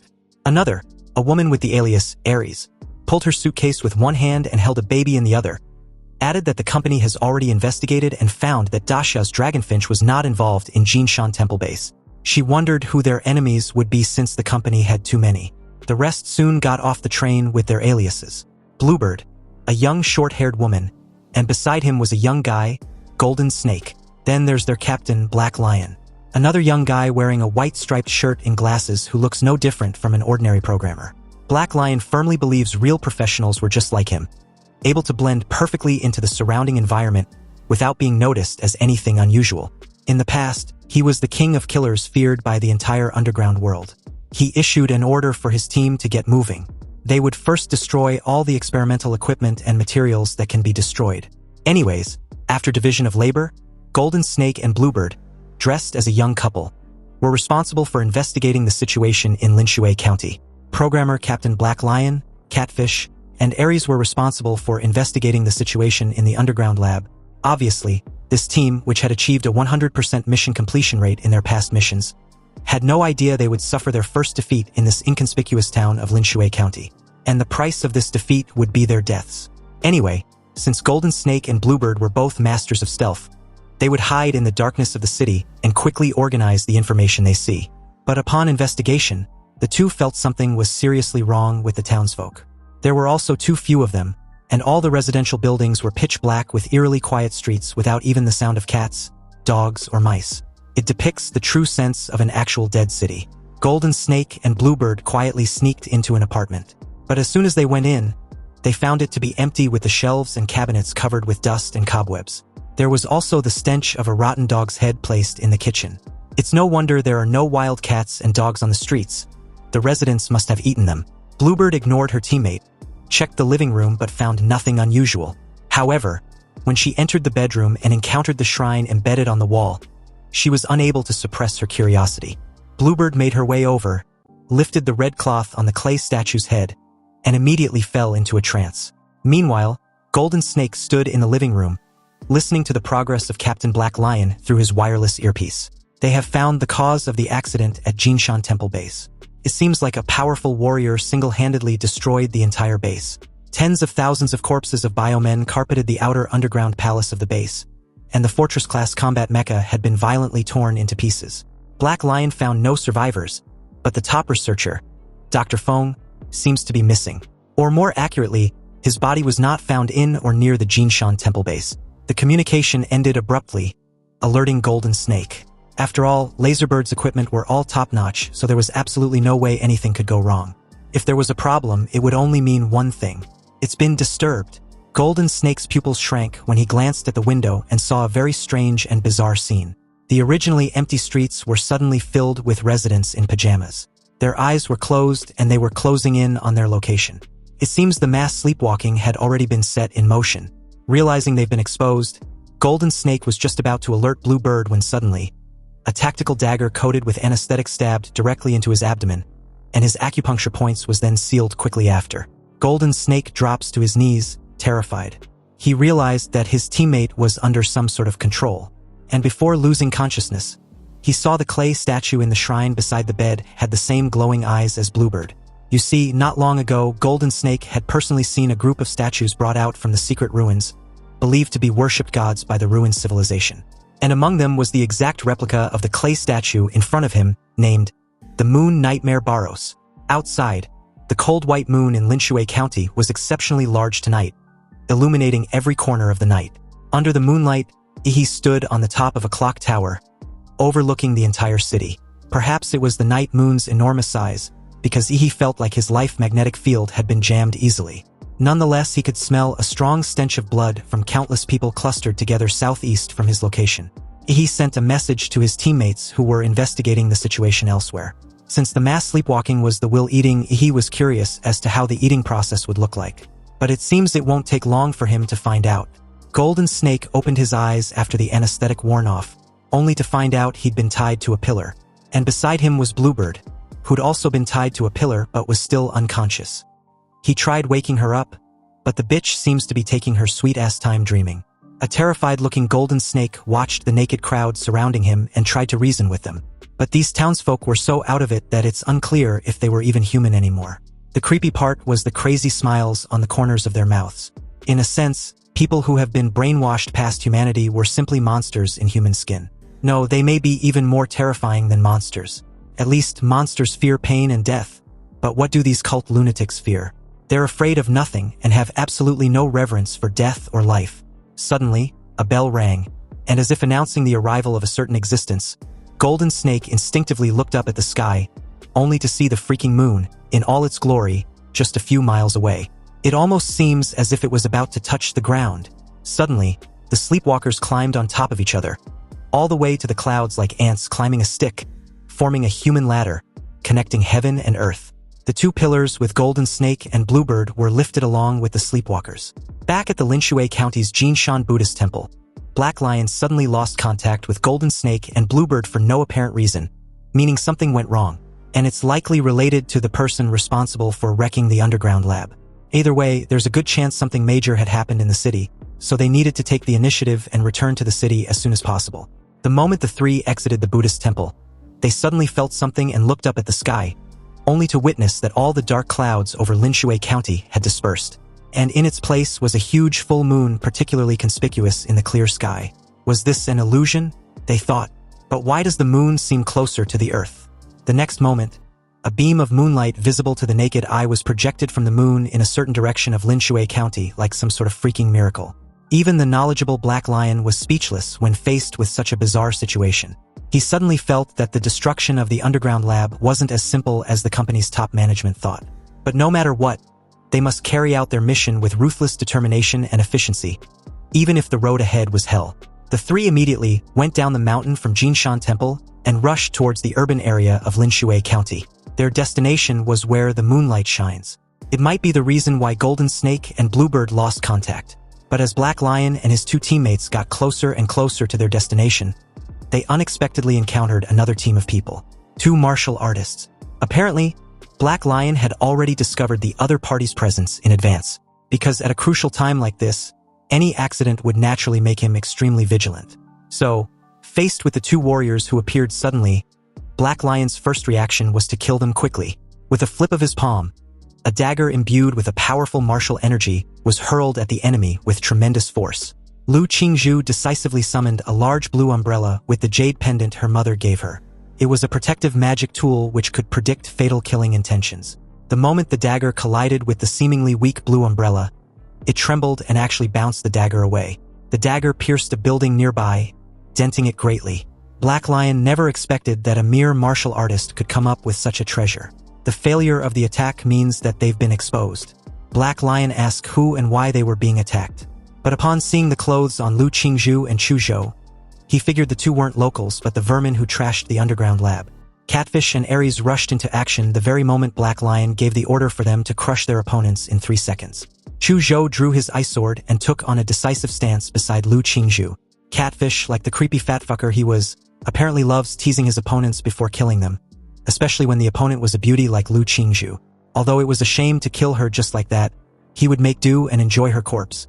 Lu Qingzhu felt disgusted as she blocks Catfish's attack and forcefully pushes the creep back. Chu Zhou, on the other hand, summoned a huge ice peak that rose from the ground and rushed straight towards Ares. But Black Lion suddenly intercepted the attack, and with a wave of his hand, he shattered the ice peak effortlessly. Chu Zhou naturally understood that this kind of large-scale attack wouldn't have much killing power on the opponent, but his purpose was to drag the fight on and stall for time as much as possible. Chu Zhou casually threw down several smoke bombs, specially made to block the opponent's perception and vision, then left the scene with Lu Qingzhu. They weren't stupid enough to fight their opponents head-on, knowing full well they were all at least high-tier martial masters. But out of nowhere, Black Lion stealthily made his way to the two with his daggers dangerously close to their throats. And before he could slit their throats, an extremely heavy horse-slaying sword fell from the sky and stabbed directly where he previously stood. Black Lion, a bit surprised for a moment there, curiously asked if Yi was with the two. When Yi boldly declared his intention to kill him, he just scoffed at the absurdity. This young fellow in front of him sure was eager to die. Black Lion decisively used the assassination technique, the Phantom Clones. He transformed his body into 12 afterimages. They all dashed towards Yi, who suddenly counterattacked, using his time freeze ability. The domain of stasis unfolded and the 12 Phantom Clones slowed until they hung motionless in the air. He grinned knowingly. A Grandmaster's body reinforced by martial energy could withstand even tank shells without losing skin. Yet even they could still be killed. The 12 Phantom Clones was indeed clever, and he initially couldn't tell which was the real body. But with time frozen for 5 seconds, he had more than enough time to find the real Black Lion. Evidently, Ihi's time freeze was unique and an unexpected move. Once used, the enemy must die, because under no circumstance should the opponent be able to guess this terrifying ability. With the vampire's ability for controlling blood, the blood on Ihi's fingertips accelerated countless times, turning into high-pressure blood arrow that shot out, carrying a comprehended killing martial energy, the heart-piercing demonic blood thorn. When time resumed, the former king of assassins, Black Lion, had long developed an instinctive sense of death. There was a sniping blood arrow aimed directly at his forehead he wasn't able to instinctively dodge. The blood-red devil thorn pierced straight through Black Lion's head and shattered his brain. The king of killers died in such a hasty manner, and the only thing he couldn't figure out before he died was how the enemy appeared in front of him in an instant. The battlefield fell silent as he casually grabbed Black Lion's body, piercing his 5 fingers into the throat of the corpse, and began to suck the blood of the strong man and refine it. He felt his aura rising to a higher level with every second. The bottleneck that ordinary martial artists needed a lot of resources and time to break through was violently broken by Ihi's powerful blood and energy like a torrent. And although a lot of the energy was wasted in the process of absorbing Black Lion's blood, the physical foundation still managed to raise his level to the 8th stage. No matter how experienced Catfish and Ares were, they were still stunned by the sudden death of Black Lion. And judging from the fluctuations of martial energy, it seems that the one who killed their captain had also drained his blood to cross 2 levels in an instant. The two decided to make a strategic retreat and report the intelligence they've gathered to headquarters. But before bolting away, something even more terrifying happened. Ihi used the demon imprisoned in the flesh to summon a bloody demon puppet. A translucent dark and red hand stretched out from the shadows. When the evil shadow completely emerged from the blood below, Catfish and Ares were horrified. This demonic shadow actually looks exactly like their captain, who had apparently turned into a human corpse. Catfish nearly shit in his pants right then and there. Seriously, what kind of monsters have they provoked? Each one was more terrifying than the last. He even wondered if Ihi was really just a martial artist. Ares, with a serious expression, threw away the baby in her arms. The baby grew rapidly in midair and soon turned into a 3-meter-tall muscular monster. After instructing the monster baby to hold their enemy off, Ares and Catfish separated and fled. Upon seeing this, Ihi also instructed Chuzhou and Lu Qingzhu to cooperate with his demon shadow and deal with the monster baby, while he chased after the 2 martial artists. The moment Ihi left the battlefield, Chuzhou didn't hesitate awakening his bloodline ice-flying dragon shadow. The cold air around him gathered into the shadow of a soaring dragon as the muscle monstrosity let out a furious roar. Its black muscles bulged, glowing with a sinister crimson red. They radiated scorching red heat as its blazing palm strike came crushing down towards Chuzhou. Chuzhou countered with his profound martial art technique, the ice-soaring dragon shadow. Frost gathered on his ice sword, forming a dragon-shaped phantom. And with a casual slash, a massive wave of frozen current surged forth, shaping into a ferocious dragon head intending on swallowing the muscle monstrosity whole. The monster baby roared once more, its scorching muscles colliding with the incoming frozen current, causing a large amount of mist to rise. But unbeknownst to it, a far deadlier strike was hidden within this icy surge. A sword blade hidden in the shadow of the ice dragon suddenly slashed towards the throat of the monster baby. Caught off guard, the muscle monstrosity jerked its head to avoid it, yet half of his cheek was still frozen and shattered by the ice, revealing the alloy skull inside and confirming its bioengineered nature. Chuzhou hadn't expected a creature of such enormous size to react so swiftly. Its agile movements made it so fast that it was upon Chuzhou in an instant. Fortunately for him, he wasn't fighting alone. The blood demon shadow, which had been waiting patiently in the shadows, transformed into 12 blood shadows in mid-air.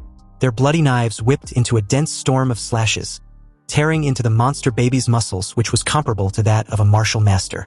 Even though the muscle monstrosity's regeneration ability wasn't weak, the speed, however, couldn't keep up with the wounds inflicted, leaving the monster baby drenched like a blood gourd.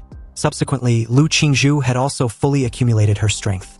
With huge purple wings spread out behind her, she stood high in the sky like a goddess and activated a genetic technique, the purple dark sun flame. The strange lines on her cheeks flashed with dazzling purple glow as countless purple-black feathers gathered in her palm and spontaneously combusted into purple-black ashes. When the radius of the spherical ash ball reached 5 meters, the entire ash ball was instantly ignited, turning into a purple scorching sun.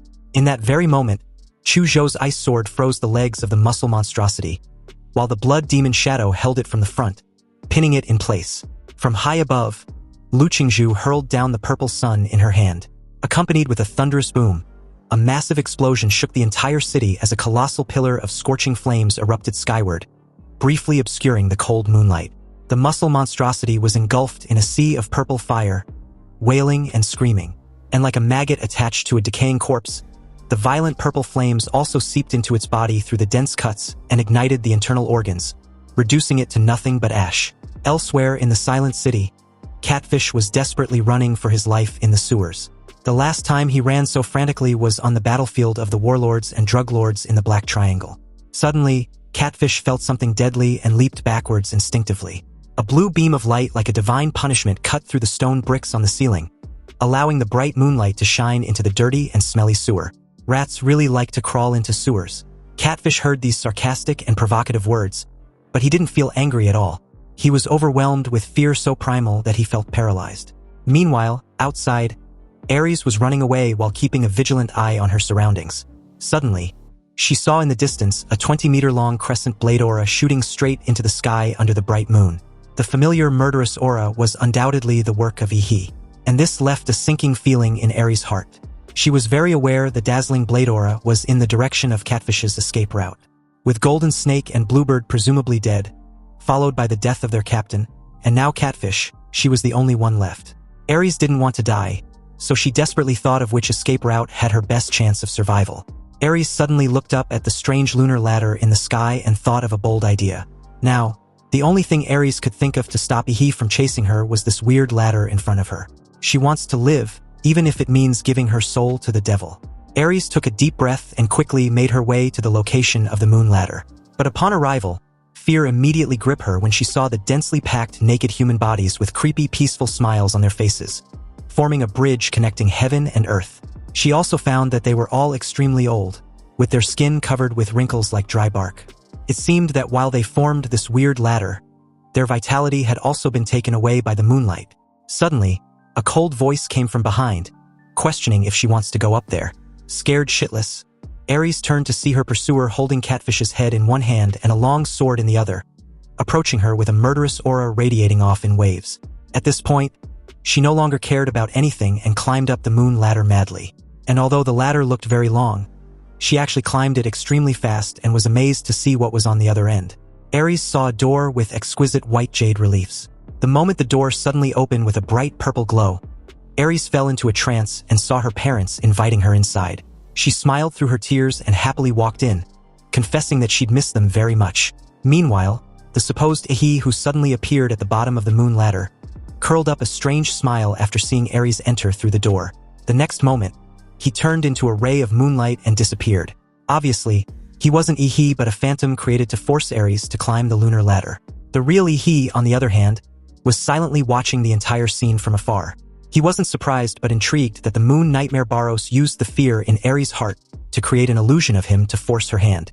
Now that 2 of the assassin team sent by Laserbird had died, and the remaining 3 were probably better off dead, the people from the God-descent Heavenly Kingdom should arrive the next day according to his calculations. Also, with Laserbird's having lost its base and a squad, they would most likely stay put, so there's no off-field factor involved. After all this hard work, the big show was finally about to begin. At dawn, the huge moon finally began to move away from the Earth's surface reluctantly, and the beam of light projected from the moon finally dissipated. The people of Linshui County who formed the human ladder to the moon also returned to the ground. When they weren't bathing in moonlight, they were like dead wood. Their lifeless skin became full again, seemingly returning to normal, but this was just an illusion. Their lost vitality had forever been plundered by the moonlight. They returned to their homes still with their eyes closed, as if nothing had happened. He and his 2 classmates watched this strange scene silently from a distance. Lu Qingzhu was a little worried. The strangeness of this mission has exceeded their imagination, and she wants to know if Ihi really wants to continue. Chu Zhou stared in Ihi's direction, waiting for a reply. He reassured them not to worry. He was very confident in seeing this to the very end. And besides, it wasn't just the 3 of them. They had a powerful ally helping them in secret, but this individual just doesn't want to show himself. Chu Zhou nodded slightly in understanding. In his opinion, he couldn't be just from an ordinary family as shown in his file. There were differences in bloodline among warriors. After all, high-level warriors have already created a gap with other humans in terms of life level. Chu Zhou's own father was a powerful warrior but illegitimate. So he believed that Ihi was either an illegitimate son of a powerful warrior or the young master of a powerful warrior family who was undergoing trials among them. If it was the latter, then Ihi must have a protector around him, which would explain what he meant by allies.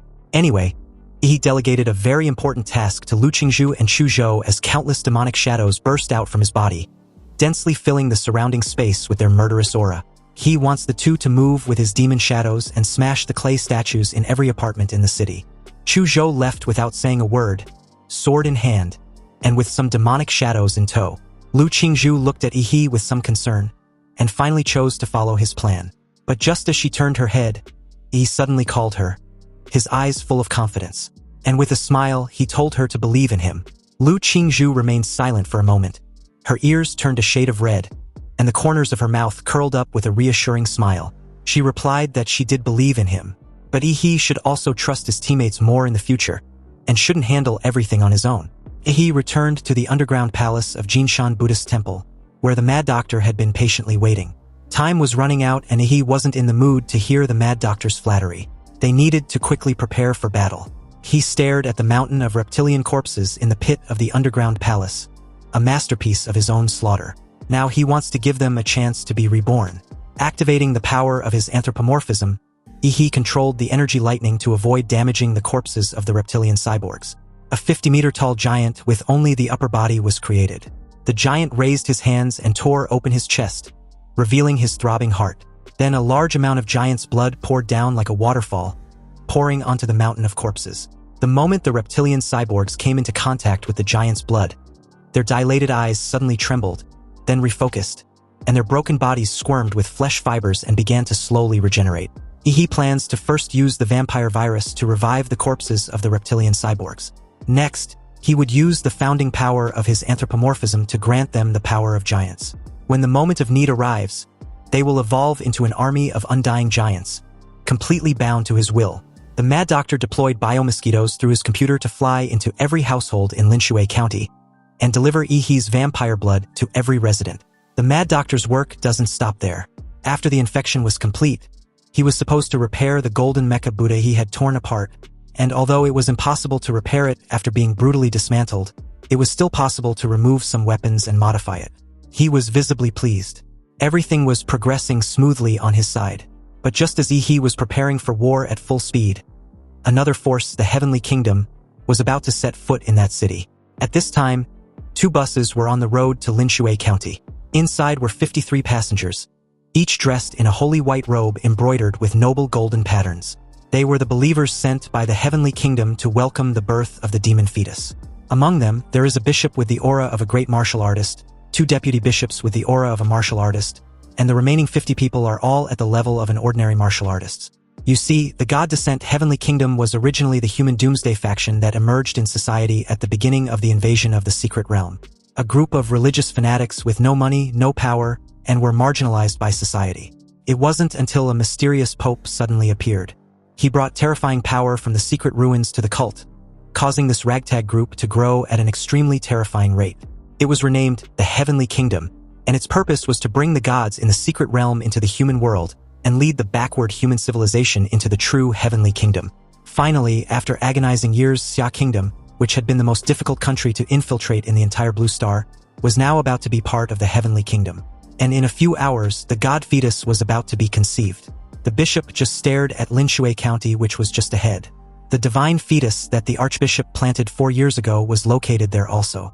A believer in a red robe, representing his status as an archdeacon, stated that their archbishop contributed so much to the divine religion, but in the end, he was attacked and killed by the ignorant people of Daxia, and wouldn't get to see the divine fetus he'd worked so hard to plant grow to maturity.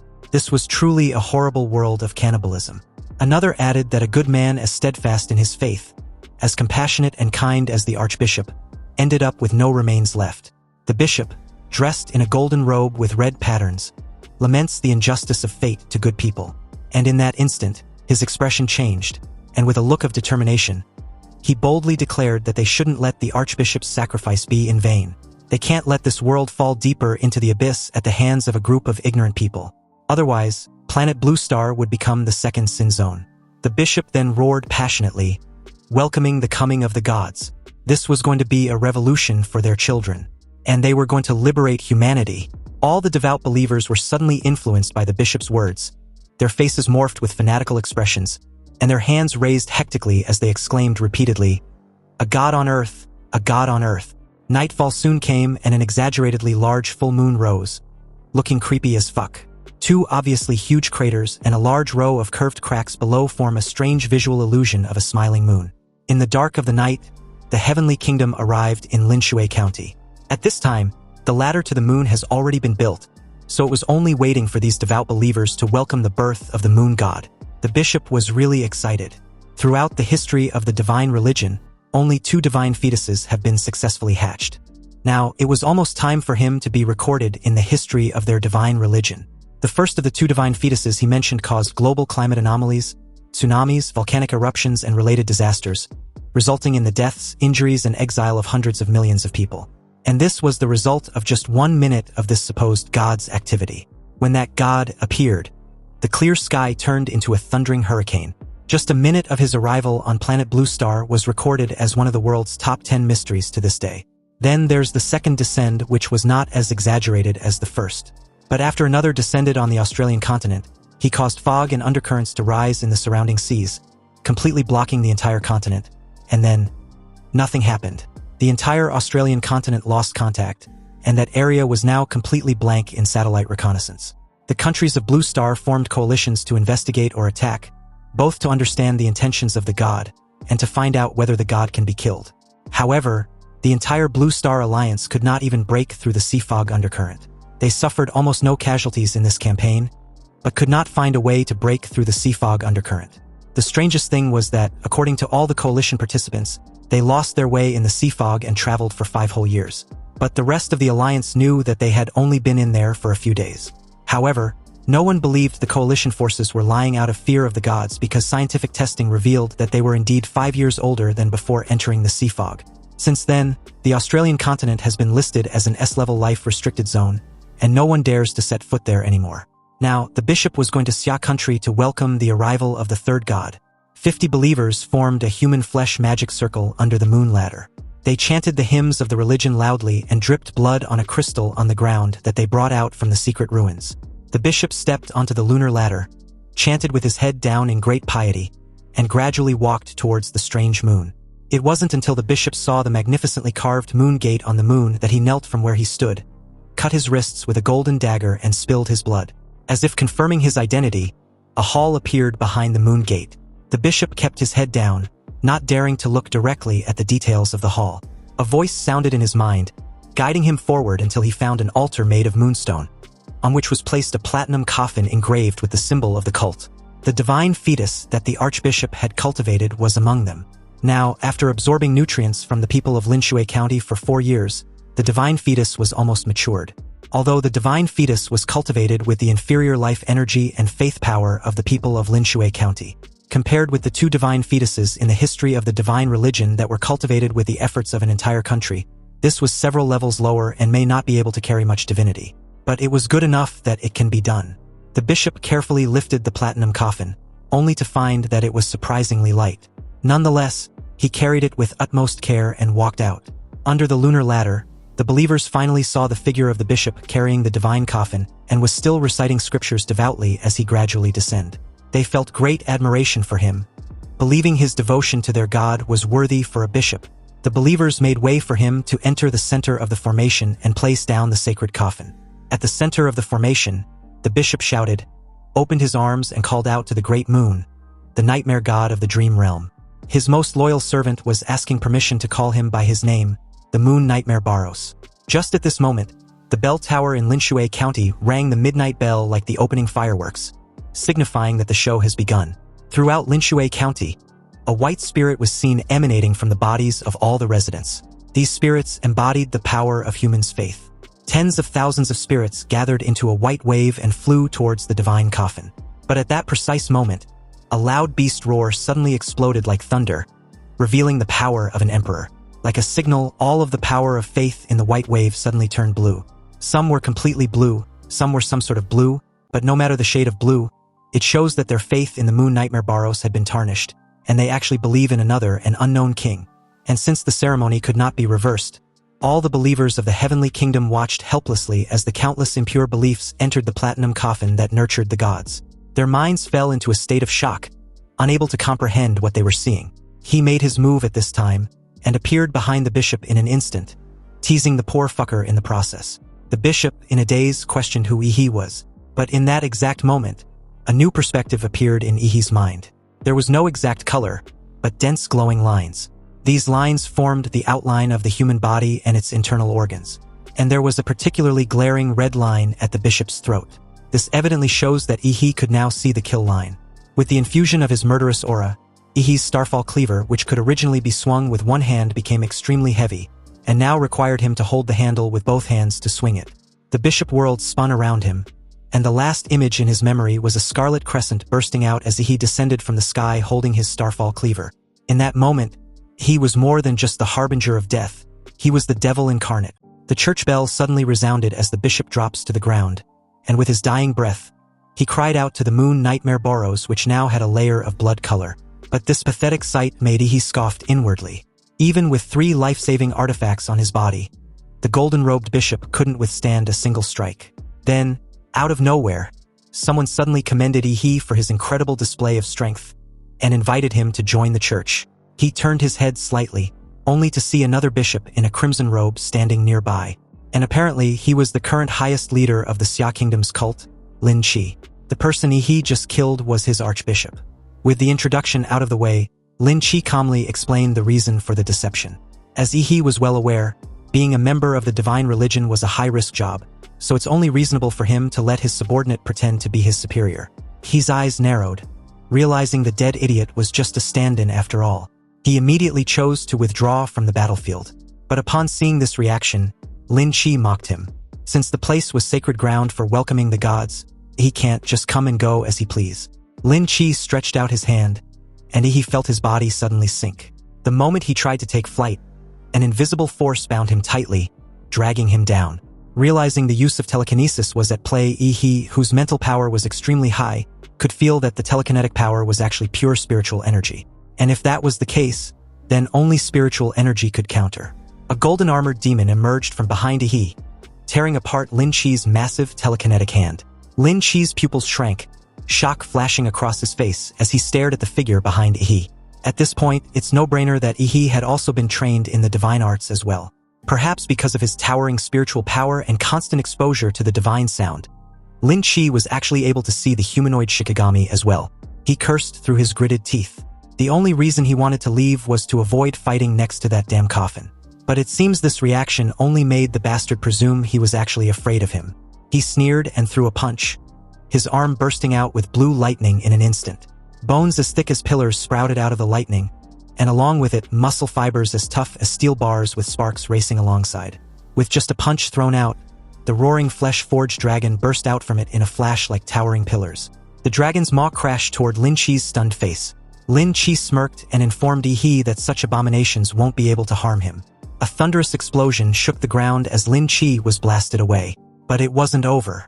The flesh dragon barreled forward with unstoppable force, slamming him relentlessly. It drove him straight through a fortified building, like a bullet train at full speed, shattering the entire structure in an instant. The exposed muscle fibers stretched for hundreds of meters, dragging Lin Qi as they tore through countless buildings with blinding speed. Lin Qi's world spun violently, and the moment he regained his senses, he was already pinned beneath the raging flesh dragon. Lin Qi's ornate crimson robes were reduced to rags, and without the psychic barrier shielding his body, he would have been crushed to dust. At the moment, his veins had burst under the strain of overdrawn mental power with blood pouring from his organs. He nearly blacked out, yet in the very next second, his wounds began to heal. Lin Qi grinned with satisfaction, believing Ihi wouldn't be able to hurt him. After all, he was a being blessed by the gods. He stared with an expressionless face and scoffed. As expected, these cult lunatics were damn near impossible to kill. It was really troublesome. Suddenly, the rest of the frenzied cultists started gathering around him and started chanting repeatedly in unison. He glanced at them and smirked, because for a moment there, he'd almost forgotten about them. Anyway, as their final test to prove their loyalty to the church, each freaking cultist drew a dagger, and in the next heartbeat, plunged them directly into their very own throats, then slit them without hesitation. He just sneered, wondering if this act of mass suicide was all these lunatics were capable of. Seriously, the twisted logic of cultists were truly beyond comprehension. Nonetheless, he waited patiently to see what kind of trick they're trying to pull this time. In an instant, an icy, slimy surge of spiritual energy descended, and the corpses of the self-slain cultists began convulsing violently, as though something alive was gestating inside them, ready to burst out. A blood-red hand suddenly tore its way free from one believer's chest. As the creature fully crawled out, he finally saw its true form. Its skin was the color of blood, horns jutting from its skull, and fangs jutting from its maw. So in the end, it was just some foreign-style demon trash. How typical. He couldn't help but smirk. These lunatics really went all in, using their bodies as conduits to summon trashy demons. 50 of them at that. So it seems they're trying to flood the battlefield with these mass spawn. But it's too bad because he also has a mass spawn of his own. The moment he threw his head back, a roar reverberated across the entire county. Bolts of lightning, identical to when he had transformed into a giant, exploded throughout the city. These countless giants, more than 20 meters tall, suddenly rose from the ground and rushed towards the battlefield, responding to their king's call. The demons shrieked in frenzy, their cries echoing across the ruins. The clash was immediate and violent, but the demons were no match for Ihi's giant avatars. They were crushed into dust within moments. The other archbishop stood dumbstruck, staring at the towering giant's birth from the bioreptilian warriors. His mind was reeling, wondering what was going on. An archbishop was killed in an instant, and now an army of giants had appeared out of nowhere. And what's more, he had also lost the sight of Ihi. The archbishop quickly used his spirit sight to find him. His expression twisted in utter shock as he spotted Ihi striding toward the divine coffin. Realizing Ihi's target was the god fetus, he bolted in his direction, trying to stop him but was immediately intercepted by Chu Zhou and Lu Qingzhu. Scorching violet flames and a blast of freezing dragon breath flared up, boxing him in, each aura carrying terrifying weight. The archbishop brows furrowed, realizing that his foes were clearly prepared, from the sudden decapitation strike, to their giants crushing the demon horde, and now this pincer on himself. Are they Dragon Sparrow operatives? Did they know of the church's plan all along? If so, this mission might already be doomed.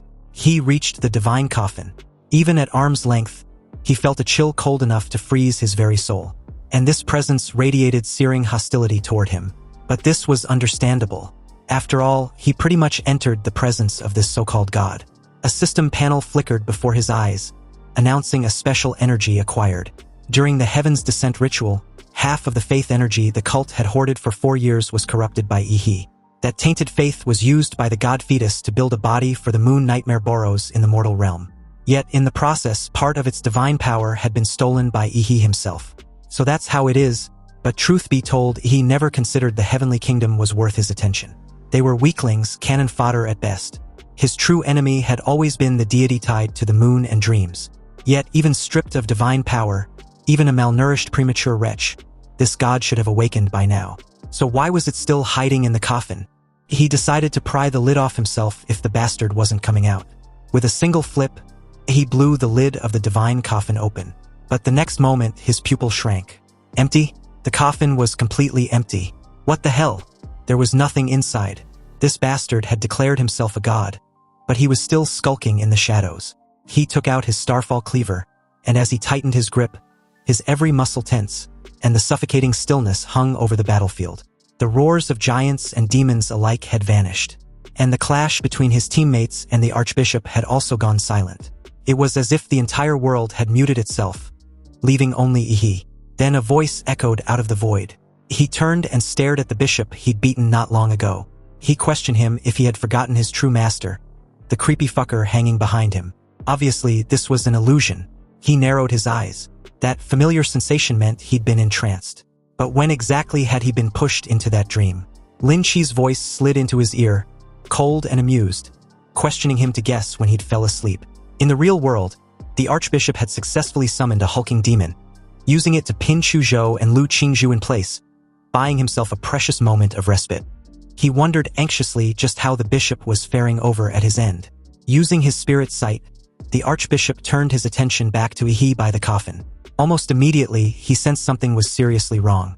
Ihi was clearly under the divine punishment for offending a god. And even worse, he could no longer detect the archbishop's spiritual presence. The thought chilled him. He dared not imagine the rest. Left with no choice, the archbishop decided to reach the divine fetus ASAP. He drew a short blade set with a green gem, a wooded tribute relic, the Xuanwu divine needle. Once it pierced into an enemy, blood thorns would sprout within them and grow outward until the enemy is shredded into a pulp. The archbishop dashed towards Ihi, his decision resolute. He judged Ihi as a sinful soul, deserving the punishment by the gods. The archbishop intended on executing Ihi's filthy flesh himself. However, nearby, Chu Zhou and Lu Qingzhu, pinned by the hulking demon, watched Ihi teetering on the brink, and their faces went white with rage. Chu Zhou's cursed through his gritted teeth, watching the archbishop heading straight for He. He instructed a hesitating Lu Qingzhu to go save He, while he holds the hulky demon back. Chu Zhou unleashed the blood-burning forbidden technique, and in an instant, a surge of massive frost burst forth. The demon which had previously had them subdued suddenly lost its edge. But freezing such a behemoth took almost every ounce of Chu Zhou's martial energy. Yet he still instructed Lu Qingzhu to not hesitate. Their lives weren't worth as much as Yihe's. Lu Qingzhu no longer hesitated, and as she unfurled her wings, she rocketed off to intercept the archbishop. But before leaving, she implored Chu Zhou not to die. However, the tide soon turned because Chu Zhou couldn't hold the beast forever. With a reverberating boom, an unquenchable hellfire vaporized the ice. The 5-meter horned demon shattered its bonds and reared up. It glared down at Chu Zhou with eyes that spewed flame. The hellfire coalesced into a war axe in its grasp. And with a limb thicker than Chu Zhou's entire arm, the demon swung the hellfire war axe. As it came crashing down with brutal force, Chu Zhou had no way to dodge, mainly because his legs had already been badly injured earlier trying to hold the demon. He decided to take it head-on. He roared at the beast, declaring his intention to finish his revenge to the very end. Several ice needles shot into the demon's pressure points. The very moment the bloodline power of Chu Zhou's self-proclaimed powerful family from the imperial capital was activated, a vast martial energy burst out from his exhausted dantian, regenerating his lost vitality. The dragon horns on his head grew longer anew, and his once torn and broken flesh also healed with frosty cold scales. His previously dim dragon eyes were rekindled, and as his momentum rose rapidly, even exceeding his previous peak state, the speed at which his lifespan was consumed also doubled. Chu Zhou raised his hands high, and the invisible martial energy swirled wildly before expanding, converging into a gigantic chi sword tens of meters long, shaking the surrounding space to an explosive roar. The icy chi sword in his hand slammed down fiercely. Though small in stature, the chi sword wielded was like a weapon of a giant, channeling all his killing intent and power into the strike. The demon monster, with its eyes wide in panic, sensed the bone-chilling murderous aura and opened its mouth to unleash a massive flame. But before it could, the overwhelming destructive power and momentum from its opponent enveloped everything in sight. The icy chi sword, formed by activating Chu Zhou's blood-burning forbidden technique, struck down, unleashing an earth-shattering force. But unexpectedly, blazing flames roared fiercely and countered, clashing violently against this overwhelming icy earth-shattering force. The two opposing forces merged and spread throughout the battlefield. Chu Zhou's eyes widened in astonishment, his face slightly pale. He felt something was wrong. The beast roared defiantly as it crouched and braced against the earth-shattering slash. His whole body trembled but remained standing firm. As the scorching red flames and the icy earth-shattering force split the sky in half, Chu Zhou watched the beast gradually breaking through his icy chi sword, and eventually scorched it to pieces with its demonic flames. With his martial energy depleted, Chu Zhou was at loss when a bullet was fired straight from behind, piercing the demon's skull and exiting through its mouth. Blood erupted violently, but before the beast could recover, a series of heavy armor-piercing rounds was fired in succession, piercing the nape, waist, abdomen, back and other relatively vulnerable parts, creating bowl-sized blood holes one after another. The demon monster was mutilated on the spot. Chu Zhou, nearly drained of all energy, deactivated his blood-burning forbidden technique. He glanced around cautiously, wondering if the expert who helped him was the ally he mentioned.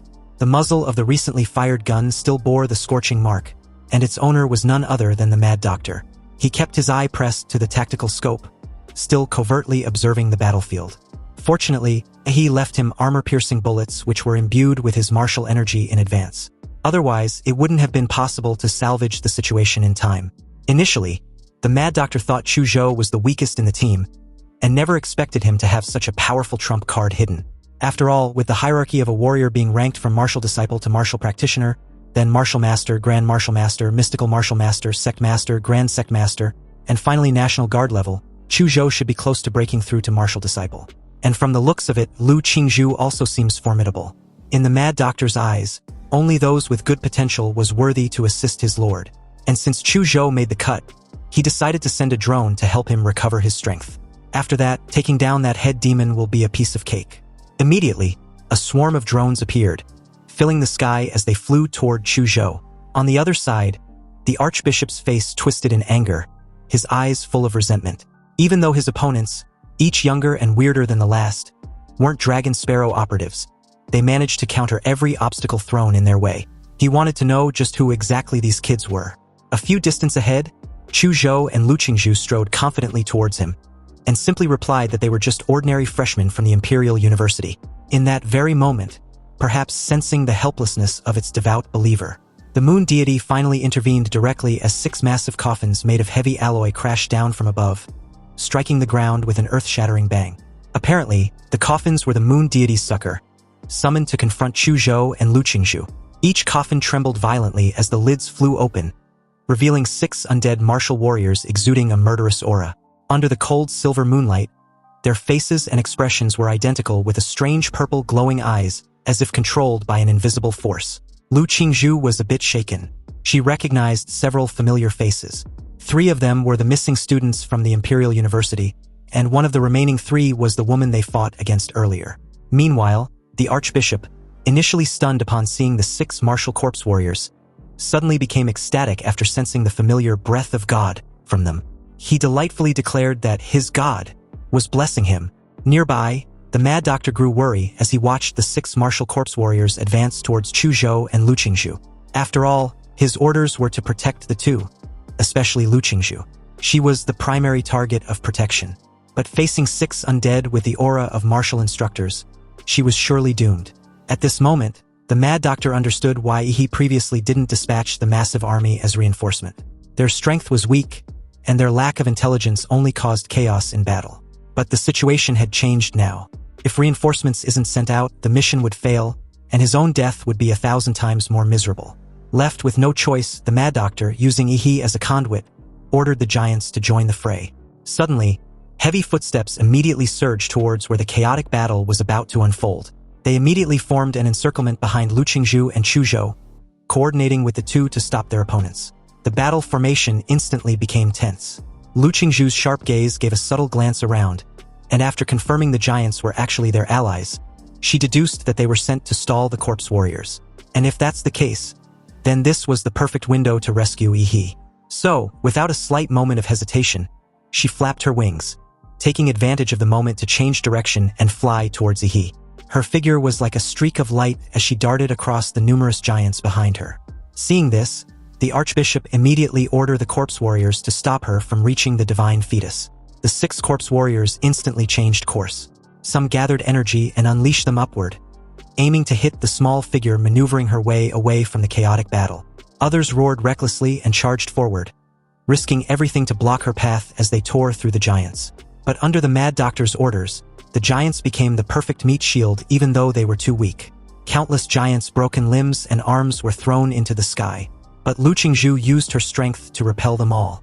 However, within just a few meters away from Yi, she was nearly impaled with the Xuanwu divine needle from the Archbishop. Lu Qingzhu lost momentum as bright red blood splattered into the air. Then her strength gradually started to fade, which nearly plummeted her body to the ground. But just as her body was a few inches from impact, her wings sprang open once more as she soars into the air, pushing her delicate frame hard against the wind. The Archbishop froze in horror as all his efforts in stopping Lu Qingzhu was for naught. Lu Qingzhu eventually made her way to Yi and hugged him, clinging tightly as she gently rested her head on his shoulder. Her breath weak yet mixed with heartwarming relief. She finally caught her man.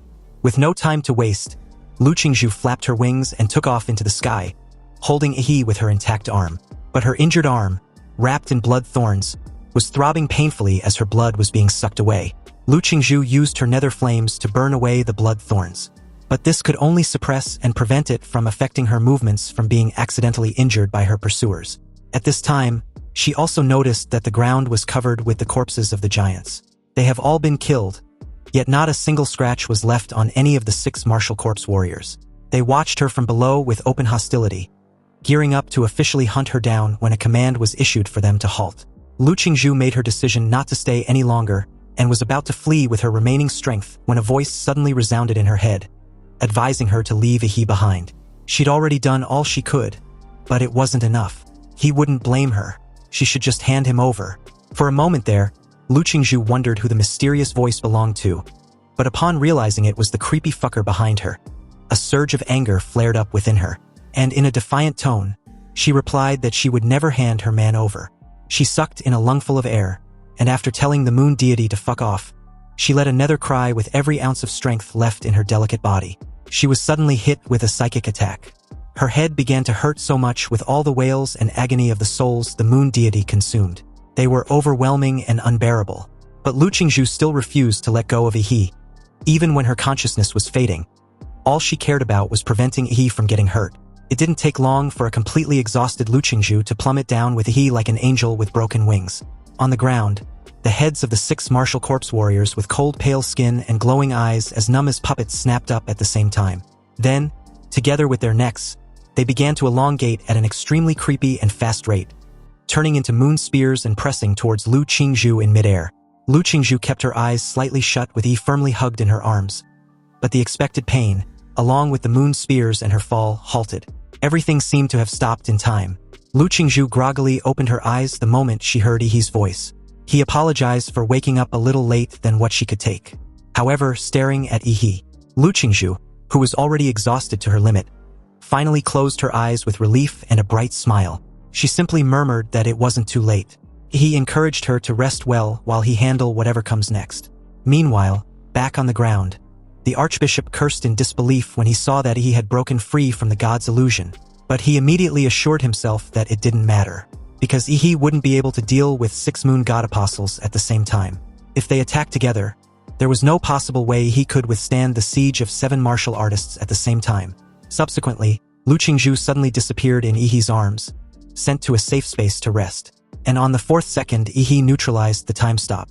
Below, the archbishop's eyes widened as a bead of sweat trickled down his cheek. His next command was stuck in his throat when he saw a sudden gigantic feet appeared out of nowhere from above.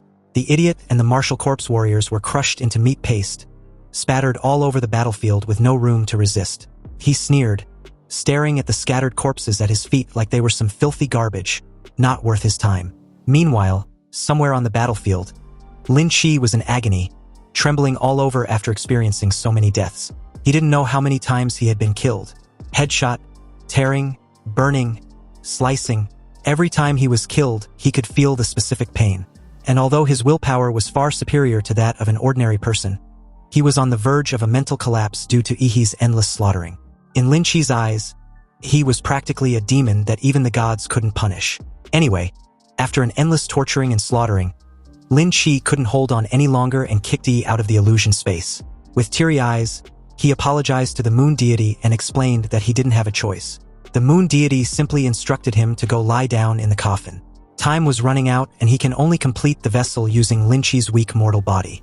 In the distance, Yi took less than no time slaughtering any remnants of the moon god's power on the battlefield, especially the 6 moon apostles. Sneering at what's left of their current pathetic state, the disgust in his tone was evident. After all, even with the moon god's power, they were ultimately nothing more than a pile of corpses. Now, all the cultists of this heretical sect had been eradicated, leaving only Lin Qi and the disabled moon god who had never appeared until now. Because in that very moment, he suddenly felt something and looked up at the moon. A figure in a silver-white robe stood in the void, with the eerie big moon behind him. The moonlight shone on him, covering him with a hazy silver light, like a royal robe. The figure had silver-white hair that reached to his shoulders.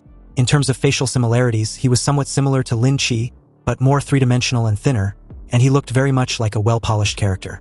His eyes were like 2 silver moons, revealing the moon's coldness and purity. This pair of cold eyes stared at Yi with full appreciation and recognition. Even though Yi couldn't sense this fucker in the sky, he could tell from his aura that he was incredibly strong.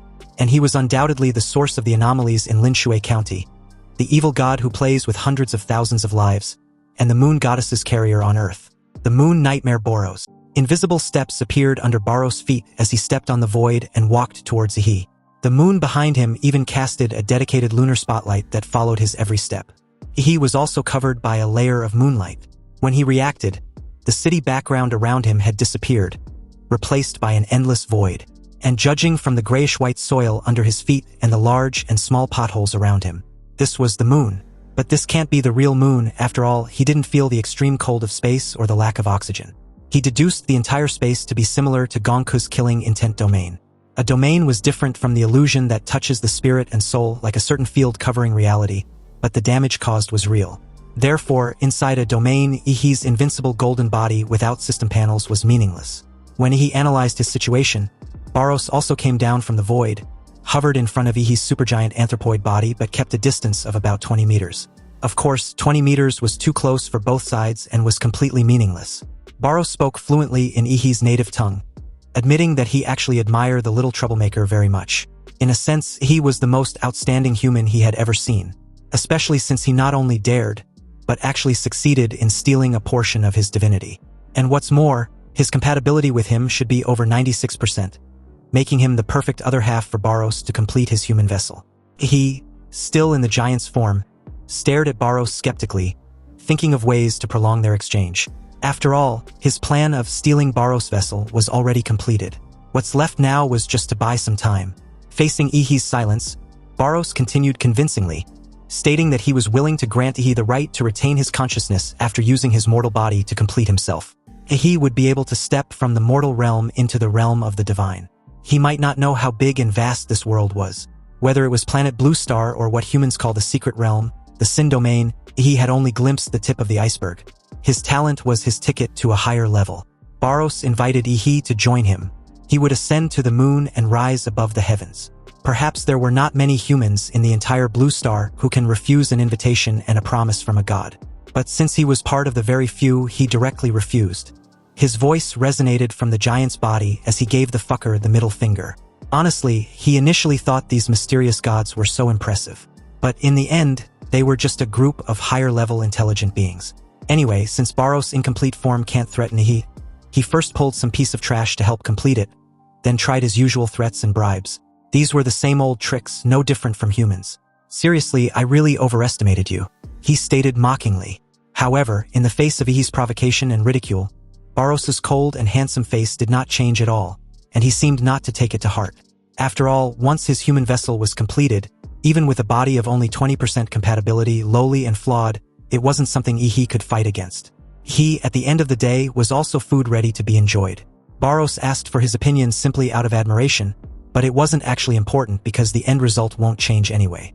Barros stretched out his cold white hand and made a grasping motion. The giant before him was seized by an invisible hand and crushed like a bug. Under this extremely terrifying squeeze, the flesh, blood and bones were all crushed into a single mangled mass. Ihi's expression shifted. His giant body was crushed on the spot like a balloon. Then, with a wrenching motion, Barros tore open the supergiant anthropoid body. A beam of moonlight penetrated the flesh and blood, imprisoning Ihi's body. The next moment, he found his limbs frozen in place. Barros was generous to those he admires. So even though Ihi rejected him, he still planned on granting him the privilege of retaining his consciousness after completion. Barros' hand drew closer and closer to Ihi's forehead, treating him like food ready to be consumed. Then, for the first time, a flicker of surprise crossed the moon god's eyes. He couldn't comprehend why he was unable to sense Ihi's consciousness. Baffled, he even repeated the process twice more, but nothing. He laughed mockingly and called the idiot out for finally realizing that he couldn't touch his soul. Even if his body couldn't match Barros in the spiritual plane, he had the support of the system panel. You see, against a divine being like Barros, he anticipated this and knew his body might fail.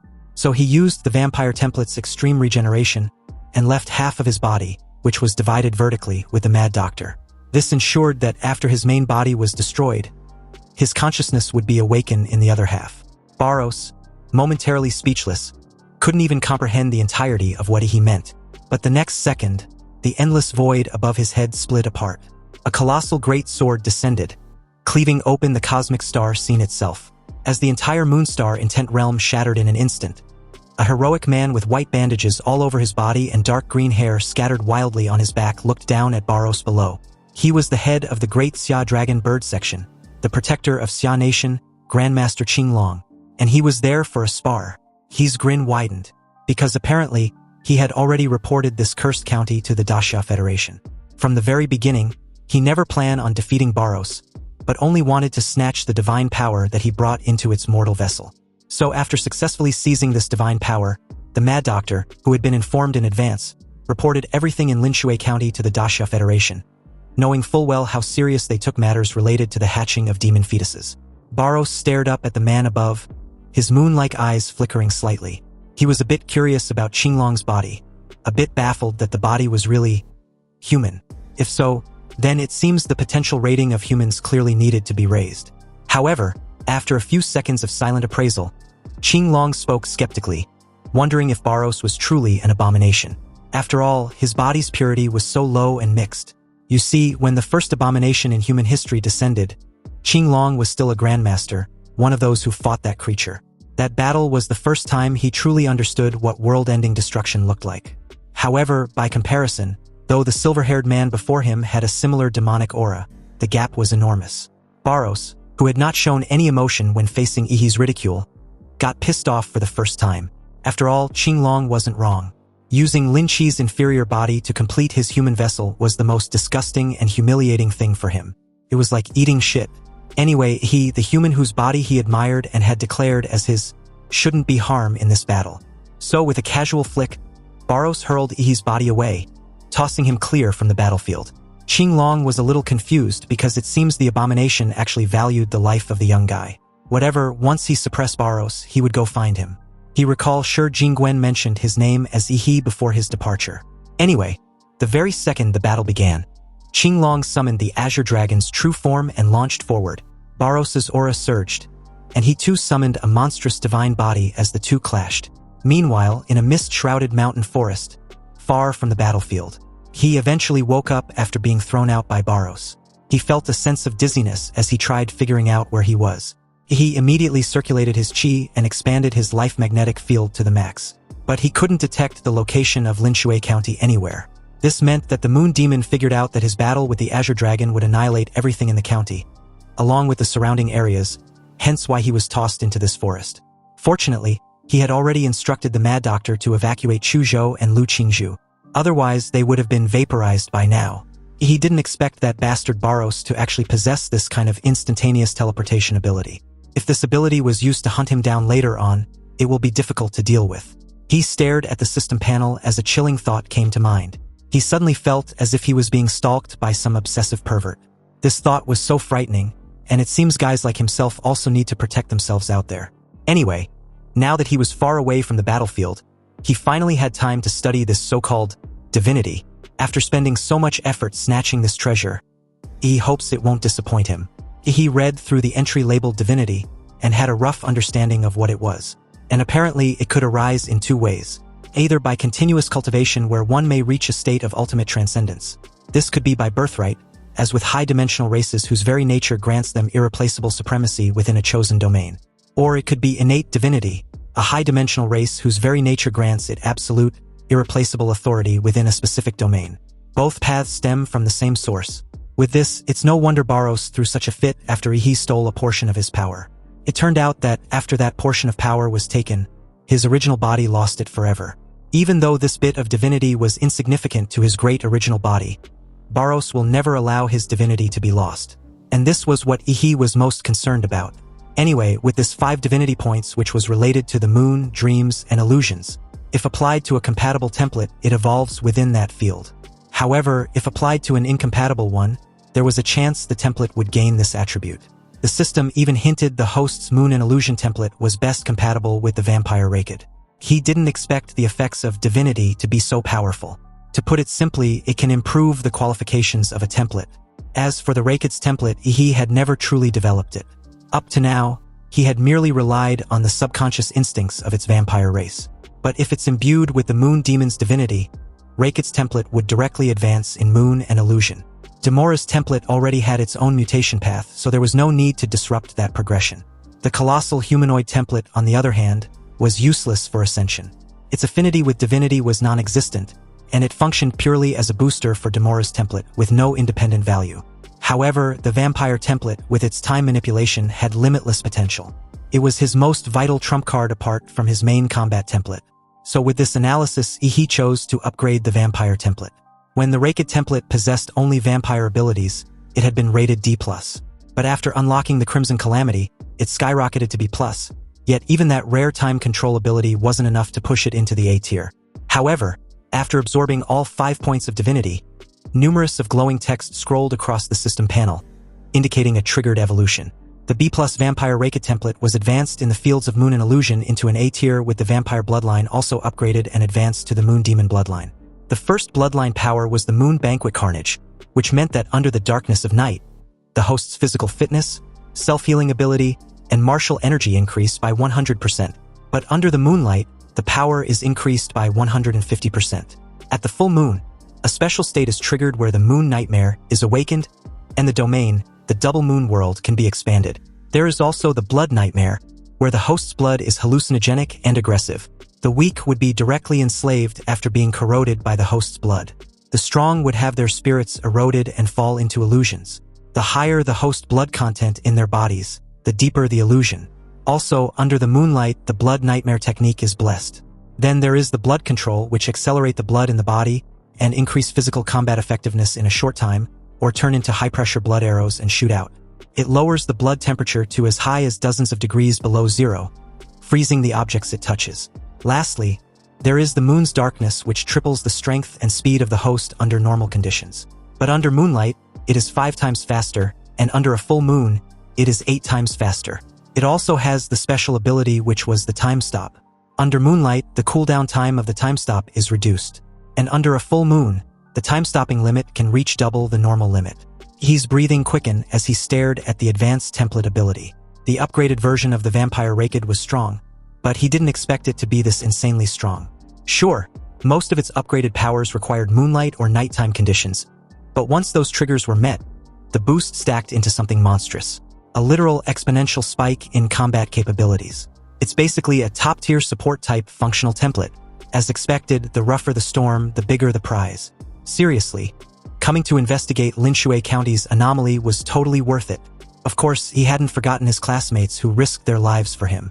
This mission's difficulty had definitely reached level 4 standards, and the danger could easily qualify for level 5. Under the Imperial University's assessment system, this means one thing: maximum tier rewards. He rose from the forest floor in one swift motion, leaping onto a treetop and easily balancing himself above the endless sea of leaves. As the cold silver moonlight poured over him, the night wind brushed past, and every cell in his body felt alive, exhilarated by the upgrade. Power welled up from deep within his bloodline. The moonlight enhancement of the vampire Raked template was taking effect. With a resounding whoosh, he threw several punches in succession, and relying solely on his normal physical strength and speed, he made the air crackle, and the ripples caused by the distortion of the air could be seen with the naked eye. After simply stretching his muscles and adapting to his physical fitness enhanced by the moonlight, he spread his arms like a giant bat and moved in the woods as fast as lightning. The communication equipment on him had been damaged in the intense battle. He had to find the nearest human town first to contact the Imperial University. As a key figure in the Moon Nightmare incident, Dacia Federation would definitely interrogate him, but he had too many secrets that he could not reveal. And under the interrogation of professionals, lies were easily exposed. Therefore, he must first re-establish contact with his old backer, the Imperial University. After all, these connections and patronage were used exactly at times like this. A supersonic fighter jet carrying 3 important personnel returned to the Imperial University. There were 4 other aircraft escorting the supersonic fighter jet. The people in the fighter plane were naturally Ihi and his 2 teammates. At this time, Ihi was the only one who was fully awake in the fighter cabin. Chu Zhou and Lu Qingzhu were still receiving emergency treatment in the life support cabin. As the aircraft hatch hissed open, the ramp extended to the ground as Ihi stepped out. He was a little dazed for a moment, before noticing an elegant old man in a neat Zhongshan suit. He gave Ihi the feeling of a pocket watch made with precise and rigorous ancient craftsmanship. But he also has the elegant and easygoing temperament of a scholar. The 2 completely different temperaments were not contradictory, but coexist harmoniously in him. The old guy introduced himself as Shi Jingwen, the president of Huadu University.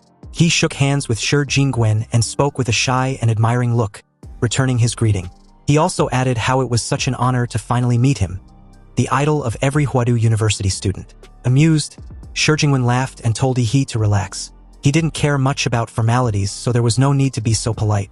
Hearing this, he dropped all formalities and started stretching his arms to loosen up his tired muscles. Shi Jingwen was a little stunned when he got straight to the point, asking if he was there to question him about what exactly happened in Linshui County. However, that was apparently not the case. The old guy was simply there to inform him that his team had already successfully completed the Linshui County's anomaly mission, so he didn't need to worry about the aftermath. He found this odd since there would be no review or investigation. After all, with something as major as an evil cult sacrifice and a moon god's descent, how can it be brushed aside so easily? Shi Jingwen reassured Ihi not to worry. He just need to trust Huadu University. And besides, The aftershocks of Lin Shui County's anomaly would be handled by those above them, so he should rest assured. Also, this old fox was tolerant enough to respect Ihi's personal secrets. But in the upcoming university mission briefing, this anomaly will be reported anonymously. Ihi would only be credited with completing a level 4 mission. And of course, since level 5 missions usually require a professor's leadership, crediting a group of first-year students with one would be too outrageous.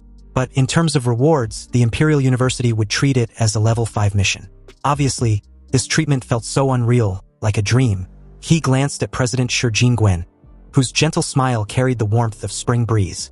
Yet somehow, the man's presence felt heavier than Barros's divine pressure. He wondered if this old fox already knew he had been cheating with a system. The very next day, at the president's reception office, the Mad Doctor finally sent over the post-battle footage from Lin Shui County. He opened the file on his phone, and the report made him do a double-take. You see, Lin Shui County terrain was mountainous, but what's left now was a massive crater. The entire county had collapsed into a massive basin, as if a meteor had slammed into the earth and had not only erased a city, but had permanently altered the landscape. He exhaled nervously. This world of martial transcendence was too damn dangerous. Even with his current power, he still didn't feel safe. Every time he thought about Barros, that godlike being, he feels a dull, aching throb behind his eyes. The problem was the lunar gaze, the mark of Barros, was still lingering on his soul. The day before, he informed President Shi Jingwen about it. The old fox simply reassured him not to worry, and promised him that Qinglong would take care of it. Apparently, the Azure Dragon had a way to seal the lunar gaze.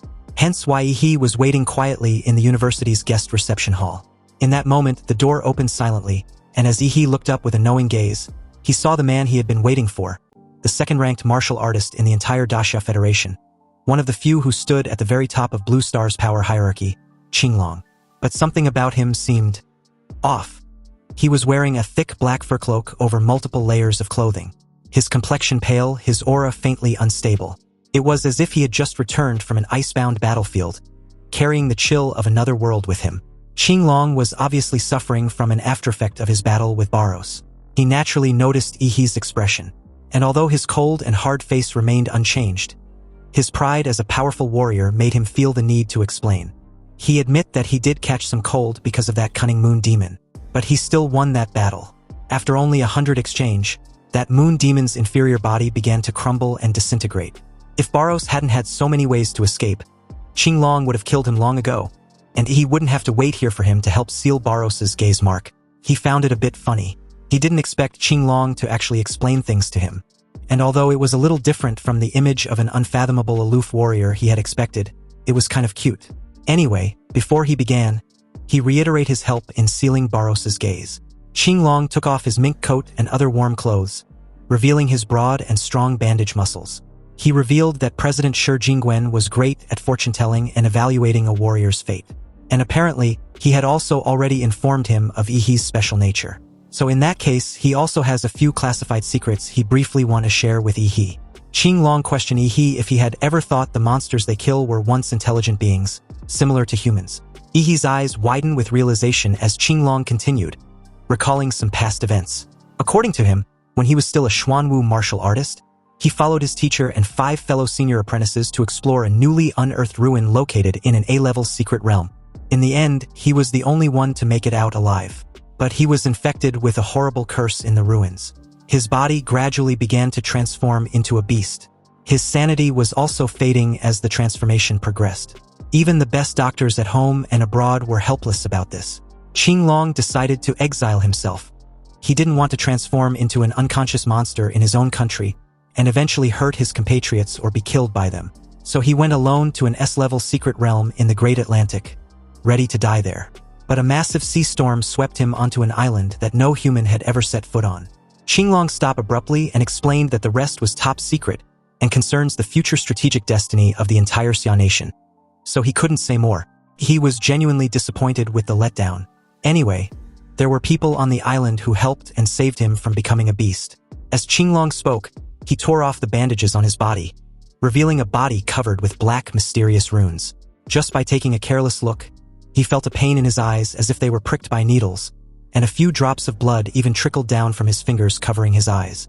Although Ihi's eyes healed in less than 2 breaths, he didn't dare to look at them any longer. because the glance he just took made him feel like his very soul was being dragged into a void. Deep in thoughts, Qinglong stared at Yi curiously. You see, a grand martial master even fainted after glancing at these runes. And a low-level martial artist turned brain-dead, becoming a vegetable if shit got serious. Yet he took a look and merely bled a little. But this was just as he expected. He was indeed special. So far, Shi Jingwen has never misjudged anyone. Perhaps Yi really has the potential to change the increasingly perilous situation. Qinglong instructed Yi not to resist. He was going to imprint 2 runes into his sea of consciousness. From that point on, Yi would be able to sleep peacefully.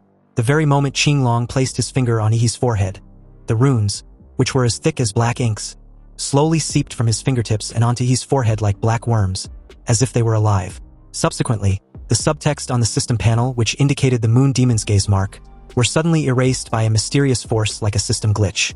So with the seal completed, the nanomaterial bandages on Qinglong's body recovered automatically as he put on his domineering black mink fur coat. Anyway, out of nowhere, Qinglong suddenly questioned Yi if his teacher was Gongku. And in that moment, he also recalled his teacher warning him not to reveal himself as her student.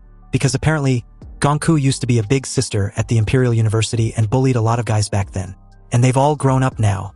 Even as a Xuanwu warrior back then, her achievements were on the low side, so Yi better be careful. He began to sweat profusely. And as a warrior who had been in the world for many years, Qinglong naturally knew what Yi was thinking.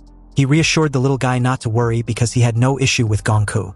He only mentioned her because before her mental injury, she was a martial artist most likely to reach Grandmaster by walking the path of slaughtering. It's a real shame. In short, Qinglong wants to spar. He simply wants to see how pure the legacy of the once infamous Rose of Slaughter had become. He was briefly stunned. But as he thought about it, he realized that it was expected. Because the stronger the warrior, the more eager they were to fight. He pointed to the moonlight outside and suggested they spar under it. Qinglong frowned as he closes his eyes, recalling some unpleasant and troublesome illusions.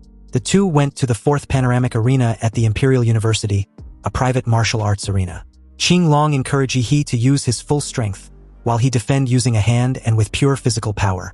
He also had the first strike. If he can force him to move even half a step, he wins. And if he wins, he would earn 1 free request of Qinglong's aid, plus a direct admission into the first department of the Great Xia Dragon Bird, with all rights and privileges that entails. This promise was generous because Qinglong believed Yi couldn't do it. After respectfully asking for his senior's guidance, the moonlight shined brightly on Yi, illuminating his figure. Then his whole body exploded with a crackling sound as he drew out the meteoric blade and held it high above his head. Activating the Moon of Carnage, the surrounding moonlight was suddenly stained by blood, painting the entire arena with a faint bloody glow which further strengthened Yi's murderous intent. The silver blade was instantly dyed with a murderous red, and the majestic martial energy and bloody power poured into it caused the blade to extend into a 45-meter-long bloody shadow. Qinglong's pupils condensed. He actually felt an aura similar to the moon demons, but it wasn't tainted by the filthy corruption of the demon's world. Rather the same origin as the moon itself. Qinglong really wanted to ask Yi how he did it, because from his previous archival materials, it seemed that Yi had never shown any characteristics related to the moon. The 45-meter-long sword was struck down with the slaughtering intent, Moon of Massacre, turning into a huge blood-red crescent moon that tore through the air and crashed down. The bloody light illuminated the ground red, and endless murderous intent swept over the entire campus. Seeing Yi's performance, Qinglong clenched his fists and casually punched at the incoming blood-red moon slash. Meanwhile, below the Imperial University Research Institute, at Gongku's confinement center, the little lowly who was originally lazing on her sofa suddenly tensed up like a hamster. She wondered if the murderous intent she just felt was Yi's. But how was that possible? How could Yi possess such terrifying killing power after only 3 days of absence? She was worried that her disciple might have lost control and even tried to massacre an entire city. Anyway, it wasn't just Gongku, but also other students and teachers related to the martial arts routes of the Imperial University, or those with keen perception, all felt the sword as deep as a sea of blood. Some students with weak mental strength even hallucinated a knife cutting towards their necks. In a luxurious hotel, Xiang Jinzhuang, in a bathrobe, stared intently in the direction of the Academy's martial arts arena from his bed. A pair of jade arms of a beautiful woman wrapped around his neck and questioned him what was wrong. What could possibly be more important than the fun they were about to have? Xiang Jinzhuang brushed it off as nothing serious. He just sensed an insanely terrifying murderous intent, and didn't expect it to spread over such a long distance. He guessed most of the Imperial University campus can sense it too, so it must be just a show-off. Back to the panoramic duel arena in the Imperial University. As the huge blood-red crescent moon tore through the airwaves and crashed down, Qinglong, unlike Gong Ku, did not target the weak points of Yihee's attack, causing the offensive to collapse instantly. Instead, he faced it head-on, directly confronting it with the purest violence. The moment the blood-colored moon and the extremely fierce military fist collided with each other, the strong wind containing sword energy crisscrossed the entire duel arena. But Qinglong's tall and majestic body was as motionless as a mountain. No matter how fierce Yihee's attack was, he could not be shaken at all. But this was expected of one of the nation's top masters. His eyes widened as Qinglong clenched his fist and went on the offensive. Activating his military boxing fist, a sudden surge of overwhelming blast burst forth as Qinglong punched out. He was hit directly, shattering his blood moon as the entire duel arena got covered with a layer of blood mist. He fell backwards precariously from overdrawing his martial energy and blood. Upon seeing this, Qinglong was stunned. He actually released such a serious forbidden technique for the sake of victory. Qinglong was afraid that Yihee, a future pillar of the Xia Kingdom, would damage his martial arts foundation. So he left his spot in an instant and supported Yihee, who was about to fall to the ground. But after supporting Yihee, he realized something was wrong. He had been deceived. He had a creepy smile on his face, not looking at all exhausted as he points out that Qinglong had moved more than half a step just now. So that means he won. You see, under normal circumstances, Yihee's weak performance wouldn't have been able to fool the Azure Dragon. But the blood mist inhaled by him had triggered the blood magic's hallucination effect, briefly clouding his senses. And with the nightmare moon curse also sapping his stamina, Yihee was able to pull it off. Qinglong sighed in resignation and commended Yihee for not only having outstanding martial arts skills, but being quite cunning as well. He asked for Yihee's request, as one of the strongest warriors on the entire Blue Star, to describe Qinglong's promise as nothing less than priceless was a direct insult and a way of belittling him. Therefore, Yihee plans to keep this promise for the time being. Qinglong nodded, expressing his appreciation for Yihee's foresight. But then comes the climax. Qinglong wants to accept Yihee as his disciple. Originally, he wanted to wait until the little troublemaker lost, but since that's no longer the case, he decided to relay his intentions by coaching. Gong Ku's teaching wasn't half bad, and although Yihee's killing intent and martial skill was quite impressive, it's still lacking. Killing intent alone was not enough, and without a stronger body to support him, the killing intent was only superficial. In short, Qinglong wants Yihee to exercise his body. He nodded with a smile, but he secretly found this suggestion a bit amusing since he hadn't shown his Demora's body. Qinglong continued, adding that the key was the person Yihee trains with, and since his physical foundation seems to be solid, he couldn't afford to take the wrong path. So in this time, it was very important to have a teacher who was very strong physically to serve as a guide. He totally agreed with this assessment, and informed Qinglong that he would seek out the dean of the Body Cultivation Academy the very next day to guide his physical training. This left the huge guy speechless. He thought he had been obvious enough in hinting to be Yihee's teacher. So why was the young brat being so stupid after being able to pull his earlier stunt on him? However, in Yihee's opinion, Qinglong was in a high position and must be very busy. Also, since he had never heard of him accepting any disciple, why would he think that he would hint at accepting him as his student? Although Yihee was indeed a good seedling, Qinglong still did not lower himself to take the initiative to accept a disciple, but he thought of a compromise. Before leaving, he left Yihee with a powerful but extremely difficult bodybuilding technique he found from a Western warrior after he killed him. It was said to be a national treasure-level martial art of a certain Western country. Qinglong hopes Yihee will study hard and practice diligently, and eventually master this skill in due time. Excited, Yihee thanked him, oblivious to Qinglong's hidden intentions. Apparently, since the technique was extremely difficult to cultivate, Yihee would definitely find it impossible to learn. And this would eventually let him seek him out to ask for guidance when the time comes. This way, Qinglong would be regarded as Yihee's master in disguise. Then later on, he would formally add the status and everything would be settled. After bidding farewell to Qinglong, Yihee returned to his dormitory after so long. And come to think of it, he had been at the Imperial University for over half a year now, but he had spent nearly all of it underground with his teacher and had barely even stayed in his own dorm. Staring at the martial art technique badge, he wondered if he still needed to use the sleep cultivation method to learn and train. But at this moment, the doorbell of his room rang. He placed the badge into his space ring and made his way to the door. But upon opening it, he was surprised to see Ouyang Zhe, who asked if he could come in for a chat. Wondering why Ouyangze came to see him, he invited him inside. The only reason he could think of was him trying to get him to join the club. Anyway, the two didn't even make their way to the lounging room before Ouyangze's dropped all pretenses and unexpectedly dropped to his knees, begging he unceremoniously. He claimed there were a lot of people outside, hence why he showed a composed demeanor. But now that there were no prying eyes, he's begging he to become the president of the Dragon Blood Society. He stared at Ouyangze, who was desperately begging and hugging his thigh like his life depended on it, and didn't know what to say for a moment. He wanted to know what happened to his high-spirited and ambitious plan to carve out half the realm from the local Imperial City students. Seriously, how the hell did he end up looking like a loser? And also, how did he know he had returned to his dorm? Ouyangze replied that the Dragon Blood Society happened to have a member who saw him return. He was quick to catch on that they secretly spied on him through a surveillance camera. Although Ouyangze explained that they only installed it in the corridor, he spared no time dragging the poor guy to the training room for some well-deserved scolding. 20 minutes later, Ouyangze laid on the training floor after experiencing what felt like climbing out of the 9 layers of hell. He asked him the reason for his request. Ouyangze, with his swollen face like a pig's head, replied with a muffled response which he couldn't hear. So he gave him some blood-replenishing pills to heal his wounds. Ouyangze absorbed the pills and recovered almost immediately. Since the club couldn't hold on much longer, he was the only student with enough strength to save it. You see, at Huadu University, students were free to form their own clubs and organizations, but unless they make exceptional contributions, the school won't provide any operational funding. When the Dragon Blood Society was first established, the summer special training of the first-year reserve forces in the imperial capital hadn't ended yet.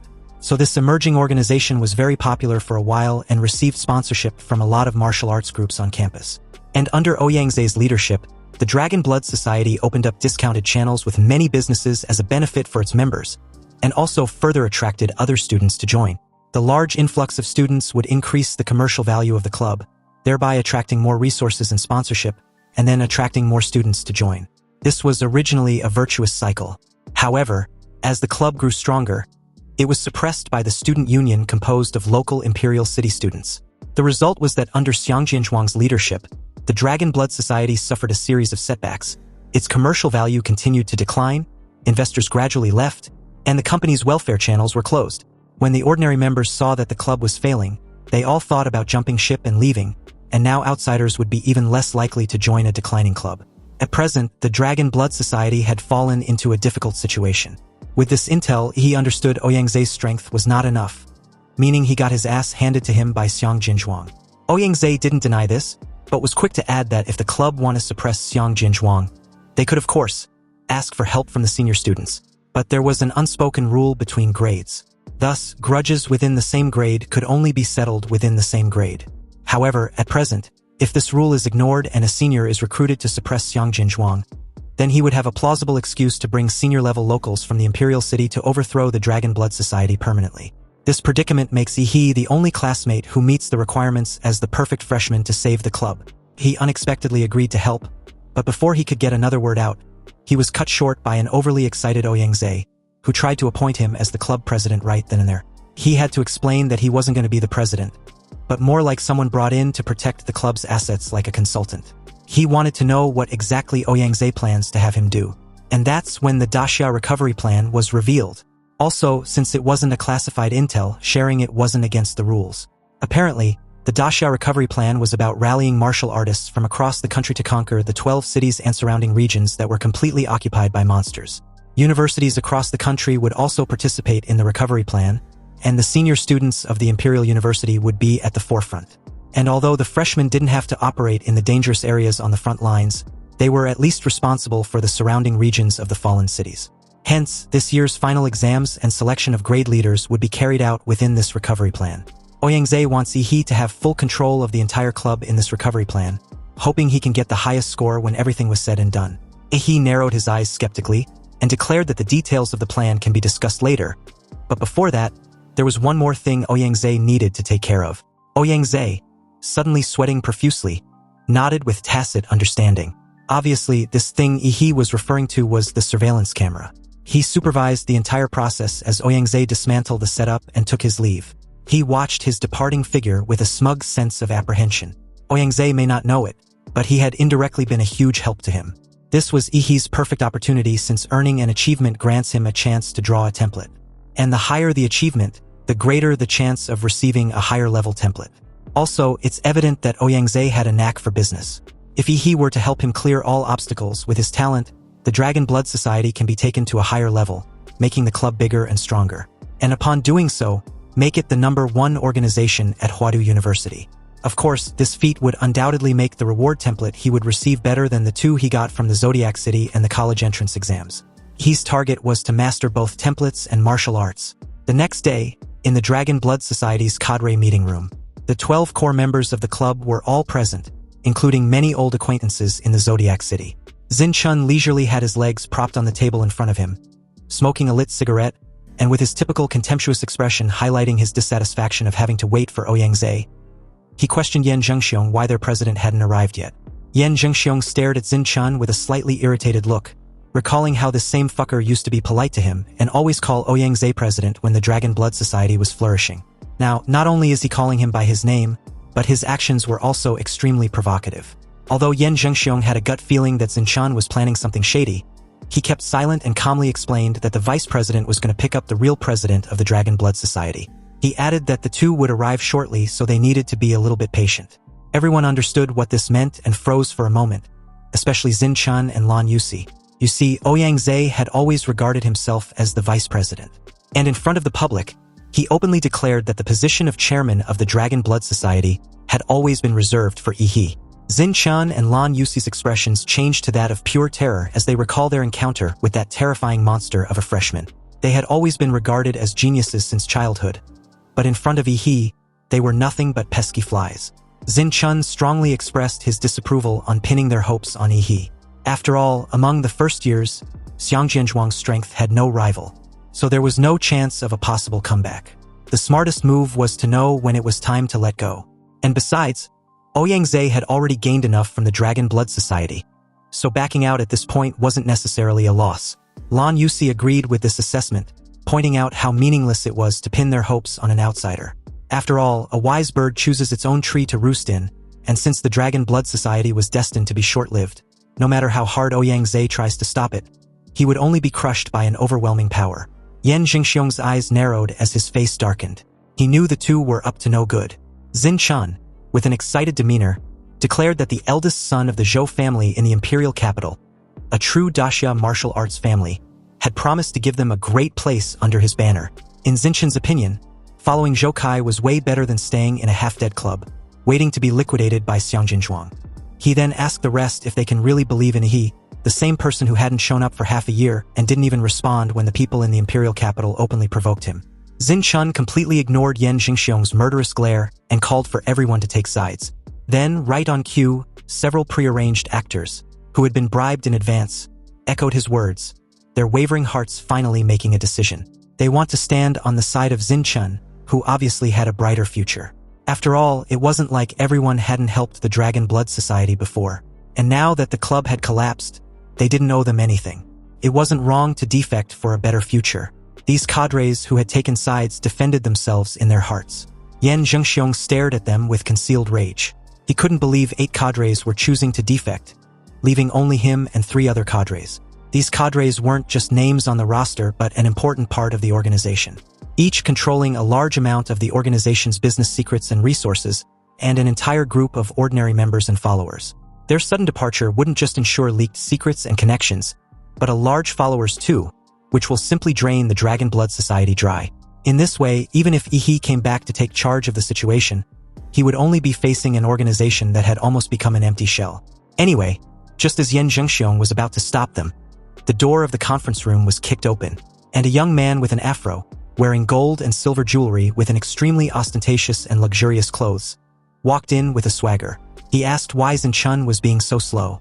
He was getting impatient waiting downstairs. Xinchun and Lan Yusi's face changed instantly into all smiles and flattery, and in a very humble tone, Xinchun replied that everything had been taken care of, they were just about to leave. Yan Zhengxiong, visibly irritated as martial energy surged through his veins. He questioned how Zhou Kai got into the Dragon Blood Society's headquarters. Zhou Kai laughed arrogantly and replied that he fought his way in. If not that, how else would he have gotten in? But he shouldn't worry, he would compensate the injured with money and cultivation resources afterwards. And besides, if those wounded gatekeepers realized the several years' worth of resources they could get just by being beaten once, they might even be overjoyed. As a fierce and vigorous sword cultivator, Yan Zhengxiong could not stand such provocation. He directly attacked Zhou Kai, but the woman in black who had been following her young master in a low-key manner blocked it. And after a few moves, Yan Zhengxiong was stunned to realize that he had been actually suppressed. Zhou Kai called him trash for not even being able to take down the oaf with him. He then called out Xin Chun, Lan Yusi, and everyone else who wants to join him. They were to beat up Yan Zhengxiong until he ends up in the hospital. This would be a pledge of their loyalty. The faces of all the cadres who wanted to defect froze. They could leave for a bright future. But before leaving, this crooked teeth Afro piece of shit wants them to turn their fangs against their old employer? This was a new kind of low they didn't sign up for. Zhou Kai was enraged by this. Obviously, the group didn't want to carry out this order. But if they refuse, then they shouldn't even think about walking out of there intact. Did they really think Zhou Kai was a shelter for any kind of dog? Why would he keep a dog that doesn't obey his orders and bites his own master? Suddenly, in the next instant, an explosive pressure slammed into the skull of the idiot and his oaf guardian as they clutched their heads in pain. Just behind the door of the conference room was Yi, who had a hand pressed down on Zhou Kai's flashy afro. He questioned Ouyang, wanting to know just what a mess he left him to deal with. He could practically hear this fucker from the second floor. Ouyang apologized, suggesting a full purge of the club. Even under such unfavorable circumstance, this crooked teeth moron actually believed he still called the shots. And like a typical afro enthusiast, he was enraged that someone actually dared to grab his exaggerated afro. But before he could preach about who he was and all the typical mantra that goes with it, he was hurled straight out the window with his lackey. He, pleased with the sudden quiet, expressed his displeasure with all the commotion. And as for Xin Chan and Lan Yusi, those traitorous instigators, he didn't even bother sparing them a second and tossed them after Zhou Kai. After throwing out the 4 bags of garbage, he dusted off his palms, turned in the direction of the remaining cadres who tried to sneak away, and questioned if they had something to say. They froze, suddenly drenched in cold sweat.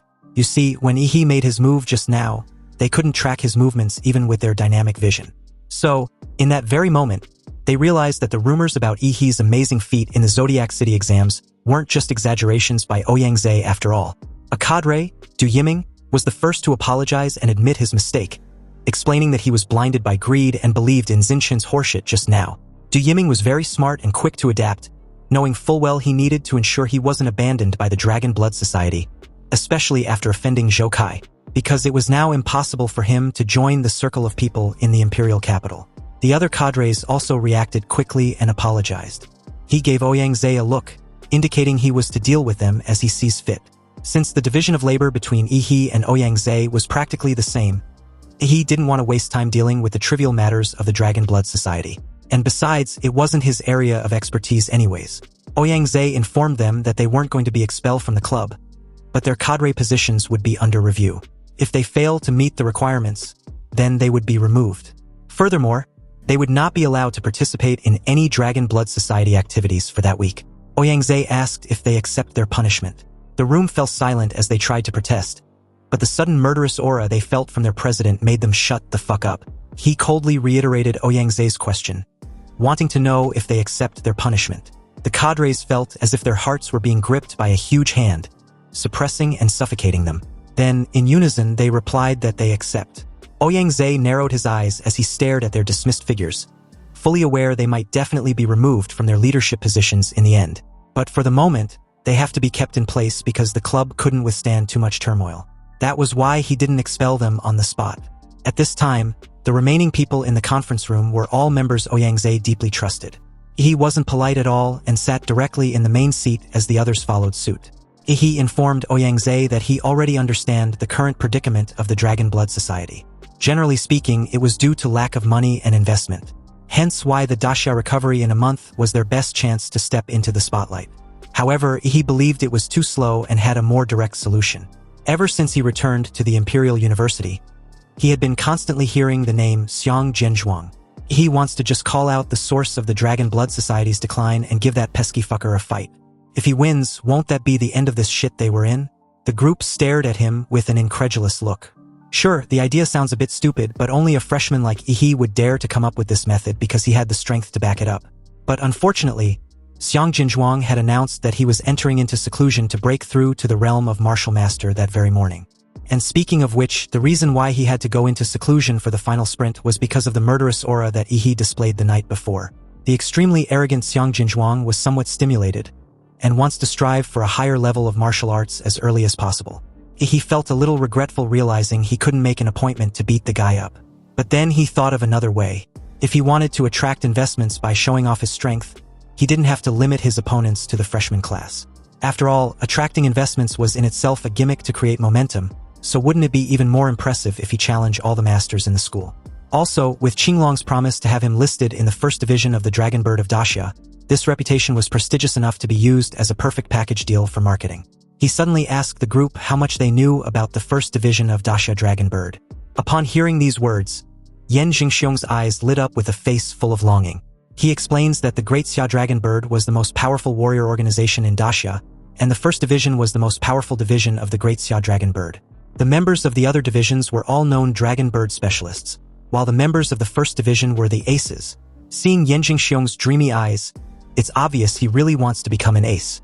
Yan Jingxiong didn't deny this, but added that the first division was a club for the strong, and the section chief was Qinglong, the second strongest warrior in Daxia. Every year, there's probably less than 3 graduates from the Imperial University who gets the opportunity to be admitted into the first division. That's the place that all the warriors in the Imperial University yearn for. He nodded with an idea already taking shape in his mind. But first, they would need to get the club's media team up and running to spread the word. As of now, Yi, the president of the Dragon Blood Society and a current ace specialist of the first division of the Great Xia Dragon Bird, was going to challenge all the warriors in the entire Imperial University whose cultivation level was below that of the Grand Martial Master. He then asked what the others think about his idea. They should just tell him if it's a big enough hype to attract the most investments or not. But the conference room fell into silence. There was so much information and complaints that everyone didn't know which one to focus on. But Yan Jingxiong was solely focused on the part that Yi was an ace specialist of the first division of the Great Xia Dragon Bird. Because in his opinion, this was impossible. And the reason was simple. Putting aside the issue of strength, warriors can't even take part in the Great Xia Dragon Bird's entrance examination if they haven't graduated yet. However, he was totally oblivious to this and didn't even know such exams existed.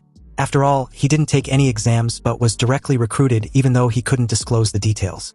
Ouyang questioned if Yi was joking because this matter wasn't something that could be taken lightly. He, still oblivious to this unprecedented news he just shared, replied that he wasn't joking. He officially took the position just last night so the documents wouldn't be available for a couple of days. Also, speaking of the challenge, Yan Jingxiong couldn't believe Yi aimed it at any Huadu student below the level of a Grand Martial Master. But in Yi's assessment, ordinary martial artists can be crushed directly by him, but some talented warriors may take some time.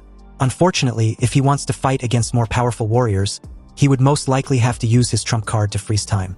But that ability relies heavily on the element of surprise, and revealing it just to attract investments wasn't worth it. Otherwise, he would have directly challenged the entire Imperial University regardless of the level. Ouyang stared at Yi's serious demeanor, and although it felt a little beyond common sense, since the other party was Yi, he believed him. Ouyang directly called the media team and asked them to work overtime, while he prepares to contact investors and start soliciting sponsorship. As for Yi, he just needs to do one thing: crush every challenger.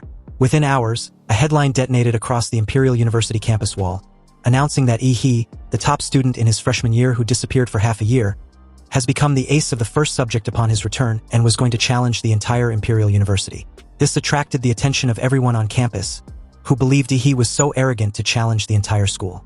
There were also some who'd never heard of him, but heard that the year's top freshman was Xiang Jinzhuang of the Xiang family in the imperial capital. As Yi's challenge became the talk of the school, students who heard of him came out and shared what they knew. It didn't take long for his achievement as the top scorer in the freshman entrance exam after the reform to be widely known.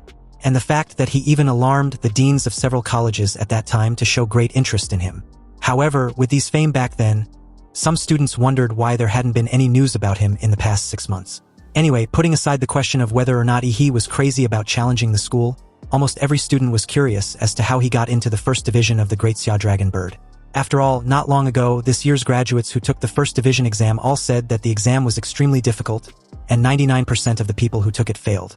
It became clearly evident that Yi didn't take any exams and was admitted directly with an exemption. Most students were incredulous with this feat, and even wondered if Ihi charmed the higher-ups with a smile or something. The buzz on Ihi didn't die down for a second and even became the most anticipated event of the semester.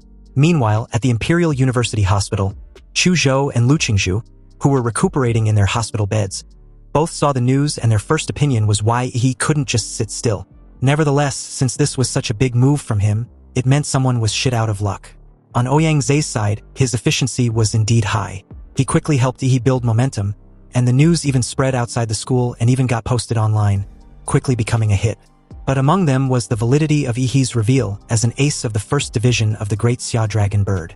Countless netizens wanted to know whether the purpose was to attract traffic. But an official of Great Xia Dragon Bird directly confirmed that Ihi was a special talent, hired directly without taking an exam. Unexpectedly, this official statement didn't silence the media frenzy, who still questioned Ihi's strength and whether he deserves the title of an ace. There were even speculations about Ihi using backdoor deals hidden behind his entry into the first division. These critics wondered just how Ihi plans on keeping up the pretense since the competition would be broadcast live.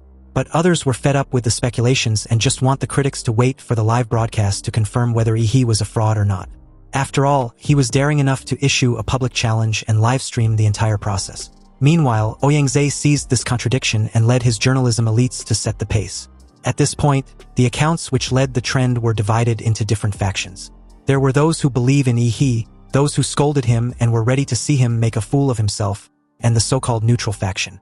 But no matter which faction they were in, they all kept circling back to watching Ihi's live broadcast.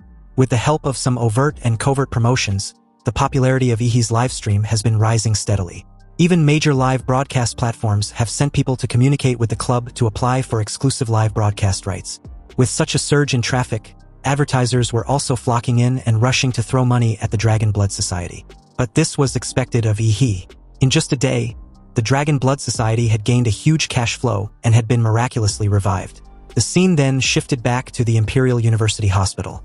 Inside a special ward, Zhou Kai, on his hospital bed, read the news about Ihi and laughed out of anger. When he was thrown out by that fucker, not only was his martial energy sealed, but he was also subjected to some sort of a hidden energy which left him seriously injured. Zhou Kai still remembers the humiliating scene, but he didn't expect that before he could find someone to teach Ihi a lesson, the brat himself held a competition to challenge the whole school. Wasn't this just courting death? Zhou Kai's expression was as ruthless as a poisonous snake. He was clearly aware that swords had no eyes in martial arts competitions. So even if Ihi was accidentally killed, it was normal, wasn't it? Anyway, as the popularity continued to rise, 2 days passed by quickly, and finally the day of Ihi's challenge arrived. However, what puzzled the audience was the timing. The event was scheduled at nighttime. The Dragon Blood Society applied for the largest duel arena in the entire territory, its shape strikingly similar to an alternate Earth's Bird's Nest Stadium. With grand salutes exploding in the sky and passionate music accompanied by catchy drum beats, Ihi's school-wide competition officially began. And in the Imperial Arena, the stands were filled with countless students roaring and waving their glowing sticks. The number of audience in the live broadcast room also exceeded 30 million. Above the arena, a helicopter rented by the Dragon Blood Society to serve as a diving platform for Ihi hovered in the clouds like a hawk.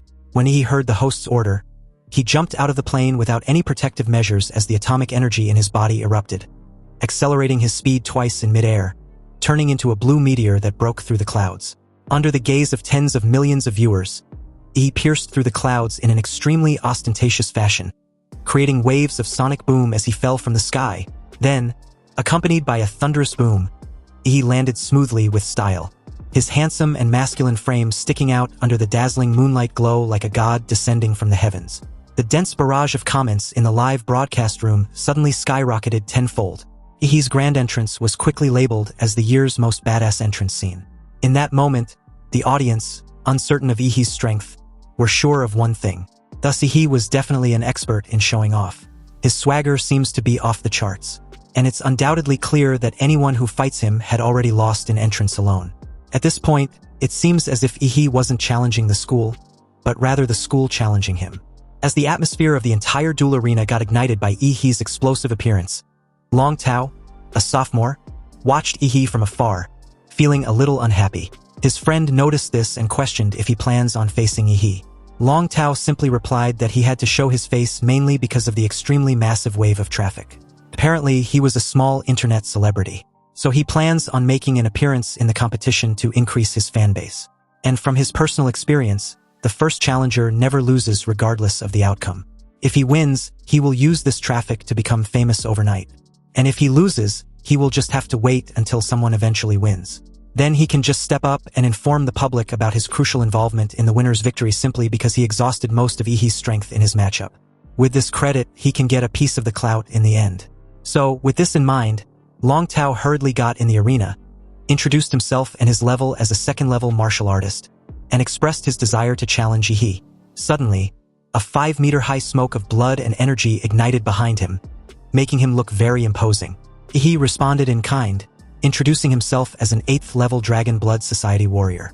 Tens of millions of viewers and live audience held their breath, wanting to see how Ihi would respond. And as for Long Tao, with his realm higher than Ihi's, he decided to suppress him with his strongest move right at the very beginning in order to save face if Ihi manages to win in the end. However, he never imagined that in a split second when the match officially started, he would be defeated before he even knew it. A simple kick brutally knocked him unconscious, and with that, the clout he was daydreaming of. He spared him not a second less and asked for the next challenger. His voice, empowered by his martial energy, spread throughout the entire arena and cemented his absolute dominance. Ihi's next opponent was a 5th-level female warrior with a long Guangong sword as her weapon of choice. Her name was Yao Ling, and she had a record of defeating 3 7th-level martial artists alone.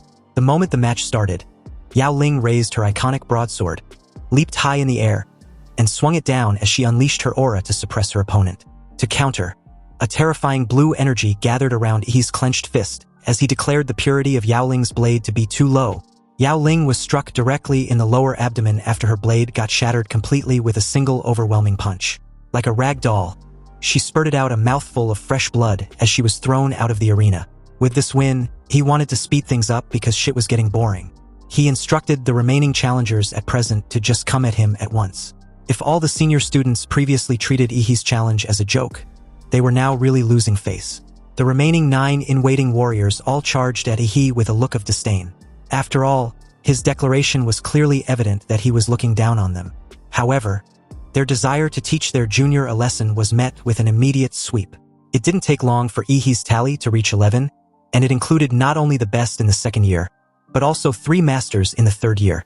Furthermore, he fought continuously without any rest, the first 2 battles lasting less than a second at the fastest, and the 3rd no longer than a minute. The crowd went absolute bonkers seeing such a display of dominance. Meanwhile, as the scene cuts back to the Imperial University Hospital, Zhou Kai watched Ihi speedrun his opponents in the live broadcast, his eyes red like a crazy gambler. Cursing, he gritted his crooked teeth in frustration after realizing how strong Ihi was. At this rate, how was he supposed to find someone to avenge him? Zhou Kai was afraid anyone he finds will end up in the hospital the moment they step in the arena. In that moment, a name popped into his mind. Perhaps there was only one person he knew who was capable. His brother, the eldest son of this generation of the Zhou family, Zhou Yanting. However, Zhou Yanting was a stubborn blockhead who only recognizes reason, and would definitely not help him seek revenge. Unless... That's when an idea suddenly registered as the bastard gave off a sinister smile. Back to Ihi, he stood proudly in the center of the arena, gazing at all directions like a pillar supporting the sky, unshakable. Faced with his brutality, the 2nd and 3rd years gritted their teeth but could do nothing. The truly powerful talents of the class, as well as most of the reserve graduates of the senior class, had already broken through to the level of Grand Martial Master. The remaining martial artists were simply not capable of competing with Ihi. But the competition hadn't been unfair because all his opponents were of a higher level than him. He didn't leave any room for them to back down. At this point, the 2nd and 3rd years of the Imperial University had completely lost face. They would all be carved on the school's pillar of shame whenever he was mentioned, described as nothing more than his stepping stones. Anyway, with Ihi's dark shadow hanging over the hearts of the senior students, an unexpected challenger made a grand appearance. Zhou Yanting, having recultivated his realm to perfection, was no ordinary 9th-level martial master. He can even fight and defeat ordinary grand martial masters. Also, he had inherited the Zhou family's bloodline power, the Sun Blaze blood. The purity of it was considered to be the peak among all generations of the Zhou family, making it difficult in controlling the immense energy that comes with it. Then there's the Zhou family specialized and customized nano battlesuit that can regulate and suppress his body temperature. Also, coupled with the calming arts like calligraphy and painting he learned from young age, along with a heart sutra to calm his mind. Many viewers and live audience believed he was finally about to pay the price for his arrogance. So, amid the anticipation of tens of millions of viewers, Zhou Yanting, dressed in his silver nanobattle suit, made an unexpected move. He clasped his hands together and apologized on behalf of his brother Zhou Kai. He even assured Yi to double the compensation for any losses caused to the Dragon Blood Society. Confirming Zhou Kai was Zhou Yanting's brother, Yi didn't buy this shitty act at all, and straight up tells him he doesn't look like a belligerent person. Anyway, since Zhou Yanting wasn't there to get revenge for his loser of a brother, Yi wants to know the reason for challenging him. Zhou Yanting replied that he was there for the reputation of the Zhou family, and although his brother was at fault, he shouldn't have insulted the Zhou family's reputation. It seems Zhou Kai had fed his brother with lies, but it didn't matter. He felt too lazy to explain. And with Qing Long, a peerless powerhouse, as his backer, he wasn't afraid of offending anyone. When Zhou Yanting suggested he kneel and apologize to the Zhou family in front of all the teachers and students of the school, he told him to stick it where the fucking sun don't shine. The two sized each other up as the match officially commenced. Then, with a tacit understanding, they slowly closed the distance in between, and like a gun duel, two pairs of lightning-fast fists swung out simultaneously. With a thunderous boom, they collided, creating a massive shockwave of martial energy. It seemed that the punches from both sides were equal in strength and speed, retracting their fists, and then moving from stillness to movement. Yi and Zhou Yanting's fists swung out like a violent storm and collided with each other repeatedly into afterimages. The air between the two sides was like the surface of water swept by a rainstorm, producing dense ripples and sonic booms one after another. The aura of the two continued to rise during the continuous confrontation, and at the same time, a huge smoke of blood and energy emerged from behind both sides. The clash of their fists were like thunder, and it became louder with every second. The silver nanobattle suits on Zhou Yanting's arms gradually faded, and the moment his skin was exposed to the air, the temperature of his entire body rose by several degrees. The scorching air waves wrapped around his arms, and the meridians inside turned red like molten magma. This was Zhou Yanting's sun-blazed blood. The live audience were in awe and had only one thought in their minds. Thus, those two were monsters on a completely different level to fight with only their fists, yet their bodies remain as immovable as a mountain. In the arena, the audience could only vaguely see blue lightning and crimson flames flashing within a blood-red storm. Although Zhou Yanting's strength was vindicated in the online comments, his ability to even last a few rounds against Yi, who was now vilified as a demon king, was hailed as commendable. Back to the duel. Zhou Yanting was momentarily distracted by Yi's monster template transformation. He felt the energy it gave off was that of a demon beast. But his brief distraction was noticed by Yi, who points this out and gave him a solid right hook that left him spurting out a mouthful of fresh blood. In the live audience, a little boy in the stance, holding an action figure tightly in his hand, loudly urged Zhou Yanting to go for it and take down the great demon king Yi. Zhou Yanting, wiping the blood off his left cheek, was a bit appalled that the great Xia dragon bird recruited someone like Yi. His fighting style was so barbaric. Anyway, Zhou Yanting didn't know if it was an illusion, but he felt that the opponent in front of him was getting bigger and bigger. Originally, he could look Yi straight in the eye, but now he needed to look up to see his neck. However, this was really not an illusion because Yi was indeed getting bigger. You see, instead of releasing the giant's power all at once to form a body outside, Yi was using his vampire's superior control over its own flesh and blood to gradually release the giant's power inside his body. This way, he can gain agile speed and nerve reaction capabilities, while also increasing his physical quality by several times every second. At this point, Zhou Yanting could only reach Yi's waist, and beating him now was as comparable and easy as an adult beating a child. Zhou Yanting stared at the monster in front of him, who was covered with black scales and had blue eyes. With just a single punch from Yi, Zhou Yanting's knees gradually bent like a taut spring, and his feet were almost shaken into the ground. In that very moment, Zhou Yanting finally realized why he dared to challenge the entire school. But how could such terrifying physical strength really be possessed by a human? Zhou Yanting thought his bloodline was abnormal enough, but compared to Yi's, it was completely inadequate. Yi was basically a high-level humanoid monster. The bones all over Zhou Yanting's body were wailing, and he could no longer withstand Yi's power. The martial body he also painstakingly built was about to break. It seems he has to recultivate again. Finally, Zhou Yanting took advantage of the brief pause in Yi's attack and flew away. Flames erupted from the soles of his feet as the huge propulsion made him soar into the sky. With this brief moment of respite, Zhou Yanting believed he would win with speed since he couldn't win with strength. But something happened that caught him off guard. And from the looks of it, it seems Zhou Yanting hadn't studied Yihe's previous combat data at all. He was really an arrogant bastard to challenge Yihe without any preparation.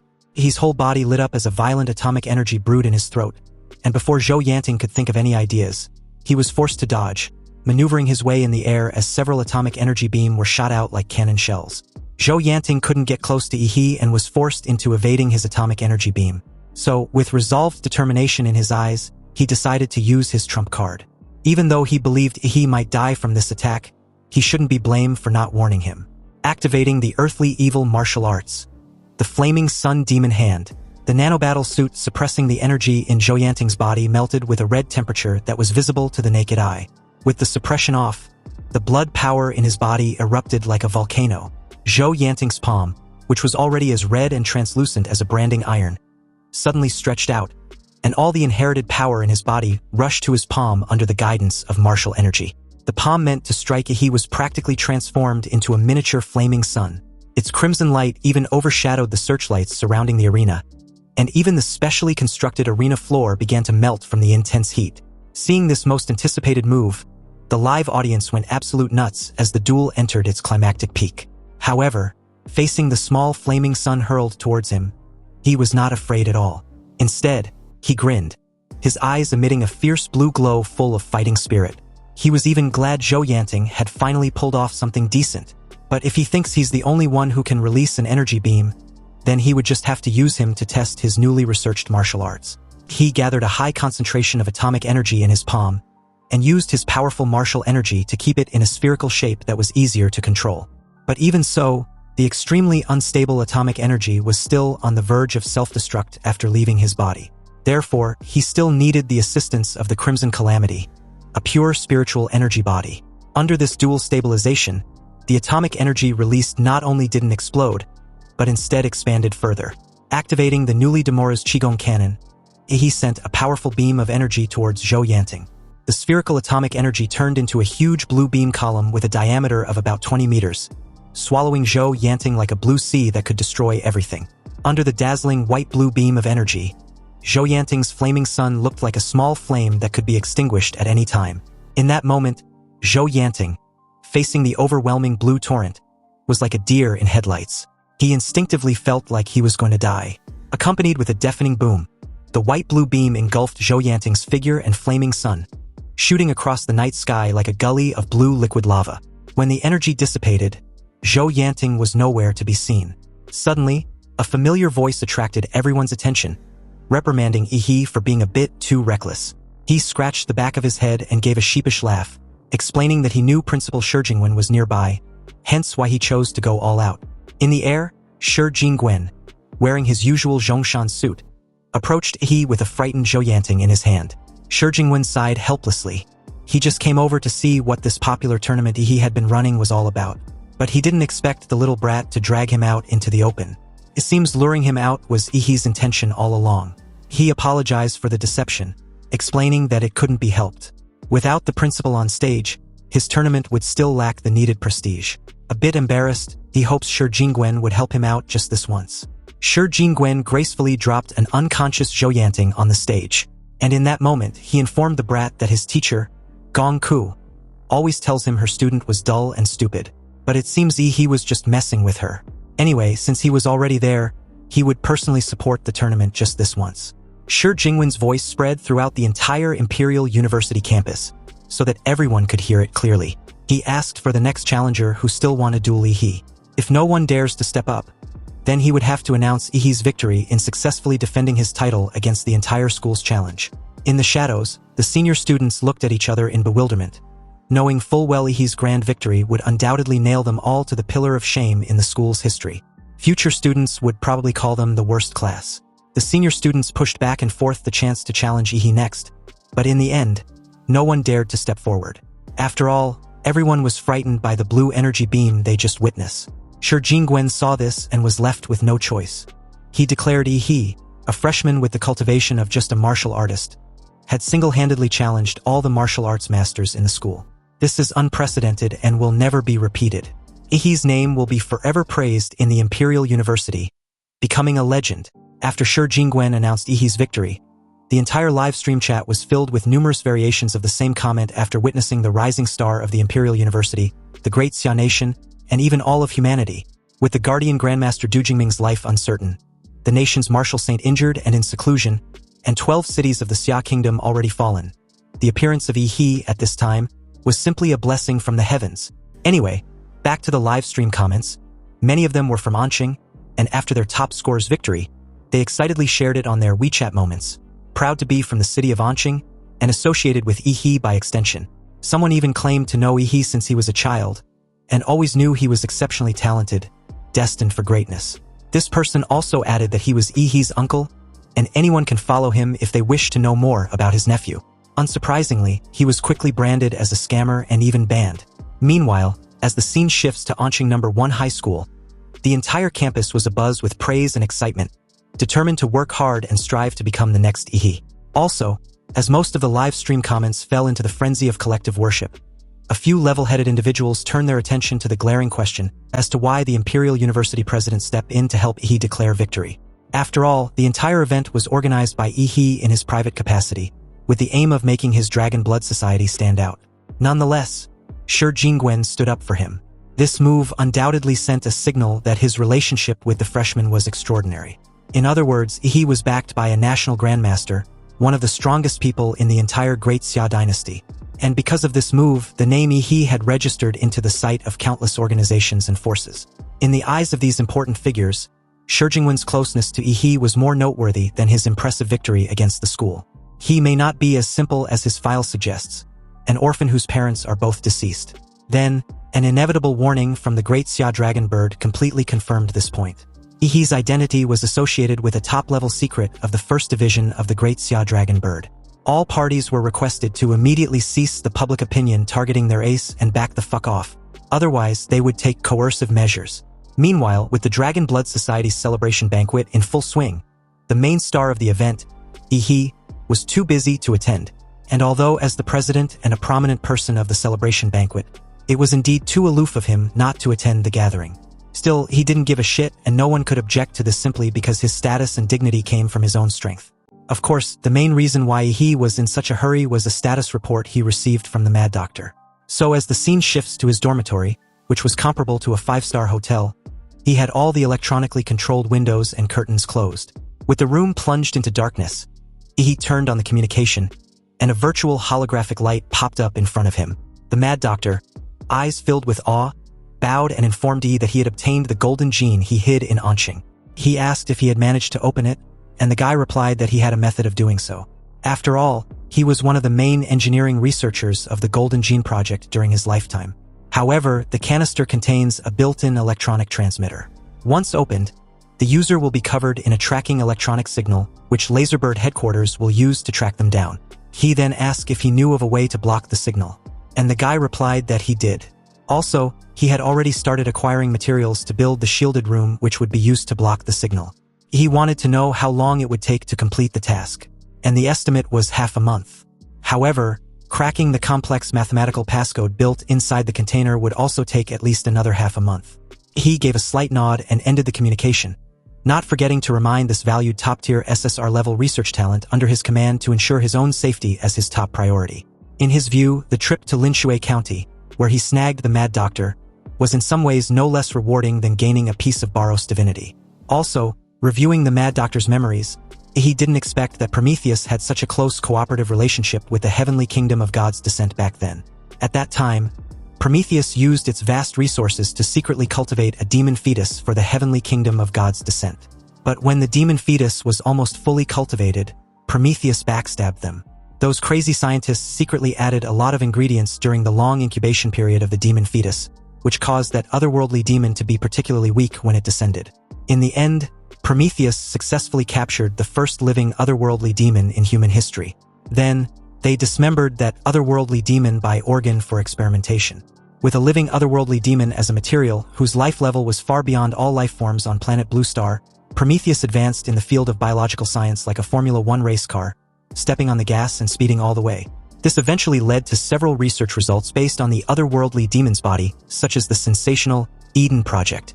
In this project, those madmen of Prometheus planned to create a god on Earth by themselves. This man-made god was not only to protect planet Bluestar from the invasion of the secret realm and the descent of otherworldly demon gods, but was also meant to abolish the existing national and ethnic systems on planet Bluestar, integrate all human beings, and have this god's brain, which was above any organization and collective, to allocate all the resources on planet Bluestar. This was to achieve some kind of absolute fairness and turn planet Bluestar into the Garden of Eden in mythology. There was also the Fireseed Project, which aimed to change the genes of all human beings and achieve a leap in the life of the race. And this was the predecessor of the Laserbird Golden Gene Project. It seems the waters of Prometheus run too deep. Because he accidentally mentioned the term gene lock back then, he believed he was even mistaken to have a relationship with Prometheus. He had a gut feeling that sooner or later, he would be drawn into the vortex of Prometheus. But speaking of which, he had been so busy helping Ouyangze that he hadn't had time to study the badge Qinglong gave him. He placed the family crest under his pillow, preparing to begin his sleeping cultivation technique. Suddenly, a cold rain hit his face, breaking into tiny splashes. He opened his eyes and found himself wearing a battle-damaged knight's armor, lying among a pile of dead bodies. Kicking the corpse off, he got up and looked around. There was no doubt that a brutal battle had just taken place there, but judging from the traces of the battle, it did not seem to be a fight between people. The ground was covered with huge mud puddles, but from a high vantage point, they were clearly the footprints of some enormous creature. There were still countless scorched marks on the ground, which even the cold drizzle could not extinguish. He took off his tattered armor and threw it away. While he was at it, he found the best-preserved knight's greatsword among the pile of corpses. And judging by the timing, the martial arts master, who was similar to a quest NPC, should be arriving soon. Sure enough, a loud neighing of a horse rang out in the distance, and soon two tall horses pulled a well-made carriage to Ihi's side. The curtain on the carriage door was pulled open, revealing a resolute old man with a buzz cut and an eye patch over his left eye. Upon seeing Ihi's appearance, the old man grunted and pulled the curtain shut.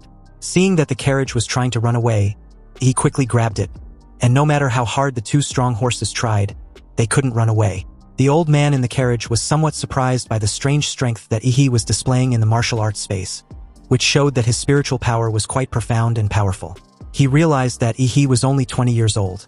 However, to possess such terrifying mental power at such a young age was something even the most talented wizards of their time couldn't achieve.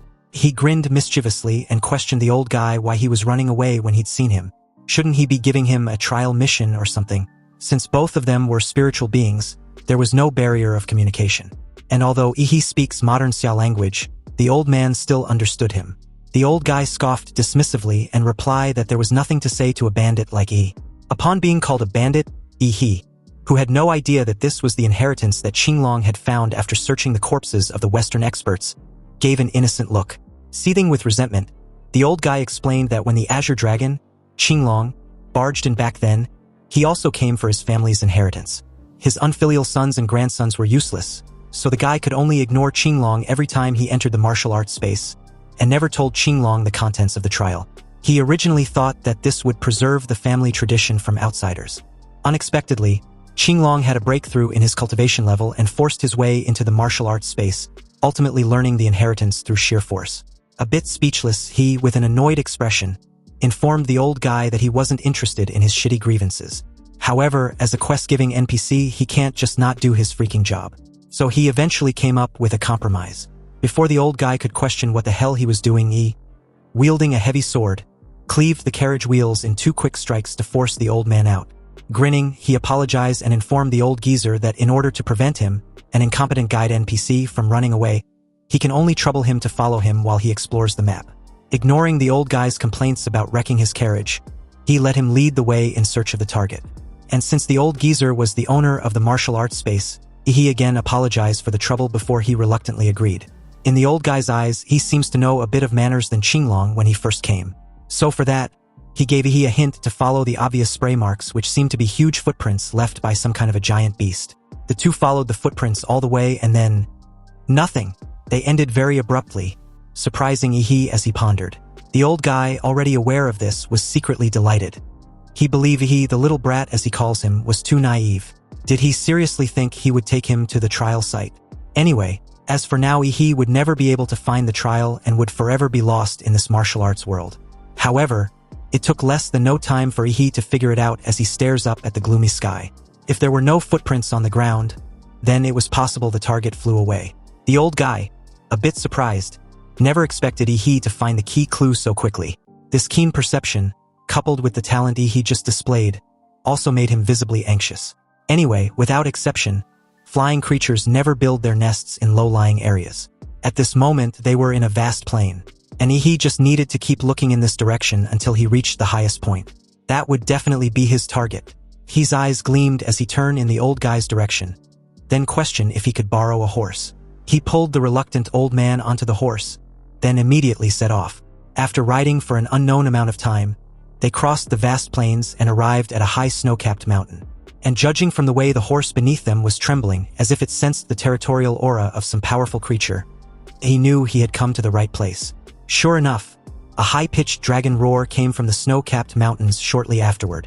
The horse made an ear-piercing neigh and desperately shook the two off its back, then bolted away like there was no tomorrow. As the target descended from the sky, his eyes widened, staring in surprise. This was the star-destroying Calamity, a legendary arch-nemesis of Demora, commonly known for his false kingship, Ghidorah.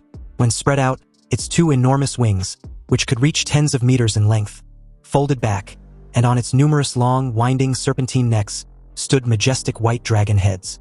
The dragon's heads brought its head close to He as scorching air blew out of its nostrils. However, facing those golden, gleaming dragon eyes, He grinned, his eyes flashing with blue atomic light.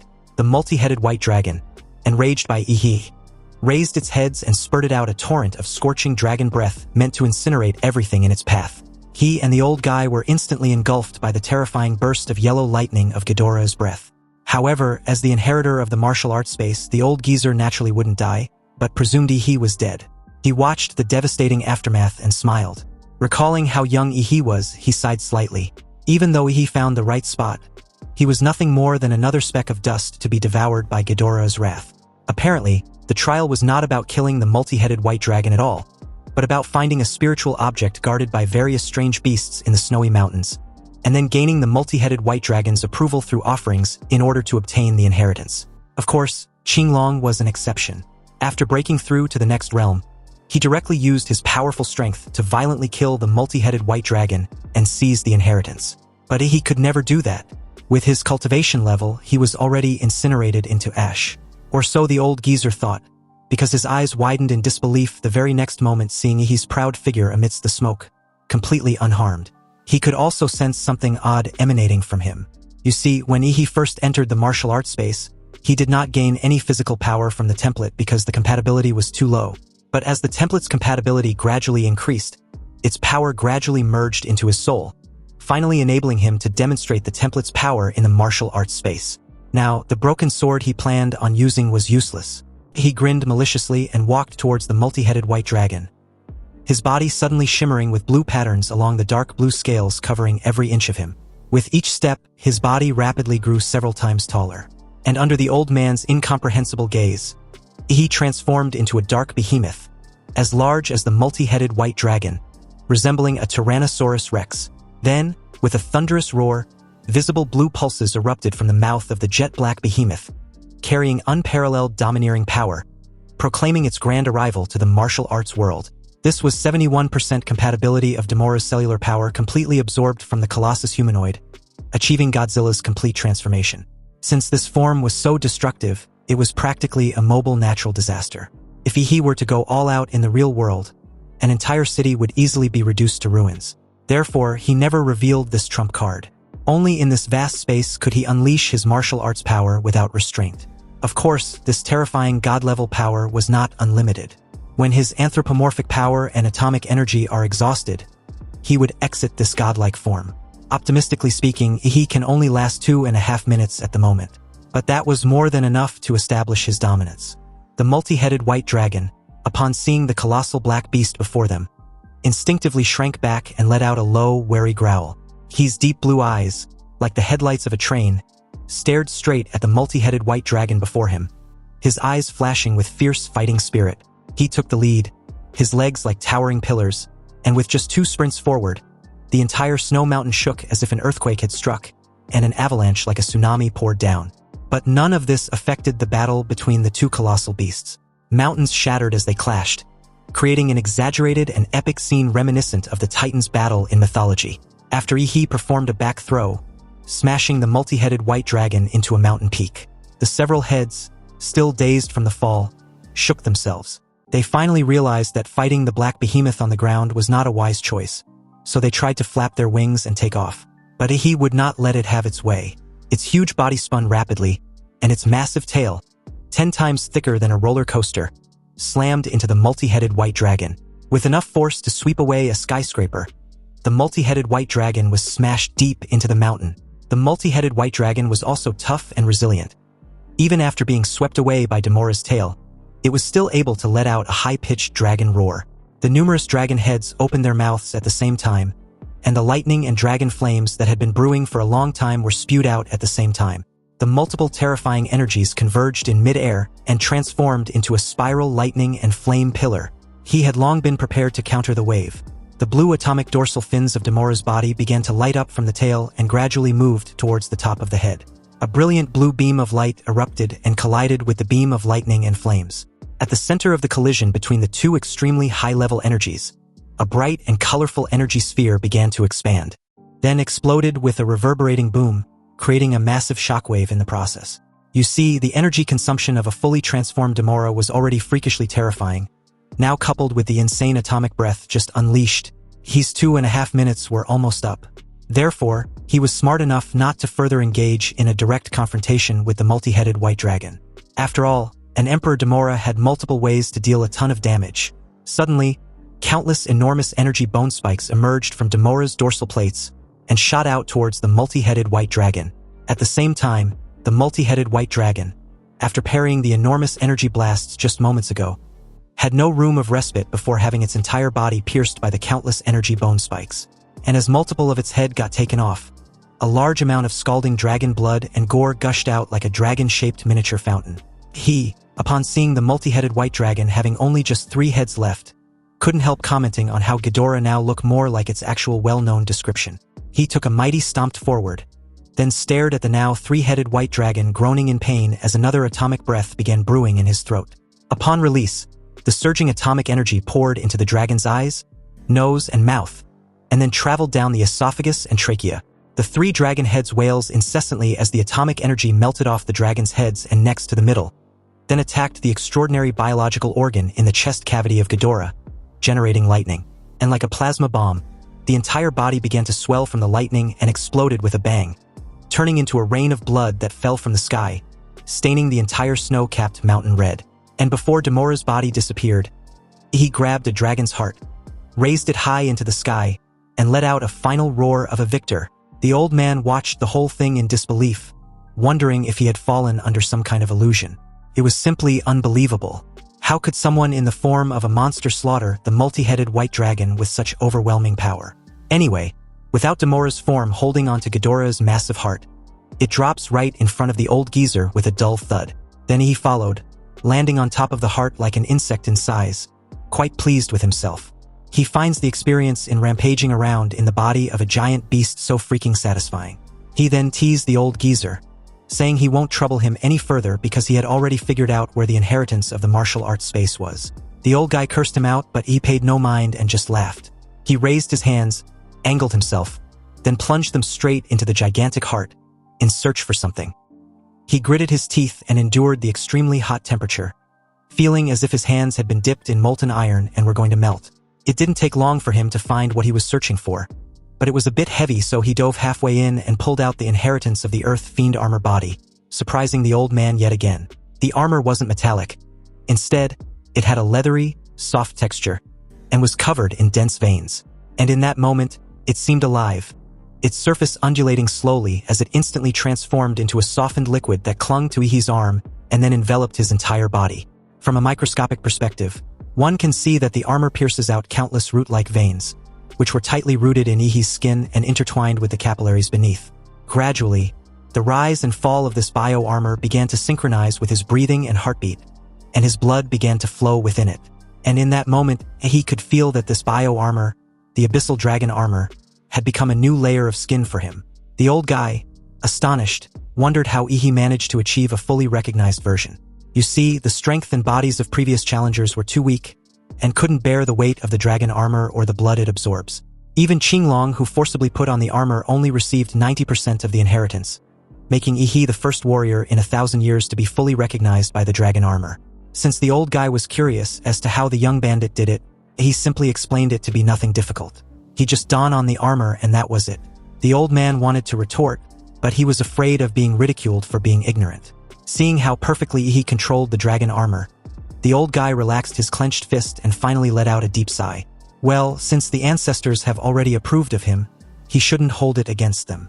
Also, there wasn't anyone to carry on the family line anyway, so passing the inheritance on to someone more suitable might be a blessing in disguise. In this way, the tradition hadn't been dishonored at the very least.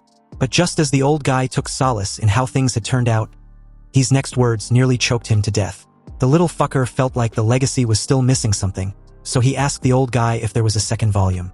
The old geezer, upon hearing this, warned Ihi not to push his luck. Was he planning to target his family's other treasures too? The sly smile on Ihi's lips said it all. The old guy had guessed correctly. The abyssal dragon armor was too extreme and domineering, focusing only on external skills. So it must be paired with a similarly leveled internal skill to achieve a balance between internal and external strength for the martial artist. Otherwise, the internal organs of ordinary martial artists simply wouldn't be able to withstand the pressure of the dragon armor. Their bones would be crushed by its weight, and their flesh and blood would be drained by it as well. Therefore, the combination of these internal and external body strengthening techniques constitutes a complete body strengthening method. This level was the heavenly gang martial skill. Realizing how rare of an opportunity the situation was, he dared not waste it nor let it slip away. He stayed in the dormitory for a week, spending 80% of that time sleeping. And of course, secretly rolling around, practicing in the martial arts space since the abyssal dragon armor contained a vast amount of information which needed to be slowly digested. He woke up groggily by a call from Chuzhou, who informed him that he and Lu Qingzhu had been discharged from the hospital the day before and were notified to come to the University Activity Center the next day to settle the task rewards. Then the director in charge of student tasks notified him to inform Ihi that his task reward needs to be settled by the principal in the principal's office. Realizing he had to go to the principal's office, he wondered if he was going to have another private chat with the old fox again. Anyway, since the principal personally intended to reward him, he dared not refuse nor waste any time and quickly made his way to the central hub of the Imperial University floating city, the Heavenly Arc Tower. It was decorated in gold and red, and stands 100 meters tall. While it appears to be a traditional architectural style of the Great Xia dynasty, it actually embodies the most advanced technology on planet Blue Star at present. And beneath the tower lies the power heart which connects the entire Imperial floating city. However, due to the presence of Principal Shi Jingguan, one of the strongest combat forces in the Great Xia dynasty, the Heavenly Arc Tower was probably one of the safest places on the entire planet. Anyway, the very moment Ihi entered the tower, a staff lady immediately came to greet him. She introduced herself as Nuwa and asked him to follow. The principal was waiting for him upstairs. He looked at her delicate, lightly made-up face and raised an eyebrow. Although the lady was simulating breathing sounds and adjusting her body temperature, he still saw through its true nature as not human. She led him inside an elevator after a swipe of his identity card. Then, Nuwa suddenly drops the question, wanting to know if Ihi was curious about her body. He visibly tensed up upon hearing this. He had been scrutinizing Nuwa's body quite a bit just now, not out of any bad intentions, but out of a thirst for knowledge about advanced technology. It seems to be cutting-edge and different. After all, this mass-produced service carrier was very different from the structure of a human female. The head was only made to mimic the human female structure in order to make it more approachable. As Nuwa spoke, she unbuttoned her suit jacket, revealing the smooth, silver body underneath. He gave a curt nod, relieved and impressed at the same time. The elevator quickly reached the top floor, and the moment it opened, he thanked her and walked out. But the very second he took his first step, his vision blurred, as if he was having some sort of brain glitch. And before he knew it, he was sitting on a comfortable leather sofa in the blink of an eye. Shi Jingwen was sitting opposite him, brewing tea. And he seems to be well informed of the martial art manual Qinglong gave to Ihi, wanting to know if he'd mastered it because he seemed to have slept long enough. Meanwhile, he was still reeling about how he was suddenly sitting in front of Shi Jingwen when he never even entered the office. He asked the old fox if the ability he just used was related to space magic. Shi Jingwen pushed a small cup of tea in Ihi's direction, explaining that the tea variety was improved by the research institute from a secret realm, and had a very special taste. He should at least give it a try. And about his ability, it can indeed achieve a certain range of spatial transformation. Completely amazed, he finally understood how Shi Jingwen had saved Zhou Yanting during their duel. This ability involving space was at least on par with the incredible ability of stopping time. Shi Jingwen took a sip of his tea and informed he that the academic points and various Imperial University resource cards had already been deposited into his account. As the main contributor to completing the level 5 mission, he can also choose 2 Earth Fiend martial arts techniques and have the opportunity to customize a high-level weapon. This reward was undoubtedly very generous, but for it was like chicken shit, utterly useless to him. He didn't lack powerful Earth Fiend martial arts techniques at present, and practicing too many would only waste his time and energy anyway. He also had the Starfall Blade and had no intention of replacing it. Therefore, he wanted a different reward, and if he wasn't being too intrusive, he wanted access to the files on Gene Locks and the authority to check detailed information about Prometheus. Of course, he had no other hidden purpose and simply wants to know. Shi Jingwen cut he off with an okay response. He had to swallow back the reason he was about to give. He hadn't expected Principal Shi Jingwen to agree so readily. And looking back, it seems this old fox always gives him the green light in all the review-related matters he encounters, and never held anything against him. He stood up and followed along as Shi Jingwen took him to the archives.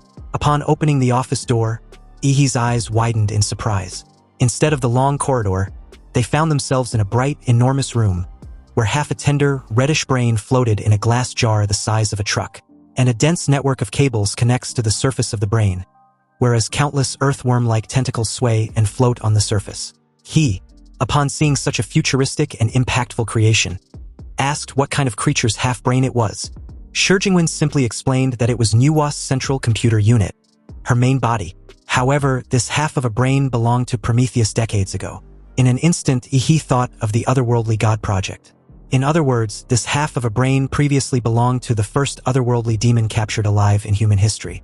If half of its brain is the size of a small truck, then its true form must be at least on par with the fully formed god. This magnificent and extraordinary being was hacked to pieces by Prometheus. Seriously, it seems Prometheus at his peak was truly insane and powerful, and it's no wonder they dared to also plan Project Eden. If they dare to kill gods, what's there to be afraid of in unifying the planet and distributing resources among all of humanity? Shi Jingwen didn't say much after that. He simply instructed Nuwa, who replies with a synthesized female voice, to export data onto the USB flash drive he just plugged in. After a series of authentication operations, Shi Jingwen ejected the copied USB flash drive and handed it to Ihi. He also added that he had saved a portion of Nuwa onto the flash drive, so he can ask her about anything he wants to know. Ihi accepted the USB drive, feeling a sense of unreality in his trust in Shi Jingwen. After all, heaven knows how many core secrets Nuwa, the central computer, controls, and how many important strategic tasks were involved in the Imperial University and even the Great Xia dynasty. And Shi Jingwen actually entrusted this thing to him. In some ways, this was more precious than the 10 Earth Fiend martial arts. Seeing as how Ihi was just standing there in a daze, Shi Jingwen placed the flash drive in his hands, saying that even for him, the president of the Imperial University, bringing students in the archives without permission was against the rules. So they should leave. But knowing that the principal led him in breaking the rules only made him even more uneasy and a bit excited. Meanwhile, as the scene shifts elsewhere, thick white smoke rose from Xiang Jinzhuang's body, and accompanied by continuous rumbling thunder from within him, his aura rose steadily. Air was expelled from his lungs, transforming into visible air ripples that vibrated in all directions. And just like that, Xiang Jinzhuang successfully broke through to the next realm, achieving the status of martial master.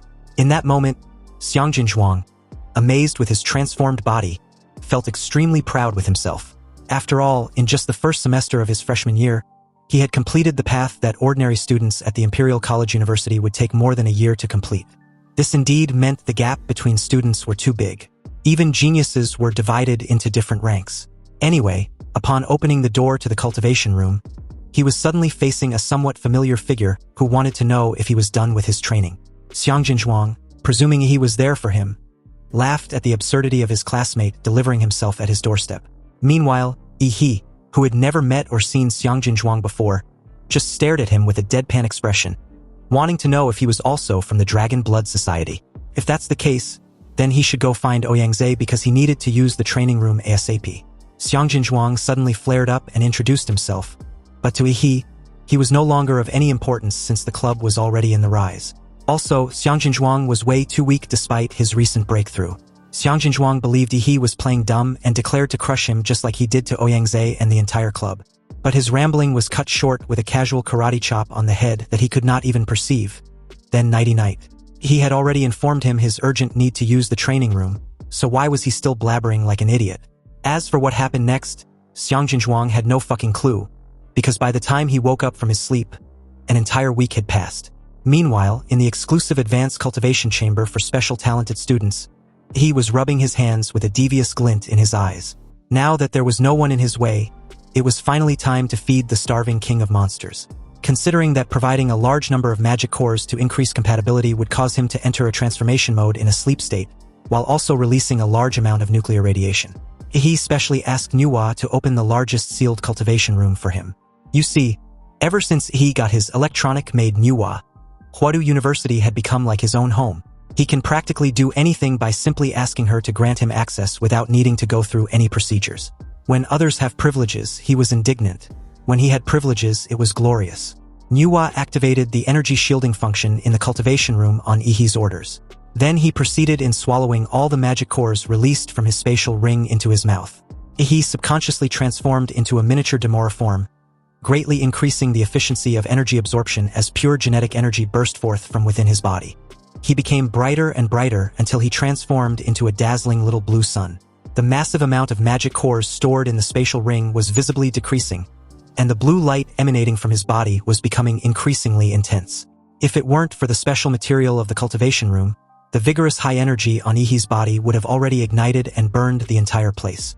And even that wouldn't be enough, because the higher the compatibility rises, the harder it was to increase because the quantity and even the quality requirements of the magic cores also increases exponentially. This was the flaw of high-grade templates. The growth period was absurdly long, and the resources needed were terrifyingly high. In a sense, he was quite glad that the other two templates he drew were of a lower level but had stronger functionality. Otherwise, he simply couldn't afford to raise them, and if the acquired templates could not be transformed into combat power in a timely manner, it will seriously slow down his growth pace. This was why he still needed to work hard to learn the extraordinary system of martial arts. Because when a high-level template stagnates due to resource issues, martial arts power can help him quickly transition out of that period. After all, he was well aware that even with a cheat system, he needed to be clever since even a cheat-powered protagonist could lose, or worse, die in his story. Anyway, Nuwa detected a signal indicating excessive high energy levels, so she helped Ihi intercept the warning message sent to the main control room and quietly adjusted the energy shielding level to the highest level. As time went by, the blue light on Ihi's body gradually dimmed as he reverted to his default form. But this didn't mean that the atomic reactions within his body were weakening, but rather that the energy was becoming more concentrated and internalized. Gradually, blue crystals condensed on his body until he was completely sealed by it, forming a huge blue crystal coffin. A terrifying energy, powerful enough to raise the floating metropolis of the imperial city to the ground, was slowly brewing within the blue crystal coffin. When the crystal coffin eventually shatters, the king of monsters shall appear in the world. Days flew by, and just like that, the day of the Great Xia recovery plan arrived.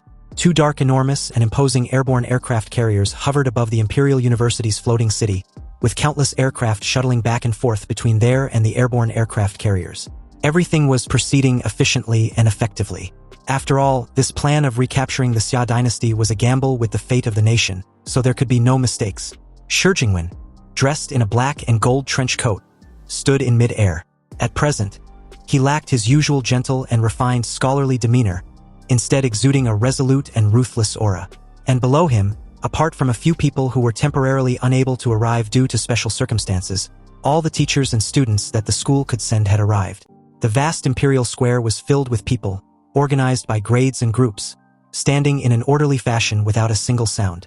Shi Jingwen's voice resounded throughout the sky as he announced the start of the Great Daxia recovery plan. 70% of the nation's martial artists will be setting off. These warriors of the Great Xia nation were going to reclaim the 12 fallen cities. Perhaps most of them would never have the chance to return to the Imperial University after leaving, and would be left in a foreign land forever. But history would always remember the fallen. Shi Jingwen then instructed all students of the Imperial University to ignite their blood smoke banner. The sounds below suddenly rolled like thunder, responding to Shi Jingwen's command. The next moment, countless raging crimson plumes of blood energy rose up, regardless of the difference in blood energy or the powerful phenomena that appeared. The chi and blood of thousands of martial artists rose into the sky, eventually converging and intertwining. Through the collision of martial energy and blood chi, everyone briefly experienced a collective, pure emotion. That was the will to fight, the will to reclaim lost territory and restore the Great Xia dynasty. The combined aura and energy of all the students formed a crimson pillar that stretched across the heavens and earth, its martial prowess spreading for miles. Even the people below could see the floating island in the sky, dyed red by the smoke of blood and gore, simply by looking up. Shi Jingwen continued, reiterating that everyone was already thoroughly aware of all the tasks and plans. And although many of them had prepared to sacrifice themselves, they must use every strength they have to come back alive. Because only by living can there be hope. The Imperial University will always be their home. It will always be there waiting for them to come back. Shi Jingwen paused suddenly, raised his hand and roared for all warriors of the Imperial Great Army to heed his command. They should recite the oath with him. Ahead of us, there are no foe. His resounding voice was so loud that the entire capital city could hear him. Then, at the same time, all the warriors started reciting the oath repeatedly. Ahead of us, there are no foe. Meanwhile, in a certain cultivation room nearby, a huge blue crystal coffin trembled slightly, followed by a flash of blue light, and then quickly returned to calm. The scene then shifts elsewhere as we are introduced to Yu Yan, a former Level 2 Prometheus researcher, now an executive of Laserbird. As Yu Yan walked by with the clattering of her high heels, two martial artists whose brains had undergone deep mechanical modifications bowed and greeted respectfully. Ignoring the two warrior puppets, this aloof, short-haired woman was currently very worried because of the company's precarious situation. First, their golden gene was stolen, then an important base was captured, and finally an elite squad was lost. Laserbird had really had a string of bad luck that year, and the board of directors had begun to suspect that all of this was done by the same person with the aim of destroying the company, even though they still hadn't obtained any evidence yet. And although Black Lion had wiped all traces of them inside Jinshan Temple base, the Great Xia Dragon Bird still had its sights set on them. And if they hadn't been busy reclaiming the fallen cities recently, Laserbird would probably have been taken down. However, it was precisely because the attention of all the martial artists in the country was drawn to the fallen city that Laserbird finally has room to breathe, and used the chance to release that monster. It was a failed experiment of the first generation of the Golden Gene, a Pandora's box that could have dragged humanity into an abyss of no return at the slightest mistake. You see, as one of the main researchers who personally created the monster named -1, Yu Yan was well aware of its terror, but despite her strong opposition, the board of directors still insisted on releasing it. And because it was a being with golden genes flowing in its body, even a failed product, it can still sense the location of other golden gene. Even though it's prone to getting out of control, it's the only hunting dog that can find the lost golden genes. The door at the end of the corridor looks quite extravagant, and the complex internal structure consists of countless precision steel pillars, interlocked and locked together to form a massive circular alloy gate that can only be unlocked using the most primitive method, a key. But compared to electronic locks, which were at risk of being hacked, physical key locks were much more reliable. Yen took the 10 keys given to her by the board of directors, inserted them one by one in a specific order, and then rotated them in a complex number of turns like a coded message. With a series of clicking sounds, the alloy door finally opened. This cell, which contains countless cutting-edge technologies, appeared to be quite ordinary on the surface. It is simply an empty enclosed room containing an iron coffin. However, the interior of the four walls was filled with various lethal weapons, and the tightly sealed floor also contains a powerful pressure-sensitive device and a terrifying high-voltage current. The iron coffin in the very center of the room was an outstanding creation of Laserbird in mechanical engineering. The secret alloy, sufficient to forge high-level martial arts weapons, was crafted into countless precise parts, designed by a top-notch mechanical engineering team to ensure that not a single wisp of air leaked out, tightly locking the creature inside. Also, blood was continuously drawn from the creature to keep it in a mummified state. Furthermore, every hour, various weakening agents were injected into the creature, and the composition of these agents was changed every cycle to ensure it never develops any drug resistance. The iron coffin only locked the body of -1, but the head is covered with an iron virgin headgear. Several steel nails were inserted into the head cage, deeply embedded in -1's brain, sending electrical signals used to suppress -1's mental activity. Just looking at this torture was enough to make Yu Yan's scalp tingle. And due to some deep-seated memories, she quickly swallowed a few tranquilizer pills because she didn't want to show fear when she sees the monster. Now, She was about to release this terrifying monster that would show the world its terror. Moments later, a stealth fighter jet streaked across the sky, moving at high speed and complete secrecy. In the center of the fighter jet cockpit, -1 was still doubly imprisoned by the Iron Maiden headgear and the iron coffin. However, the gag in his mouth had been removed, revealing the lower half of -1's face. Without lips, the skin on both sides of the face was torn off, exposing the dried gums, forming a morbid and exaggerated smile. Coupled with those black and gold triangular shark teeth, the only words to describe it were ugly and monstrous. It would definitely be fit for an R-rated splatter movie as a terrifying serial killer. A hoarse, violin-like voice came from -1, instructing the crew to keep flying forward in the current direction ahead. After being imprisoned for decades, it went from only being able to make strange noises when his mouth was first unsealed to being able to communicate fluently in just 2.5 minutes. A female crew member informed the captain that the hunting dog, -1, seemed to be pointing towards West City. Upon hearing this, the captain, whose arms had both been modified with alloy prosthetics, narrowed his eyes. After all, West City was a fallen city that the great Xia dragon bird had prepared to retake. But a member suddenly reminded the captain and the entire crew that as long as the one who stole the golden gene wasn't a grandmaster-level expert, even if it's a Xuanwu martial artist, they can quickly surround and eliminate this person, so there was no need to worry. Another chimed in, agreeing with what was said. They had never failed under the captain's leadership. As long as they don't encounter the great Xia dragon bird First Division, they can escape unscathed. Although the team members all trusted their captain, he paid them no mind and simply stared at his watch. Then, in a foreign language, he instructed Eve, his personal AI system, to block the aircraft signals, hack into the flight system, and activate autopilot. Eve did as instructed, and almost instantly, the pilot cried out in alarm, informing the rest of the crew that the plane was out of control. But the very moment the crew heard this, a male crew member near the captain instantly had her neck tore through, and her trachea pulled out. The captain shook the blood off his alloy hands and stared in the direction of his teammates, who remained frozen in their hacked combat suits. No one expected the captain to be a traitor, betraying the crew right before the mission even began. But the captain simply gave a chilling smile and explained that he had never been a member of Laserbird, so technically he can't be branded as a traitor. Then, in a condescending manner, he apologized to them, saying when he eventually goes to hell, they can punish him as they wish since that's where they will be heading.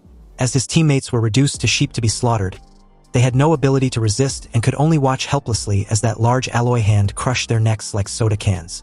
But as the captain carried out the massacre, -1 laughed gleefully, then stuck out its dark red tongue and licked its dry skin, claiming to be so thirsty. It hoped the captain could spare him some blood. The captain grabbed a teammate's heart and shoved it into -1's mouth. Since the entire crew were on the level of Grand Marshal Master, the captain hopes -1 enjoy their hearts as he repeatedly fed it. Like a juicy peach, the hearts were chewed up and swallowed, but the ugly bastard was not satisfied. It licked its ugly lips and demanded more. You see, according to the rules of Laserbird, -1 was forbidden from eating, because once fed, even the slightest, the iron coffin would no longer be able to confine him. Anyway, the captain, who apparently was a secret agent of the North by Dun, instructed -1 to do as it pleased with nothing specific in mind, can just vent its frustration on Xia Kingdom. After all, the purpose of this operation was to bring the monster imprisoned by Laserbird back into the light of day, and to disrupt the Great Xia's recovery plan as much as possible. Obviously, the revival of Xia Kingdom was something that the Empire on the other side of the world did not want to see. Opening the hatch, a raging gust of wind rushed in, but it couldn't budge the captain at all. He decided to take his leave.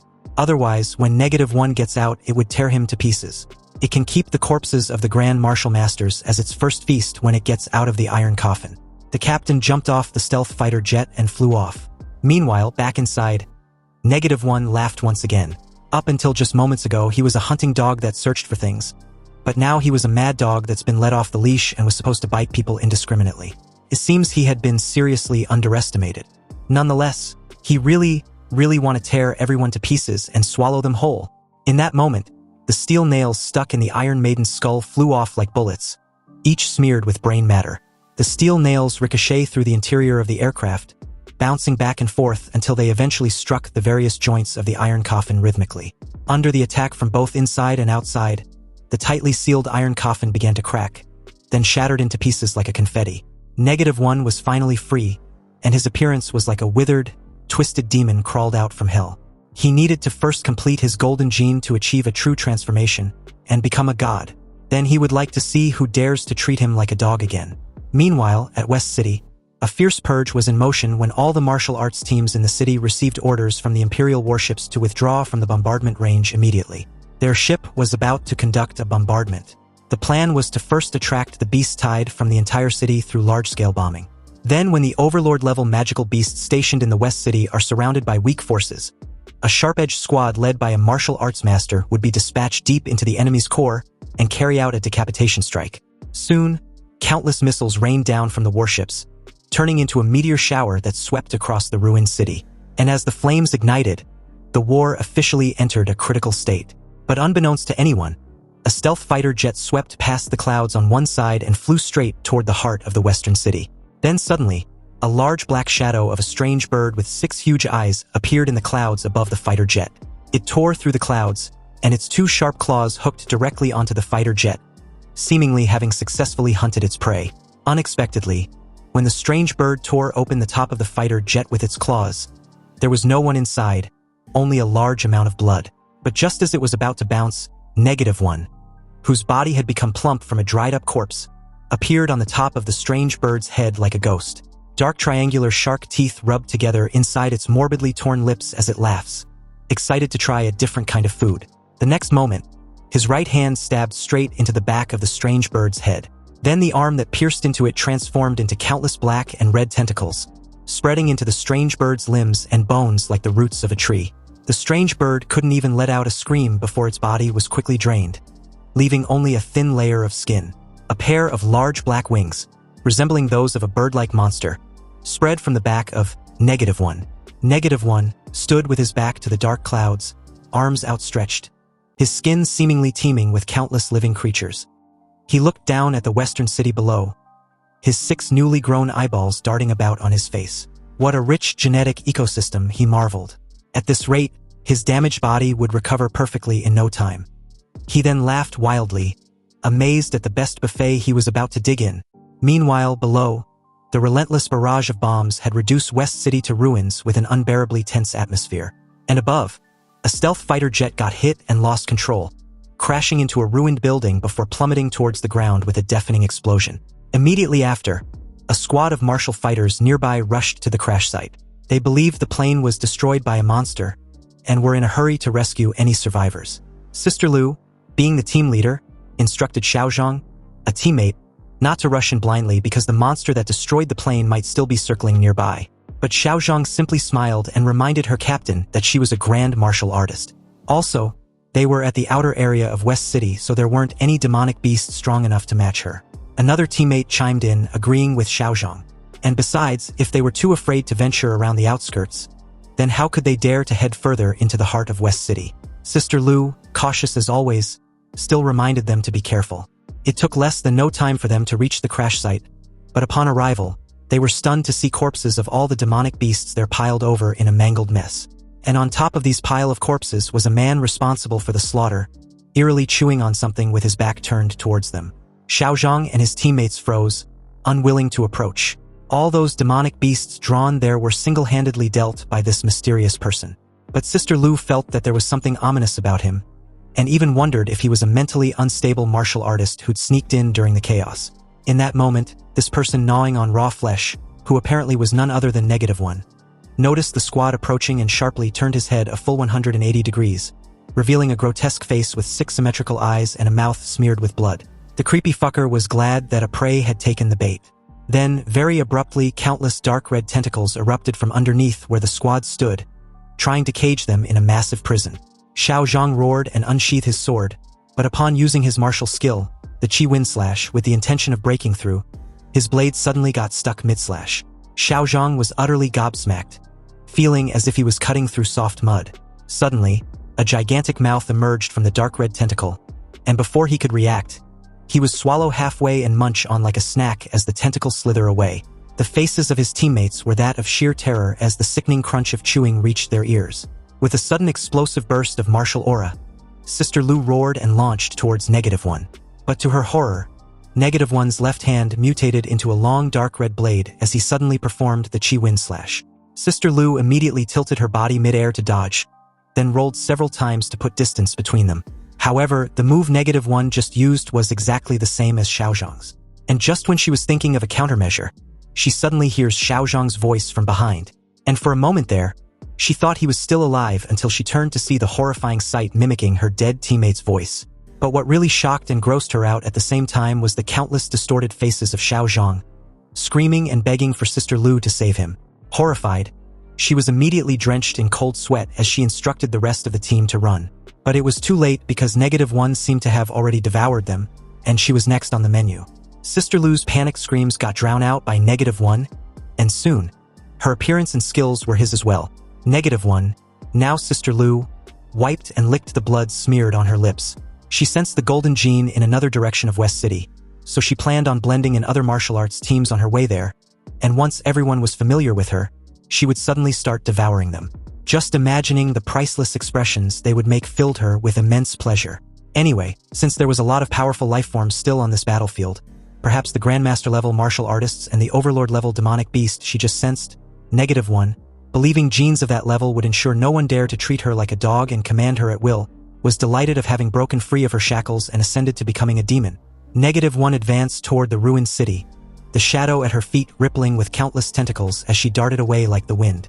Elsewhere, amid the chaotic battlefield, a bone 8-limbed horned horse eventually broke through the rear, alarming the elite team who urgently called for their captain. Then right on cue, the hooves of a white warhorse came to view as it reared and neighed, charging forward, and on its back, a rider raised a great spear high in the air, directing the war steed into battle with a fierce momentum. Like a golden spear cleaving the sky, a divine flash descended, illuminating the face of the Grandmaster. The bone 8-limbed horned horse stood no chance and died on the spot. And through the smoke, the rider, Chen Tianyu, and his white horse stood proud. He was a dean of Huadu University's Grandmaster Academy and captain of the West City Recovery Plan's elite team. Faced with an endless tsunami-like tide of beasts, humanity's proud firepower coverage was like a candle flame which could be extinguished at any moment. Only by relying on individual, agile, and powerful warriors to kill the high-level demonic beasts in the beast tide can the tide be dispersed, thereby drawing out the Overlord. The 5-person team from Huadu University's Dagger team was tasked with this arduous mission. But at this point, Chen Tianyu felt something amiss and spoke up. It had gotten a bit too quiet. The member of the Dagger team, Dai Qiming, and also the president of Huadu University Student Union, informed his teacher that there was no problem with the route they took. It was the best route to the Overlord's nest, scouted by Daxia Federation's Vanguard Scout team. Chen Tianyu calmly replied that the higher a martial artist's cultivation level was, the stronger their spiritual sense becomes, even to the point where they can see the scene of their own death in their dreams. Therefore, Dai Qiming must trust a martial artist intuition. As Dai Qiming stated that he understands, Chen Tianyu instructed the team to halt their advance and be on guard. Chen Tianyu closed his eyes and pressed 2 fingers to his forehead to focus his will. After just a quarter of an hour, Chen Tianyu opened his eyes and sensed their target approaching fast. Subsequently in the air, a golden rock plummeted down from the sky like a freaking meteor, crash landing with a deafening boom and creating a cloud of dust tens of meters. As the dust settles, what stood before the squad was a 5-meter-tall horned beetle-like overlord beast. Its muscles rippled beneath a thick, hard, golden carapace. Its limbs were pillar-like and massive. Its small eyes were a terrifying red, and atop of its head sat a smooth, pointed horn like an ivory. It folded its arms arrogantly, and with a mocking show of regret, it questioned why the elite squad halted their advance. It clearly set up a grand gift for them ahead, but it seemed they had refused his offer. Anyway, confirming the target as the West City Overlord Golden Horned Beetle, Chen Tianyu instructed his squad to form up. Amidst the ruins of West City's battle zone, Chen Tianyu, executing the earth-slaying martial technique, charged forward on his warhorse like a fired projectile. His thundersteel dragon spear crackling with blue lightning as the Overlord Golden Horned Beetle chuckles with contempt. His arms leisurely folded as he mocks Chen Tianyu for being weak and ignorant. Did he honestly believe he can hurt him with such petty tricks? Then the Overlord Golden Horned Beetle clenched its huge fist, declaring its intention to show Chen Tianyu what pure brute force suppression really is. The punch tore through the air with such raw force that a shockwave was created, and just when it was a hair's breadth from colliding with the dragon spear, the Overlord Golden Horned Beetle was baffled to see a lean-ass geezer crawling on his arm like a snake. Then this old man unleashed the earth-slaying secret technique, the water droplets piercing stone hands. The old guy's hands moved fluidly like water, repeatedly striking vital points on the Overlord Golden Horned Beetle's arm. As it felt a sharp pain in its arm, the power of his punch reduced significantly, and at the same time, the erupted lightning along the dragon's spear pierced the golden carapace that encased the massive fist. The overlord golden horned beetle roared in pain. Not the least bit surprised, the cunning humans actually studied his bodily traits carefully and had devised countermeasures. With its insect wings spread wide, its whole body trembled slightly as it knocked the dragon's spear aside, whereas the other hand descended on the old geezer, intending on dealing with him first. But before Elder Mu could be crushed into meat paste, the tank of the team, clad in heavy armor and nearly 3 meters tall, raised his massive shield and rushed over to block the descending punch. A thunderous shockwave shook the ground as the tank's huge body was slammed deep into the earth. Nearby, Dai Kaiming and his girlfriend Bai Qianqian, both cultivators, waited for an opening. Given the go-ahead, Bai Qianqian immediately spread her arms and unleashed a Grandmaster-level assault, executing her yin-yang locking technique. Cold yin and vigorous yang auras swirled around her hands, merging into two opposing yet tightly linked forces. Then Dai Kaiming lunged forward, his hand glowing with a dazzling blue light as he effortlessly moved the yin-yang locking technique onto the overlord golden horned beetle with a perfect trajectory. Momentarily perplexed, the overlord golden horned beetle sneered and mocked what he believed was a pathetic excuse for a martial art meant to seal his movements. Then it was suddenly pulled into a domain world. The overlord golden horned beetle immediately sensed an unusual aura and involuntarily turned its head, eyes full of astonishment. Standing amid the battlefield, a giant golden horned insect lord scanned around. At its feet lay countless stacked corpses. It roared in fury as it realized this place appeared to be what humans called the field of death. Suddenly, a spray of red blood burst into the air, staining a corner of the battlefield. Opposite him, Chun Tianyu charged on his warhorse, his thundersteel dragon spear crackling with blue lightning. And before the overlord golden horned beetle could react, countless troops formed from the heavenly army thundersteel were unleashed inside the domain world. The overlord golden horned beetle looked up, eyes fixed on the scene above, and admitted aloud that humanity's cultivation system indeed had aspects worthy of its consideration. It roared madly as its body doubled in size, cracking the golden armor to reveal red veins like flowing magma. Its hind insect wings beat violently, generating sharp layers of shockwaves that swept sideways, each flap sounding like thunder. It lowered its body, gathered momentum, and blasted off while still hissing provocatively. Perhaps the Emperor was right. They should learn a thing or two from him. Its form instantly became a supersonic streak of golden light, hurtling straight into the incoming thunder army. Two opposing streams of light prepared for a violent clash, illuminating the surrounding space. With a thunderous boom that shook heaven and earth, the two forces collided and shattered the entire domain's mental landscape. Blinding thunder spread across West City, and a massive lightning beam tore from the center to the city's edge, wiping out everything in its path. When the aftershock subsided, a cold wind blew through, bringing a deathly silence. The stunned onlookers exchanged glances and wondered whether the overlord had been slain or merely gravely wounded. Defeating him so effortlessly seemed impossible. From the overlord golden horned beetle's shredded half-body, lumps of flesh twitched as new armor quickly grew. Despite the severe injury, it laughed and praised humanity's strength, saying that an ordinary lord would likely have fallen long ago. From the pierced torso, a long, slender arm suddenly thrust out, cutting through the air. It roared with self-satisfaction, asserting that there remained hierarchical differences among lords and that it stood on a higher tier. The elite squad murmured in confusion. Elder Mu narrowed his eyes and was startled to realize this was a rare molting form. Even Chun Tianyu was taken aback by the sudden transformation.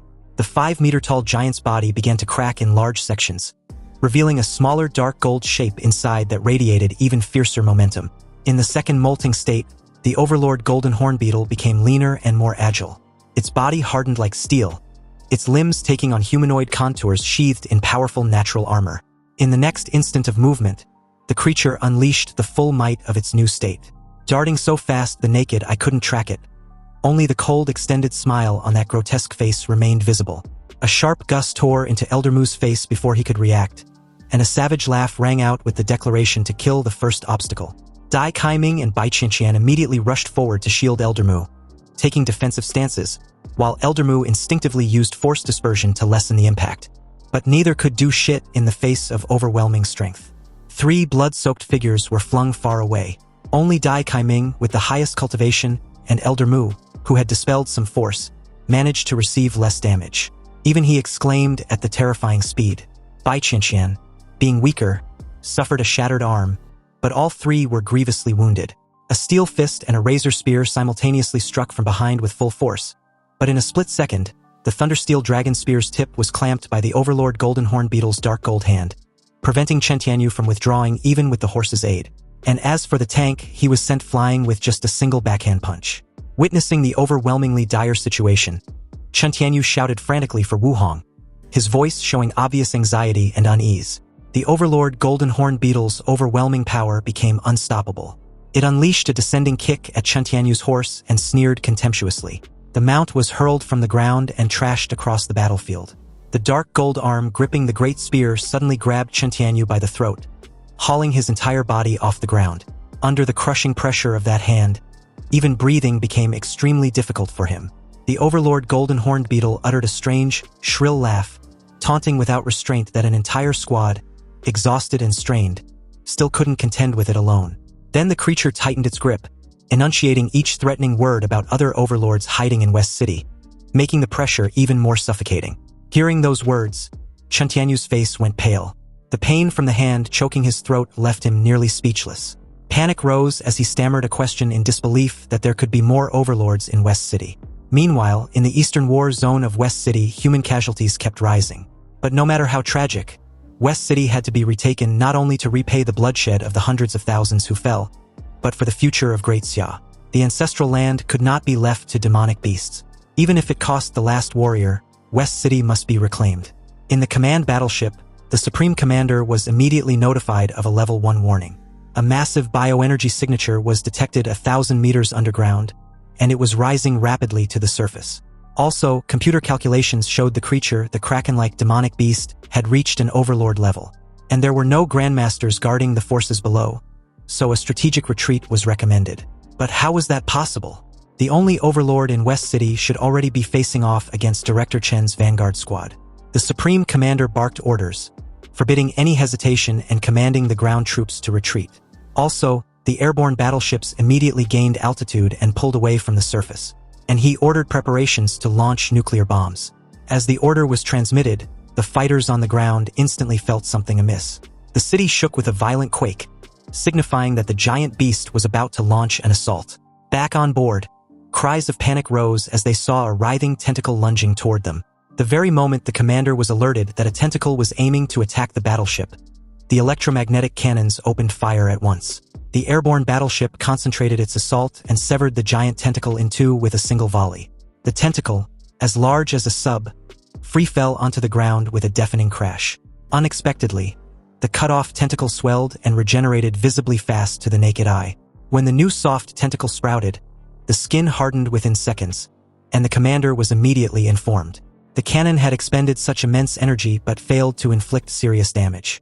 The Supreme Commander couldn't wait no longer and ordered the immediate launch of the subterranean nuclear warheads. In less than 3 breaths, 3 nuclear torpedoes with booster motors were launched simultaneously, shooting out of the airborne battleship. Several tentacles shot out in succession and actively approached the incoming warheads. The drill heads of the nuclear torpedoes plunged straight into the city and detonated instantly, creating a huge dark red mushroom cloud with a blinding light and intense heat. The shockwave was so powerful it rocked the airborne battleship like a boat in a storm. The Supreme Commander, furious and grief-stricken, pulled his cap over his eyes. With the force of these 3 nuclear bombs, all he hoped for was that the warriors fighting down there had managed to retreat safely. At that moment, a female technician reported in panic that the Overlord's life signature remains. On the battlefield, the tentacles still persisted amid the inferno. The earth was torn into 3 fissures thousands of meters deep, and through the smoke and heat, the silhouette of the giant tentacle re-emerged. The Supreme Commander cursed in horror, out of ideas, and he slams his fist on the railing at his station, furiously wondering if the West City reclamation plan was going to fail. Seriously, how could that behemoth actually survive 3 nuclear bombs? The battleship sank into a heavy atmosphere, with no one daring to speak. But at that moment, the central system was accessed by a higher authority, and the voice of the supercomputer, Manhwa, informed the entire crew that it had taken over. The Supreme Commander was stunned for a moment as Manhwa continued, thanking all the warriors, including the commander and his crew, in West City Warzone for their bloody struggle. Now they can rest assured and hand the battlefield over to him. The Supreme Commander stared up in shock and hesitantly asked who this him was. At the same time, A technician reported that an intercontinental ballistic missile was heading their way. The Supreme Commander was startled, unable to believe his ears. Meanwhile, above them, a hypersonic ballistic missile tore through the sky, leaving a blinding streak that was hard to miss. The Supreme Commander suddenly noticed something odd, and stammered in astonishment that there was a life signature on the missile. What he saw exceeded his imagination. Back in the sky, there was indeed a person standing on the missile. And as the military green ballistic missile streaked across the Imperial capital sky, its fiery tail carved a long trail at Mach speed. The air pressure slamming into the small figure standing atop it seemed overwhelming. Yet he remained unfazed. In that moment, he was like a sword-riding cultivator, though the sword was oddly different. After shedding his crystal-like cocoon, he returned with a much cooler appearance and a nano-battle suit that let him hold on without being compromised. A few minutes earlier at Hwadu University, a column of azure light had erupted brilliantly, dyeing the Imperial capital's cloud layer blue.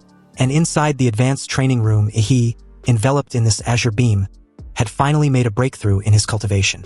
Manhwa congratulated him on his breakthrough, then gently placed a watch on his wrist before informing him that it was a special nano-battle suit, prepared specifically for him by the Dacia Dragonbird.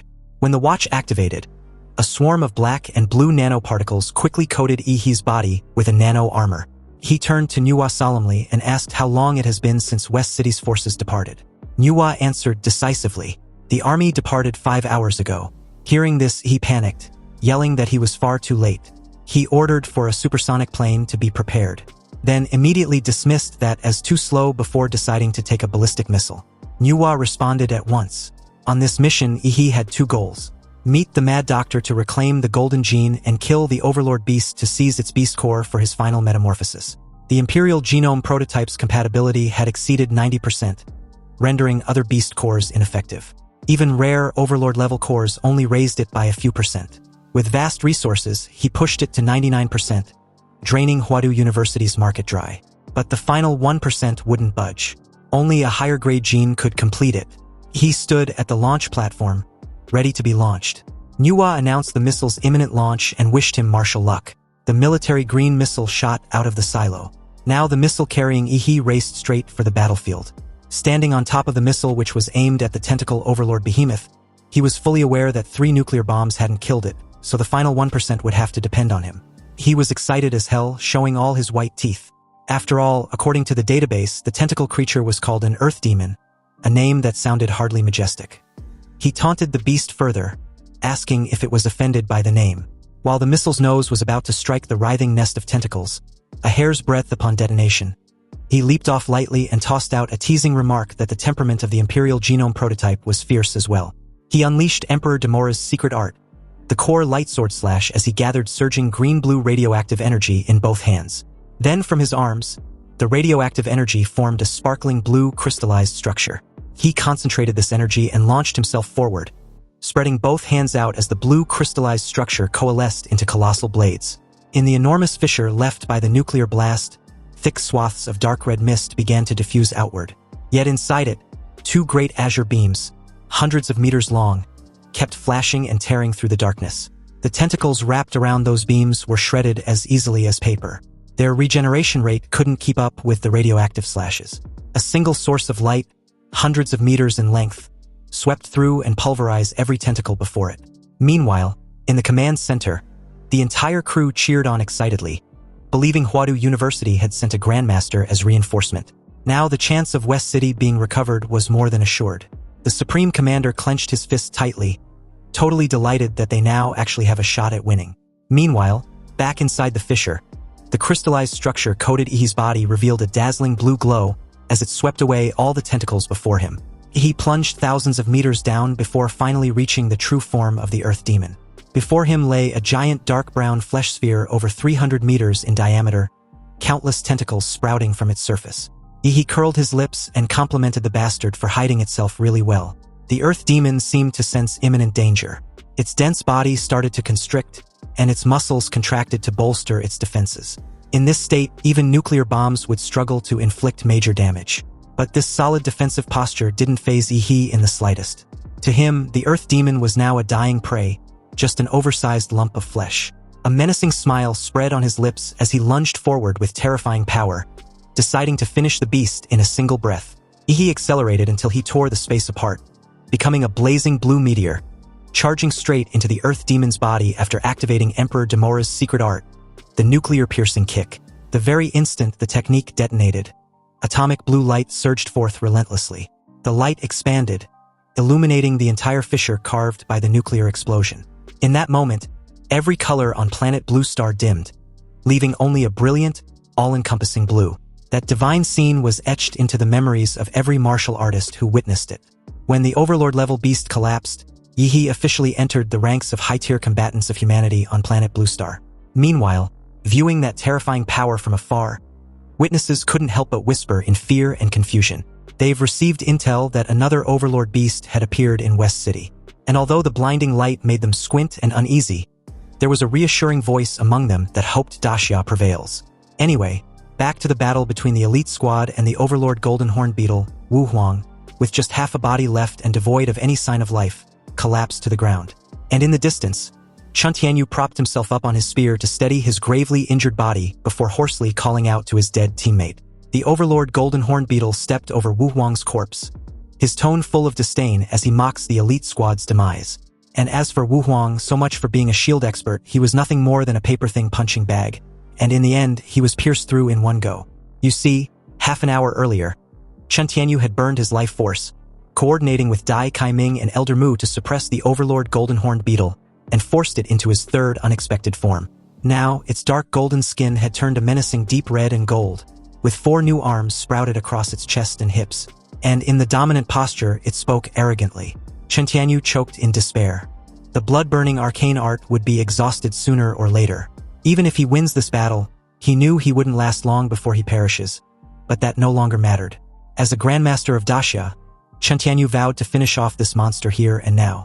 The Overlord Golden Horned Beetle nodded slightly after seeing Chen Tianyu will manifesting technique. His martial intent for locking down opponents and forcing an attack. Although these idealistic moves from Chen Tianyu seems quite mysterious, in the end, he cannot make up for the absolute gap in strength. A piercing red gleam flashed in the eyes of the Overlord Golden Horned Beetle before Chen Tianyu activated his Earth Fiend martial art technique, the 1,000-fathom Thunder Spear. Chen Tianyu's figure instantly moved like a thunderbolt, surging forward with countless dazzling bolts of lightning. But the Overlord Golden Horned Beetle casually blocked the incoming lightning with just his fist. It casually stated that the Emperor had just completed the transformation experiment of the old civilization, and as a human acknowledged by him after Chen Tianyu dies, he would recommend his corpse so he may be reborn in a more powerful way. The Thunder Dragon's spear cracked in segments, but Chen Tianyu braced through the unbearable pain and poured his last strength into his suicidal strike. He roared, vowing to inflict heavy injuries on the Overlord Golden Horned Beetle that it wouldn't be able to further interfere with West City recovery battlefield even if he dies. A violent explosion of blue lightning billowed outward, and the intensity was so blinding that the rest of the squad had to squint. However, as the thick smoke dissipated, the Overlord Golden Horned Beetle, unharmed in the slightest, simply sneered once more. The life-burning move Chen Tianyu just used truly was annoying, but clearly the attack was not enough to kill him. Yet he insisted on using that secret art to forcibly extend this pointless struggle. Anyway, it matters not because he didn't mind a little bit of trouble. It declared that it held back its full strength to preserve Chen Tianyu's corpse. However, the rest of the squad wouldn't be receiving the same treatment. Unexpectedly, as those words fell, Wu Huang, who was apparently dead, suddenly stood beside the Overlord Golden Horned Beetle, his body completely healed. He smiled faintly and comments on how lively this battlefield was. He could practically feel the tremor all the way from the city's outskirts. Elder Mu, horrified and confused, questioned how Wu Huang was still alive. Wu Huang approached Chen Tianyu's dead steed before turning his head in Elder Mu's direction, his eyes glowing with an unnatural color. Clearly, Wu Huang, who was obviously -1, was no longer himself. His distorted face grew more demonic as he began laughing maniacally like a lunatic. Then an even more horrifying scene followed. Wu Huang's belly suddenly split open, forming a gigantic mouth. A long tongue coiled around the corpse of Chen Tianyu's steed before swallowing it whole. Pale as a sheet, Elder Mu and the others stared at the grotesque figure of their fallen comrade, completely dumbfounded. They couldn't comprehend what was going on. Wu Huang's face suddenly deformed and bulged with countless human faces, making the sight all the more ghastly. He licked his lips with relish, commenting on how delicious a Grandmaster's mount was. However, if he could eat the Grandmaster himself, that would be even better. As for the rest of the team, they looked delicious too, and he would like to have a taste of them as well. In the next instant, the overlord golden horn beetle struck and sent Wuhong's head flying. Apparently, it was disgusted with -1. It deemed it as an abomination, carrying traces of the dark Waystar aberrance aura. The overlord golden horn beetle speculated about -1 being created by humans. Seriously, he didn't expect humans to dare meddle with those aberrants. Because if that's the case, then it might be better to let them, the demonic beasts, rule the planet. Anyway, after knocking Wuhong's head off, countless black-red tentacles shot out and twisted together, quickly forming a new head. On its eyes sat a black-red ring bristling with spikes, and below was -1's razor-sharp teeth. -1 introduced himself before declaring his intention to eat the overlord golden horn beetle. Unafraid, the overlord golden horned beetle, with its arms leisurely folded, gave a contemptuous snort before calling -1 as an arrogant idiot. As the battle in West City continues, dark smoke tinted the sky with a gloomy haze, and amidst the ruins below, shockwaves ripples through the air as the overlord golden horned beetle swung a straight punch at -1. Although -1 tanked the punch, the overlord golden horn beetle still saw him as weak. But suddenly, its eyes shot up when it noticed something was wrong. It panicked, realizing -1's bizarre mass of flesh was eroding his, which had just undergone its third form. The overlord golden horn beetle didn't hesitate and severed its own hand. Then its hind wings fluttered, quickly creating distance. It questioned how far -1 could extend his reach. After all, he was merely facing its true form's bait. -1 laughed and replied with a question of his own, wanting to know if the overlord golden horn beetle had ever heard of an anglerfish. Subsequently, the very ground beneath the overlord golden horned beetle split open, and a gigantic mouth hundreds of meters wide with countless razor-sharp teeth rose from the earth. And before the overlord golden horned beetle realized it had fallen into a trap, dust and rock were flung in all directions as the enormous mouth swallowed it whole. The giant mouth spun in mid-air, devouring the overlord golden horned beetle. And although the overlord golden horned beetle started writhing inside -1 trying to break free, it was a wasteful struggle at this point. Also, true to its overlord-class nature, -1 couldn't digest or absorb it instantly. Meanwhile, nearby, Elder Mu saw this as the perfect chance to retreat. He instructed Dai Kaiming to take Qintianyu and run. He would stay behind to buy whatever time he can. Dai Kaiming tried to protest, but it seemed to be unnecessary because -1's attention was now locked on them. He even comments on what a perfect dessert they would be. But his expression suddenly stiffened instinctively as his gaze shot up, staring at the dazzling azure flare lighting up the sky. Its tremendous energy was ostentatious and overwhelming, and it also seemed to be hurtling toward him as the target. Anyway, just like -1, Dai Kaiming and Elder Mu also felt this powerful energy heading towards where they were, and their immediate guess was another possible overlord beast. The booming streak of azure light falling from the sky drew closer and closer with a direct collision against -1 imminent. -1 unexpectedly held his ground as the tremendous energy impact thundered, further dazzling the entire battlefield and creating an aftershock so powerful it seemed to tear everything apart. In that moment, Elder Mu stretched his arms forward, sternly instructing Dai Kaiming, who was bracing under the enormous pressure to protect Qintianyu. Dai Kaiming had no idea what terrifying creature that was, but he was now certain it wasn't an overlord beast, mainly due to the fact that it came there specifically for -1.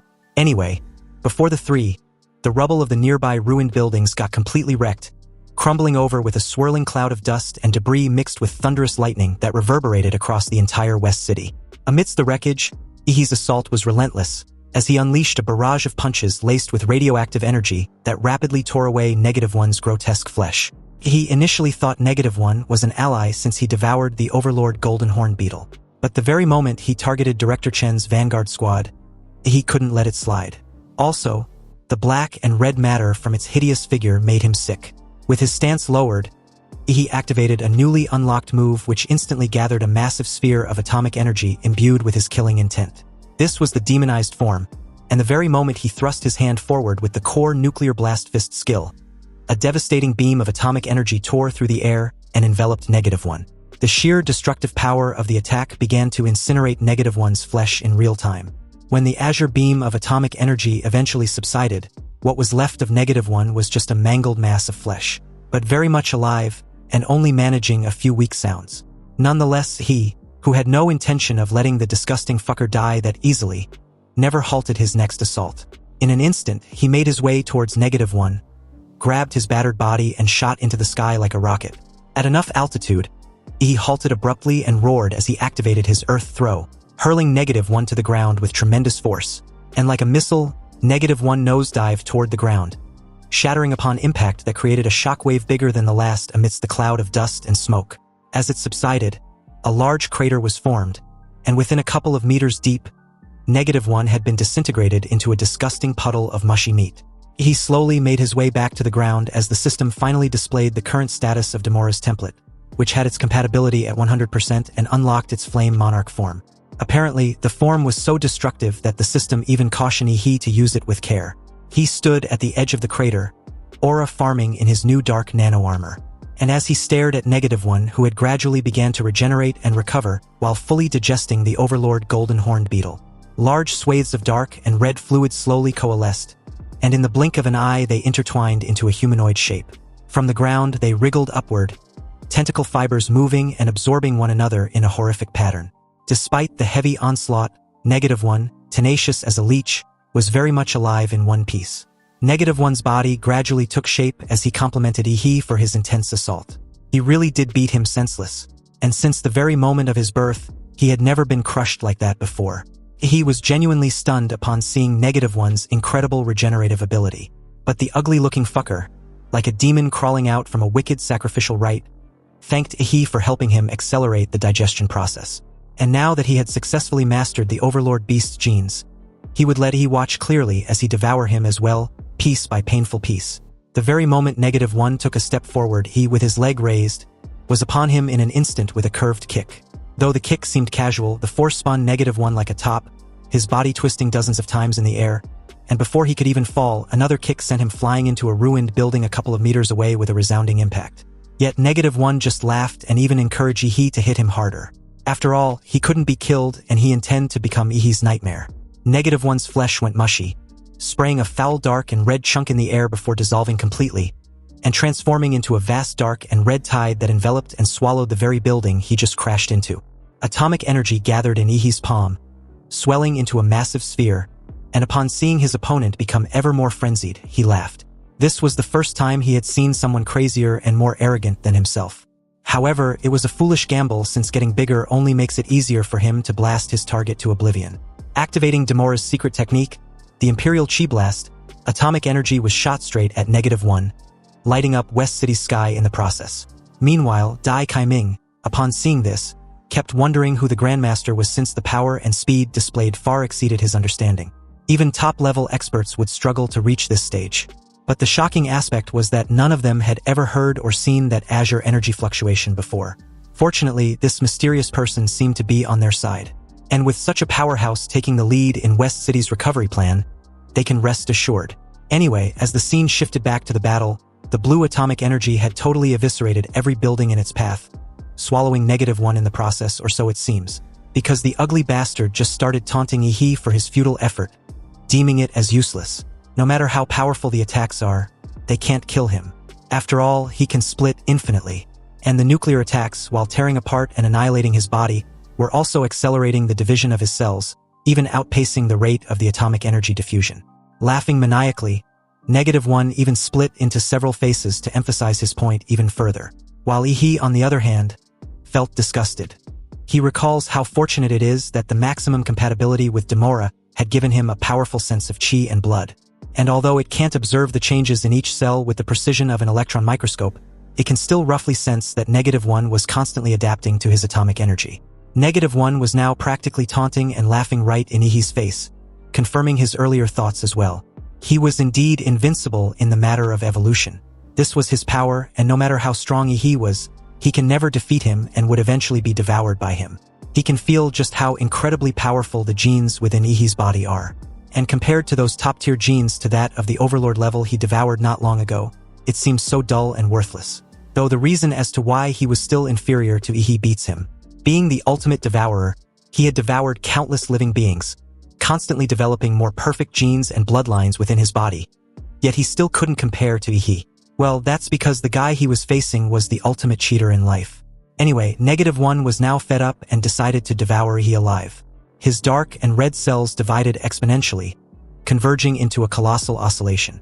Then it surged into a tsunami which immediately began to swallow up the entire battlefield as if the earth had tilted, rolling violently and also clouding the sky before charging straight at Ihi. At the crest of this wave, a gigantic mouth like a blood basin opened, its interior swirling like a gruesome meat grinder. From afar, the vanguard squad watched a ruined building suddenly fell straight into the giant mouth, and instantly got crushed to dust. Dai Kaiming watched the world-destroying creature with worry and countless questions swelling in his mind. But the major one was how the mysterious expert was going to deal with this monster. After all, he was not the only powerhouse, but -1 was also unbelievably terrifying in strength to match him. And with his terrifying regeneration and adapting ability, even a large nuclear bomb might not faze it. However, in contrast with Dai Kaiming's panic from afar, he faced the dark and red tsunami without a trace of fear or worry. In fact, he was a bit disappointed. After all that talk, -1 was just a disgusting glutton in the end.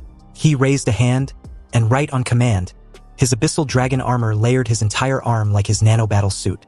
With the one-arm liberation from the abyssal dragon armor, he gathered his strength, and his armored hand, like a blood-red gauntlet, surged with atomic energy and murderous intent as he released the skill, one punch that splits the sea. Almost immediately, a colossal azure fist descended, carrying a suffocating pressure that seemed to rival the dark and red tsunami that was swallowing everything in its path.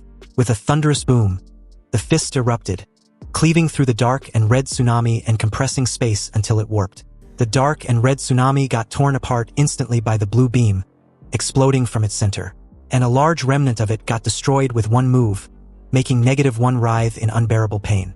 The slimy dark and red membranes slowly retracted, writhing and deforming into separate parts before coalescing into a single mangled mass, no longer spreading like before. -1 detached himself from it with a look of disbelief. He couldn't comprehend how he suddenly increased his power to such a terrifying degree. Of course, this was only the tip of the iceberg, and it was now Ihi's turn to taunt -1.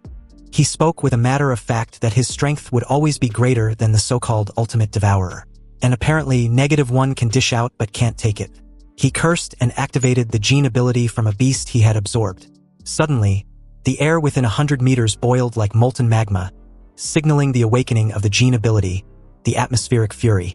Violent shock waves from the weapon spread, flinging into the air, erupting into dense veils as if torn by an invisible force. The ground trembled in successive quakes. Moments later, the surrounding air detonated like vacuum bombs, exploding in rapid succession so densely it was suffocating. Then a massive detonation erupted, sending shock waves outward for miles. But amid that horrific destruction, a golden sphere had enveloped Ihi, and not a single speck of dust even touched him.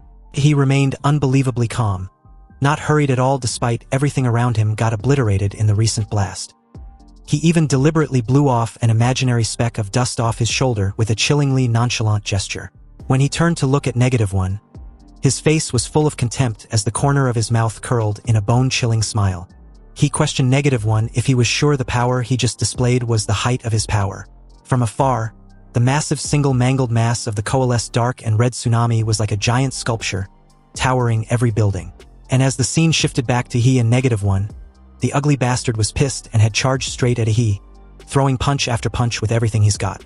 The deadly acid elbow strike, the molten lava iron mountain, and the thunderous 5-strike lightning whip. Yet, none of it dealt any damage, and the worst part, he never dodged a single attack and tanked them with ease. -1 was completely gobsmacked as he questioned what the hell he had been devouring. He couldn't comprehend it. How can he possibly be more invincible than him? He was supposed to be the perfect being after all. -1 then tried another assault, the ultrasonic roar, draining his power and releasing a colossal sonic wave like a maelstrom. But amid the sonic storm, he was completely at ease, even enjoying a breeze as the assault tears the surroundings apart. He coldly questioned if -1 was playing a prank on him with those series of nonsensical attacks. Anyway, as he can see, it was his turn to be at the receiving end of the statement he mentioned earlier. No matter how -1 attacks, he can't kill him. After Ihi's physical strength got elevated to a new dimension, his Shikigami, a combination of spirit and body, also got elevated to a level far exceeding his original level. And his stats in all aspects were now several times his normal level, so whether -1's attack can even break through his skin in his normal state was still unknown, let alone his Shikigami after his stats had been increased several times over. To put it bluntly, even if he stood still and fought for a whole day, -1 probably still wouldn't be able to break his defenses. His taunts were delivered with a masterclass, and it completely shattered -1's earlier confidence. He couldn't believe he was completely outmatched, even though his power kept growing and his genes became more perfect. Was he really not capable of defeating Ihi? -1, who'd never known fear, first felt the urge to retreat, his trembling body in stark contrast to his formerly resolute will. He coldly stated that their strengths were no longer on the same plane. The gap was so vast that any attempt to close it, however huge, was meaningless in the end. From -1's point of view, he was a towering titan, comparable to an extremely huge mountain. And although -1 was still evolving, it was nothing but a speck of dust in Ihi's eyes. With a trembling voice, -1 admitted this obvious fact, but he believed that with more time to consume stronger beings and perfect his genes, he would eventually surpass the being before him. But as he spoke, his tone also weakened, for he understood it was already too late. Regret and rage surged as he recalled the sudden breakdown of the aura related to the golden gene. If the refinement hadn't been broken, he could have faced Ihi from a superior state and at least avoided his current pitiful end. Realizing continued fighting only meant pointless annihilations, -1 admits that he had yet to find a way to kill Ihi. He also acknowledged him no less as a perfect being like himself. But Ihi couldn't kill him either. So -1 proposed a mutual beneficial arrangement. He wouldn't invade West City, actually the entire country in the slightest. He would travel to other countries such as the Northern Baitun Federation, which would indirectly align with Ihi's policy of counterbalancing the power of other nations, wouldn't it? In the end, they can divide planet Blue Star in two. -1 would rule the North Baitun continent, whereas Ihi rules the East and West continents. Plus, if Ihi can obtain even a drop of blood from the world's strongest individuals, he can help him develop a toxin that targets their bodies, enabling him to eliminate all his adversaries. As -1 kept babbling on and on, as if the world was already his for the taking, he remained silent with his irritation clearly evident.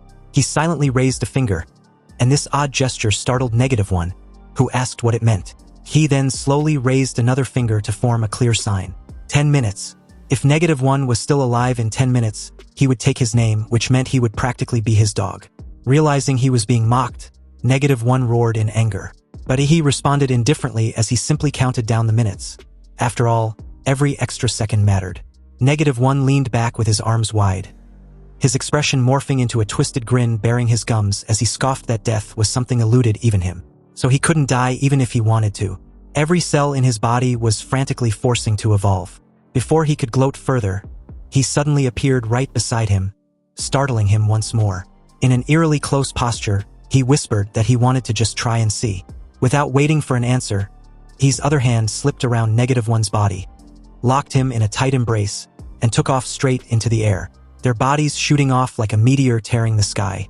In the air, -1's body was slammed into a building and dragged across its walls.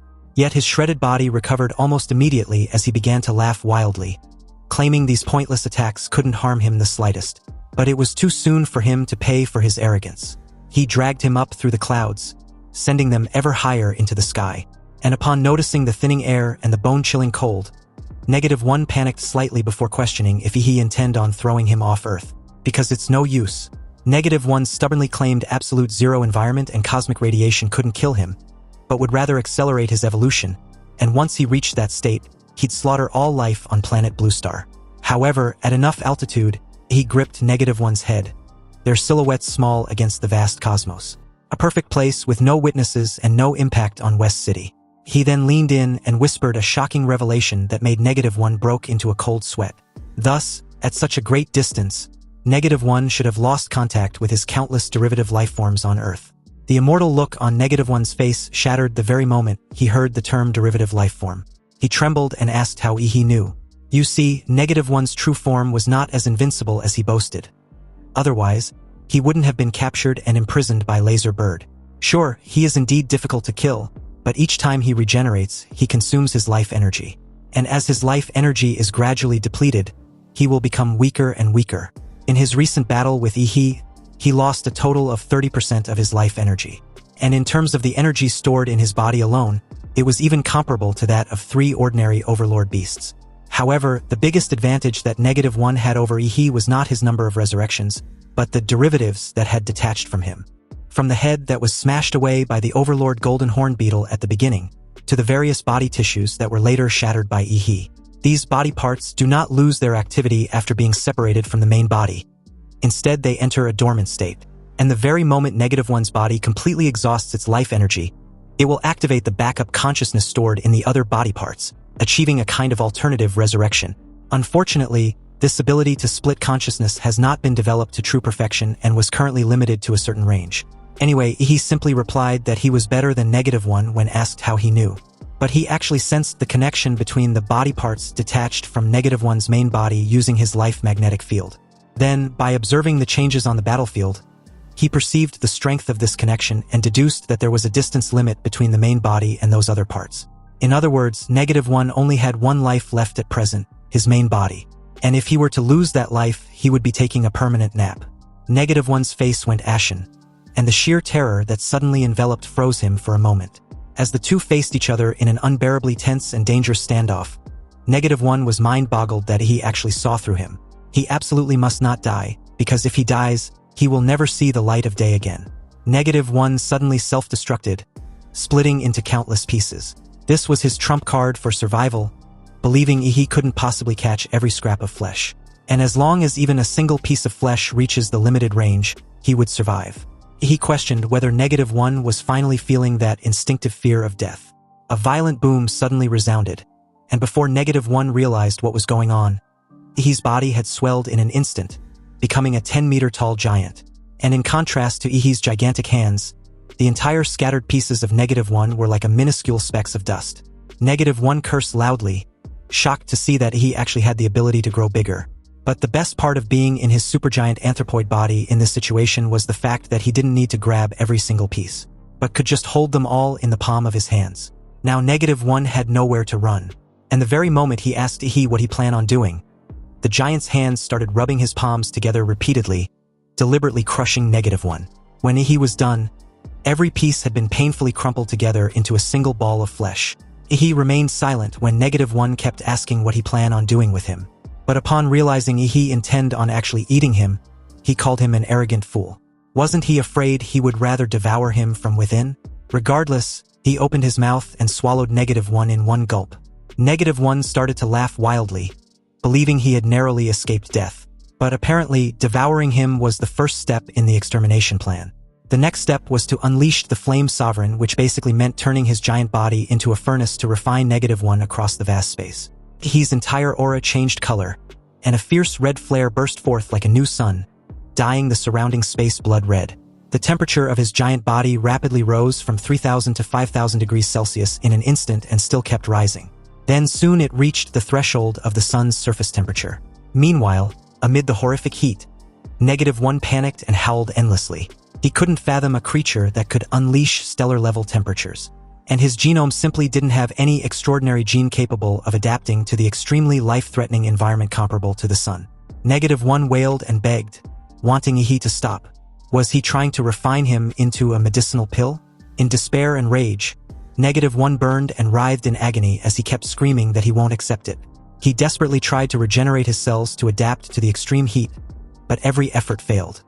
He also kept claiming to be a perfect being who only needed time to ascend, but his wails soon faded out into silence. In that moment, Ihi released a radiant red lotus shockwave from his body that spread for hundreds of kilometers in the vast space. If he had done this in West City, the terrifying heat of his Flame Sovereign would be enough to level the entire city, and even permanently alter the country's climate. Meanwhile, back on the battlefield in West City 10 minutes earlier, Dai Kaiming, after watching Ihi fly off to space with Negative One, gave a status report to West City Mission Control. But they informed him that they were aware the beast tide in the West City war zone had completely dissipated, and was currently being successfully annihilated. The general headquarters had also confirmed that all the overlords of West City have been killed in action. Dai Kaiming, upon realizing that headquarters was aware of the current situation, felt at ease. But he was also curious to know who the mysterious powerhouse was. After all, without him, their plan to retake West City would probably have been impossible to carry out. Anyway, if the identity of this mysterious expert was not a secret, he would like to know. Dai Kaiming would like to personally visit and express his gratitude. But to his surprise, he was informed that this mysterious person was also someone who was currently residing at Huadu University. Dai Kaiming immediately thought of a dean or a professor, and asked who specifically since he'd never seen or heard of him. But upon learning that he was a student, Dai Kaiming, as a student council president, remained doubtful. He knew most faculty top students but had never seen anyone wield such dazzling yet extremely destructive blue radiance like that. He was also aware that no student in his year had broken through to the Grandmaster level before him. In that very moment, Dai Kaiming was horrified to learn that the student was 3 years younger than him, meaning he was his junior and a first year at that. At the same time, the sky lit up with a horrific heat as proof of Ihi's Red Lotus's destruction. As the scene shifted back to space, he plunged downward at a terrifying speed, looking like a comet hurtling toward planet Blue Star. As he fell, he complained that both Negative One's shape and taste were awful, and the Flame Sovereign's heat had also completely incinerated his nano-battle armor. He decided to access Negative One's abilities. He opened his mouth wide, and in that moment, biological tendrils crawled from his mouth and rapidly grew, instantly covering his body. Apparently, his advanced vampire bloodline combined with the evolutionary ability of the God Template allowed him to absorb the genetic abilities of Negative One while refining it. It inherited the dark red biomass, meaning it can not only simulate clothing, but also repair his body which was damaged while he was in the Flame Sovereign form. To be honest, it's more of an optimization than a repair. And it feels like he can freely sculpt himself just like in a character creation game. After fusing with the dark red biomass, Ihi's whole body was radically upgraded. Now, his heat resistance, energy storage and conduction, bone structure and nervous system had far surpassed anything he'd ever known. He looked the same, but on a microscopic level, the changes were earth-shattering. He couldn't hide his satisfaction, and words couldn't even describe how marvelous it feels. He also deemed his new ability as no less than a high-level template. Meanwhile, as the scene shifted to the North Baitun Federation, inside the Federation's military command base, the Union Army General of North Baitun, General Duller, actually trembled slightly upon watching the satellite footage of the radiant red shockwave which suddenly exploded out of nowhere. Wondering what the hell it was, the federal supercomputer, Eve, informed him that a violent, high-energy reaction occurred at the boundary between the stratosphere and the thermosphere above West City of Xia Kingdom, affecting a range of 600 kilometers and estimated to be equivalent to a nuclear explosion with power comparable to tens of millions of tons of TNT. The general cursed angrily, baffled as to why such an incident occurred during Daxia's recovery plan. A technician reported that Eve had detected a life signature at the explosion's center. The general, astonished as hell, responded that an explosion of that magnitude would turn even a Grandmaster-level expert to ashes. He then ordered for the enlargement of the satellite footage to see what kind of nonsense Xia Kingdom was up to. When the image was magnified, a young man in a leather outfit appeared on the screen. He hovered in the air, aura farming like the G he was, and the general's expression was that of bewilderment upon realizing it was a young man, most likely a teenager. Suddenly, this young man's piercing gaze locked on them from the vast distance, directly facing the satellite beyond Earth. And with a commanding tone, he questioned if they were spying on him. The scene then shows an overview of the North Baitun Federal Military Command Base, and as it cuts back inside once again, he had flipped the entire base the bird. But General Duller was more concerned as to how this young fellow managed to detect them since their satellites were in outer orbit. He immediately demanded for Ihi's identification, already speculating that the Great Xia dynasty now had a fourth national grandmaster. But then Ihi's eyes began to shimmer with a bright azure glow, sending the fatty general and his men into a state of panic. As he wondered aloud just what exactly Ihi was planning to do, one of his men urgently reported that their satellite had detected an energy source increasing at a terrifying rate. From the surveillance feed, a dazzling azure beam suddenly streaked across the outermost layers of Earth's atmosphere and crashed directly into the satellite, destroying it completely in an instant. After directly blowing up the satellite, he coldly taunted those spineless bastards at the North Baitun. With their spying device now taken care of, he declared with some satisfaction that Demora's template was now being fully utilized, and the scope of his life magnetic field had expanded to a super large area sufficient to cover the entire globe. Moreover, it can sense not only the aura of carbon-based organisms, but also the signals emitted by machines and various special frequencies. Anyway, now that the western part of the city has been recaptured, he suddenly had an idea. He wanted to know if he was qualified to enter the 11S level forbidden zones of life with his current life level, and whether it was worth trying.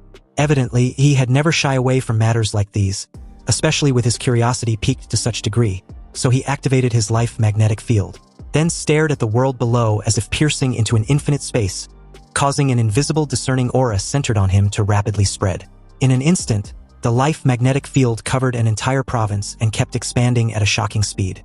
A massive influx of data flooded his consciousness, but -1's dark and red biomass automatically filtered out excess information, keeping what was needed and gradually constructing a 3D overview map of the globe before him.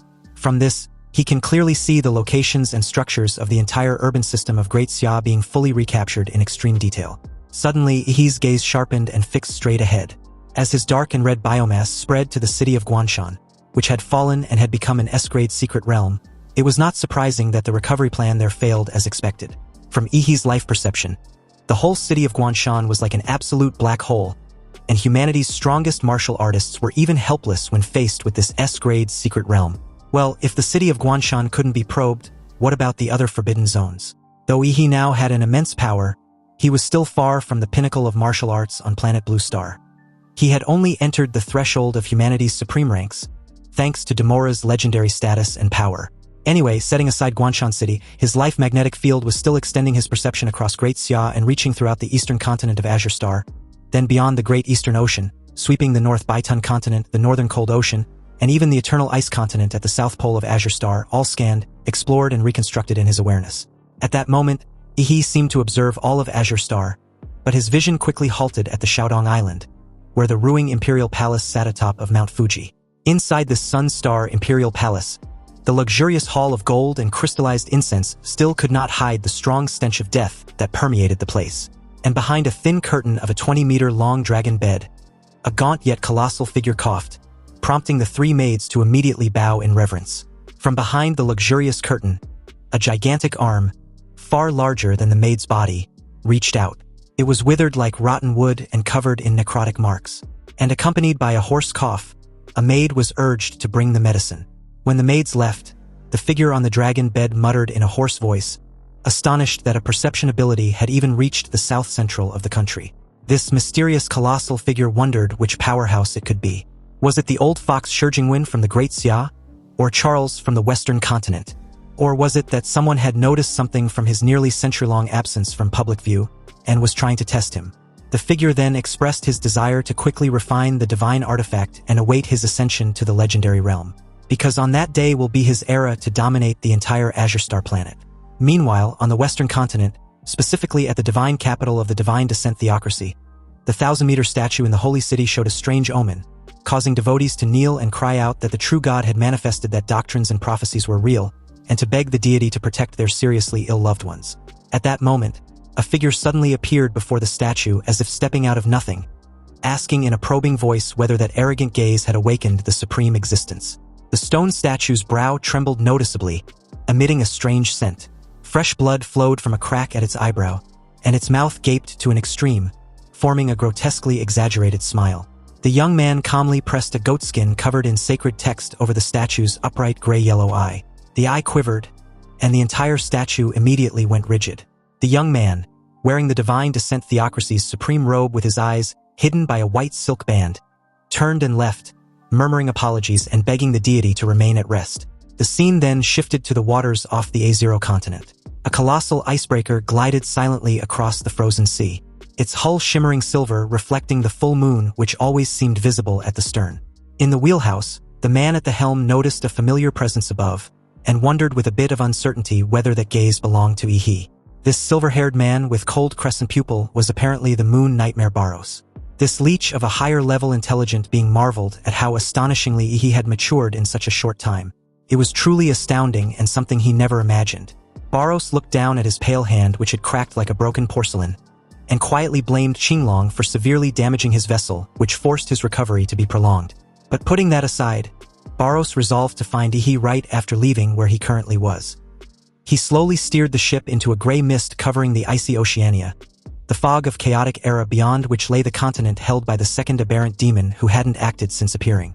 Meanwhile, from Yihee's vantage view, his life magnetic field covering the entire planet revealed at least 12 other places like Guanshan City, which apparently had black holes that swallows his perception. There were even some entities that tried to trace his signature to lock onto his location. He curled his lips into a faint smile, silently admitting how unfathomable deep planet Blue Star still was, along with its countless hidden latent masters and grotesque beings beyond imagination. But just as he was about to withdraw his awareness, a weak mental stream suddenly intruded from the peak of Kunlun Mountain. Though the signal was intermittent, Yihee was quick to recognize the voice to be Principal Shijingwen. And through this broken signal, the voice urgently warned him to be careful of Fu Hongsheng. He also entrusted the Great Xia to him. This brief message instantly filled Yihee with dread. He kept the magnetic field active, concentrating fully to catch every fragile mental fluctuation. He clearly confirmed the source of the signal to be originating from the summit of Kunlun Mountain. He couldn't comprehend why Principal Shi Jingwen would warn him to be careful of Fu Hongxiang, a national warrior who was supposedly in seclusion due to serious injuries. Seriously, what incident had occurred at Kunlun Peak? He immediately summoned Nuwa and asked if it could locate Principal Shi Jingwen's signal. Unfortunately, after an intensive search, Nuwa reported that there was no signal detected at present. Gritting his teeth, He's expression darkened as he asked of Qinglong of the great Xia dragon bird. But just like Shi Jingwen, Qinglong's signal was also not detected. However, Nuwa checked the last trip that he took, and it happens to be the Death Valley of Kunlun Peak. Also, the specific reason for the trip wasn't disclosed by Qinglong. Hearing this, he felt slightly uneasy as he guessed the two were indeed in the same place. And this incident occurred at a crucial moment of Daxia's recovery plan. As of now, the three national grandmasters guarding the Great Xia Nation are all unreliable. One is missing at Guanshan and two vanished at Kunlun Mountain. He tense up with a sickening apprehension, suspecting that Fu Hongxing might have betrayed them. Activating the atomic energy on the soles of his feet, he took off at an incredible speed, his mind racing with numerous speculations.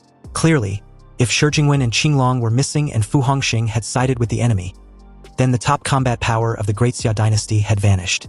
Meanwhile, the large-scale recovery plan was still in effect, which, while reclaiming the fallen cities, would undoubtedly drain Xia Kingdom, likely causing heavy losses.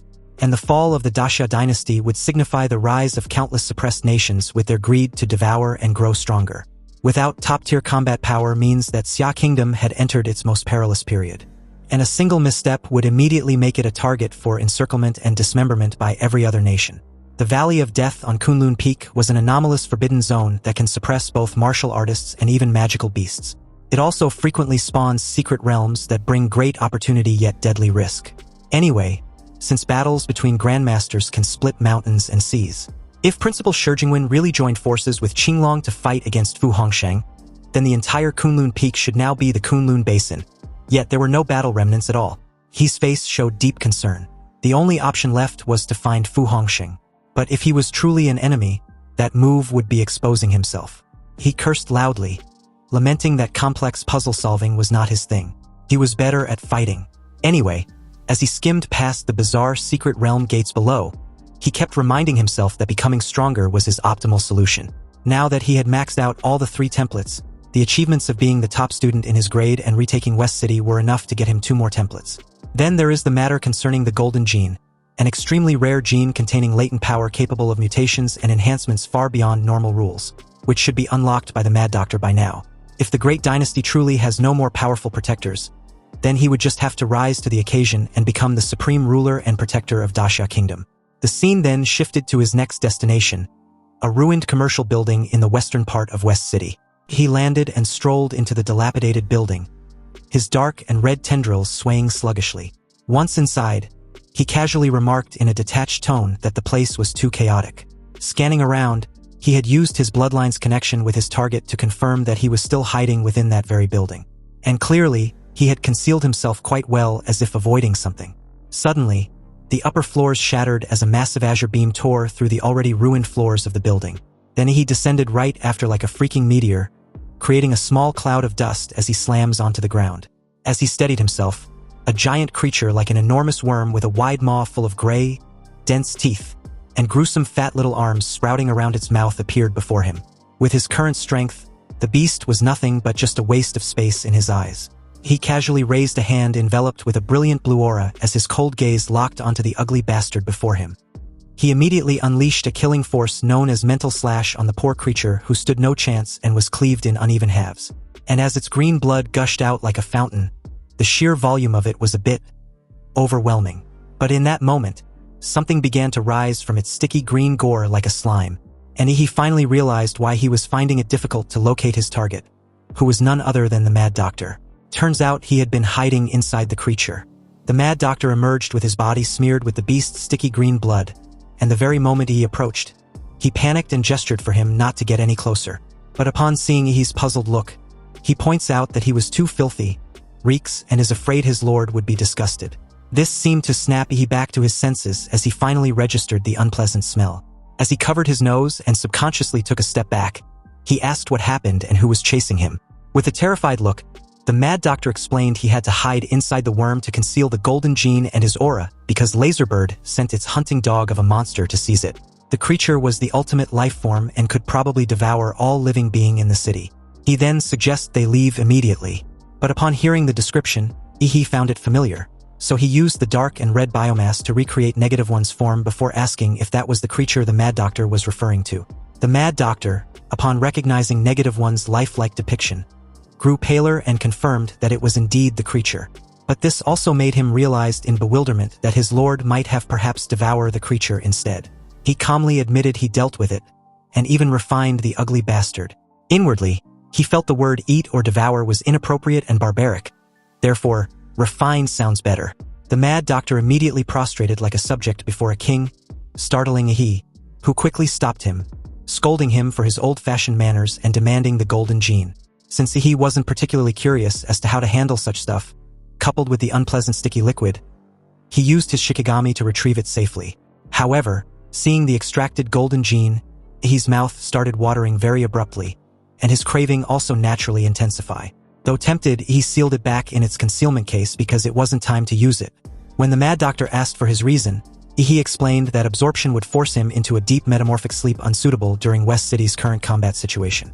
Then suddenly, he changed his tone and openly praised the Mad Doctor for an excellent job. In a flash, he pierced the guy's chest, transmitting the red-black matter to protect the rare talent he had. The Mad Doctor, unclear but reverent, was in a daze when the red-black matter flowed into him. He explained that his current strength was too weak, so he seems to be always on the run when facing danger. He added that Negative One's red and black biomass could boost his brain, and also contained uncanny power beyond imagination. He withdrew his hand, then sprouted Demora's dorsal plates on his back. Then, without hesitation, he placed a hand on the dazzling blue dorsal plates and forcibly yanked it out from his back with an expressionless face. He then handed it over to the Mad Doctor, explaining it was his crystal spine. But how much power he can draw from it depends entirely on his abilities. The Mad Doctor's forehead was drenched in cold sweat, each drop sliding down his pale face, revealing his profound gratitude. Overwhelmed, he started to sob, solemnly vowing to repay he with an empire in the future. He, stunned for a moment there, mentions how he never noticed before that the guy was so sentimental. He calmly turned away and told him to get back to work. The Mad Doctor wiped his tears, stifled his emotions, and solemnly accepted the order. As Ihi's shitty face with his familiar sly smile came to view, he comments on how the monsters in West City were still too unruly. It seems it was time for a citywide purge. Meanwhile, on the eastern front of West City, the martial warriors gradually realized a conclusive yet shocking truth. The overlord beast was dead, and his feral beast tide were completely in disarray, losing all order and will to fight. With the two sovereign-class beasts out of commission, the lord-level beasts immediately spiral out of control, even slaughtering one another and turning the battlefield into a bloody chaotic mess. At the same time, the martial warriors closed in from all sides, advancing and shouting words of encouragement to exterminate every monster on the battlefield. But amid the chaos, some panicked beasts fled into the city's dark alleys. And as everyone prepared for a close-quarters assault, the cold voice from Manhwa suddenly demanded for the inner city to be handed over to him. The entire warrior crowd froze, and as a female warrior among them recognized Manhwa, she gasped, realizing that this him the Super AI was referring to was the same powerhouse who personally killed the two overlord beasts. So without hesitation, the young commander ordered a full withdrawal, and under the quiet crescent night sky, a single bluish-purple meteor-like object, impossible to ignore, suddenly tore through the air, aiming right amidst the city's chaos. The lord-level monsters all lifted their heads and roared wildly at the ostentatious omen seemingly plummeting towards them at a high speed. And just like that, this mysterious meteor-like object warped, coalescing into a frenzied dark and red energy that slammed right into the battlefield like a nuclear blast, creating a destructive shockwave that swept everything away. He immediately expanded his life magnetic field. Then an invisible yet overwhelming pressure enveloped the entire West City, locking onto every monster and completely stripping them of any chance to resist or escape. The dark and red biomass from his body shot out in all directions, forming tentacles which swept up the scattered guns on the battlefield. Next, all that biological matter was compressed into a gigantic sphere whose source of operation came from a nuclear reaction he controlled within his body, causing the veins and vessels on its surface to glow like surging life energy. This sight was truly horrific and terrifying. Then the surface of the grotesque sphere sprouted hundreds of undulating gun barrels laced with atomic energy that was coursing through every conduit, giving every gun a destructive power capable of tearing through almost anything. Amid the ruined battlefield, the sight of this colossal biosphere loomed over everything, its exterior covered with hundreds of heavy guns aimed and ready to fire with the single objective, exterminating all surviving beasts in West City. He frowned, a cold glint flashing in his eyes. He declared to make the beasts witness the true power of his new weapon, the divine angel gun. In the next instant, countless bioprojectiles hardened from his flesh and blood, carrying terrifying atomic kinetic energy which were fired in unison, leaving a brilliant blue streaks that tore through the chaotic night. Guided perfectly by the life magnetic field, each round self-corrected its flight, never missing and piercing the beast cores of each monster. After that initial volley, countless beasts collapsed across the battlefield, their wails drowned out by the rains of destruction unleashed. Yi alone wielded firepower comparable to an entire artillery division. Moreover, each shot was capable of homing on its target with precision. This slaughtering efficiency clearly surpassed any normal combat standard. The Supreme Commander, witnessing it all from his station, was absolutely gobsmacked, his mind consumed with a single thought. The young man on the battlefield was an absolute monster, no longer human and had transcended to the realm of divinity. If he claimed to be an extraterrestrial, the Supreme Commander would find no reason to deny it as a fact. In the observation station, he no longer wondered how a freshman could overwhelmingly crush two overlord beasts and their lords-level monsters. At present, Yi alone was equivalent to an entire heavy artillery legion, and the sheer efficiency of his slaughtering had clearly surpassed the Supreme Commander's military forces. And this made him wonder just how exactly Yi had been trained. But then a subordinate urgently reported Yi's attack had ceased very abruptly, and the hovering biofortress, after its initial discharge, was now emitting a thick white smoke. This was the heat dissipation system venting through the pore-based cooling mechanism formed by the black and red biomass. The entire command station couldn't help noticing the obvious issue. The weapons had overheated, and the atomic energy in Yi had also surged so intensely. Even the toughest adaptive biological matter needed dozen fleeting seconds to stabilize. The Supreme Commander immediately ordered for all mobile energy cannons to rotate 360 degrees and entered target lock mode. They needed to buy every second for Yi's weapons to cool down and stabilize. As the firing order was issued, the combat warcraft simultaneously powered up and opened its weapon base. Then what followed after was a barrage of ammunition raining down like a divine punishment, kicking up a cloud of dust. The firepower hammered non-stop, and the Lord-level beasts left alive in the city began to panic. They had never feared human firepower before, but now they were furious and horrified to see that human weapons had evolved. Obviously, the airborne warship was coordinating with the gun sphere on the ground, and if they can't find a way to destroy that gun sphere, there would be no escape back to the abyss. A gargoyle-like beast, clearly a lord level, tried to push the charge onto the others, suggesting any of them take the lead while they follow behind. Hearing this, silence fell very abruptly. They all knew the sphere fortress had to be taken down, yet none wanted to be the first to die. While the lord-level beasts hesitated and argued, Yi's second volley had quietly moved into firing position and was seconds away from another explosive discharge.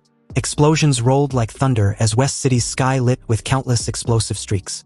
Like a Damocles blade over the monsters, they wailed in terror as the second bombardment began. Low-tier beasts couldn't withstand the bombardment at all, and Yi ignored the reconstruction consequences. As a martial warrior, he knew that without this overwhelming firepower, countless warriors would die in brutal street skirmishes. The lord-level strongholds were singled out, emphasizing that those panicked beasts with rationale had to be dealt quickly for the entire hive to be wiped out. As the bombardment continued relentlessly, even the underground nests weren't safe from Yi's earth-piercing missiles. Then suddenly, the gun sphere ceased fire once again. But after 2 purges, West City's streets were littered with shredded beasts. As thick white smoke continuously vented from the biosphere, a lord-level beast could no longer hold back and roared in order to attack. The aim was to rush and destroy the weapon sphere while it was reconfiguring. If they fail, not a single beast would hope to return alive. These words suddenly forced all the beasts to act, and a monitoring technician saw this and urgently reported that the city was experiencing a large number of extremely high-level energy fluctuations. His screen showed over 20 lord-level beasts had gathered, roaring in unison as they launched a suicidal charge straight at the sphere fortress. Below, the martial warriors turned pale as they watched all the lord-level beasts sortie onto the battlefield. The team's captain realizes the crisis and immediately ordered for the squad to support the gun sphere. They absolutely couldn't let the Lord-level beast succeed. The objective was to hold on until the Sphere Fortress next firing begins. With a vow to fight to the death, the captain charged ahead leading his squad.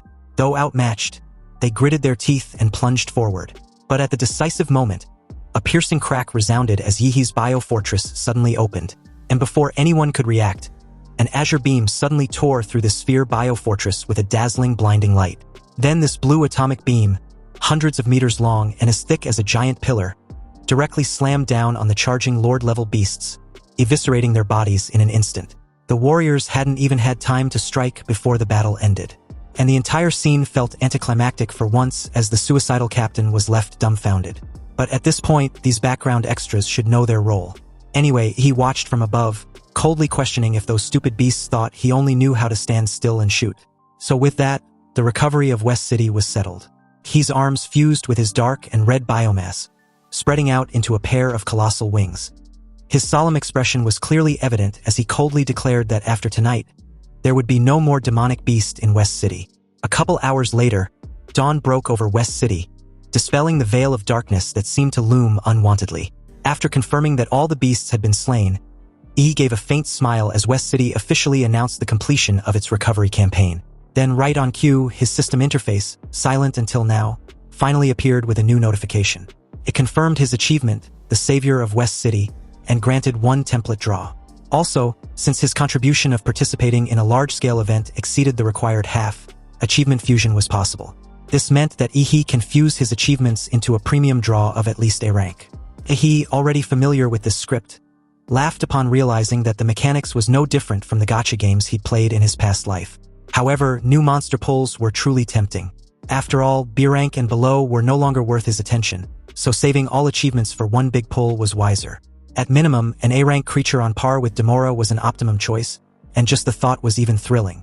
Shortly after, the victory at West City quickly spread nationwide, marking a brilliant start to the recovery campaign. In just a day, 3 cities were reclaimed. The first liberated city was Union City, with the 1st Division of Dragonbird serving as the main force.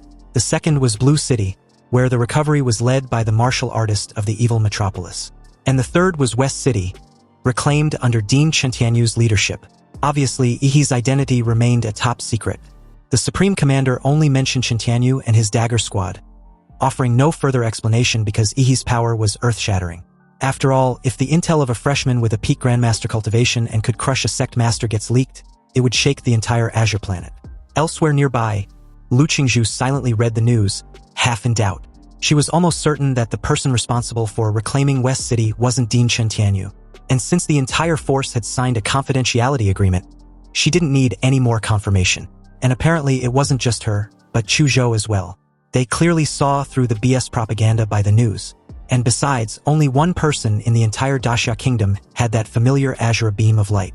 The scene then shifted to Daxia's Recovery Plan General Command Headquarters, where the National Security Commander still had several of his subordinates working around the clock to erase Ihi's exaggerated involvement in West City. They were to maintain a tight-lipped about intel across all board, classifying it at the highest security level. It was too explosive and would definitely attract unwanted attention from other nations, something they absolutely cannot let happen. But in that moment, the person in question returned to headquarters and sought out the commander with a serious expression. The moment he called him Sir, the commander shivered noticeably, goosebumps running across his skin. This dignified commander bowed respectfully before a student, a freshman at that, and stammered that this student was rather the superior. He, who could care less about such formalities, spoke bluntly. He wanted to know when the freshman valedictorian title from Hada University would be officially certified. The commander broke out in a cold sweat, momentarily speechless. He was curious as to why someone who had clearly surpassed even the dean care about a freshman valedictorian title. Wouldn't that embarrass him? The chubby commander hurriedly explained that the valedictorian recognition had to go through Hada University's student council, and normally took about a month. But upon seeing Ihi's salty expression, he scrambled to find a workaround. He hastily added that Ihi's case was exceptional, so no freshman would dare oppose the title. Moreover, the student council president of Hada University was present and could certify him on the spot. At this point, the commander was sweating as if he'd just run a marathon. He, upon hearing this, immediately asked where the student council president was. Then subsequently, the door burst open and the person in question entered. When Dai Kaiming saw Ihi's youthful appearance, He took a deep breath. But as Yi turned in his direction to ask if he was the student council president, Dai Kaiming unexpectedly quickened his steps and rushed straight toward him. And up close, he studied his features with an expressionless face that left the poor guy all flustered and freaked out. Then a second later, Dai Kaiming's expression shifted to fervent adoration. His pleased face looked even happier than when he'd killed a monster. He solemnly thanked Yi, saying he spoke for his master in expressing their deep gratitude for saving their lives. Faced with such excessive enthusiasm, he replied awkwardly that it was just what anyone would do, so there was no need for thanks. Also, Dai Kaiming looked older than him, so calling him senior was inappropriate. But Dai Kaiming immediately dismissed this, insisting that in martial arts, strength rules above all, so the stronger person was naturally the senior. He could only nod and force a small smile in acceptance. Seconds after, the system also chimed in, congratulating him for achieving Huadu University's valedictorian. He was awarded a template draw. After finishing matters at the General Command Headquarters, He spent time observing and studying the system. The awaited moment had finally arrived. He steadied his breath and slowly pressed the draw button. Instantly, a dark and purple vortex appeared with the usual howling screams of mythical beasts. The vortex was like a giant's eye, and at its center was a bottomless black hole, surrounded by swirling dark purple which was constantly shifting and emitting a dazzling glow. He had to shield his eyes with his hand from the dazzling light. Then before him appeared a colossal entity, a giant eye hovering in the air, surrounded by countless tentacles extending from a grotesque dark flesh mass.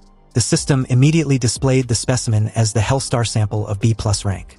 A crack opened in the massive flesh, parting like eyelids to reveal a hazy pink-white light within, and small tentacles quivering like eyelashes. The giant eye widened. His crimson pupil swung down to stare at Ihi. While the system streamed a torrent of data, it listed the lineage abilities. A solar frenzy star, capable of sensing cosmic radiation and photonic energy. Then there was celestial light manipulation, which allowed the control and restructuring of energy flows.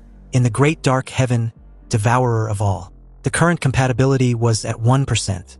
He watched with interest and judged this template as a genuine skill specimen rather than a mere physical buff.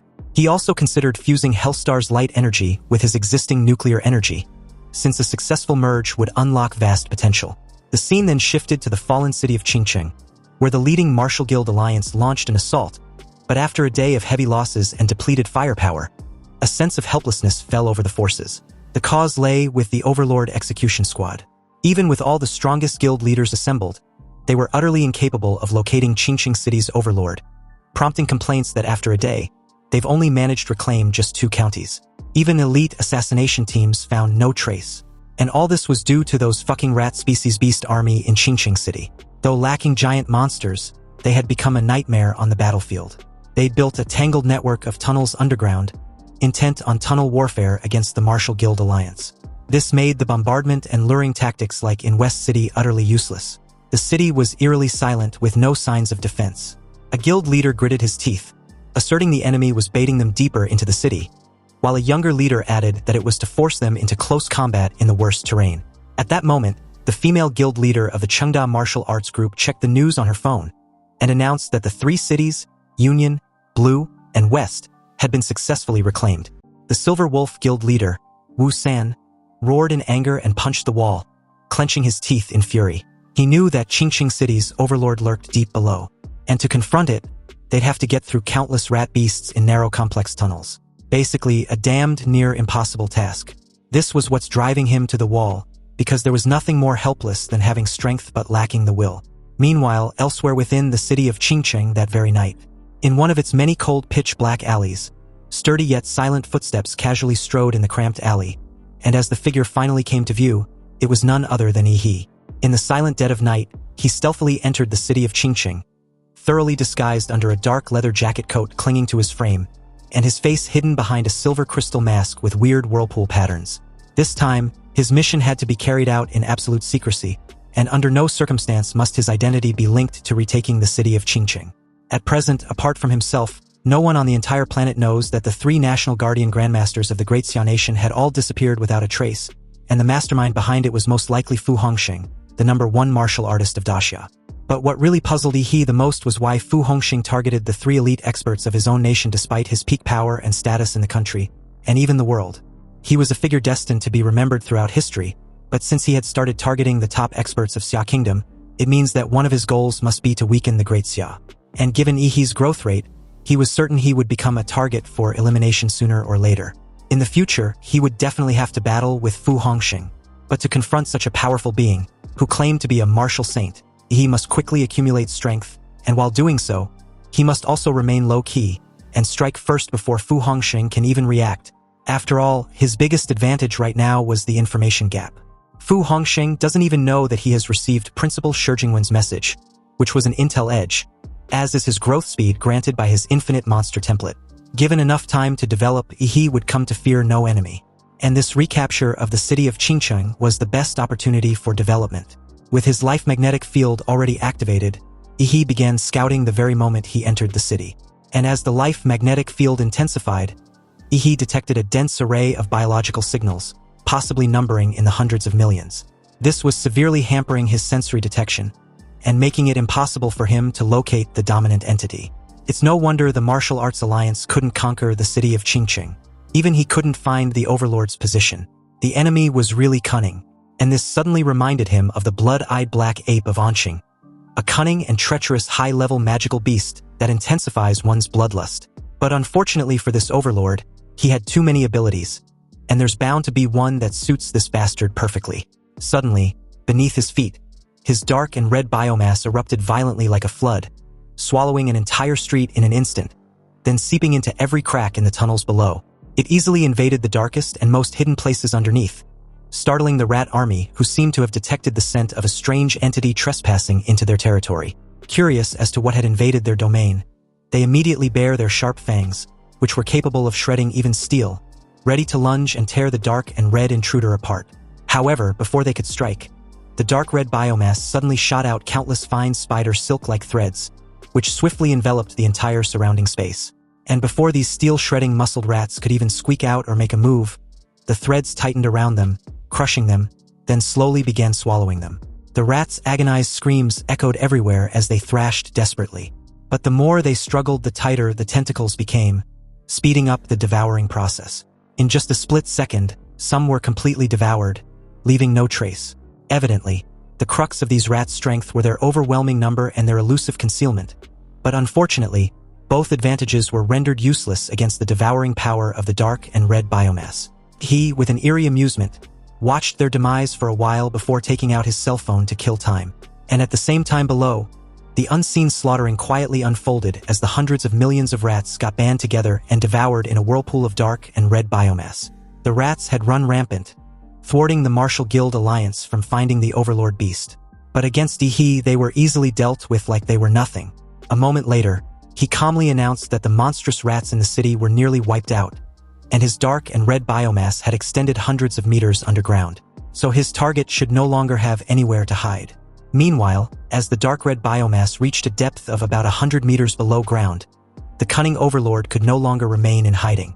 So about a couple of alleys from Yihee's initial position, the ominous dark and red biomass suddenly began convulsing violently, rolling and boiling like water pushed to its limit. Then in the next instant, a tremendous tremor exploded, sweeping away the dark and red biomass with a massive shockwave. What followed was a reverberating stump as a deformed giant rat's paw slammed down, its weight cracking the very ground into tiny rifts.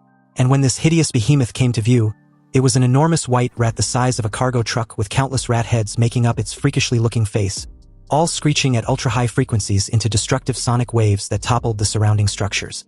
This Overlord beast suddenly turned its hideous head in the direction of the whirlpool mask figure in a dark leather jacket coat. And although it had no clue how this human was able to sneak up on him, it furiously questioned if he was alone. As an infamous rat king, it felt a bit incredulous since it thought there would be a group of humans waiting to ambush him. Then it began to laugh, sneering at Yihee's dark and red biomass. The Rat King admits that the dark red biomass was indeed powerful, but it was completely countered by his sonic roar. And now, he had foolishly sought out his own demise. However, faced with the Rat King's murderous threat, looking bored as hell, lazily stared and replied coolly, questioning why the abominable rat assumed he possessed only a single move. Then, to the Rat King's utter confusion, he casually raised his hand upward. And what followed after this sudden gesture was the raging storm of stars. As if summoning a divine punishment, the high clouds turned a ghastly brilliant purple, expanding and spreading until they gradually covered the entire city, plunging the sky into an oppressive purple gloom. But under this terrifying showcase of power, the Rat King, now scared shitless as this heavenly punishment locked onto him, asked what kind of energy it was. Because at this point, the ghastly brilliant purple had not only plunged the sky of Qingqing with a petrifying purple gloom, but the entire eastern hemisphere. Countless iron-purple clouds furiously converged into a storm-surpassing planet blue star, making the moon seem as small as an insignificant speck of dust in comparison. The very moment Ihi gave the command, an extremely high-intensity beam was shot out from its center, linking heaven and earth as it plunged straight toward a specific target in Qingqing. The Rat King, upon seeing this, immediately felt the fatal threat and cursed, before questioning who the hell he was. He was done playing with him and had to get the hell out of there. He simply watched the scene, his gaze icy and calm as he rhetorically asked where the fucker was running off to. What made it believe it could outrun the speed of light? In an instant, the purple beam was upon the Rat King, hitting it dead on with a destructive strike. The ugly bastard wailed so loudly that it echoed throughout the entire city of Qingqing. When the beam eventually stopped, the hindquarters of the Rat King were sheared off at the waist, blood and flesh splattering everywhere. Then, in a smug tone, this ugly half-dead looking beast proudly declared that it was extremely hard to kill. He said nothing and once again raised his hand, his fingertip now pointing straight at the purple sky. What rained down this time around was several high-intensity beams at a cosmic light speed. They plunged so fast on the overlord beast that it had no chance to dodge or block. Not that it could anyways. The Rat King lets out a gut-wrenching howl, wailing like a creature on the brink of annihilation as the overwhelming beams slammed down on him, forming a deep crater within the earth. Amid the destructive beams, the Rat King's giant body was instantly torn to shreds, disintegrating into countless fragments and vanishing completely in the dazzling purple beam. Shortly after, the dust and smoke slowly cleared, and as it did, a sphere as red as fire, radiating a crimson glow, was revealed within the crater's center. He recognized it at a glance. It was the Overlord's demonic core, and although its body was utterly crushed, its core remained intact. Anyway, just as Ihi reached out to seize it, sharp screeching sounds suddenly came from within, and at the same time, the demonic core's surface flickered violently like it was about to explode. He halted slightly, a flicker of suspicion crossing his eyes, putting him on guard. Clearly, this demonic core before him bore abnormalities, and seemed to be entirely different from a normal demonic core. Then, accompanied with a boom, the core did indeed explode into countless rats, surging forth like a living tide. They immediately scattered in all directions, squeaking chaotically. However, faced with the sudden change, he only showed a faint trace of surprise, his composure unaffected. And as he watched the litter of rats fleeing in disarray, he spoke with a hint of mockery, questioning if they were trying to imitate Musin. The next moment, his dark and red tentacles emerged from behind, shooting out one after another before sweeping across ferociously, crushing some of the fleeing rats with ease.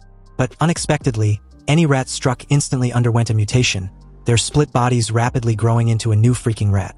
And these new rats, though a bit smaller in size, fled even faster and were damn near impossible for the dark and red tentacles to catch or kill. Obviously, the smaller they became, the more their speed surged unnaturally. He clicked his tongue, contempt evident in his tone. This bitch-ass overlord was clearly a hegemon, yet all it had were these cowardly survival skills. Seriously, it seems a rat will always be a rat in the end. It can never become an overlord. He then called forth his Shikigami and activated his time freeze ability. Almost at once, a figure appeared behind him, slowly spread its arms, and a strange aura immediately diffused outward. A colorless field formed in an instant, sealing the space at that moment. The flow of time froze completely. At present, the time freeze of his Shikigami Zawarudo had upgraded to the point where it can sense the vital cores of living beings. And once Ihi shatter each core, the Rat King won't be able to split again. But if these rats are the ones disguising as the demon core, then where was the Overlord's real demon core? It seems this Rat King actually has a trump card that temporarily cheats death. He was amazed with the Rat King's surviving ability, though it's also the weakest of all the Overlord-level beasts he'd ever seen. The bastard was a cunning fellow, but unfortunately, it was destined to die by his hands. After all, this rat had already slaughtered the city, so Ihi declined using his progenitor to turn it into a subordinate. He simply hoped the bastard become a human in its next life. Anyway, as a dazzling light radiated from Ihi's hand, the scene shifted to the Rat King's underground palace, deep within the earth. Millions of rats were densely crowded together like a writhing mass of maggots. They writhed non-stop, seemingly desperately combining to perform some sort of transformation. A giant transparent cocoon enveloped them all, and inside was a demonic core curled into the shape of a rat. The rat inside the cocoon suddenly awakened, opening its eyes as the accumulated energy reached its threshold. Then the demonic core shuddered violently as the cocoon swelled, before directly devouring the outer rats to convert them into nutrients. When the last rat was absorbed, a hairless giant rat burst forth from the cocoon. It recalled how it almost died. And in that moment, white fur quickly covered its body as it fearfully admits that the outpost of Qingcheng can't be held. It must immediately retreat to the Sin domain. Cursing, the Rat King revealed that if it weren't for the Emperor's order, those brainless, low-intelligence magical beasts with demon cores wouldn't even bother coming to the human territory to fight to the death. It initially thought it could hold out for at least another month. And as long as those so-called grandmasters from the humans didn't make a move, he could keep the human battlefield in Qingcheng occupied by staying in the underground rat palace. But he never expected such a freak to appear. He, being this masked freak, can not only release a mysterious substance that devours all demon beasts, but also wield the power of the stars. In the end, even how he managed to kill all his clones in an instant, this ugly bastard have no idea. Fortunately, he was a cut above the rest. He used the golden cicada shedding its shell technique, believing he, that foolish freak of a human, probably didn't realize that he had only killed a clone. Anyway, as the Rat King approached the secret realm rift, it did not dive into the swirling light immediately, but showed a triumphal smile as it laughed gleefully. It foolishly believed the threat to his life was over, and just passing this rift will take him back to the Sin domain. After briefly patting himself from escaping his demise, it admits it was still far too dangerous to be among humans, so leaving was the optimum choice. But just as it charged forward, another sudden light descended from above, bleaching its white fur into a blinding purple. He roared in bewilderment, questioning how it was even possible that he found him.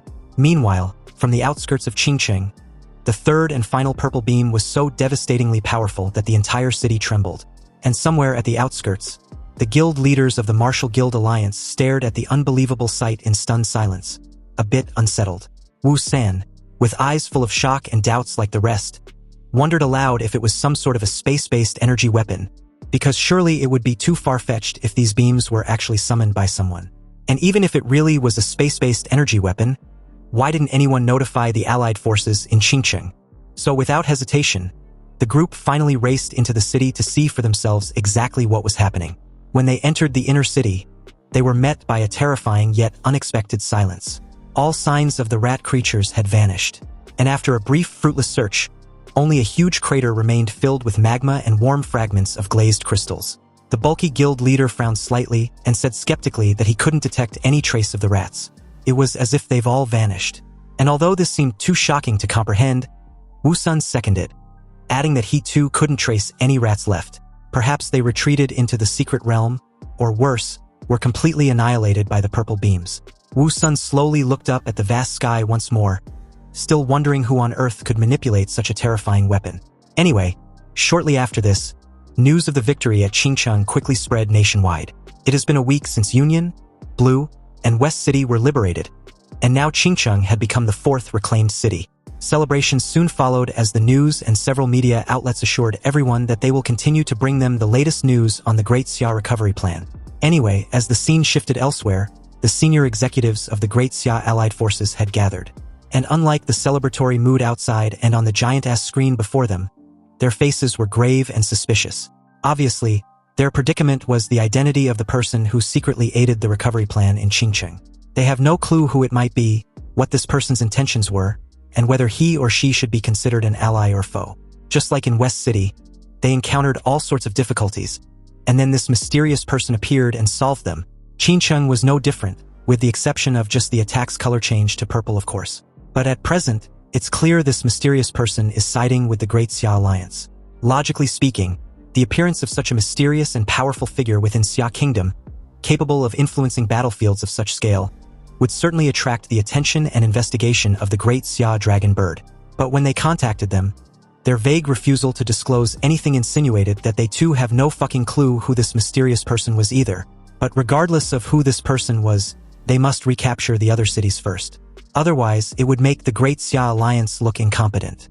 They had to speed up reclaiming the remaining cities or risk becoming passive and useless. Meanwhile, as the scene shifted back to the mysterious person in question, He had already left Qingqing and was on his way to his next fallen city. If he exclude Guanshan City and S-Class Forbidden Zone, then there were currently 3 fallen cities that have not yet been liberated. 2 of these fallen cities were currently under the control of the Great Xia Dragon Bird and Huadu of the Imperial Capital. He'd heard that they've been winning battles on the front lines recently and were not far from being successfully recaptured. That left the final city by city as his only choice, a nearly forgotten city. Thinking of that, he accelerated towards Bai City, leaving a streak of red flames across the sky. He took out his cell phone, recalling that the Allied forces in Bai City released daily updates on the battles at fixed times, showing neither major defeats nor victories, and rarely appearing in the news. Previously, the abilities used by Yi and Qingqing were mainly based on the Hellstar template, and that standard purple light was too conspicuous. So if he wanted to keep operating, he had to change his identity once more. The very next moment, black and red tentacles surged forth from within his mouth, and as they rapidly lengthened, they coiled around his body, causing his appearance to change noticeably. His hair quickly grew to his waist, turning into a shade of white that fluttered with every breeze. His face then got concealed under a red mask formed from the black and red tentacles, and with that added cover, his appearance looked completely unrecognizable as he plunged forward. He then decided to use a weapon this time around, so as he took out his Starfall Cleaver from his spatial ring, he also realized a slight altercation had to be made. He raised his Starfall Cleaver, the tip aimed at the gloomy sky.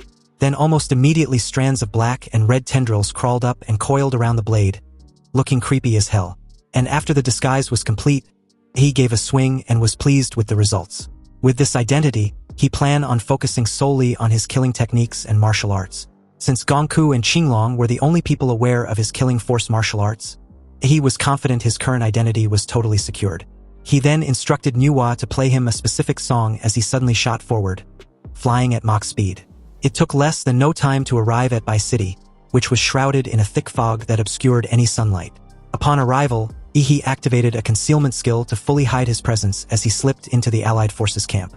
There, he watched the bizarre scene of everyone being under some sort of illusion, but soon felt like something was seriously off for some reason. Though he must admit, the overlord of Bai City really knew how to scheme discreetly. So as the entire city's coalition kept indulging themselves with various activities, he made his way towards one, then skillfully sliced her nape with his hand, revealing her already decayed flesh. Her body had long since rotted, devoid of any life. He understood the horrific truth. The entire Bai City coalition had likely been annihilated long ago. They were all dead, and worst of all, they didn't know they were dead. Their organs had fully decomposed, but on the surface, they still maintained the appearance they had before they died. So in terms of life, it was very likely that they would continue to repeat the last day before their death. And in this way, they deceived themselves and the entire Xia kingdom. Anyway, behind the mask, Yi's face showed pain mixed with fury. To him, this kind of mocking and cruel behavior towards life was an unforgivable crime that must be eradicated. Raising a hand, a dark and red tentacle shot forth from his palm, and was shoved deep into a female warrior's mouth, muffling her screams. And after a brief examination, Yi withdrew the tentacle, recognizing the skill controlling them as the blood nightmare art. An extremely evil psychological hypnosis. As the female warrior regained her clarity, Yi, in a hoarse voice, informed her that she was dead. When this unexpected news awakened her memories, she froze slightly, then screamed as a look of horror washed over her, before stammering that she was indeed dead. She died on the battlefield. She also revealed that the overlord of Bai City was terrifying. He slaughtered all the guild leaders and turned them into undead. She clutched her head and screamed in agony as the skin on her body began to rot and wither away in real time. She then cried out that only a Grand Master could stand against that monster. The moment she fully accepted that she was dead, her dark and soulless eyes turned blood red, before she eventually collapsed to the ground lifelessly. He looked at the tragic sight, deducing that once the undead realized they were dead, the force sustaining their corpses immediately dissipate. He bent down and gently brushed her eyes close, murmuring a soft farewell and telling her to rest. He then vowed to avenge her. Rage flared fiercely within Yi as he briefly aura farmed, looking into the distance as he coldly announced that it was time to exterminate the monsters. With the city still shrouded in a heavy gloomy fog with a strong stench of rotting corpses in the air, almost every alley of the city were crawling with demonic creatures, but there was no signs of human life. He immediately activated and expanded his life magnetic field, covering the entire city. Yet he detected no life signature of the overlord beast, and this extremely unusual phenomenon immediately filled him with deep worry. On the contrary, the intensity fluctuations of the life signals of each monster were almost the same, just like by City's allied forces, as if they had all become mass-produced puppets. Anyway, unlike the Rat King, which inherently hides underground, this overlord simply erased his presence almost entirely. So with this failed attempt, he, who seems to be fed up with this hide-and-seek type shit this overlord's got going on, decided to just force the bastard out from wherever he was at. Similar to the approach used in Qingqing, Ihi's dark and red biomass immediately shot out beneath his feet, erupting violently like a flood and swallowing an entire street and alley in an instant. They rapidly expanded, covering the city as the search was kept mostly above ground. It took less than no time for the already foggy city to be completely submerged in the dark and red biomass, turning every street, every alley, every building, pitch black. In that moment, he could even destroyed the entire city with a single thought. Anyway, with the city now plunged into darkness as the few remaining feral beasts got devoured, his initial expectation quickly faded as he came to realize that the demonic creatures, like the undead humans, were all empty shells utterly worthless. And to make matters even worse, the bastard still refused to show himself. But Ihi still kept his life magnetic field active, and although he was a bit disappointed from earlier, his silent and comprehensive search eventually yielded results. In that moment, his gaze shifted imperceptibly as he detected a faint, almost non-existent, probing skill being used. Since it had the same indistinguishable aura as the empty shells of demonic creatures, it was damn near impossible to notice without eliminating them first.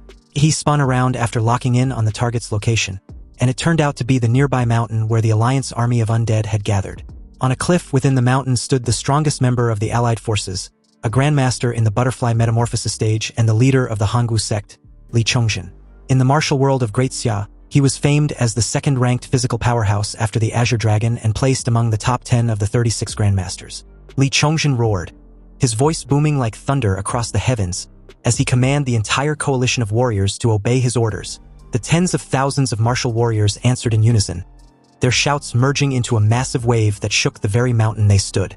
Li Chongzhen bellowed fiercely, veins bulging on his face, his whole body exuding a ferocious aura like an awakened ancient beast. He informed the coalition that the overlord of Bai City was right ahead, and he was all alone. So they were going to face and kill him together, liberating Bai City from his demonic hold. Immediately, the tens of thousands of warriors erupted into a frenzy as they surged forward, picking up a cloud of dust as their cries of liberating Bai City resounded. Seeing all his troops respond wildly, this Walmart version of Darkseid felt immensely satisfied. A wide, crooked grin stretched to his ears as he emitted a low, eerie, malicious chuckle. Then, unexpectedly, the once gloomy clouds suddenly changed to a dazzling purple color with its winds rolling and twisting into a massive vortex, large enough to blot out the entire mountain sky. The countless warriors immediately fell into a state of panic upon facing such a sudden anomaly, their gazes unable to tear away from the dark purple sky. Obviously, they wondered what exactly was up there. Could it be reinforcements? But in the next instant, a figure of a man gradually took shape at the center of the violently swirling purple vortex. He hovered above them like a deity. His cold gaze behind the demonic mask stared down at the chaotic crowd without revealing a hint of emotion, before offering his farewell. They should rest in peace. Then a blinding purple beam erupted, tearing through the sky and crashing down onto the allied coalition like a bomber aircraft. Then another followed, and another. Soon, screams of agony rang out as beams rained down like a meteor shower. The warriors below were first baffled that the human in the sky had attacked them. Then they began to wonder if he could be a powerful figure from an enemy nation who had allied with the monsters. The team captain called for an immediate retreat. They were just sitting ducks in the mysterious figure's presence. Also, the air forces should move in now. However, as he said this, he was also informed that their fighter jets and missile inventory had all mysteriously disappeared. Evidently, this was impossible to comprehend since it was their first expedition, and they had yet to even use anything. Besides, the logistics team should have checked it before they set off. But then a dreadful realization struck him. When exactly did they set off and expend all their inventory? Meanwhile, amid the chaos, Walmart Darkseid was hiding behind a large rock, cursing as he gritted his teeth in disappointment. This was unexpected and a pity. He was hoping to take this opportunity to infiltrate the human ranks. But now, he can't help but wonder if Ihi had discovered his plan. Unbeknownst to him, he had already been spotted by Ihi as an enormous column of purple beam thundered down toward his position. But facing such an unnaturally terrifying power, he showed no trace of fear, clenched his massive fist and crouched slightly to gather momentum. Then activating the Hangwu sect secret technique, precisely the earthly fiend martial arts, he shot towards the purple beam as the ground under his feet gave a dull boom. Upon impact, the force behind his colossal fist was so intense that it tore through the purple beam with ease, shattering it into countless tiny glittering glasses in the air. These two enormous powers collided with a thunderous blast, erupting violently in an instant and producing a staggering shockwave that made the sky tremble. Back on the ground, Li Chongjin stared up at Yi, his killing intent clearly evident. And with his eyes lit up with excitement, he laughed wildly, stating how exhilarating was to be facing such a tough opponent. To him, the bodies of human powerhouses were truly remarkable, and the extraordinary techniques called martial arts were incredibly profound. He hovered in the air, said nothing, but behind him, spheres of brilliant purple beams appeared one after another, swelling and expanding until their glow illuminated the entire sky. What soon followed was a violent explosion as they rained down toward the target. But they did little to no damage to Li Zhongxian, who relied on his powerful physique to tank the bombardments. Then in mid-air, he bolted towards Yi like a predatory beast, a grotesque, taunting smile spreading across his face. And in that split second, Yi couldn't help but feel astonished at how powerful Li Zhongxian's strength had suddenly surged.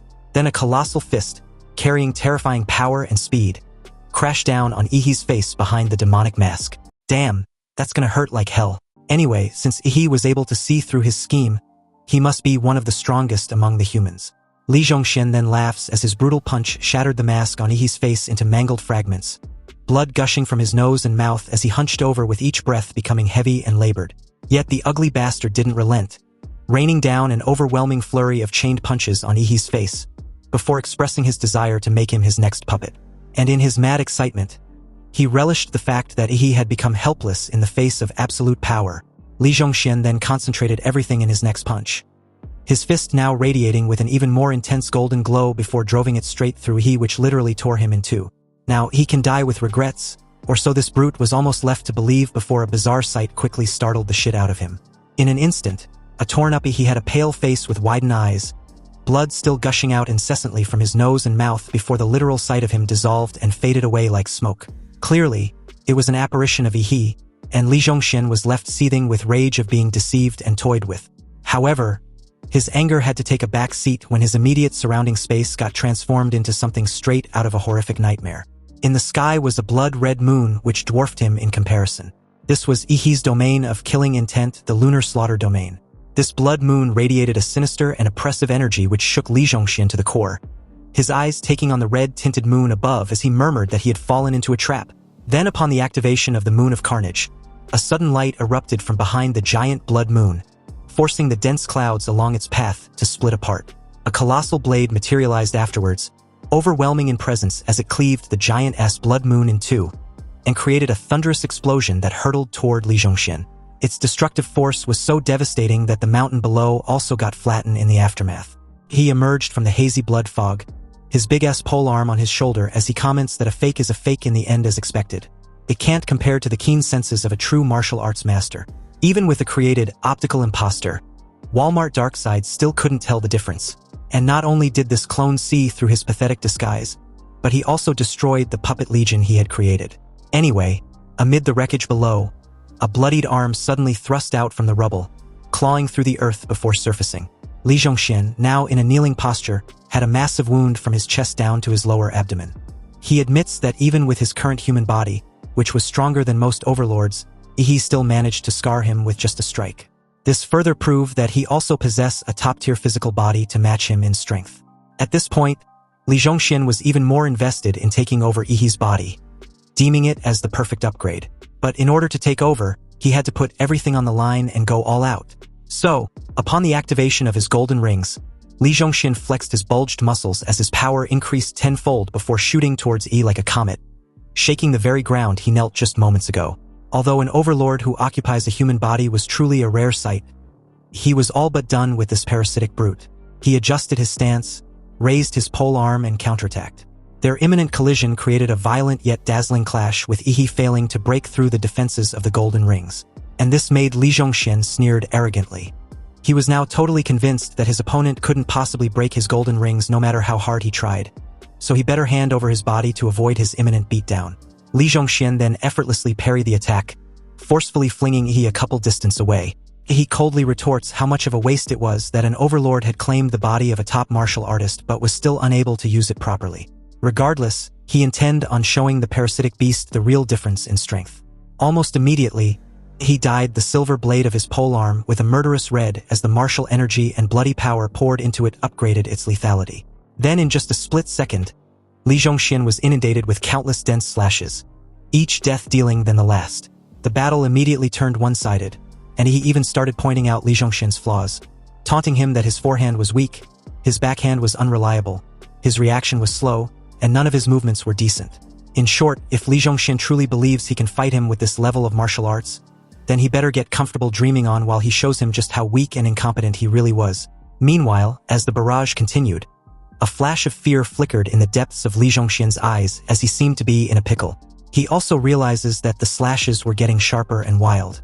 And even with the power and reflexes of a grandmaster at the butterfly metamorphosis stage, he still couldn't completely see through his opponent's attacks. But he could see through his instead.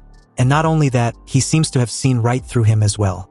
Indeed, this seemed to be the case because even if the parasitic overlord changed its life's magnetic field to disguise his position, he couldn't hide his true nature. And now he can clearly spot the exact location on Li Zhongxian where the bastard had been really hiding all along. He swiftly made his way behind Li Zhongxian before calling forth his Shikigami and activating his time freeze ability. Li Zhongxian, now trapped, questioned how it's even possible when he clearly possessed a powerful grandmaster physique. In a panic, he decided to first retreat, find a more powerful puppet, then come back to deal with Yi. But a second later, his eyes widened with no trace of his earlier arrogance as he kept wondering what was going on. His entire body felt like it's been locked in place by some mysterious force, and he couldn't move at all. And as a parasitic overlord, its despair came not from the gap in power, but from having no way to escape in the face of imminent death. The parasitic beast screamed and begged incessantly to be spared as a massive column of murderous energy pressed down in his exact location within Li Zhongxian. And immediately upon impact, it got annihilated with ease. Then the system congratulated Yi on completing the achievement of contributing more than half of the territory recaptured. He was now eligible to draw a template with a guaranteed minimum of A grade. He decisively chose to draw a new template. And just like the previous instances, the familiar dark and purple dazzling vortex appeared with the usual howling screams of mythical beasts. Only this time, something like a gut feeling made his eyes widen with a strong sense of possibility. And just like that, he hit the jackpot just 2 spots below the ultimate S+ level template. Its materialization further shimmering and dazzling with an irresistible allure. Anyway, according to the system specifications, the S- grade template was the 10-tailed world tree Zhenmu. Its bloodline ability was to gather the planet's natural energy and creates 7 types of elemental energies. The bloodline of the sacred tree grants access to the cells of the sacred tree and control over the essence of the divine tree. There's also the Eye of Cause and Effect bloodline, which awakens an ability called the Karma Eye. Current advanced form was none, and the compatibility was at 1%. He, upon reading through, exclaimed in excitement how amazing it was to have drew his luckiest draw yet. With the 10-tailed world tree, an actual S-level template regardless of its lower tier within that grade, meant that he had now officially entered the templates that signifies possessing an extraordinary system. If this template could be maximized, while its destructive power might not match that of Hellstar or Demora's template, its skill set might be even more abundant and would likely surpass them. So with this view in hand, Zhenmu, like the vampire template, was indeed a top-tier skill template. As Yi continues to bask in his euphoria, the system, in that moment, was like a gift that kept on giving. It notified him that he had been detected to possess a homologous template, which can be fused. The 10-tailed world tree, Zhenmu's template, can be added to the plant attribute mutation path of the Mad Emperor Demora's template. The system wished to know if Yi wanted to proceed with adding them. There was also a note that since the 10-tailed divine tree was a high-level panel, adding it may cause unpredictable changes to the final mutation of the Mad Emperor Demora's template, which was the Star Emperor Demora's state. His face darkened with this unexpected gamble. He realizes that both the Zhenmu and the Star Emperor of Demora shared plant-related attributes. And it turns out that templates can complement each other and be integrated based on their complementary characteristics, just like fusion and advancement in card games. However, reality was far more complex than card games. Merging 2 templates with limitless potential, and with the result unknown, wasn't ideal. Success means that the 2 templates are combined into one, which will not only greatly reduce the resource burden of upgrading the template, but also give him a more powerful super template. And if it's a failure, he was assured that both templates wouldn't be completely ruined. After all, they have such a good foundation and a high starting point. Even if they drop in grade, they won't be too weak. At least they won't be dragged down to a D-level supergiant anthropomorphic template. However, the merged template was likely to experience a sharp drop in growth potential and template rating. Anyway, with this predicament, surely plot armor had to kick in because by sheer coincidence, the system then added that he also possesses the advanced fusion material golden gene, which has the ability to optimize bloodline genes, greatly increasing the probability of the genes developing in a positive direction during the fusion of the two templates. Upon seeing this, he, as a being from an alternate world, immediately realized how much of a coincidence the entire situation was. It almost seems too convenient that he apparently have the one thing that could boost his success rate. As if the very moment the golden gene unexpectedly fell into his hands, it was all for this precise moment. At this point, he couldn't help but wonder if some unseen entity called the Author was guiding him from another dimension. But whatever the case might be, he now had no right to refuse, nor did he intend on refusing. If he was to fight Fu Hongxing in the future, he must be 10 times, or even 100 times, stronger than his current self. And with that, he initiated the fusion process. The moment the command was issued, the golden gene within the vial trembled and began a violent transformation, changing from the golden-colored gene to a dark color before slowly dissolving. Then the system stated that the Star Emperor Demora state could not completely devour the 10-tailed world tree's genes, so further mutations have begun. And at the same time, the gold gene had been injected, and the template was undergoing fusion and optimization. But before a concrete conclusion could be made known, the scene shifted back to Li Zhongxian, who now looked shockingly frail and as thin as a mummy. His body laid on the ground with his flesh clinging to his bones. With his few remaining strength, he asked Yi if the parasite within him was dead. He confirmed that it was, and of course he just had to aura farm as he gave the reply. When Li Zhongxian asked of the warriors of the Bi-City allied forces, he was informed that they would all be wiped out soon. Li Zhongxian gave a self-deprecating smile before expressing his gratitude. At least, their corpses wouldn't be desecrated. But Yi couldn't help but wonder who exactly was responsible for slaughtering the Bi-City allied forces, because this parasitic monster shouldn't be enough to defeat a martial art master like Li Zhongxian on a direct battlefield. It was also at this moment that Li Zhongxian warned Yi to be careful because the overlord-level magical beast in question claimed to be one of the 4 envoys of their emperor, and its strength even surpassed that of a grandmaster in the butterfly metamorphosis stage. Most importantly, it can skillfully utilize martial arts techniques, and has even comprehended the domain of a grandmaster. Also, it said it would be going to the imperial capital.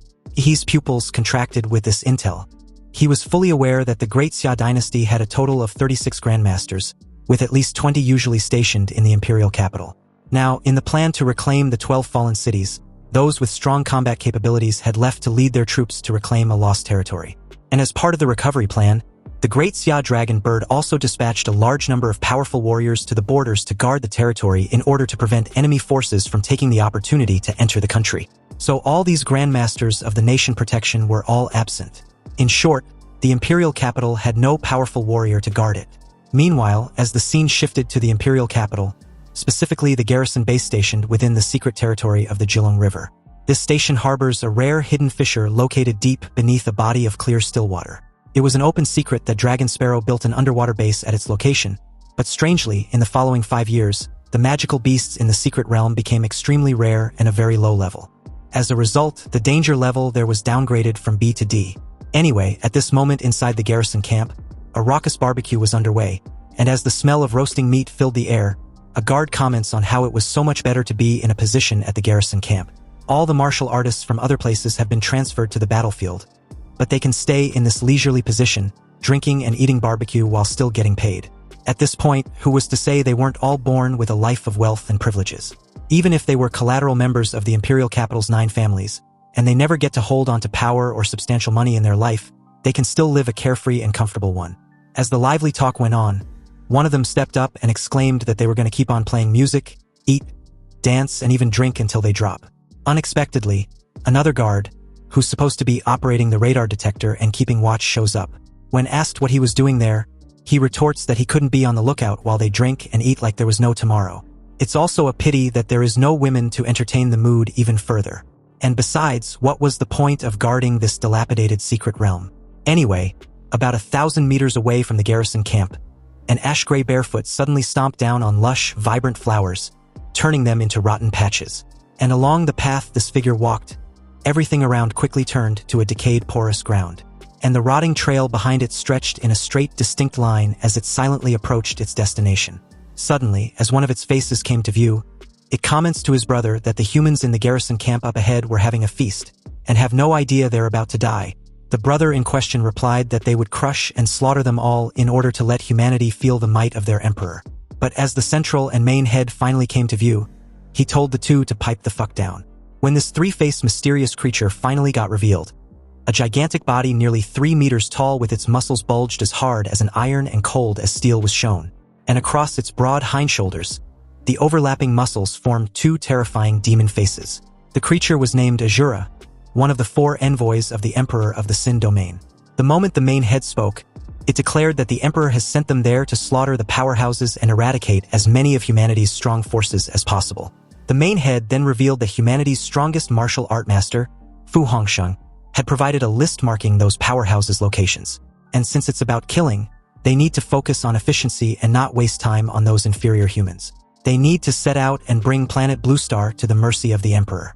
Anyway, as the scene shifted to a few seconds later, all the martial guards inside the garrison camp had been utterly annihilated the very moment Azura made his way there. And although these pile of rotten corpses had left a gruesome sight, to Azura, it was quite laughable and pathetic that these inferior humans, whom weren't even worth his time, died so miserably because they couldn't withstand the stench of decay created within his presence.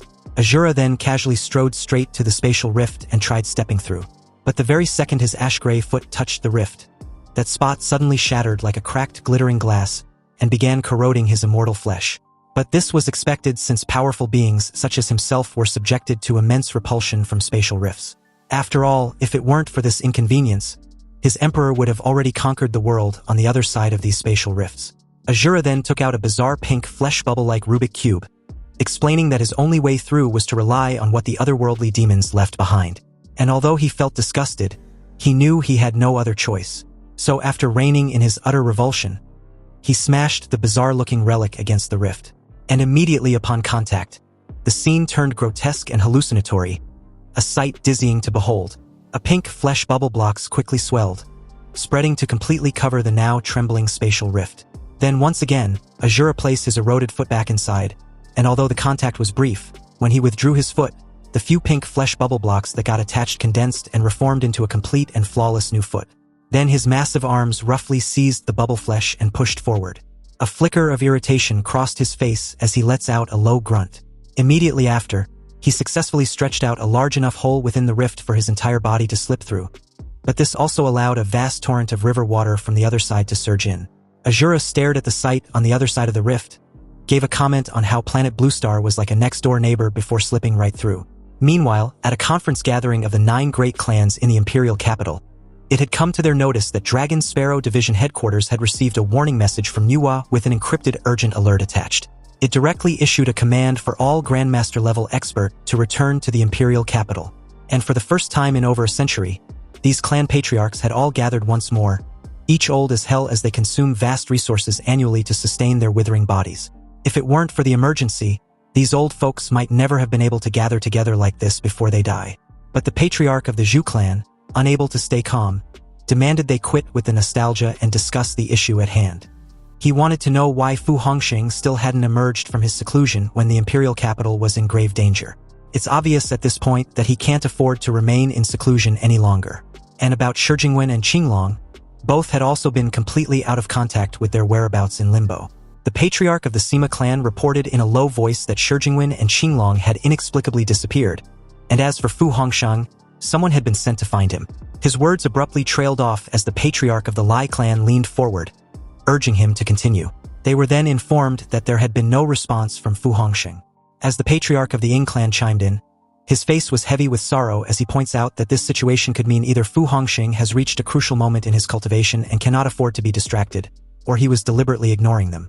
The patriarch of the Zhao clan, unable to contain his anger, clenched his fist as he cursed furiously, before stating that Fu Hongsheng was just a mere military man. Yet he harbored such ambitions toward Great Xia's central power and even sought to bring down the 9 great families of the imperial capital.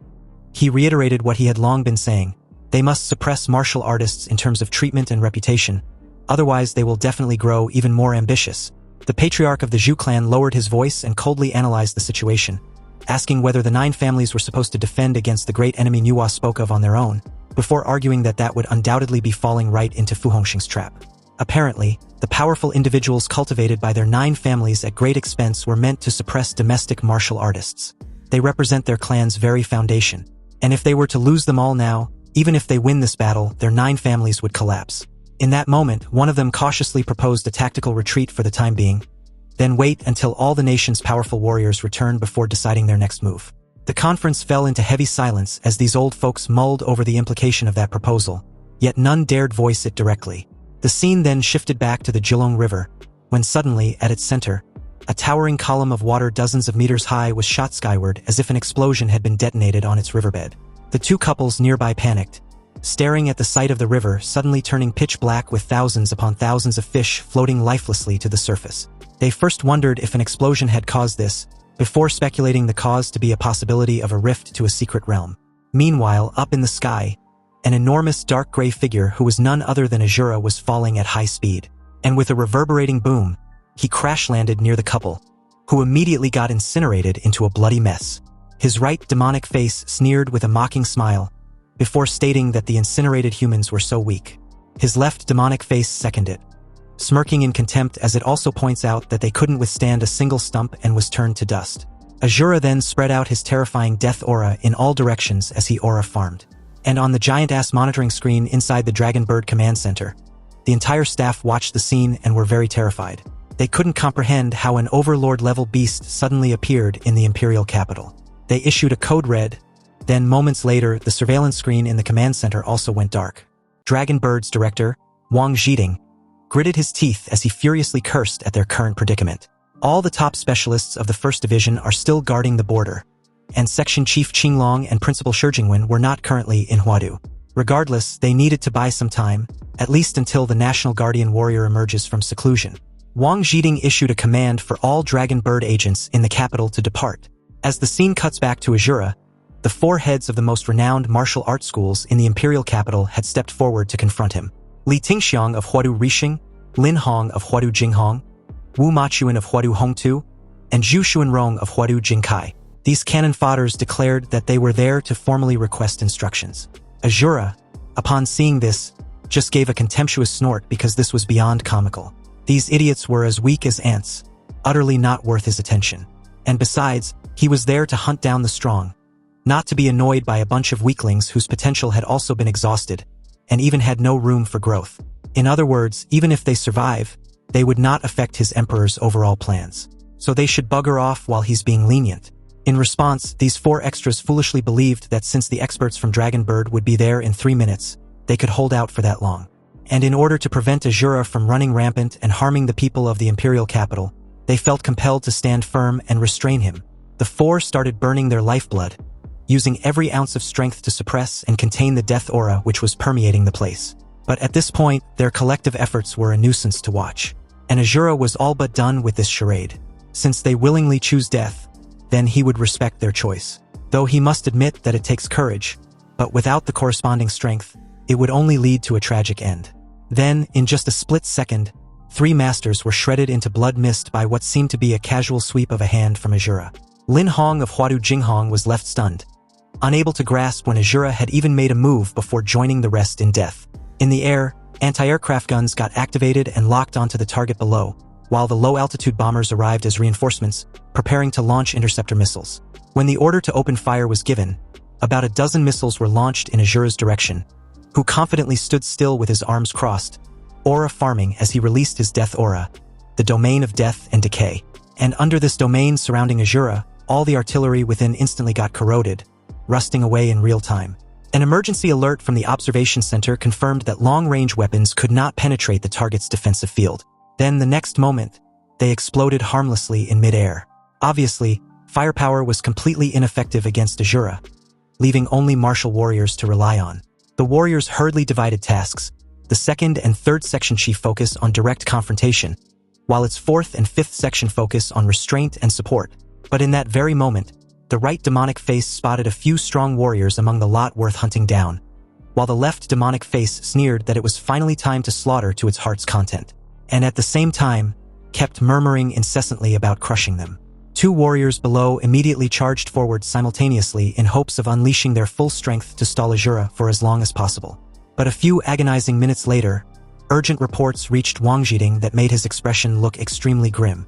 The second and third section chief had heroically sacrificed their lives in the line of duty, then the chief of the fourth section. Also, the two Dragon Bird Division had suffered 50 casualties, and the fourth and fifth departments had currently chosen to strategically withdraw. The fifth section chief had died heroically, and the presidents of the Lanfeng, Yunhai, and Laishan Martial Arts Association have come to provide support. But their battle remains unfavorable as Azura continues advancing toward the city center. In that moment, Wang Jiding could hardly stand, speak, or even think straight under the weight of these shocking reports.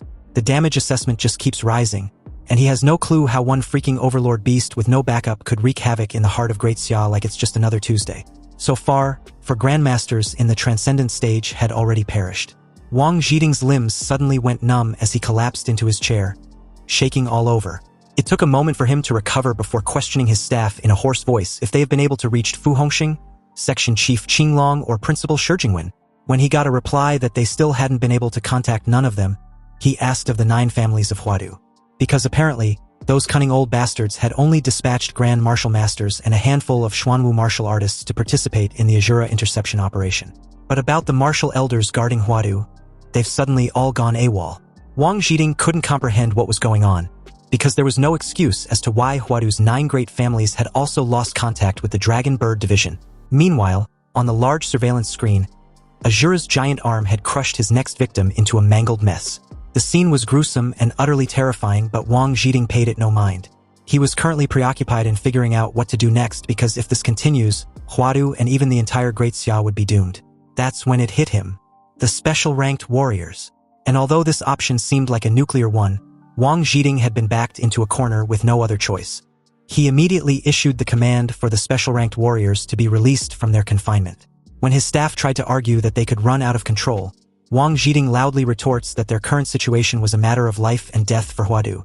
Did she not understand this simple concept? Wang Jiding then yells for them to be released. He would take full responsibility if anything goes wrong. The scene cuts back to Azura, who was currently strolling through the city as he simultaneously releases his death aura like it was no one's business. Then a cannon fodder, brave enough or perhaps too stupid to realize the chasm gap in strength, rushed him from behind, questioning where he was going.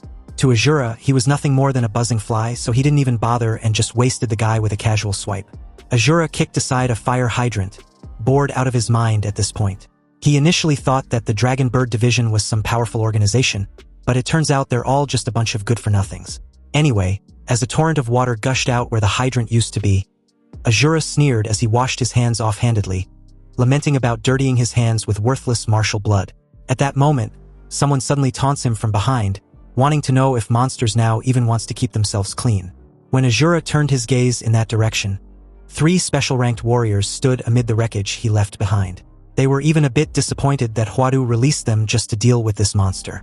Because in all honesty, they never imagined that the imperial capital could be destroyed like this. It was truly amazing, but it's too bad for Azura since he had to die. Realizing they were being looked down upon, the right demonic face was surprisingly amused, while his left brother was furious and wanted to kill them. But in that very moment, the main head unexpectedly snapped alert, like it suddenly sensed something in the distance. Then he stared intently not at the 3 before him, but up the sky where the floating city hovered. And although Azura deemed the 3 martial convicts of being of worth hunting, they weren't as valuable as those up there. So he would just hurry up and deal with them because the one in the sky was more worth looking forward to. The 2 demonic faces were both startled that their big brother had actually opened his eyes. They wondered curiously just how powerful this celestial warrior might be to garner his utmost attention. Meanwhile, the 3 martial convicts were dumbfounded upon hearing Azura's casual dismissal, especially the warrior wrapped in bandages. Believing Azura was just an ordinary overlord beast, he questioned him if he was aware of the many overlords he killed back in the day. Anyway, he would make sure to smash that 3-layered face of his in a moment. Azura ignored him as the main head began reciting some incantation, and at the same time, the 2 demonic faces kept their eyes shut. Then 4 additional arms of different colors sprouted from the 2 demonic faces, and as Azura crossed 2 hands on his chest, the other 4 were raised in the air, illustrating an ominous-looking posture amid the dense toxic air. Suddenly, the halo on his head began to glow brightly, and the very moment the main head opened his eyes wide and uttered the word domain expansion, the three martial convicts were shocked out of their wits. After all, it was unheard of that an overlord beast could use a martial arts domain. The three were then suddenly plunged into a pitch-black spherical domain of Azura's own making. Visible even from afar, the pitch-black sphere created a dome-like shape in the middle of the city, sealing in the three special-ranked warriors. The sphere soon began to show cracks, and the very moment it inevitably shattered into glittering fragments, the three martial convicts had completely disappeared with it as if they never existed. And to Azura, this was expected as he gave a contemptuous comment about the so-called top-tier combat forces being absolute trash. Defeating them was as easy as him taking a stroll through their fucking city.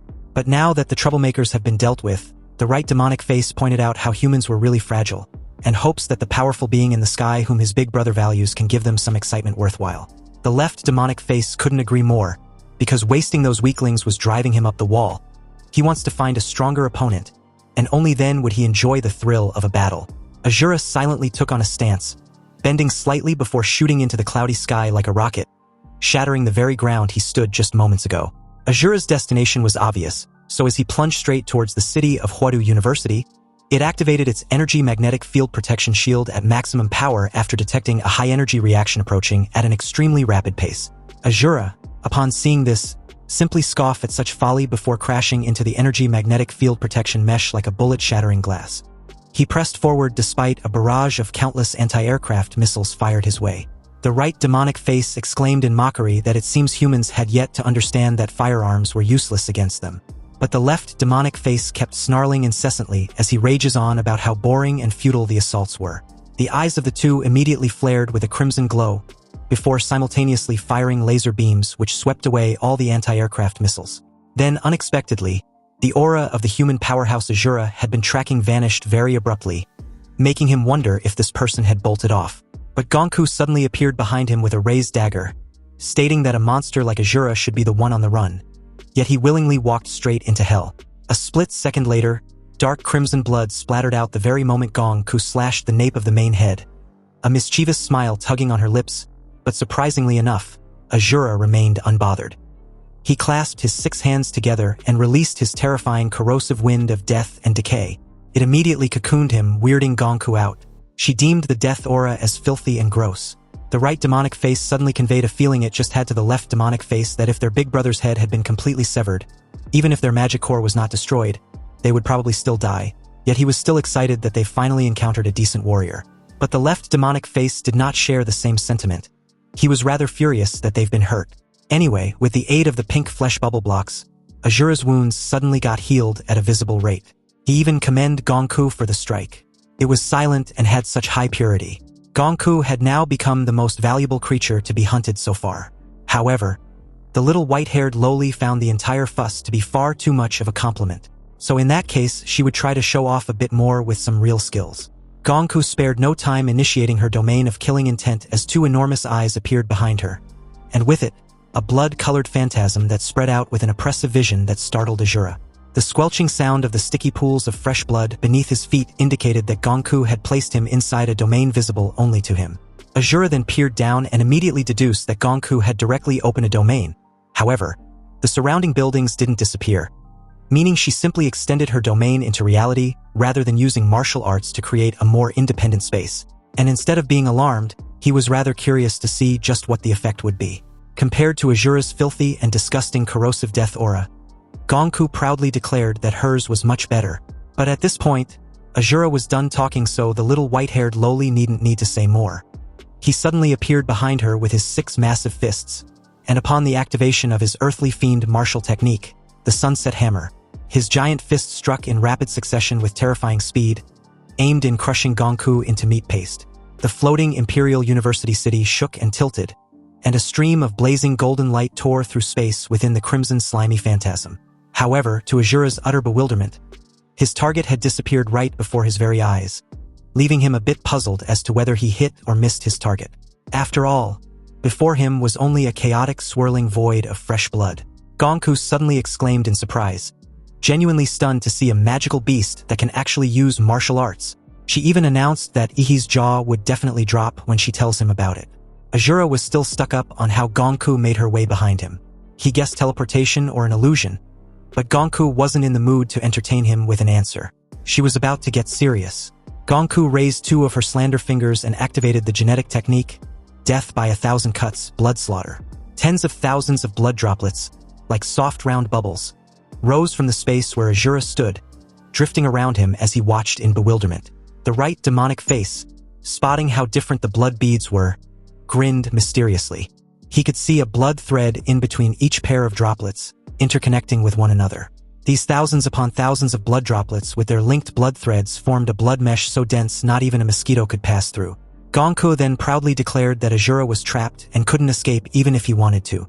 The blood droplets solidified into a silk blood sphere, enveloping and restraining Azura while Gonku watched from above, before striking a cute anime-like pose as she declared that it was time to start slicing. Azura was first stunned into speechlessness, its main head just uttering "what?" in response after being caught totally off guard. Then almost immediately, relentless powerful slashes from all directions literally rained down on him. And it's incredible that so many of it could be unleashed in an instant. Even his ironclad body, which can easily withstand a single strike and ignore the attacks of a grandmaster, couldn't withstand thousands upon thousands of strikes, all landing on the same spot within seconds. Even if those pink particles can restore the deep hole, they cannot stop the next slash. Azura was now certain that his opponent was no pushover like the others, and instead of being furious or in pain to complement his brutally battered state, he laughed. He actually laughed and declared that it was definitely worth the fight. However, it wasn't enough. Azura tried to move, but realized immediately that he was stuck. His legs felt heavy all of a sudden, and when he looked down, he saw numerous crimson figures clinging and crawling up his legs like they were rock climbing. Then an overwhelming sight drew his attention, making him tremble as he slowly looked up, only to see a mountain of corpses topped by 3 massive skulls, bodies packed together and surrounded by a suffocating, horrifying phantasm, reeking of death.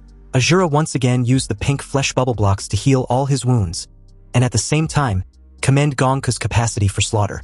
Her talent for killing was truly astounding. But if it weren't for the psychological trauma that was preventing her from making further breakthroughs, she would have been a significant obstacle on his emperor's path. Gonku, displeased by Azura's long-winded words, covered her small ears and started chanting sutras, before stating that she won't listen to his incessant yapping.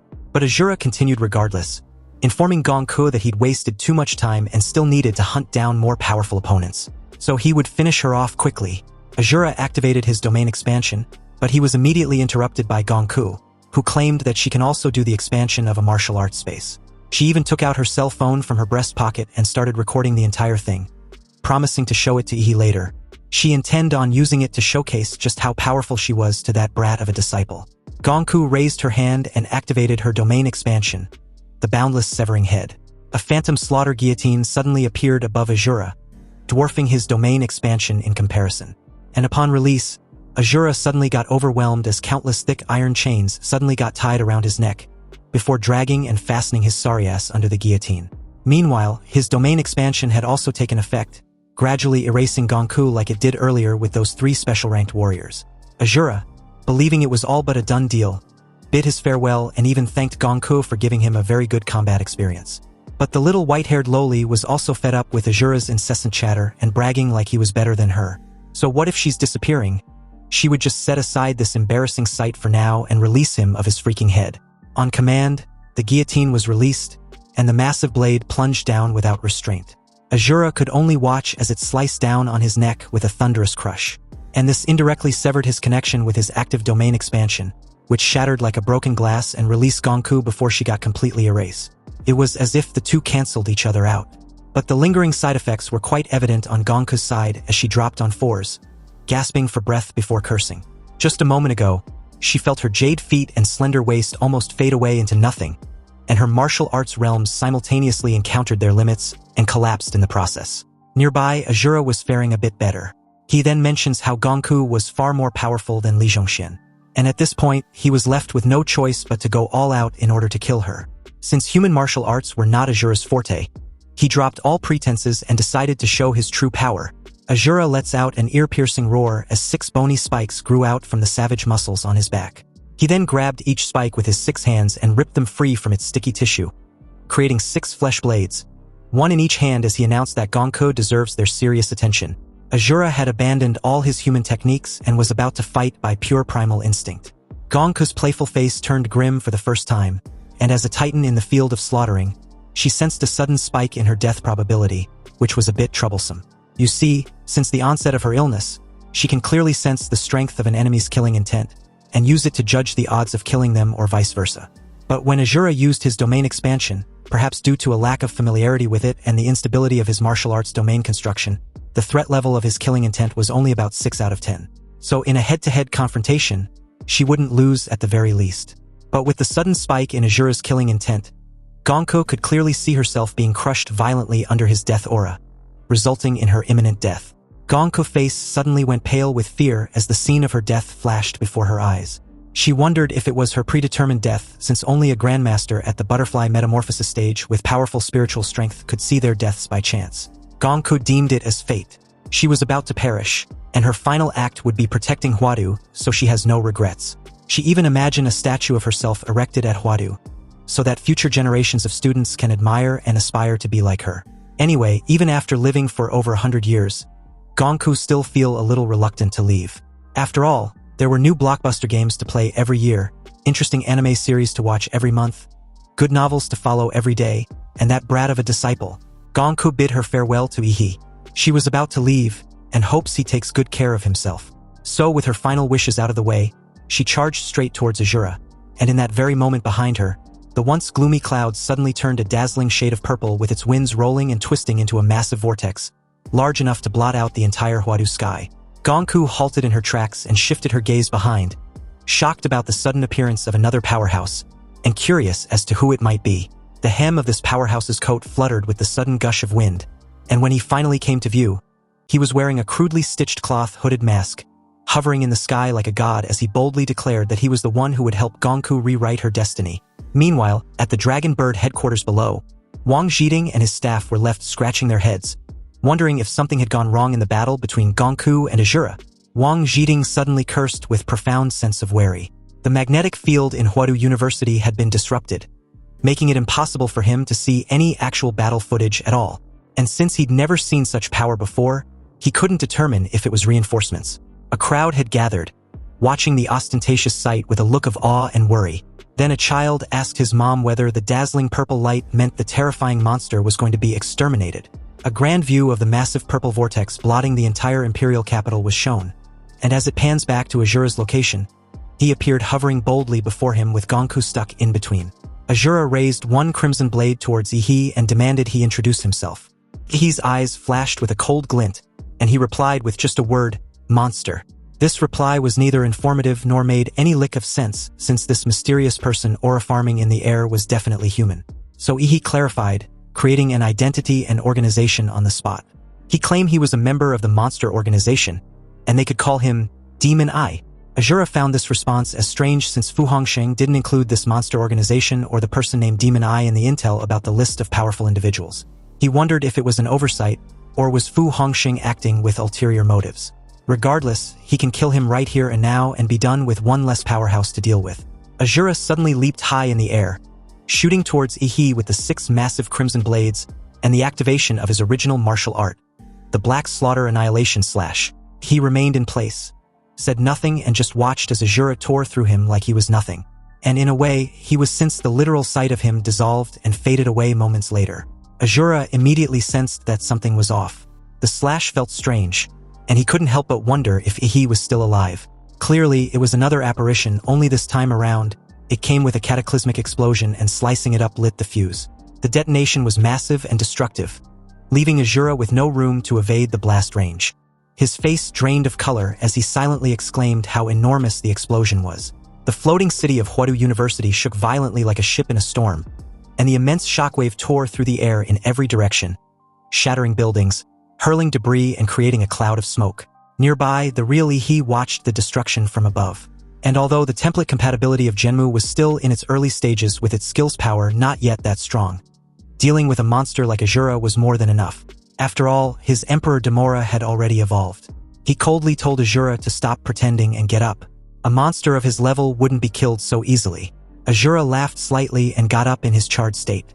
Then a golden column of beam shot up from the ground, breaking through the sound barrier and hurling towards Ihi with a crazed excitement. He watched from above with a cold detachment, because ever since he acquired the passive skill, the Eye of Cause and Effect from Genmu, everything looks like it's in slow motion.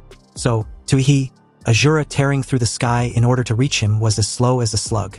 However, since Azura was his first battle after unlocking an S-tier template, he would use him as a test subject. Activating his cell refining, he suddenly split into two, and this literally startled the shit out of Azura, who suddenly halted in his tracks, because he could neither fathom what he was seeing nor tell the original from the clone. Then shit just got weird from there as he kept cloning himself at a rapid pace, and in less than a split second, he had completely boxed Azura in with no escape in sight. And apparently, these clones were created using the essence of the sacred tree cells, and were further enhanced by the black and red biomass. Can be said that each of these clones possesses power comparable to the main body, and although the clones were much more fragile than the original, with cells that could break down and disintegrate under high-intensity energy output, they were still incredibly terrifying.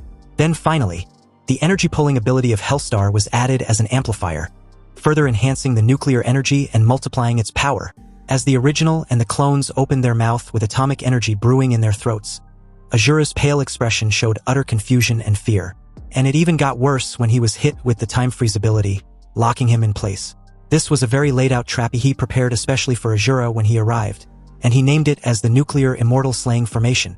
So, with everything set, he lighted the bastard up like a Christmas tree, creating an artificial sun in the process as the numerous atomic energies converge on Azura. Back at the Dragon Bird headquarters, Wang Zhiding collapsed into his chair once again as chaotic reports erupted from his staff, informing him of the obvious. Above the city of Huadu University was a second sun with a blinding azure light that seemed to engulf everything. And with a sharp increase in radiation levels, the outside temperature was also skyrocketing at an alarming rate. Less than a second in, and its destructive power had far surpassed the earlier explosion. 15 seconds in, and nearly all glass windows had been shattered by the numerous shockwaves generated. And by 23 seconds in, the Jilong River had been heated to the point that hot steam was practically being produced on its turbulent surface. Nearly 30 seconds in, the clones, though possessing power comparable to the original, had a much more fragile body which had been spent.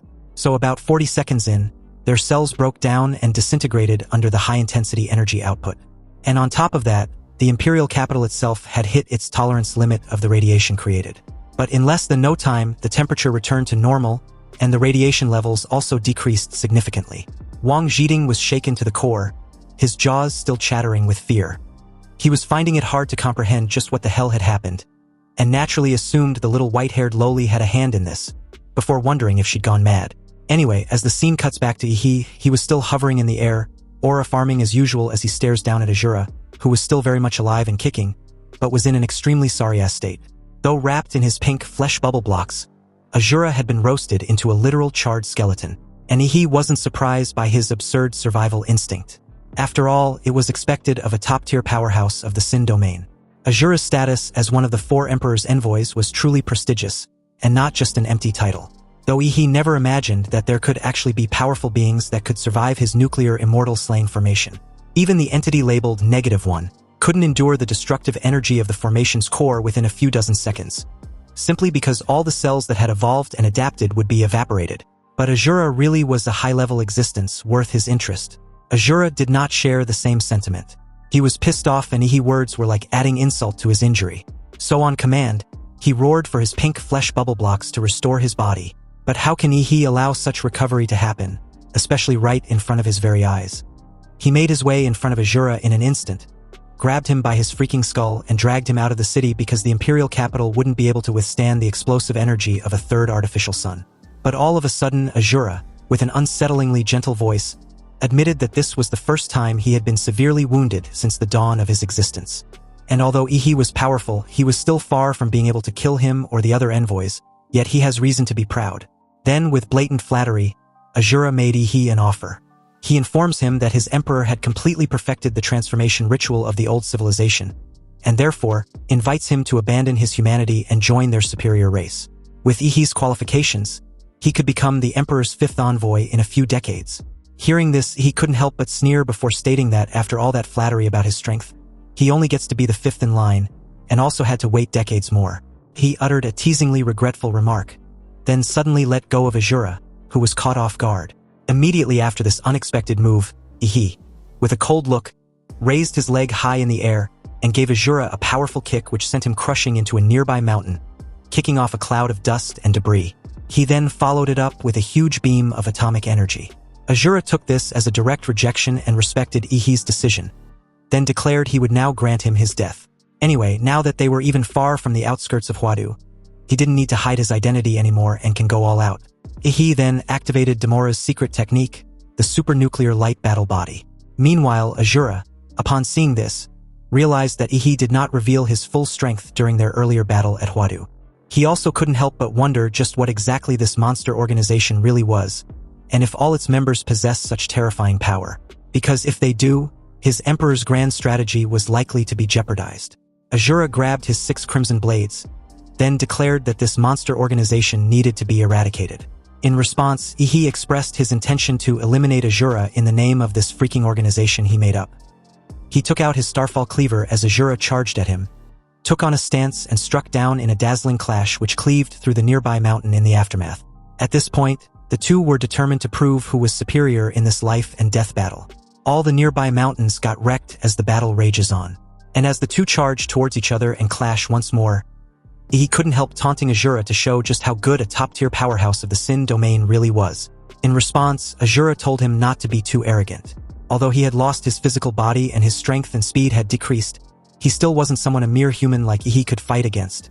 Ihi's monster organization was a thorn in his Emperor's side, so he will eradicate all the members today. He got pushed back after parrying Azura's next sword slash, but refuses to be outdone.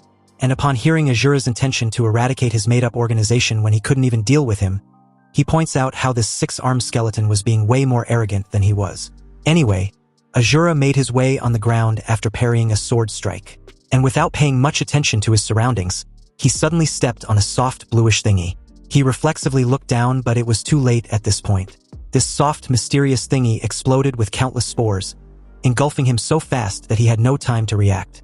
Ihi, watching from above, explains that these spores were the product of the combination of the Judgment Cell of the Star Emperor Demora and the Cell of Genmu, which he calls the Yi Cell.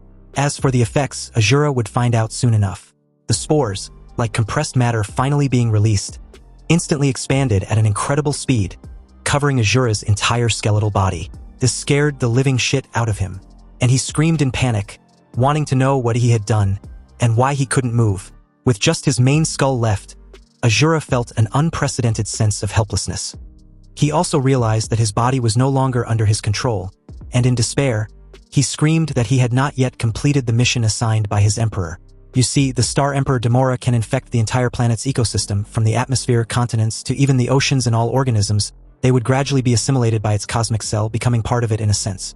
But if a target, like Azura for instance, was infected by a more advanced type of this cosmic cell, then what awaits him was a complete cell restructuring, becoming an avatar. When the entire process was done, Azura's cells had been restructured with organs and blood vessels weaving into muscle tissues over his bare skeleton, taking on his original form with Demora's features and traits added to the mix. He was quite pleased with himself when his new avatar called him Lord. Anyway, to test his obedience, he casually gave a simple command for the avatar to squat and then jump. The giant avatar immediately complied, launching a powerful jump before squatting. He offhandedly judged the results to be pretty good before picking up a rock amidst the debris. The instant Azura saw the rock in his lord's hand, his eyes lit up like stars, reacting like a dog wanting to play fetch. Seeing this, he teased him to bark, and Azura loudly did so a couple of times.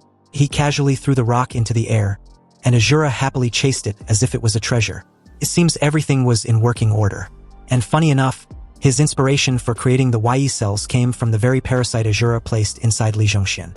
The scene shifted back to the imperial capital, specifically the headquarters of the Dragonbird Division. A staff informed Wang Zhiding that they had determined the cause of the unusual sky phenomena over the city of Huadu University. Impatient, Wang Zhiding urged her to quickly spit it out. She explained that it was all done by a masked man.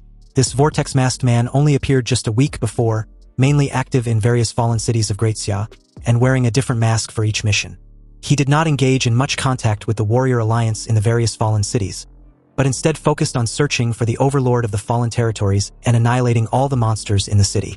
Each time he appears, the clouds in the sky turn purple, and their satellites capture this purple light, which was cosmic light from the atmosphere, suggesting that the masked man has the ability to control cosmic light.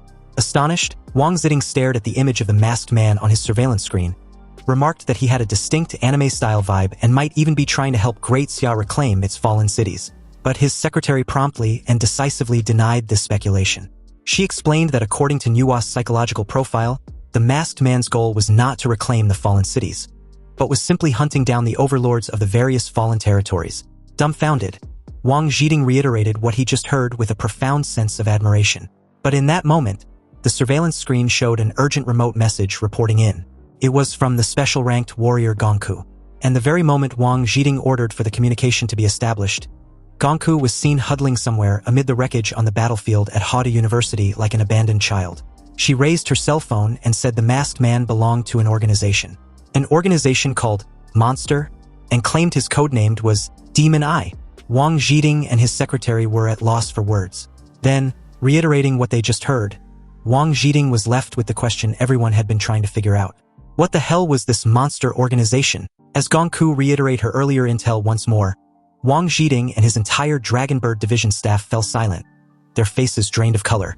At this point, it was clearly evident that no one had heard of this mysterious martial arts faction, and judging from the name, it didn't seem like a legitimate organization either. Because if it was, how come he, the director of this special intelligence agency, have absolutely no recollection of them? And besides, if all members of this organization were as powerful as Demon Eye, then why were they only now beginning to show their strength at this crucial juncture of the Great Xia recovery plan? As Wang Zhiding kept thinking of what this new and enigmatic martial arts faction might be plotting, his secretary suddenly called for his attention to their headquarters' giant-ass surveillance screen, which showed a live footage of a brilliant light shot up from the ground into the night sky within Hwadu University's perimeter like a giant luminous sphere. And upon a close-up shot, Azura's new sturdier and more refined appearance came to view with a now impressive physique and even more intimidating presence.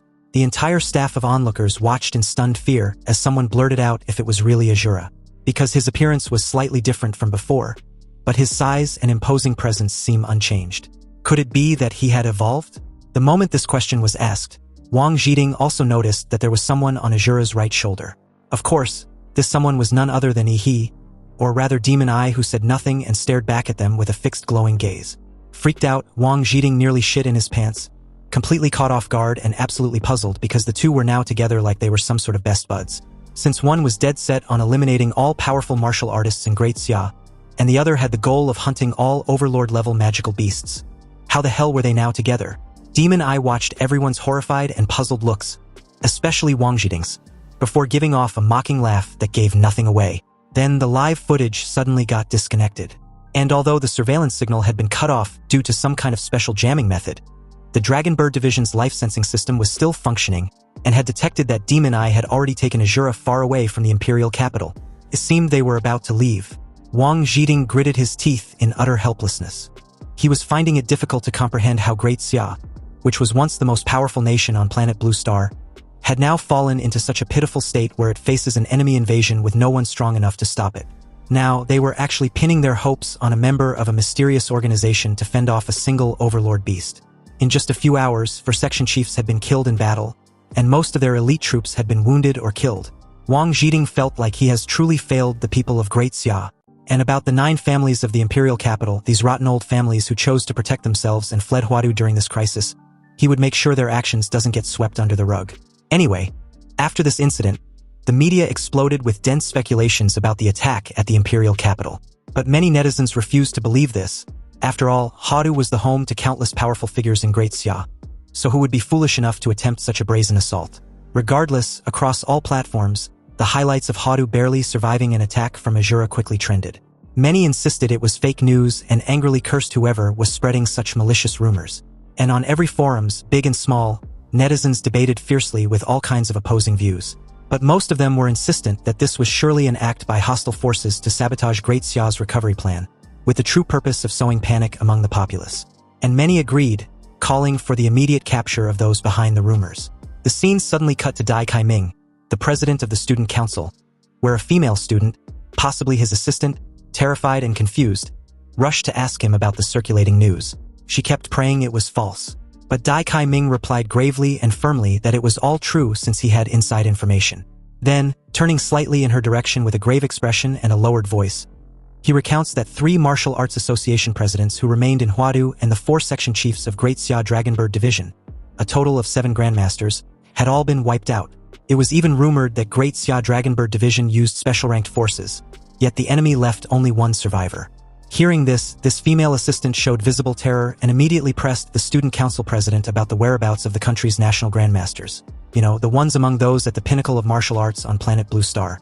Dai Kaiming calmly replied that Principal Shi Jingwen and Section Chief Qinglong, even from the border of Great Xia, it was clearly evident that they could reach Huadu to provide support in just a few minutes if necessary, yet neither of them or a single expert showed up. Apparently, they have all gone missing. And the severity of this incident even surpasses the secret realm invasion which led to the 12 fallen cities in Xia Kingdom. Dai Kaiming's gaze grew unusually resolute, and every word he spoke carried a premonition of a new era with a completely different order that the world was about to enter. Meanwhile, as the scene shifted to Liuli Island, a vast remote island under the Great Xia Kingdom, the Kai family, being the most prestigious family on this island, was quietly receiving an important guest from the Northern Baton Federation to negotiate a deal that could decide the island's fate.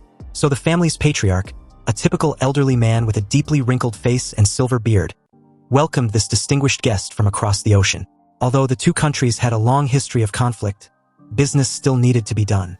Moreover, in this old guy's eyes at least, it was a big deal. But this foreign guest told the patriarch to skip the formalities. They were pressed for time. And if the intelligence was accurate, Great Xia's remaining 2 national grandmasters and all the martial artists of national defense level were confirmed to be missing. So it wasn't just North Berlin that was taking action. Then, the scene suddenly cuts back to Yi, who was coolly and unexpectedly hitching a ride on top of Azura's head.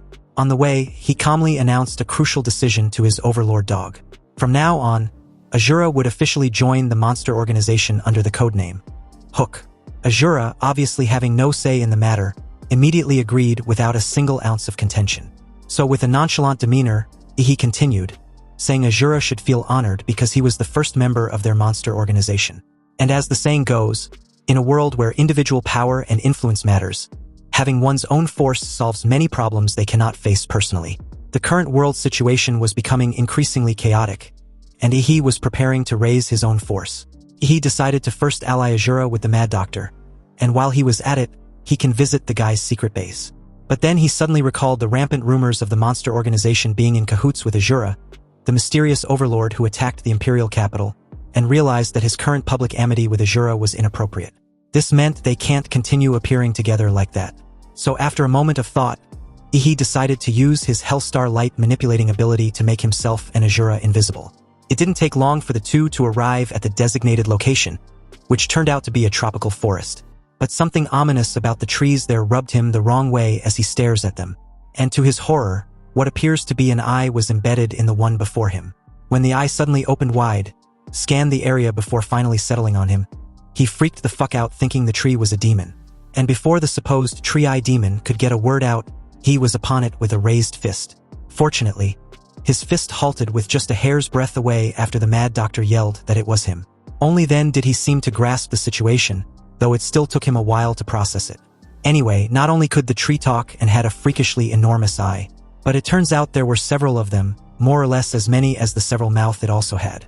The Mad Doctor, Dr. Foam, apologized for not giving his lord a heads up, and explained that the entire forest was made up of biological monitors that he synthesized using biotechnology. And although he praised the entire setup as amazing and even called the Mad Doctor a genius, he was inwardly creeped the hell out. After all, the literal sight before him was some shit straight out of a horrific nightmare. A massive hallway then appeared as the Mad Doctor urged his lord to come in, before apologizing once again for its shabby appearance. The base has only been developed for a little over half a month. He questioned how he managed to set up a secret base in such a short time.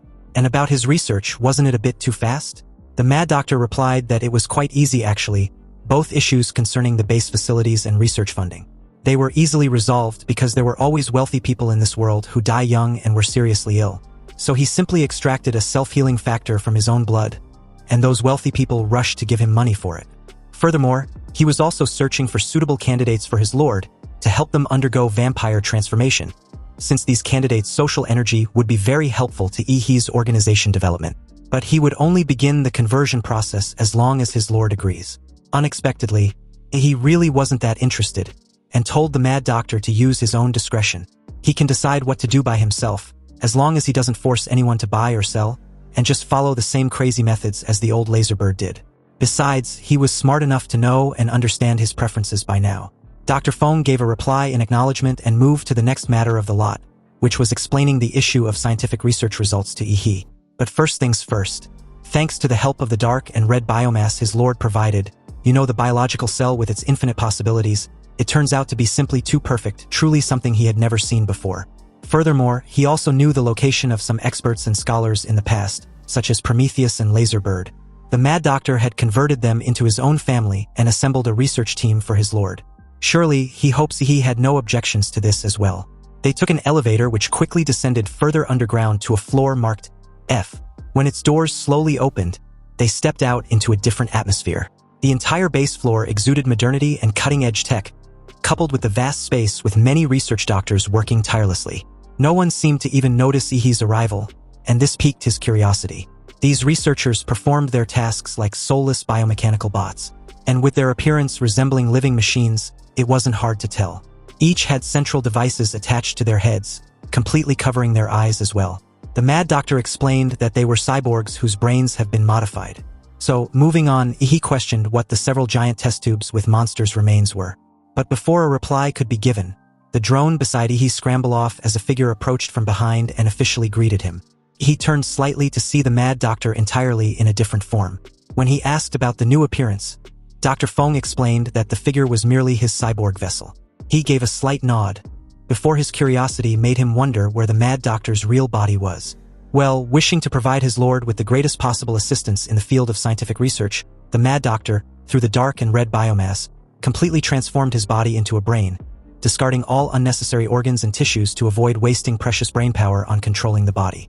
In daily life, he only needs to implant a small portion of his consciousness into a vessel, like a control chip, allowing him to operate freely.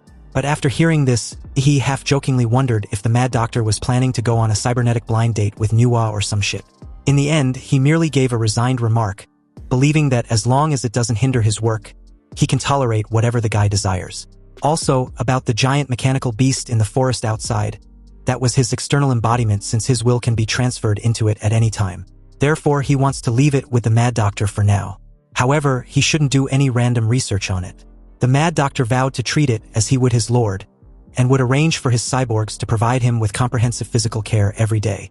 At this point, he could only shut his eyes briefly in exasperation, before saying there wasn't any need for that. But he was keenly aware this guy would do it regardless. Anyway, the Mad Doctor then led Yi to a large aquarium, and after briefly taking a look, he asked if there was some secret to it. But of course, the cyborg doctor immediately had to make a big deal out of this, praising his lord's quick-witted discernment. He placed his hand on a rectangular device to activate what he believed to be the most important research and development project. Something he'd named Project Artificial Demora.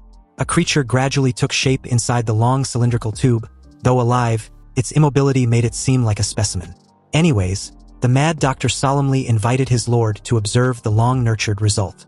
This was a creature he created by extracting the original genes from the dorsal fin of the sacred object he entrusted to him, then having calculated with the aid of the black and red biomass, and finally through a series of bioengineering experiments. It inherited Yi's racial talent for controlled nuclear fusion from his dorsal fin, and also possesses the ability of the dark and red biomass to adapt and evolve according to any environment. The Mad Doctor then declared the creature to be the pinnacle of all the creatures he had created. He was dedicating this to his great lord. He inwardly thought the creature before him was no less than a genuine juvenile version of Demora, and he grew worried that this giant creature would cause trouble on this little East Island due to its counteracting traits. Yi praised the Mad Doctor's results in a satisfied tone, each word expressing recognition and appreciation for his accomplishments. So to reward him properly, he had also decided to grant him the newly developed Yi cells. With this, he hopes to see more surprises from him. Then right on cue, the Mad Doctor immediately made a grand gesture, practically kissing the floor at this point to express his deep gratitude. Startled once again, he asked him to stop with the over-the-top show of appreciation. Anyway, now that the matter entrusted to the Mad Doctor was finished, it was time to head back to Huadu. So, back at the imperial capital, after several days of hard work, the plan to reclaim the 12 fallen cities was successfully completed with the secret assistance of a mysterious master, and the whole country of Great Xia rejoiced. But soon something happened that puzzled the public. Effective immediately, a curfew was imposed, and the entire country entered a state of war, prohibiting all transportation, including aircrafts and ships, and all communication with the outside world. Special police officers began to patrol the streets, Drones flew overhead from time to time, and various supplies were subject to purchase restrictions. Even the most foolish person could sense the impending crisis. But for the time being, all the various conspiracy theories which emerged online were quickly suppressed. The reasoning behind this was to prevent social instability and to prevent foreign forces from interfering with public opinion. At this moment, the nation was in a state of unprecedented tension, and he, upon arrival, couldn't help turning his head from side to side, totally thunderstruck, wondering if this was still Hodu. But after a careful observation, he comments that the imperial capital truly lives up to its reputation as the most technologically advanced city. Because apparently, the countless streets and districts that were destroyed in the battle have been restored in less than a day. He took out his phone and decided to use its navigation system to head to the Dragonbird Division headquarters. An electronic voice immediately gave him the optimal route to the command center. Shortly after, he stood before an imposing building with the logo of Dragonbird Division on top, before murmuring that it was his first day of internship. Though curious, he strode into the building with a calm demeanor. He went straight to the elevator, then up to the 1st Division workspace, where the legendary Ace Warriors gather. When the elevator doors slowly opened, he kept his composure and leisurely stepped out. But to his surprise, the office was empty and quiet, so quiet that the distant clickety-clack of a keyboard could be heard. Lin Zhu, the only staff member of the division currently in there, turned slightly in Ihi's direction after he offered his greetings. She immediately recognized him as the special admitted student recommended by Section Chief Qinglong. He introduced himself and called her senior. But the moment Lin Zhu did the same, she added that she was just a staff member and dare not presume to call herself a senior, especially to special admission students. Lin Zhu then pointed to a desk nearby and told Ihi that that was his workstation with all the necessary documents needed. So he shouldn't bother her. She was incredibly busy. He cautiously asked if she was the only one from the 1st Division. Lin Zhu sighed and explained the situation to be both unlucky and fortunate. But when the Dragonbird 1st Division was attacked in Huadu, they were mostly guarding the border, so they lost almost no ace agents and preserved their full strength. Now, due to the sacrifice and death of a large number of elite specialists from the 2nd to the 5th Divisions, as well as the various covetousness of the country from foreign countries, a large amount of work has fallen on the shoulders of the 1st Division. And although Lin Zhu knows she shouldn't complain about having too much work during this time, she hadn't slept for over 30 hours, constantly doing high-intensity document review work, and was absolutely exhausted. He found this to be pitiful and decided to help her out. He quietly took out a substance secreted from his black and red matter. It was harmless to humans and can improve brain efficiency and relieve mental stress. So with the intent to help Lin Zhu overcome her current fatigue, he made her a coffee and offered it to her. Obviously, he mixed it with the substance. And Lin Zhu, a bit amazed that Ihi wasn't acting like a typical special admission student, gladly accepted the coffee and silently rated him as tactful and polite, not arrogant. She drank a huge chunk of it before a sudden emergency alert began blaring out. Riots have broken out in several cities bordering the Southeast Triangle region. 4 top agents have been dispatched to investigate and suppress the unrest, but at least one more agent needs to be sent. Lin Zhu immediately shot up from her chair, cursing that of all times. The emergency came just as she was about to grab a meal. She decided to hand the work over to the new special admission student while she heads out to take care of these riots. But to her surprise, he gently placed a hand on her shoulder and whispered a word of assurance, promising to take care of it. Lin Zhu felt a bit hesitant, contemplating. Although Ihi was recommended by Section Chief Qinglong as a special recruit, this only indicates his great potential in the future, not his current strength. These emergency missions were all quite dangerous, and Ihi was just a freshman, so he shouldn't be reckless. However, he was still insistent, and even questioned her if she believed he wouldn't be able to resolve the issue. Hearing this, Lin Zhu froze for a second there, before questioning what Ihi was saying. But in that exact moment, she suddenly smelled a familiar fragrance that seemed to make her eyes widen with realization. Then her consciousness suddenly got hijacked. Everything went dark, and the next moment she regained her awareness. She was at the cafeteria with a tray of food in front of her. They were all her favorite dish, and the literal sight made her drool for a moment before she regained her composure. Though Lin Zhu didn't intend to be polite, she also had to admit how Ihi, being of the younger generation, seemed to be truly impressive and formidable. As Lin Zhu wondered aloud if Ihi was a master illusionist, the person in question appeared behind her and replied that he wasn't. It was just that she seemed too tired, so he decided to seize the opportunity and help her out. You see, all Dragonbird Division top specialists had all undergone training to develop resistance to illusions. So even if one's consciousness was blurred, they cannot be easily hypnotized. Only pure and powerful illusions can invade their consciousness. Yet he not only hypnotize her into going downstairs to the cafeteria, but also make her name her favorite dishes. It seems his illusionary abilities alone are something that ordinary Xuanwu warriors cannot contend with. He simply took a sip from his beverage, believing this little demonstration would show that he was up for the task. He was about to bounce when Lin Zhu chose not to risk it. He was a rare genius and should focus on developing his talents. Also, if anything were to happen to him, she couldn't bear the responsibility. Lin Zhu kept talking and didn't even notice that he had already left. So as she turned back in the direction where she presumed he was, she finally noticed his absence. It seems that, in the end, he was just like a typical special admission student. She also noticed a note he personally left for her, saying she was too weak, and the bottle of medicine he'd left behind would help her recover. Lin Zhu took the bottle with a smile, suddenly infatuated with the young recruit. He was definitely her type. Then the scene immediately shifted to the frontier bordering Great Xia and the Southeast Triangle region. Inside a dilapidated bus on a dusty dirt road crowded with people and vehicles, He had changed his appearance, disguising himself as an ordinary middle-aged man in order to secretly investigate and trace the root cause of the ongoing riots. When a sudden foul smell hit his nose in the cramped bus, he even sarcastically called it clean and hygienic. Luckily, he can shield his respiratory system and form a protective film on his skin. Otherwise, enduring the repulsive stench would have been his only option. Anyway, according to Nuwa's intelligence, the other 3 ace agents, due to the urgency and heavy workload, rushed to several border cities and swiftly eliminated the terrorists leading the riots. However, these terrorists who led the riots on the border were merely spokespeople for foreign forces, which means that if one dies, another can be found. This only addresses the symptoms, not the root cause. Now that the identities of those 3 top agents have been exposed, he would have to start from the shadows, find the source of the riots, and eliminate the root cause. As the old bus finally hit an open road, another bus smaller in comparison suddenly blocked its path. The driver, forced to hit the brakes, angrily stuck his head out the window and yelled at a presumed fellow driver to watch where he was driving.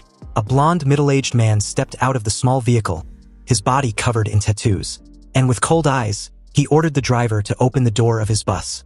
The now terrified driver went pale with fear and immediately did as he was told, opening the door to allow the blonde guy and his black-haired lackey to board the bus.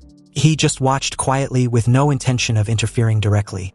You see, as the safest country on Earth, Great Xia was a place where, in the past, even in its border regions, no one dared to commit crimes. But now, these scumbags have become so bold, meaning they must have someone backing them up. Anyway, the black-haired lackey suddenly stepped forward, gave off a creepy smile, then loudly claimed they were not bad guys, but good people who were there for an honest cause. So, after introducing the blonde as his boss, he shamelessly declared his leader wasn't there to assault or rob them of their money. He just wants everyone to cooperate with his work. But at this point, all the passengers were completely terrified and had rushed to the back in hopes to avoid them. Unexpectedly, this had created a situation where Ihi's sealed breathing ability was on the verge of being disabled. But on the other end, the black-haired guy, upon seeing this, yelled at them as to why they were all backing away. He'd already said they were good people, so why were they acting scared? The guy then furiously asserts that anyone who moves would be chopped up. Then subsequently, 2 more guys boarded the bus, tall and muscular, almost identical except for their hairstyle. The black-haired guy introduced them as professional tattoo artists. And in a while, all of them, men and women, old and young, even babies still breastfeeding, would all have to get the same tattoo as him. He then pulled up his shirt up to reveal his gaunt chest bearing a bright red thorny heart-shaped tattoo with an arrow piercing through it. Meanwhile, he just watched quietly, already aware of this tattoo with Nuwa's assistance. It was their gang symbol. These heartless bastards had actually started forcibly dragging ordinary people into their schemes.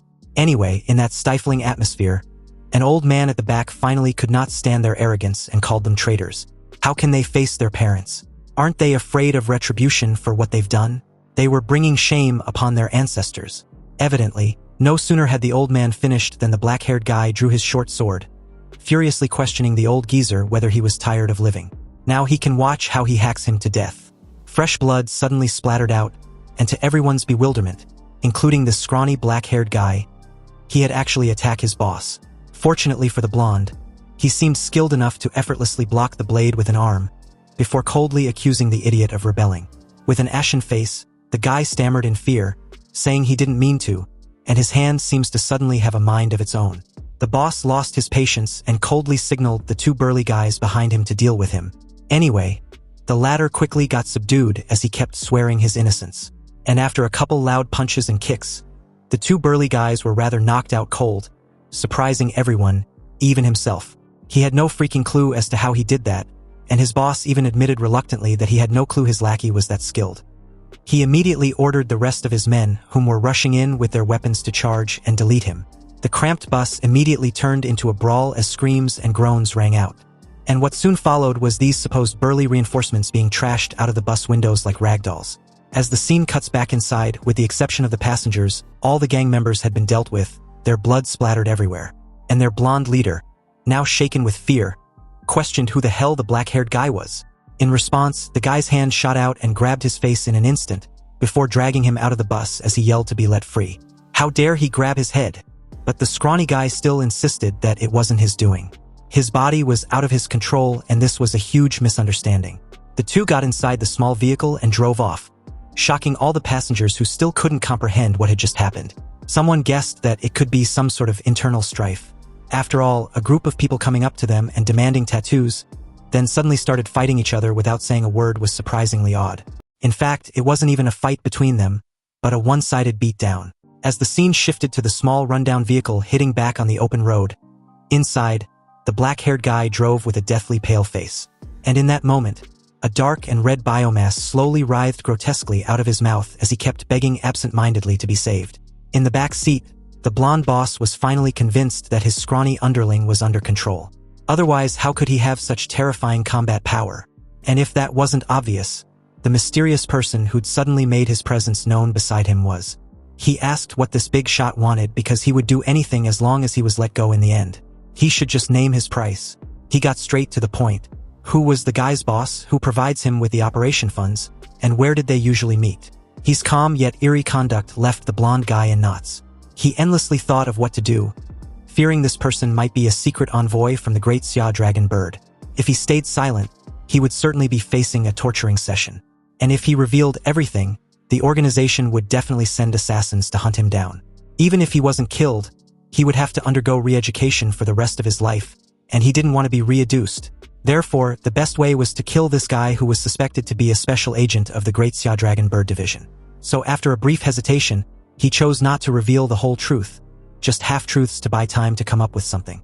The small vehicle slowly rolled toward the edge of a sheer cliff as the blonde recounted whatever half-truths he could make up. When he was done, he simply accepted his lies and decided to send him on his way to the afterlife. He released his dark and red tendrils as the blonde yelled in panic, saying he had broken his promise when he clearly told him everything he knew. But he countered, pointing out the idiot knew very well in his heart how credible the information he gave was. And to be honest, he was daydreaming the whole time and didn't listen at all to a shit he said. After all, he can directly read the memories in his brain and make him recount them himself, just to see how ridiculous he looks when he lies. In an instant, the tendrils completely restrained and plunged into his mouth as tears filled his eyes. He could only wail and yell in a pleading tone, pointing out that since he was an envoy of the great Xia Dragon Bird, he had no right to execute him, but should send him to prison for breaking the law. He merely curled his lips in contempt, then flatly denied being an envoy. He rather declared himself as the unruly Demon King. And with that declaration, the blonde and his dark-haired underling, together with the entire vehicle, got completely devoured by thick dark and red tendrils right at the edge of the cliff. Once everything was neatly handled, he calmly stepped out, took a deep breath of fresh air, a sense of ease spreading through him. Behind him, the tendrils swelled massively like the tentacles of a giant octopus, writhing grotesquely when a sudden bright azure light flashed from within, revealing a completely different reconstructed vehicle. When the writhing tentacles eventually retracted, the once small rundown vehicle had now been transformed into a sleek red and black supercar, radiating power. After admiring his handiwork, he slid the door open and got in. The supercar even came in equipped with Nuwa's AI system, and from the blonde's memories, he had already figured out where the next rat nest to be cleared was located. However, his status was still too low, so finding someone to contact him was not enough. He asked Nuwa to give him directions to Chencheng, and while she was at it, she should also forge him a new identity, like a spoiled young master from some merchant guild. The dashboard of the supercar lit up after being revved to life, then accelerated to an insane limit as a sharp turn was made right at the edge of the cliff, before hurtling toward another sheer cliff that seemed to bar the way like an insurmountable obstacle. He decisively floored the sleek red and black beauty even further, accelerating to its limit as it surprisingly climbed the cliff face almost vertically with a smooth precision. Meanwhile, as the scene shifted somewhere in the Southern Triangle region, inside a heavily sealed soundproof room, three figures in cahoots quietly discussed the sudden once-in-a-lifetime opportunity which had been presented to them. Obviously, news of the imperial capital surviving a brutal attack can no longer be suppressed as just baseless rumors. And if they can seize this chance, their Bloodthorn organization and them by association would go down in history. Moreover, the leaders of the countries in the Southeast Triangle region have also taken the initiative to propose cooperation. It seems that these bastards had also been eyeing the Great Xia for a long time, and right now they can take advantage of the chaos to cause trouble on the border. You see, unlike Xia Kingdom, there were no messy political parties, and different ethnic groups were very united. So simply inciting those social scums in the manner they've been operating till now was not very effective. This made the dark-skinned guy in the group suggest finding a way to approach high-ranking figures within Xia Kingdom, though the Dragon Bird Division had already put the country into a state of war, and the defenses were so tight that even their Bloodthorn organization could not penetrate them. The blonde woman of the three interjected, stressing that the present situation was a once-in-a-millennium chance they must not miss. She mentioned the infamous young Master E, a wealthy pleasure seeker from the mainland who spends lavishly at the biggest nightclubs every day. His immense wealth and high-profile style make countless socialites want to climb into his bed. He is also the youngest son of the chairman of a global financial giant. He is the epitome of a spoiled brat, a beast among beasts, and with a simple wave of his hand, he could buy their entire city. This terrifying figure was exactly the kind of person they need. The dark-skinned guy nodded slightly, saying this young Master E was perfect like a preset trap. And despite the risks, they decided to try their luck by sending someone to probe first. The lady added that even a perverted member who likes to eat beautiful women's sashimi said that the young master has more extravagant hobbies than him, and since those with similarly warped natures could recognize and understand one another, he was their best guess to a professional that could tell at a glance whether someone was faking it or not. The group of three then decided to personally go to Chunching City to meet this perverted young Master E. The scene shifted once more to the city of Chunching, specifically on the border of the Great Xia Kingdom. Perched atop a tall statue, he reviewed a dossier detailing the three head members of the Bloodthorn organization. The leader of the three, Jeff, was a former senior agent of the North Barton Bureau of Investigation, but joined the Bloodthorn organization at its earlier states right after betraying the Federation. The next was Kenny, who, after assassinating the leader of the Black Continent warlord in his early years, fled the Black Continent and also joined the Bloodthorn organization at its earlier states. Then there's Sultana, who, after murdering the entire family of a South Korean chaebol, joined the Bloodthorn organization and climbed step by step to the position of a core member through her own strength. After the review, he comments on how terrible the group name, Bloodthorn, was. They might as well rename it Liangshan Marsh. Anyway, below, a monk under his control reported that the three targets had just arrived in Chunching. He simply instructed him to just bring them over when they arrive, then comments on how it seems the Great Xia Kingdom had truly been weakened to allow any Tom, Dick, or Harry enter through its borders. He planned to uncover the entire Bloodthorn organization, noting that approaching them would be like just asking for trouble. Meanwhile, elsewhere on Chunching City's main road, a pale yellow taxi sped through sparse traffic. Inside, Sultana posed a question to Kenny, wanting to know whether the meeting point at the cathedral in the suburbs of Chunching has been confirmed. Kenny gave a slight nod and added curtly that that's the organization's stronghold in Chunching. Sultana then asked the two what they think of the city. In Kenny's opinion, Chunching City is just a typical backward small county town with no martial masters worth their attention. Because of that dullness, even the Dragon Bird organization didn't station many personnel to guard it. Suddenly, Kenny froze with a sense of danger. He frowned and signaled Jeff to slow down, before saying that since entering the city, he'd felt a vague gaze tailing them. More than that, the pedestrians around them felt very off.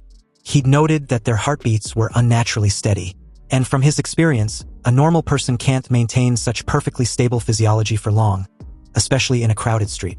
Jeff immediately exchanged a brief look with him after hearing this, and in that moment, they both understood the writing on the wall. Jeff yells for an immediate retreat as he makes a sharp turn and sped away from the city. A few distance away, two figures watch as the taxi quickly scramble away like it was some sort of a fire drill. And about the two figures, their eerie and creepy expressions were weird enough to give chills. And it seems they weren't the only ones because apparently he had taken a page out of Barros's book and placed everyone in the entire city under his absolute control to lure the Bloodthorn organization into his perfectly well-laid trap. Anyway, Back to the three runaways, they slow down considerably after putting a significant distance between themselves and Chunqing City. While caution was a good thing, they were being a bit too over the top about it. And besides, they've already driven more than 30 miles out of the city. Jeff immediately points out that if the organization's stronghold in Chunqing City had truly been compromised, it's impossible for them to remain completely unaware of it. In the back, Sultana leaned against her seat with her brows knitted. Perhaps she was too tense and had spawned negative premonitions. She recalled that a year ago, while she was trying to break through to the Grandmaster level and failing, she caught a glimpse of something like her destined death. Jeff was furious that Sultana hadn't mentioned something this important to them. If she had done so, he never would have gone on a mission with her no matter what. Faced with such fierce criticism, Sultana could only bow her head helplessly. She whispered that the current of fate is hard to resist, and what is ordained will likely happen sooner or later. However, she believed that the time had not come yet, so they still had a chance to change or delay that outcome. She went on to describe the scene she saw back then. In that vision, the background was dominated by a dark, gloomy forest. But their current surroundings seems entirely different from that vision. They were on an empty road with no dense woods or trees in sight, not even a single trunk. Jeff agrees, admitting fate might exist, but so was refusing to submit. He loudly declared that even if he had to oppose heaven and earth, he would change his destiny himself with his own hands. As the three argued about their future and fate, they were unaware that a dark and red tentacle-like matter had been attached to their vehicle. Suddenly, this dark and red biomass swelled and took a weightless ghostly shape of Ihi. Immediately, a glowing fresh blood orb formed on the tip of his hand seal. He calmly explained that his Yi cells could now grow independently into a human form and even carry his consciousness. Then, by using the power of the sacred tree and combining it with the plant cells of the Star Emperor Demora, he can use his power, naming it the Ultimate Shedding Destroyer. At that moment, the moon above suddenly swelled abnormally, seeming to lower toward the ground. Then upon the activation of the dark forest descends, dark red streams of energy shot down from the giant moon, radiating a gloomy, suffocating aura like a compressed energy field.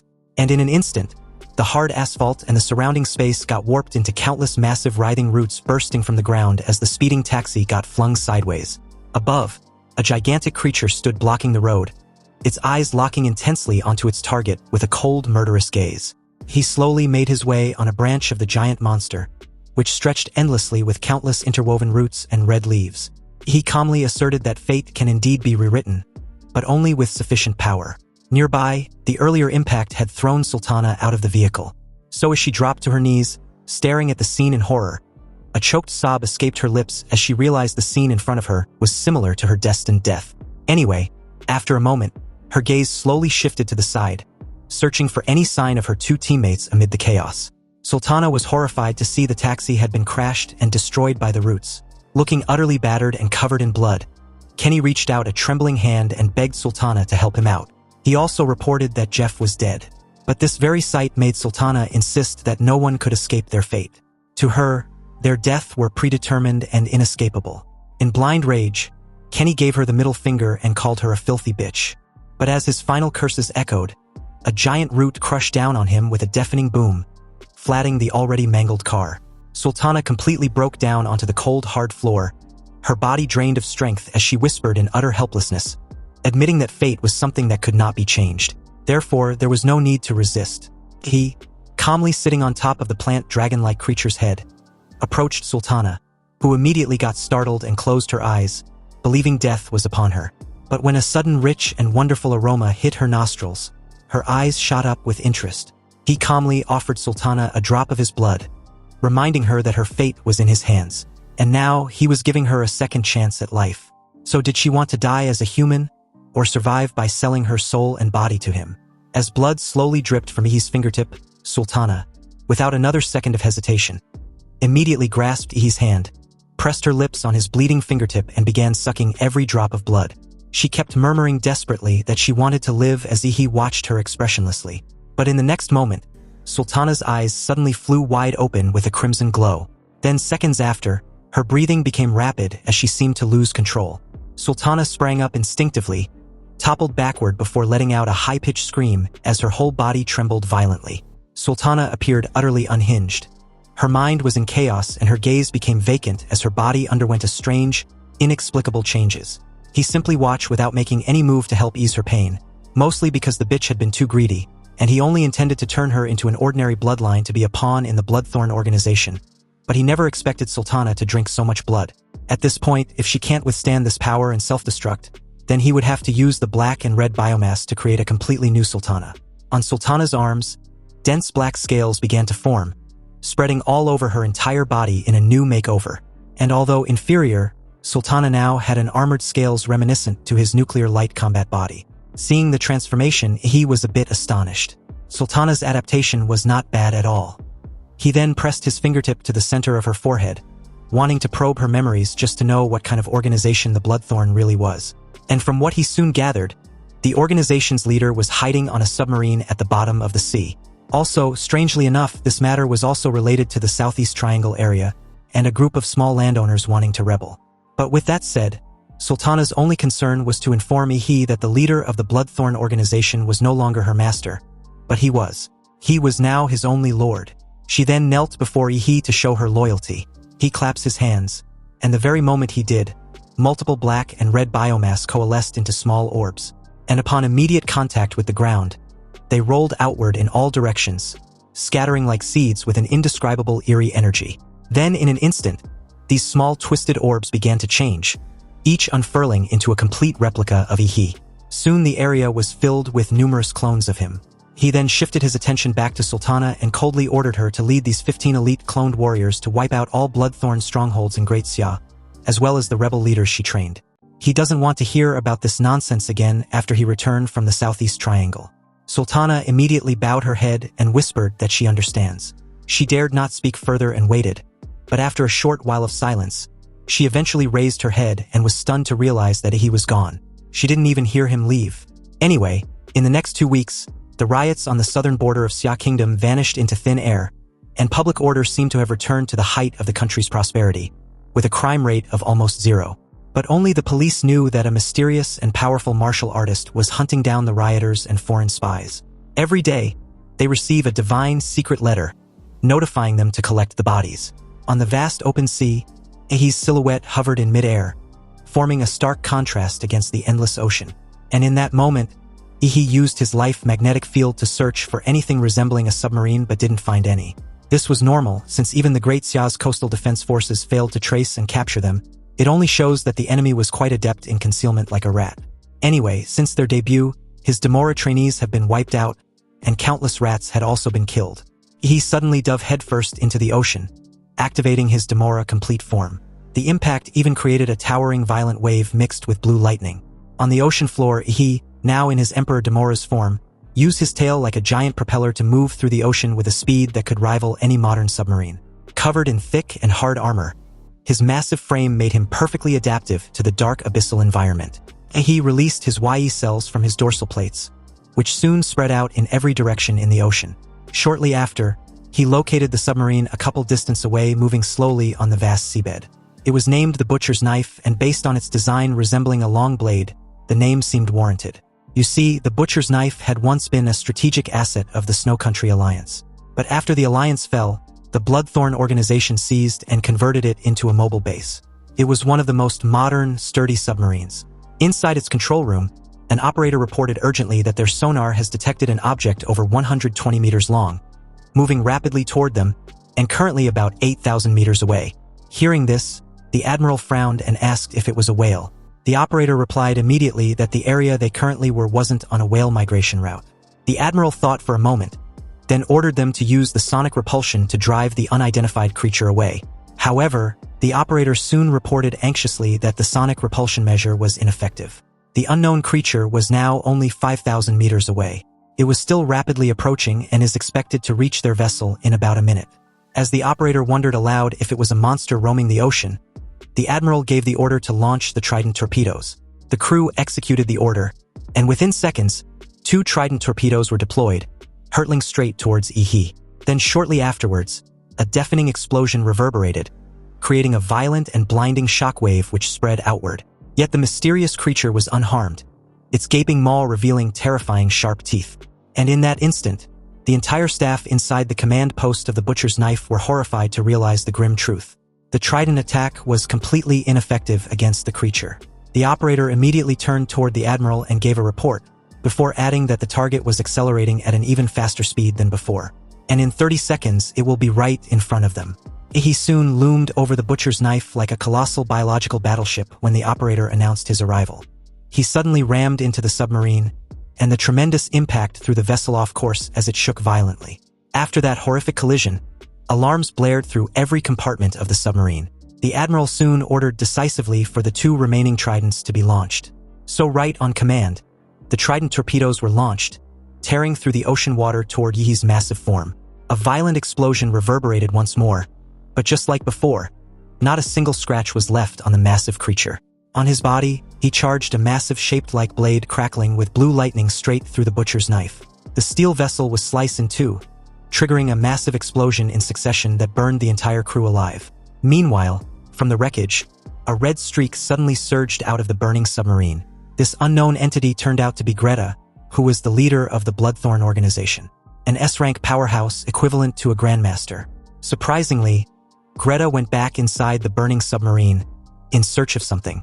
He had imagined all sorts of scenarios of the Bloodthorn organization's demise, perhaps revenge from enemies or annihilation by a powerful nation. But never had he imagined that his family business would be ruined by a passing-by monster. How could he possibly tolerate this?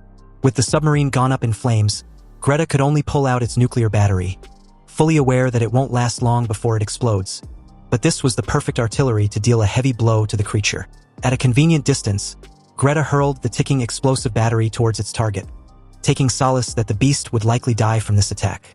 Anyway, just as Greta hoped, the massive beast opened its freakishly enormous mouth and swallowed the entire nuclear battery in one gulp. Greta couldn't help grinning like a proud victor, unaware that the beast he foolishly believed had no intelligence actually thrives on anything related to nuclear radiation. He laughs heartily, admitting that he even had a suicidal mindset since the Trident torpedoes were ineffective against the creature's outer body scales. But an explosion from within was a different story. After all, no supernatural being can withstand a nuclear explosion inside its body. Greta was certain the beast would be torn into pieces. Expectedly, a violent nuclear explosion erupted within Demora's body, before a massive wave from the aftermath radiated off him.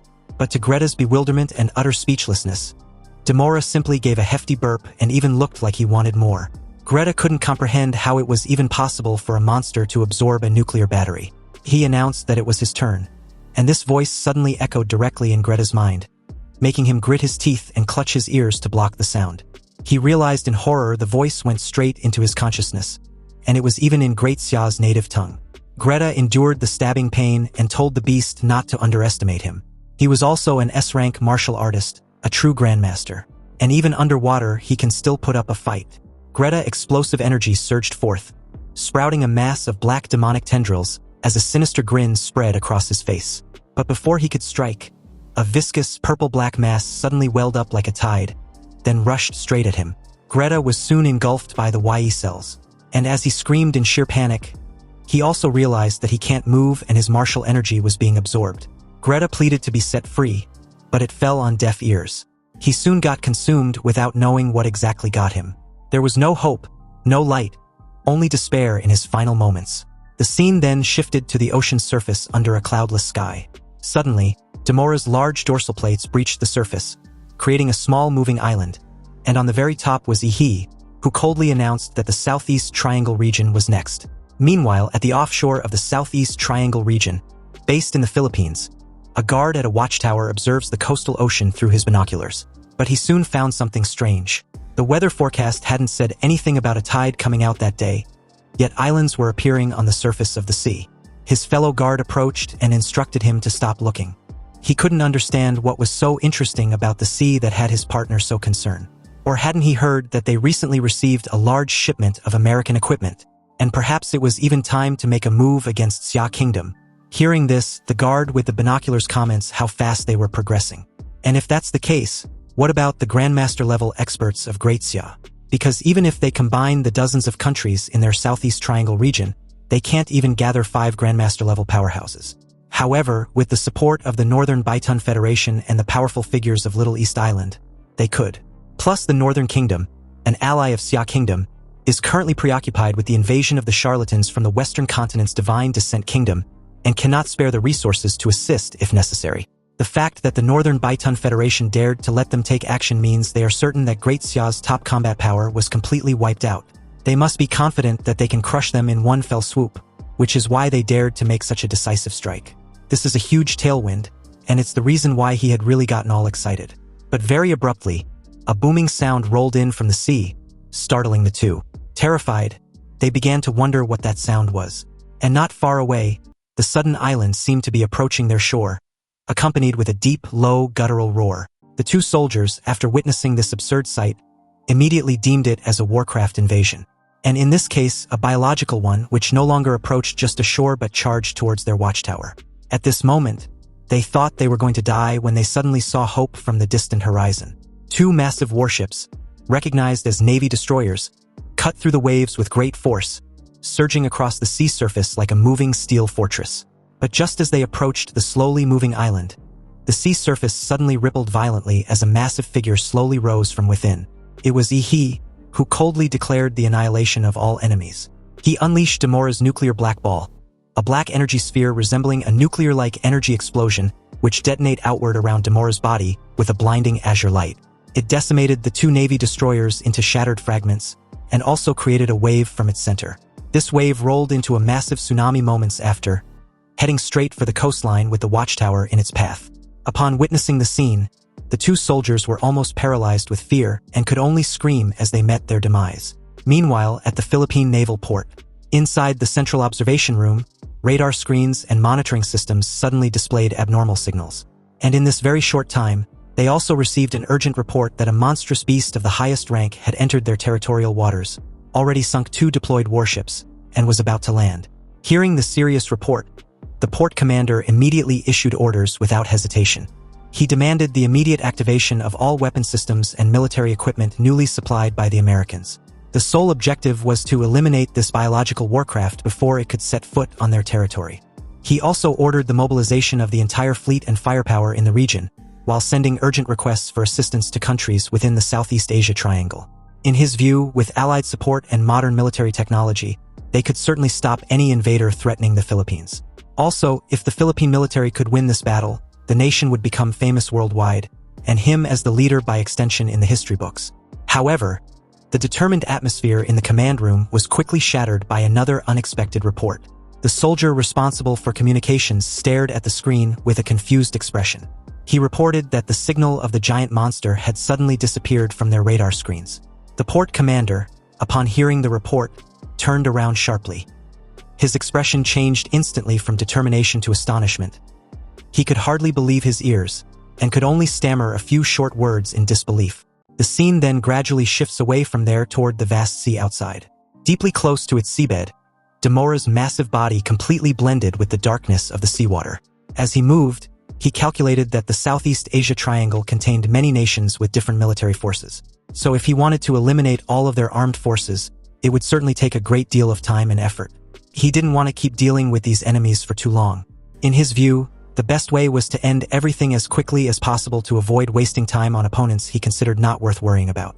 As he loomed closely to the sea surface, right beneath a massive fleet of warships representing the full military power of the Philippines. And frighteningly enough, not a single radar device or soldier had detected his presence as he slipped easily between the heart of this formation. After observing the entire fleet above him, he chose to destroy the entire force right then and there in a single crushing strike. So, the very moment Ihi unleashed Demora's ultimate state, the sea surface immediately began to show a violent disturbance. And as a result, the entire fleet of massive warships above began to heave violently on the sea surface. A thunderous sound erupted from the seabed as a gigantic column of nuclear energy shot straight from the ocean depths into the sky. That terrifying power instantly pierced through the fleet above, throwing the massive warships into the air like they were weightless toys. Anyway, after that horrifying attack, many Navy destroyers in the fleet were severely damaged, and several even exploded on the spot. This chaotic scene left the command ship and control units completely confused. They kept questioning how the presumably overlord-level monster could suddenly appear at sea without being detected by radar.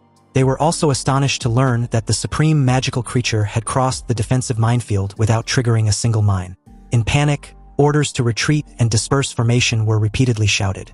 While most of the fleet had fallen into chaos and was under heavy attack, the central command ship had fortunately not yet been hit directly. It continued moving across the sea, maintaining its role as the command center for the remaining forces. Although the command ship appeared stable from the outside, the atmosphere inside was completely different. The commander was extremely anxious and panicked by the situation unfolding. Looking at the observation screens, he could not suppress his shock and exclaimed that the monster was single-handedly destroying the entire Philippine force. Through the enormous observation screen in the command room, the commander could clearly see the form of the terrifying creature. It moved extremely swiftly through the ocean depths, sometimes even rising near the surface and coastal areas. Everywhere it passed was heavily devastated, as if everything had been swept away by its terrifying power. At this moment, he seemed to be enjoying the battle like an unrestricted rampage. He repeatedly whipped the sea surface with his gigantic spike tail before diving back underwater. Each time the tail swung, a large warship was struck and destroyed, causing the fleet to be eliminated, one Navy destroyer after another. Witnessing numerous warships being destroyed before their eyes, the remaining vessels immediately went on high alert. They did not want to become Demora's next target. Therefore, officers began relaying orders to each other, commanding the entire force to counterattack and concentrate all firepower on the creature ravaging the fleet. The naval officers clearly understood the situation. If the monster was not destroyed, none of them would survive to return to land, and the Philippine Navy might be completely wiped out in this battle. Therefore, they immediately ordered all firepower to be unleashed. Dozens of warships simultaneously fired massive columns of flames toward Ihi, turning the area into a sea of fire engulfing his body.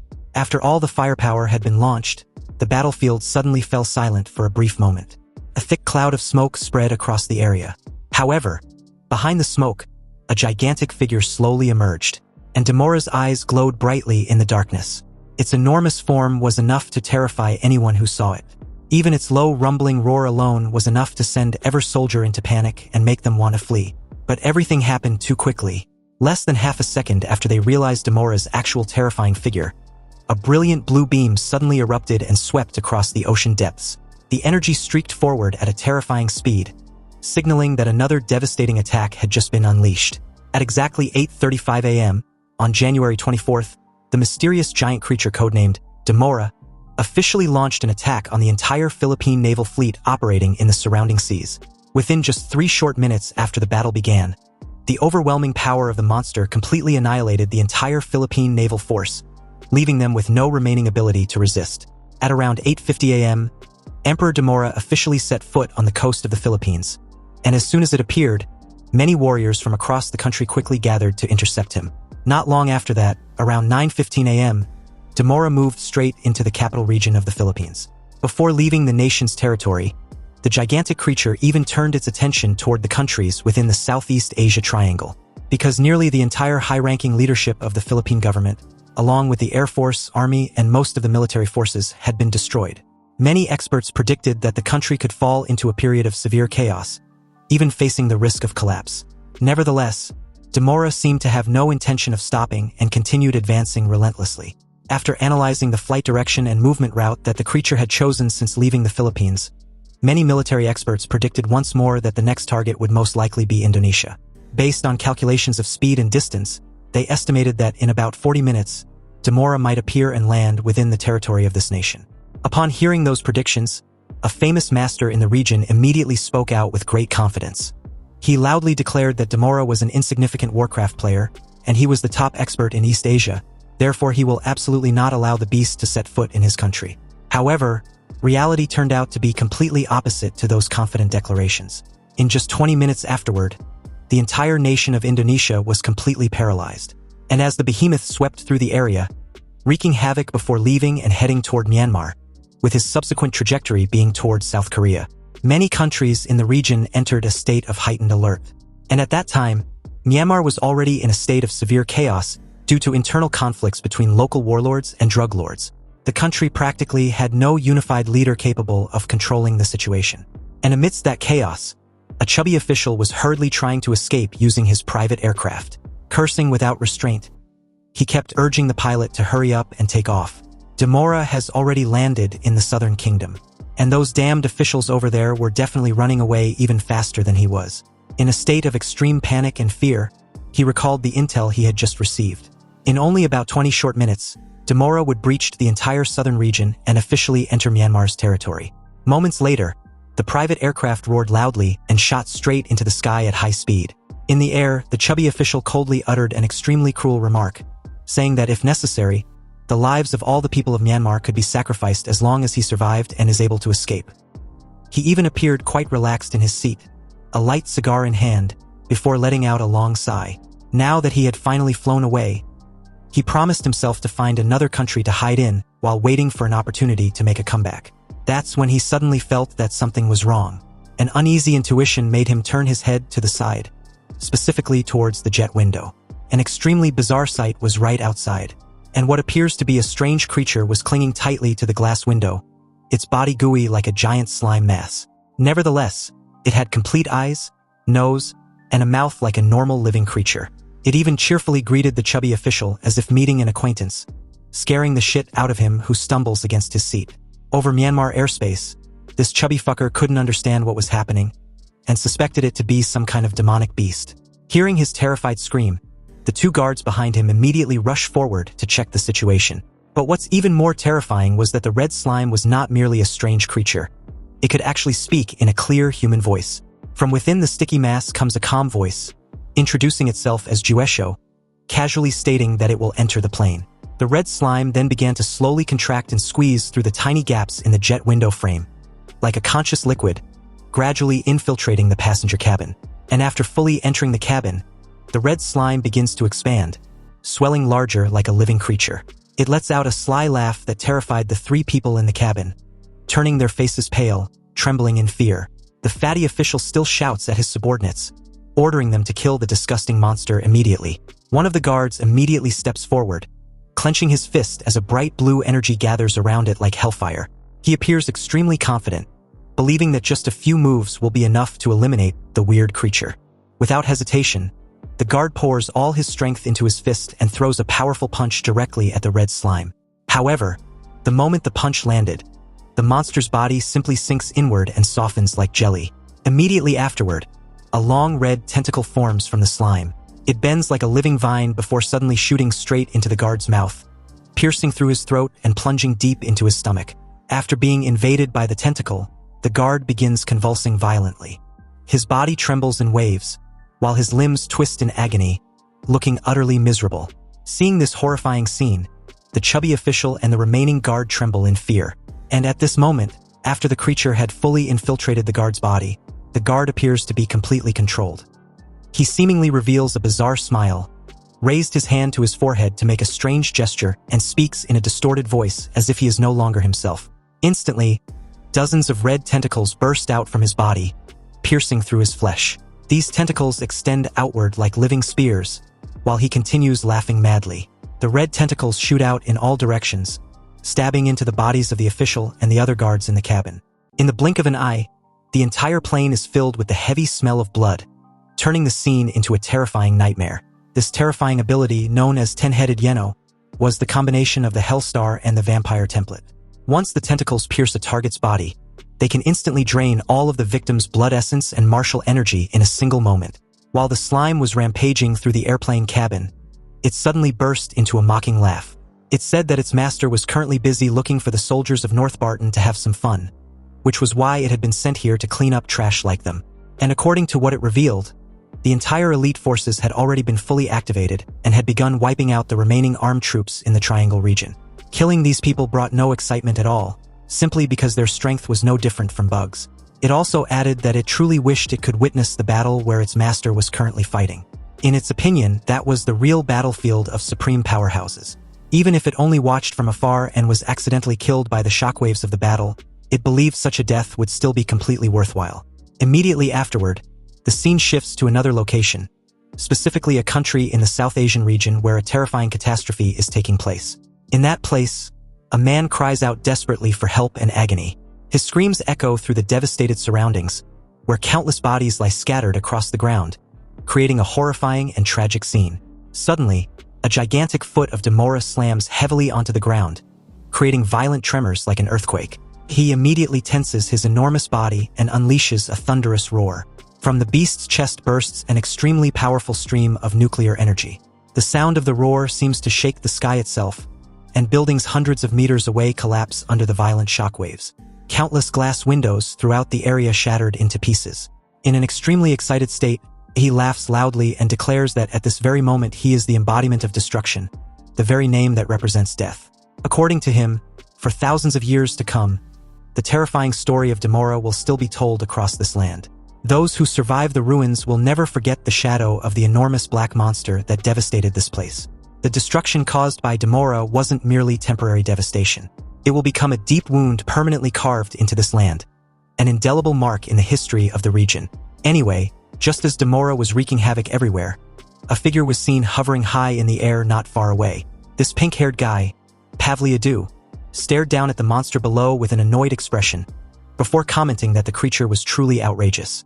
In just one morning, the monster has already conquered 3 countries, which is truly terrifying. Anyway, hovering beside him was a modern flying device which introduced him as a terrifying dark mage known across the Western continent as the Frost Demon King, the wizard who could turn an entire mountain range into eternal ice with a mere wave of his hand. The hovering device then asked whether the wizard finds his mission troublesome.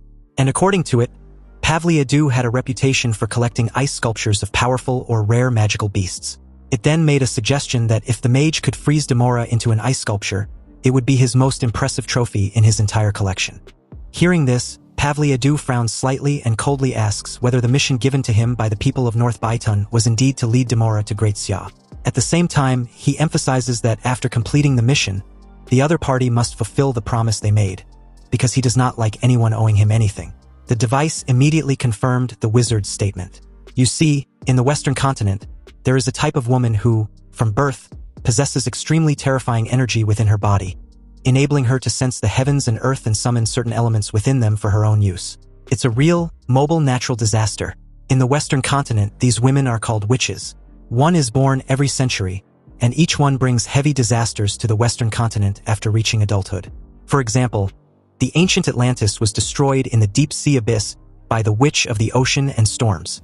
The apocalypse of Pompeii in the 6th century BC was caused by a volcanic eruption triggered by magma and the Earth Witch, which destroyed a once prosperous kingdom in lava and volcanic ash. The Black Death, which wiped out half the population of the Western continent in the 14th century, was the work of the Black Witch, who was known as the most evil woman in history. Therefore, since ancient times, the papacy and kings of the Western continent have launched a witch hunt, even if it means killing hundreds of thousands or millions of people by mistake, in order to eliminate any woman suspected of being a witch. Since the Black Witch wreaked havoc on the Western continent, for 500 consecutive years, every witch has died before reaching adulthood in the sieges and suppression efforts of the Holy See and the government. However, the witch of the 21st century has never been found and killed by the various forces of the Western continent. And the reason behind this was that beneath this pink-haired guy's long white robe, an unusual shadow concealed within suddenly made her presence known. And this turned out to be a conjoined twin with facial features almost identical to the wizard. No one could have imagined that the witch of the 21st century existed in such a bizarre way. And unlike her brother who could move freely, she was physically attached to his body and could neither move independently nor live as a normal person. Then very abruptly, the bright sky above got covered with an ominous thick dark clouds, and he was quick to sense this as the sudden cold and gloomy clouds was hard to ignore. He also noted that there were still some experts who'd managed to slip away, but he didn't expect any of them to still dare to challenge him after all the destruction he'd caused. Tiny snowflakes began to fall sparsely, quickly thickening and swirling in the air.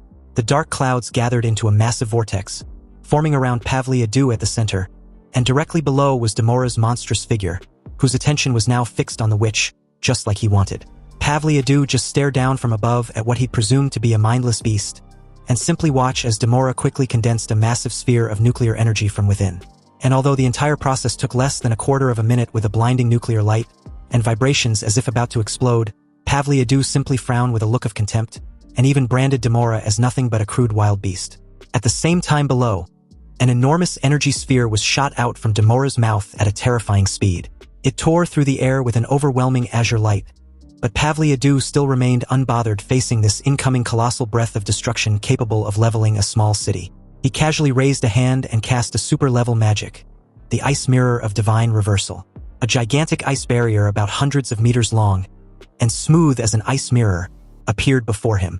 And as the spell implied, the reflected nuclear energy sphere in the ice mirror wasn't just a reflection, but an actual duplicate of the original with an equal force of destruction.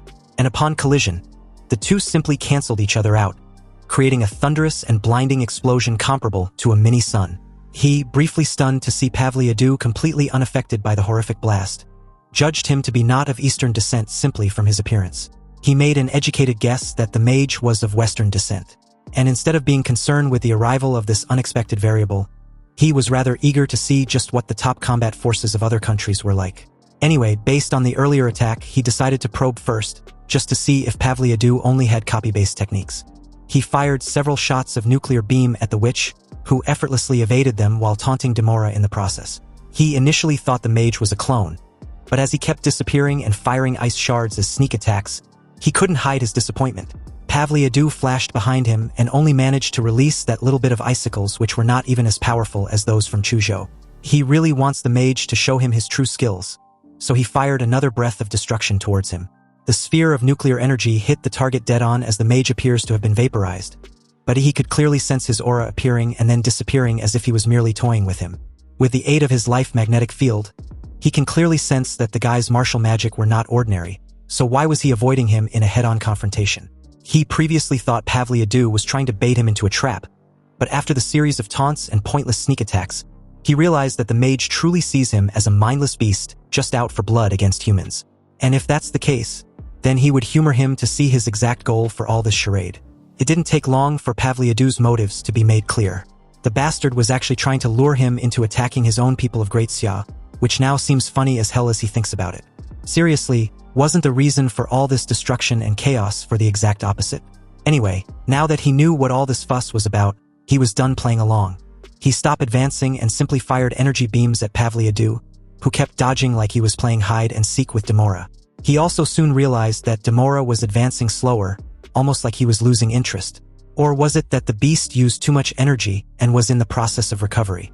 Regardless, it needed to pick up the pace because he wasn't having it any other way. But then his eyes suddenly widened when he noticed that Demora hadn't moved an inch for about half a minute. The beast seemed to be done and clearly uninterested in playing with him anymore. But this act of rebellion infuriated the mage, who suddenly conjured a massive ice shard to teach the unruly beast a lesson. He gave a teasing remark before hurling it towards Demora. The ice shard hit the target dead-on, but to his utter annoyance, there was absolutely no reaction from the beast. Pavliadou tried once more, commenting that if a single ice shard wasn't enough to hurt Demora, then how about multiples of them? He was even curious to see how long the beast can hold out.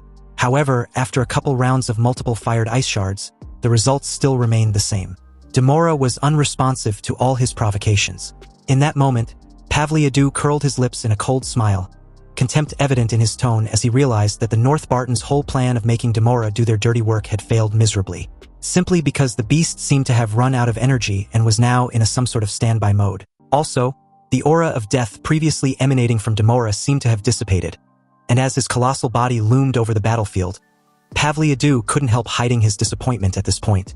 He genuinely thought Demora had some real earth-shattering skills, but who would have thought it would be this pathetic? Sure enough, no matter how vicious Demora flaunts itself, in the end, it was still just a beast, and now he would freeze it with his absolute ice. Pavliadou, with a dark murderous intent, concentrated a blazing sphere of purple energy in his palm, and declared that Demora should be honored to become another rare treasure in his trophy cabinet. But a sudden thunderous azure beam erupted with a blinding light like a miniature sun, and seemed to be heading straight for the witch. Startled by this, Pavliadou's face drained of color as he guessed that Demora might be playing a sick trick on him, because clearly his initial deduction was wrong, and it seems the beast was trying to catch him off guard. This wasn't good, but fortunately, Demora couldn't keep up with his teleportation speed. Pavliadou's body flashed and disappeared on the spot, mocking Demora's failed attempt to hit him. But the beast, however, had managed to successfully anger him.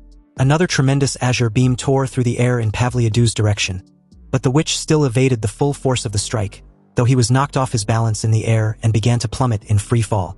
Demora watched this sight and confirmed the witch's earlier guess about him playing along with him the whole time. Otherwise, did he seriously think he couldn't overwhelm and catch him? Ihi's life force can track his location in real time, so even if the bastard of a witch disappear into outer space, he can still track his weird ass. And now his schedule was up. He raised and swung his right hand, creating a giant palm with an overwhelming pressure which terrified a stunned Pavliadou. He was struck with a heavy slap, and like squashing a fly, the impact trashed Pavliadou across the battlefield like a crashing meteor. At first, he was in disbelief, incredulous that a beast dared to be so rude to him. His expression turned cold as he now expressed his desire to kill Demora right then and there.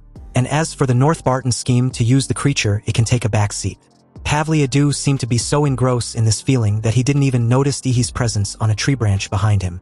And it wasn't until Ihi referred to him as the conjoined twins and asked who he plans on killing did he snap out of his murderous state. The terrifying aura he felt from this mysterious person made him shudder slightly as he wondered if Ihi was someone from the east or Great Xia. Pointing a finger at the witch, he continued, questioning how Pavliadew could walk with a woman attached to him. And besides, he was so ugly and pathetic that no woman in their right mind would look in his way. Pavliadew was shocked that Ihi knew about his twin sister. And to insult him like that, did this fucker want to die? But this was funny because the witch should have guessed why he was there. Of course, it was to kill him. Then once more, upon the activation of the dark forest descends, a gigantic creature, radiating a gloomy, suffocating aura, loomed over Pavliadew with its branches stretching endlessly with countless interwoven roots and red leaves. The witch judged the creature to be of evil black magic and witchcraft after feeling no vitality and gentleness of the woods from which it was created, like at all. Instead, it was extremely bloodthirsty and aggressive. However, in the realm of dark magic before him, the Ice Demon King, they were inferior spells not worth his acknowledgement. Pavliadew cast a super-tier frost magic. The iceberg engulfs the world. A gigantic pillar of ice erupted from beneath the dragon-like creature and engulfed the surrounding space. From the ground below, they created a column of countless jagged ice spikes that seemed to freeze everything. You see, Pavliadew didn't need any magical artifacts as conductors, and his sister, who had witch blood flowing through her veins, was the perfect vessel for his magic. So in short, Pavliadew had an infinite amount of magic, so much that he can crush any magic attack head-on. The cast iceberg spell gradually froze the gigantic dragon-like creature into an ice sculpture. And in less than no time, everything within a 3-meter radius was frozen solid. Seeing this, Pavliadew chuckled with contempt. After all, a mere plant magic dares to contend with his ice. Even if he was a burning flame or scorching lava, his ice will freeze him completely. But then suddenly, tiny cracks appeared across the ice surface, spreading with crisp cracking sounds that grew rapidly. And in an instant, the fissures multiplied into a shattered web until the ice could no longer bear the pressure and broke into shattered pieces with a golden dazzling beam. Pavliadew was utterly gobsmacked, realizing that the plant creature had shed its skin inside the ice. And now it had a golden skin with divine reverence. The witch genuinely couldn't believe he actually lost a magic battle. Before him rose a vast forest of ice with sharp crystalline pillars thrusting skyward, and the surrounding air felt extremely cold, making everything heavy and suffocating. Before anything could settle, the entire ice mass convulsed violently as if shaken by a colossal force from within. Then from those jagged ice spikes, a dragon-like creature over 100 meters long burst through the frozen wall of ice, launching outward with overwhelming power. It swept everything aside, crushing the huge ice forest into countless shards that scattered through the air. And each movement of its long golden roots carried a terrible force. A visible trace of annoyance flashed on Pavliadew's face as he recalled the earlier insults and mockery. To him, this was intolerable, a humiliation he could never forgive. You see, because of his deformed body, he suffered humiliation from a young age, which made him hate his own body and become extremely self-conscious, seeing it as the source of every misfortune and pain he suffered. But everything changed when his sister's witch blood from within awakened, a vast power which now belongs to him also. And in that moment, he realized his experiences were not meaningless but a trial. Their body, which people called deformed and ugly, turned out to be the key to attaining power beyond mortals. It was no longer a burden but a necessary condition to reach divine might, becoming a god. Also deep inside, Pavliadew nurtured a vast ambition. Once they passed this trial, they would rightfully gain supreme power and enjoy the awe-inspiring gaze of mortals. But at present, Pavliadew, recalling the earlier humiliation and insults once more, felt a sense of being looked down upon. After all, a mere mortal had not only dared to mock his body but also suppress him in strength.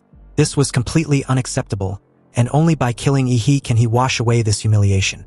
He raised his hands as a sudden surge of frost magic burst forth, coiling into massive spirals that intertwined and spun at a horrifying speed, creating a series of giant, overwhelming vortex, each boring a devastating force that uprooted about a dozen forest trees for a couple of meters. Yet he simply chuckled and confidently called it a petty trick. And now, upon the activation of the ultimate technique, the art of image manipulation, both the art of Pangu, being a colossal statue with a ferocious face, exposed fangs, and a vicious gesture like a demon, resembling a hell-summoned monstrosity. And the art of Candle Dragon with its body sheathed in cold wooden black scales that reflected the surrounding dim light were summoned simultaneously. This dark, dragon-like creature over 100 meters long immediately coiled around the ominous colossus, creating a scene both majestic and terrifying. Anyway, on top of the wooden colossus stood he as the three watched the icy spectacle with an expression of indifference. You see, the template of Demora inherited the 10 heads of Jinmu's ability to perceive natural energies. And this, too, involves using one's own power to manipulate the forces of nature. From this perspective, whatever the witch can do, he too can do the same. And since the bastard practically summoned and guided a cold wind, then he would ignite a raging fire. He slowly placed his hand on the wooden scales of the dark dragon-like creature and began to channel a vast amount of energy, a pure elemental fire to be more precise. This energy quickly spread through the dragon's body, signaling an even more impending, terrifying attack. From the gaps in the creature's black scales and small embers, a smoldering ash appeared before quickly spreading and erupting into raging flames that rolled like an inferno. Engulfing the dragon's massive form, the flames rose relentlessly, roaring with a will of their own. Then very abruptly, the YE cells within the wood dragon began reacting rapidly, adapting to the flame's extreme heat.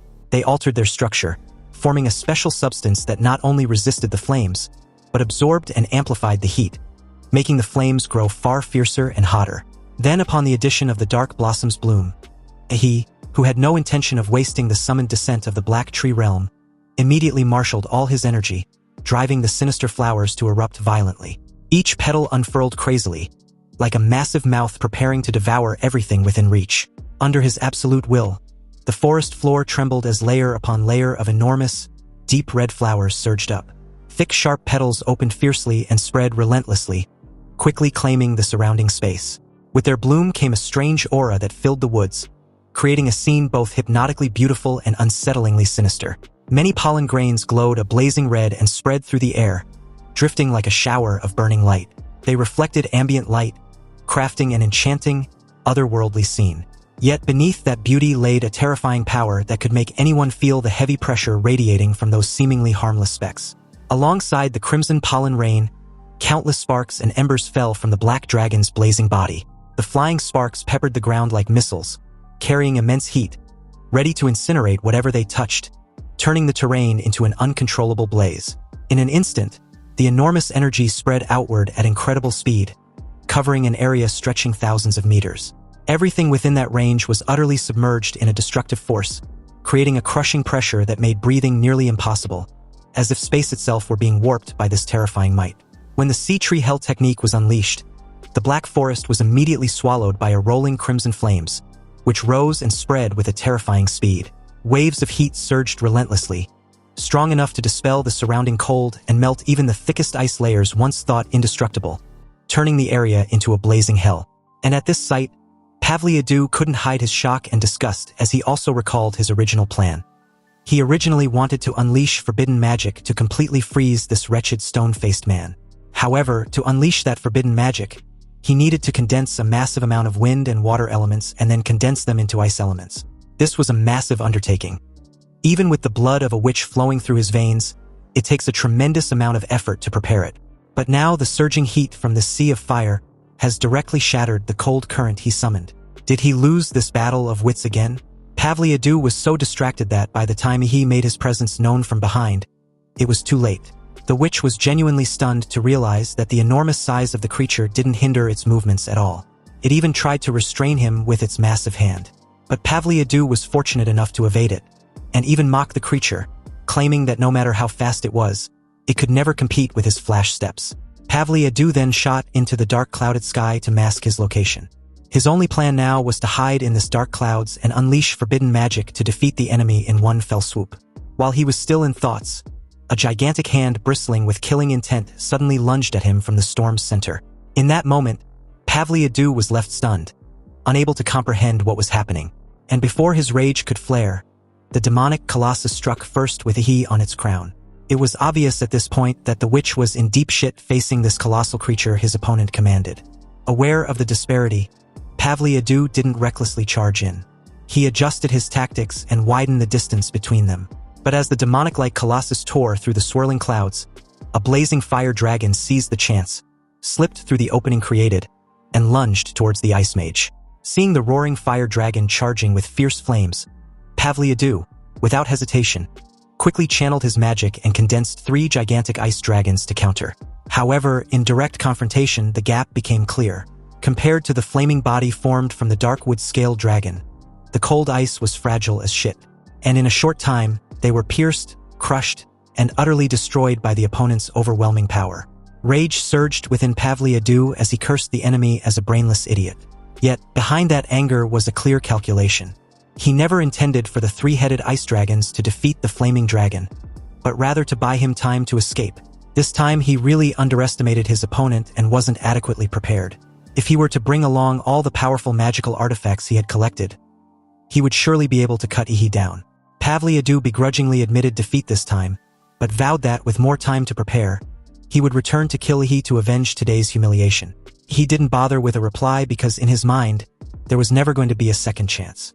A second later, small sparks began to gather in his palm, then instantly expanded into a large energy mass. These dazzling sparks were like countless glowing snakes, crackling and pulsing as if about to explode. Without hesitation, Ihi decisively released the amassed power. The dazzling thunder spear streaked and tore through the space at frightening speed. Facing an attack so fast it was almost invisible, Pavliadu reacted instantly. In midair, he twisted his body nimbly, leaning in a split second to dodge the incoming trajectory. Each move was precise and decisive, showing he had survived countless life and death battles and accumulated rich combat experience. He laughed aloud, a mocking, contemptuous sound that openly taunted his opponent. With cold eyes, he stated that the aim of the recent strike was terrible. Then, in a tone laced with arrogant confidence, he declared that, with proper preparation, he would return and finish off Ihi. But the very second he was done, he felt an indescribable danger with every hair standing on end. Thick purple-black clouds churned around him, then a lightning flash tore through the murky night. And apparently, the heat from the Hellwood Forest, together with Pavliadu's storm, had inadvertently created near-perfect conditions for Ihi's attack. Immediately, the murky clouds writhed violently, arcs of lightning surged like great waves and countless bolts converged on a central point, forming a massive energy mass. In the flickering light, the lightning coalesced into the shape of a terrifying aberrant beast exuding a ferocious aura. Ironically, Pavliadu stood at the center of that dense cloud, almost within arm's reach of the colossal thunder beast. Seeing the creature's fearsome form made his face stiffen in stunned disbelief. A curse even escaped him reflexively, betraying his panic. Once fully activated, a dense web of lightning descended from all directions like a celestial net, encasing Pavliadu with virtually no chance to dodge. Countless thunderclaps echoed through the thick murky clouds as purple lightning thundered out with overwhelming force, emitting destructive energy that made the surrounding space quake. Pavliadu immediately panicked, trembling as he realized the situation was out of control. He checked his status and found that the charge covering his body had disrupted his teleportation ability, leaving him no chance to escape. Pavliadu was finding it hard to comprehend what was going on, and his mind filled with desperate denial. Before him raced a gigantic beast made of lightning at unimaginable speed. In that life or death moment, he was helpless, unable to move or fight, watching in despair. A thunderous explosion then sounded afterwards, swallowing Pavliadu whole. He didn't have time to react, only letting out a pained, desperate wail before being completely consumed by the raging lightning, disappearing amid the blinding flashes. Then, maintaining that trajectory, it hurled Pavliadu straight down to the ground from above. A catastrophic blast then occurred as the destructive lightning spread outward, sweeping away and pulverizing everything in its path, leveling the area to nothing. The gigantic demonic creature hovered in the air, its massive form blotting out a stretch of sky, and at its crown stood Ihi, who curiously wondered whether it was over or merely a terrifying calm before an even worse calamity strikes. However, at the very center of the devastated area where everything should have been reduced to ash, plunged deep within the ground was a coffin made of pure transparent ice gleaming with a cold glow. It emanated a strange bone-chilling aura, and as Ihi sensed this abnormal shift in the air, the surrounding space grew gloomy and was suddenly filled with a suffocating murderous intent. It seems the true Ice Demon King has awakened. Anyway, back inside the transparent ice coffin, the awakened Demon King slowly opened her eyes, which were radiating a dangerous azure glow. The scene then shifted to a completely different location, specifically the Northern Barton Federation. Inside their operations center, a huge screen displayed the current global meteorological data. In the area marked as Southeast Triangle Region, a colossal dark vortex had formed and was continuously growing. Seeing this, a staff hurriedly reported to his superior with worry, saying an extremely dangerous anomaly had appeared at the center of this dark vortex, and it seemed to be converging and strengthening. Adler, the director of investigations for the Northern Barton Federation, was visibly displeased as he tightly furrowed his brow. His voice turned sharp as he questioned his subordinate, unable to believe what he was hearing. In his mind, the wizard from the Western continent should have been helping them fight against Great Xia, yet now had abandoned that duty to fight a masked stranger of unknown origin. The subordinate immediately confirmed the information with a tense face and anxious tone. He reported that Pavliadu had lost control, nearly gone mad, and was even casting massive-scale magic capable of affecting the climates of both the eastern and western continents. And what's even worse, all communications had been severed, leaving them utterly unable to connect with or control the situation from his side. Adler could not contain his anger, grinding out curses like an old geezer. After all, their situation was code red because their military base in South Korea was about to be completely destroyed by Demora, and this guy was actually fighting some random guy. Adler, after calming somewhat, pressed further about satellite observation, hoping for concrete battle visuals. The reply was bleak. The entire sky over Southwest Nation was cloaked in dense clouds, preventing satellites from capturing images, meaning they were completely blind over that area. But the next report made the atmosphere even heavier. 3 of their garrison bases stationed in South Korea had been completely destroyed, while the status of other bases remained unclear. Hearing this, Adler showed visible irritation as he cursed once more. He could not fathom what the ice wizard intended to achieve by acting so strangely and irresponsibly. As he brooded over tangled thoughts and absorbed Eva's rapid reports, a major fluctuation suddenly appeared on the large screen, showing that the ever-growing storm has subsided. Immediately, a staff reported this, and Adler, upon hearing this report, conjectured that the wizard had finally finished his pointless battle. With contempt, he ordered immediate contact to demand he lure Demora into Xia Kingdom. He sneered, adding that if not for the Federation's special-level experts being off exploring ruins in the Antarctica, they wouldn't have to rely on such an arrogant and foolish wizard. As their live feed finally showed a massive purple lightning striking Pavliadu on the battlefield, Adler was utterly stunned. He stammered questions, unsure of what he was witnessing. Beside him, a staff hesitated, reporting that the reality seemed completely opposite to their initial expectations.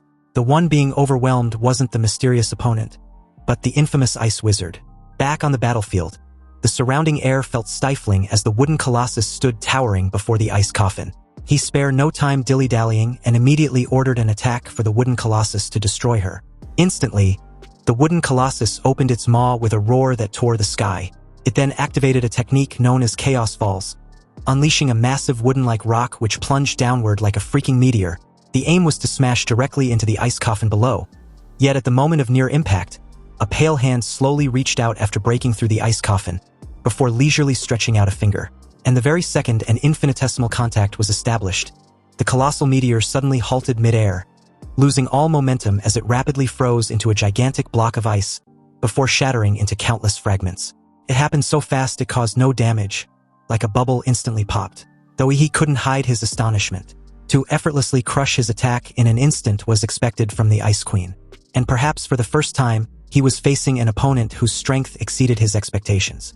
The Ice Queen, or better yet Pavliadu's twin sister, was beautiful yet twisted. Her eyes were both vacant and filled with an unreadable dark void. She exhaled softly, then fixed her hollow gaze on Ihi.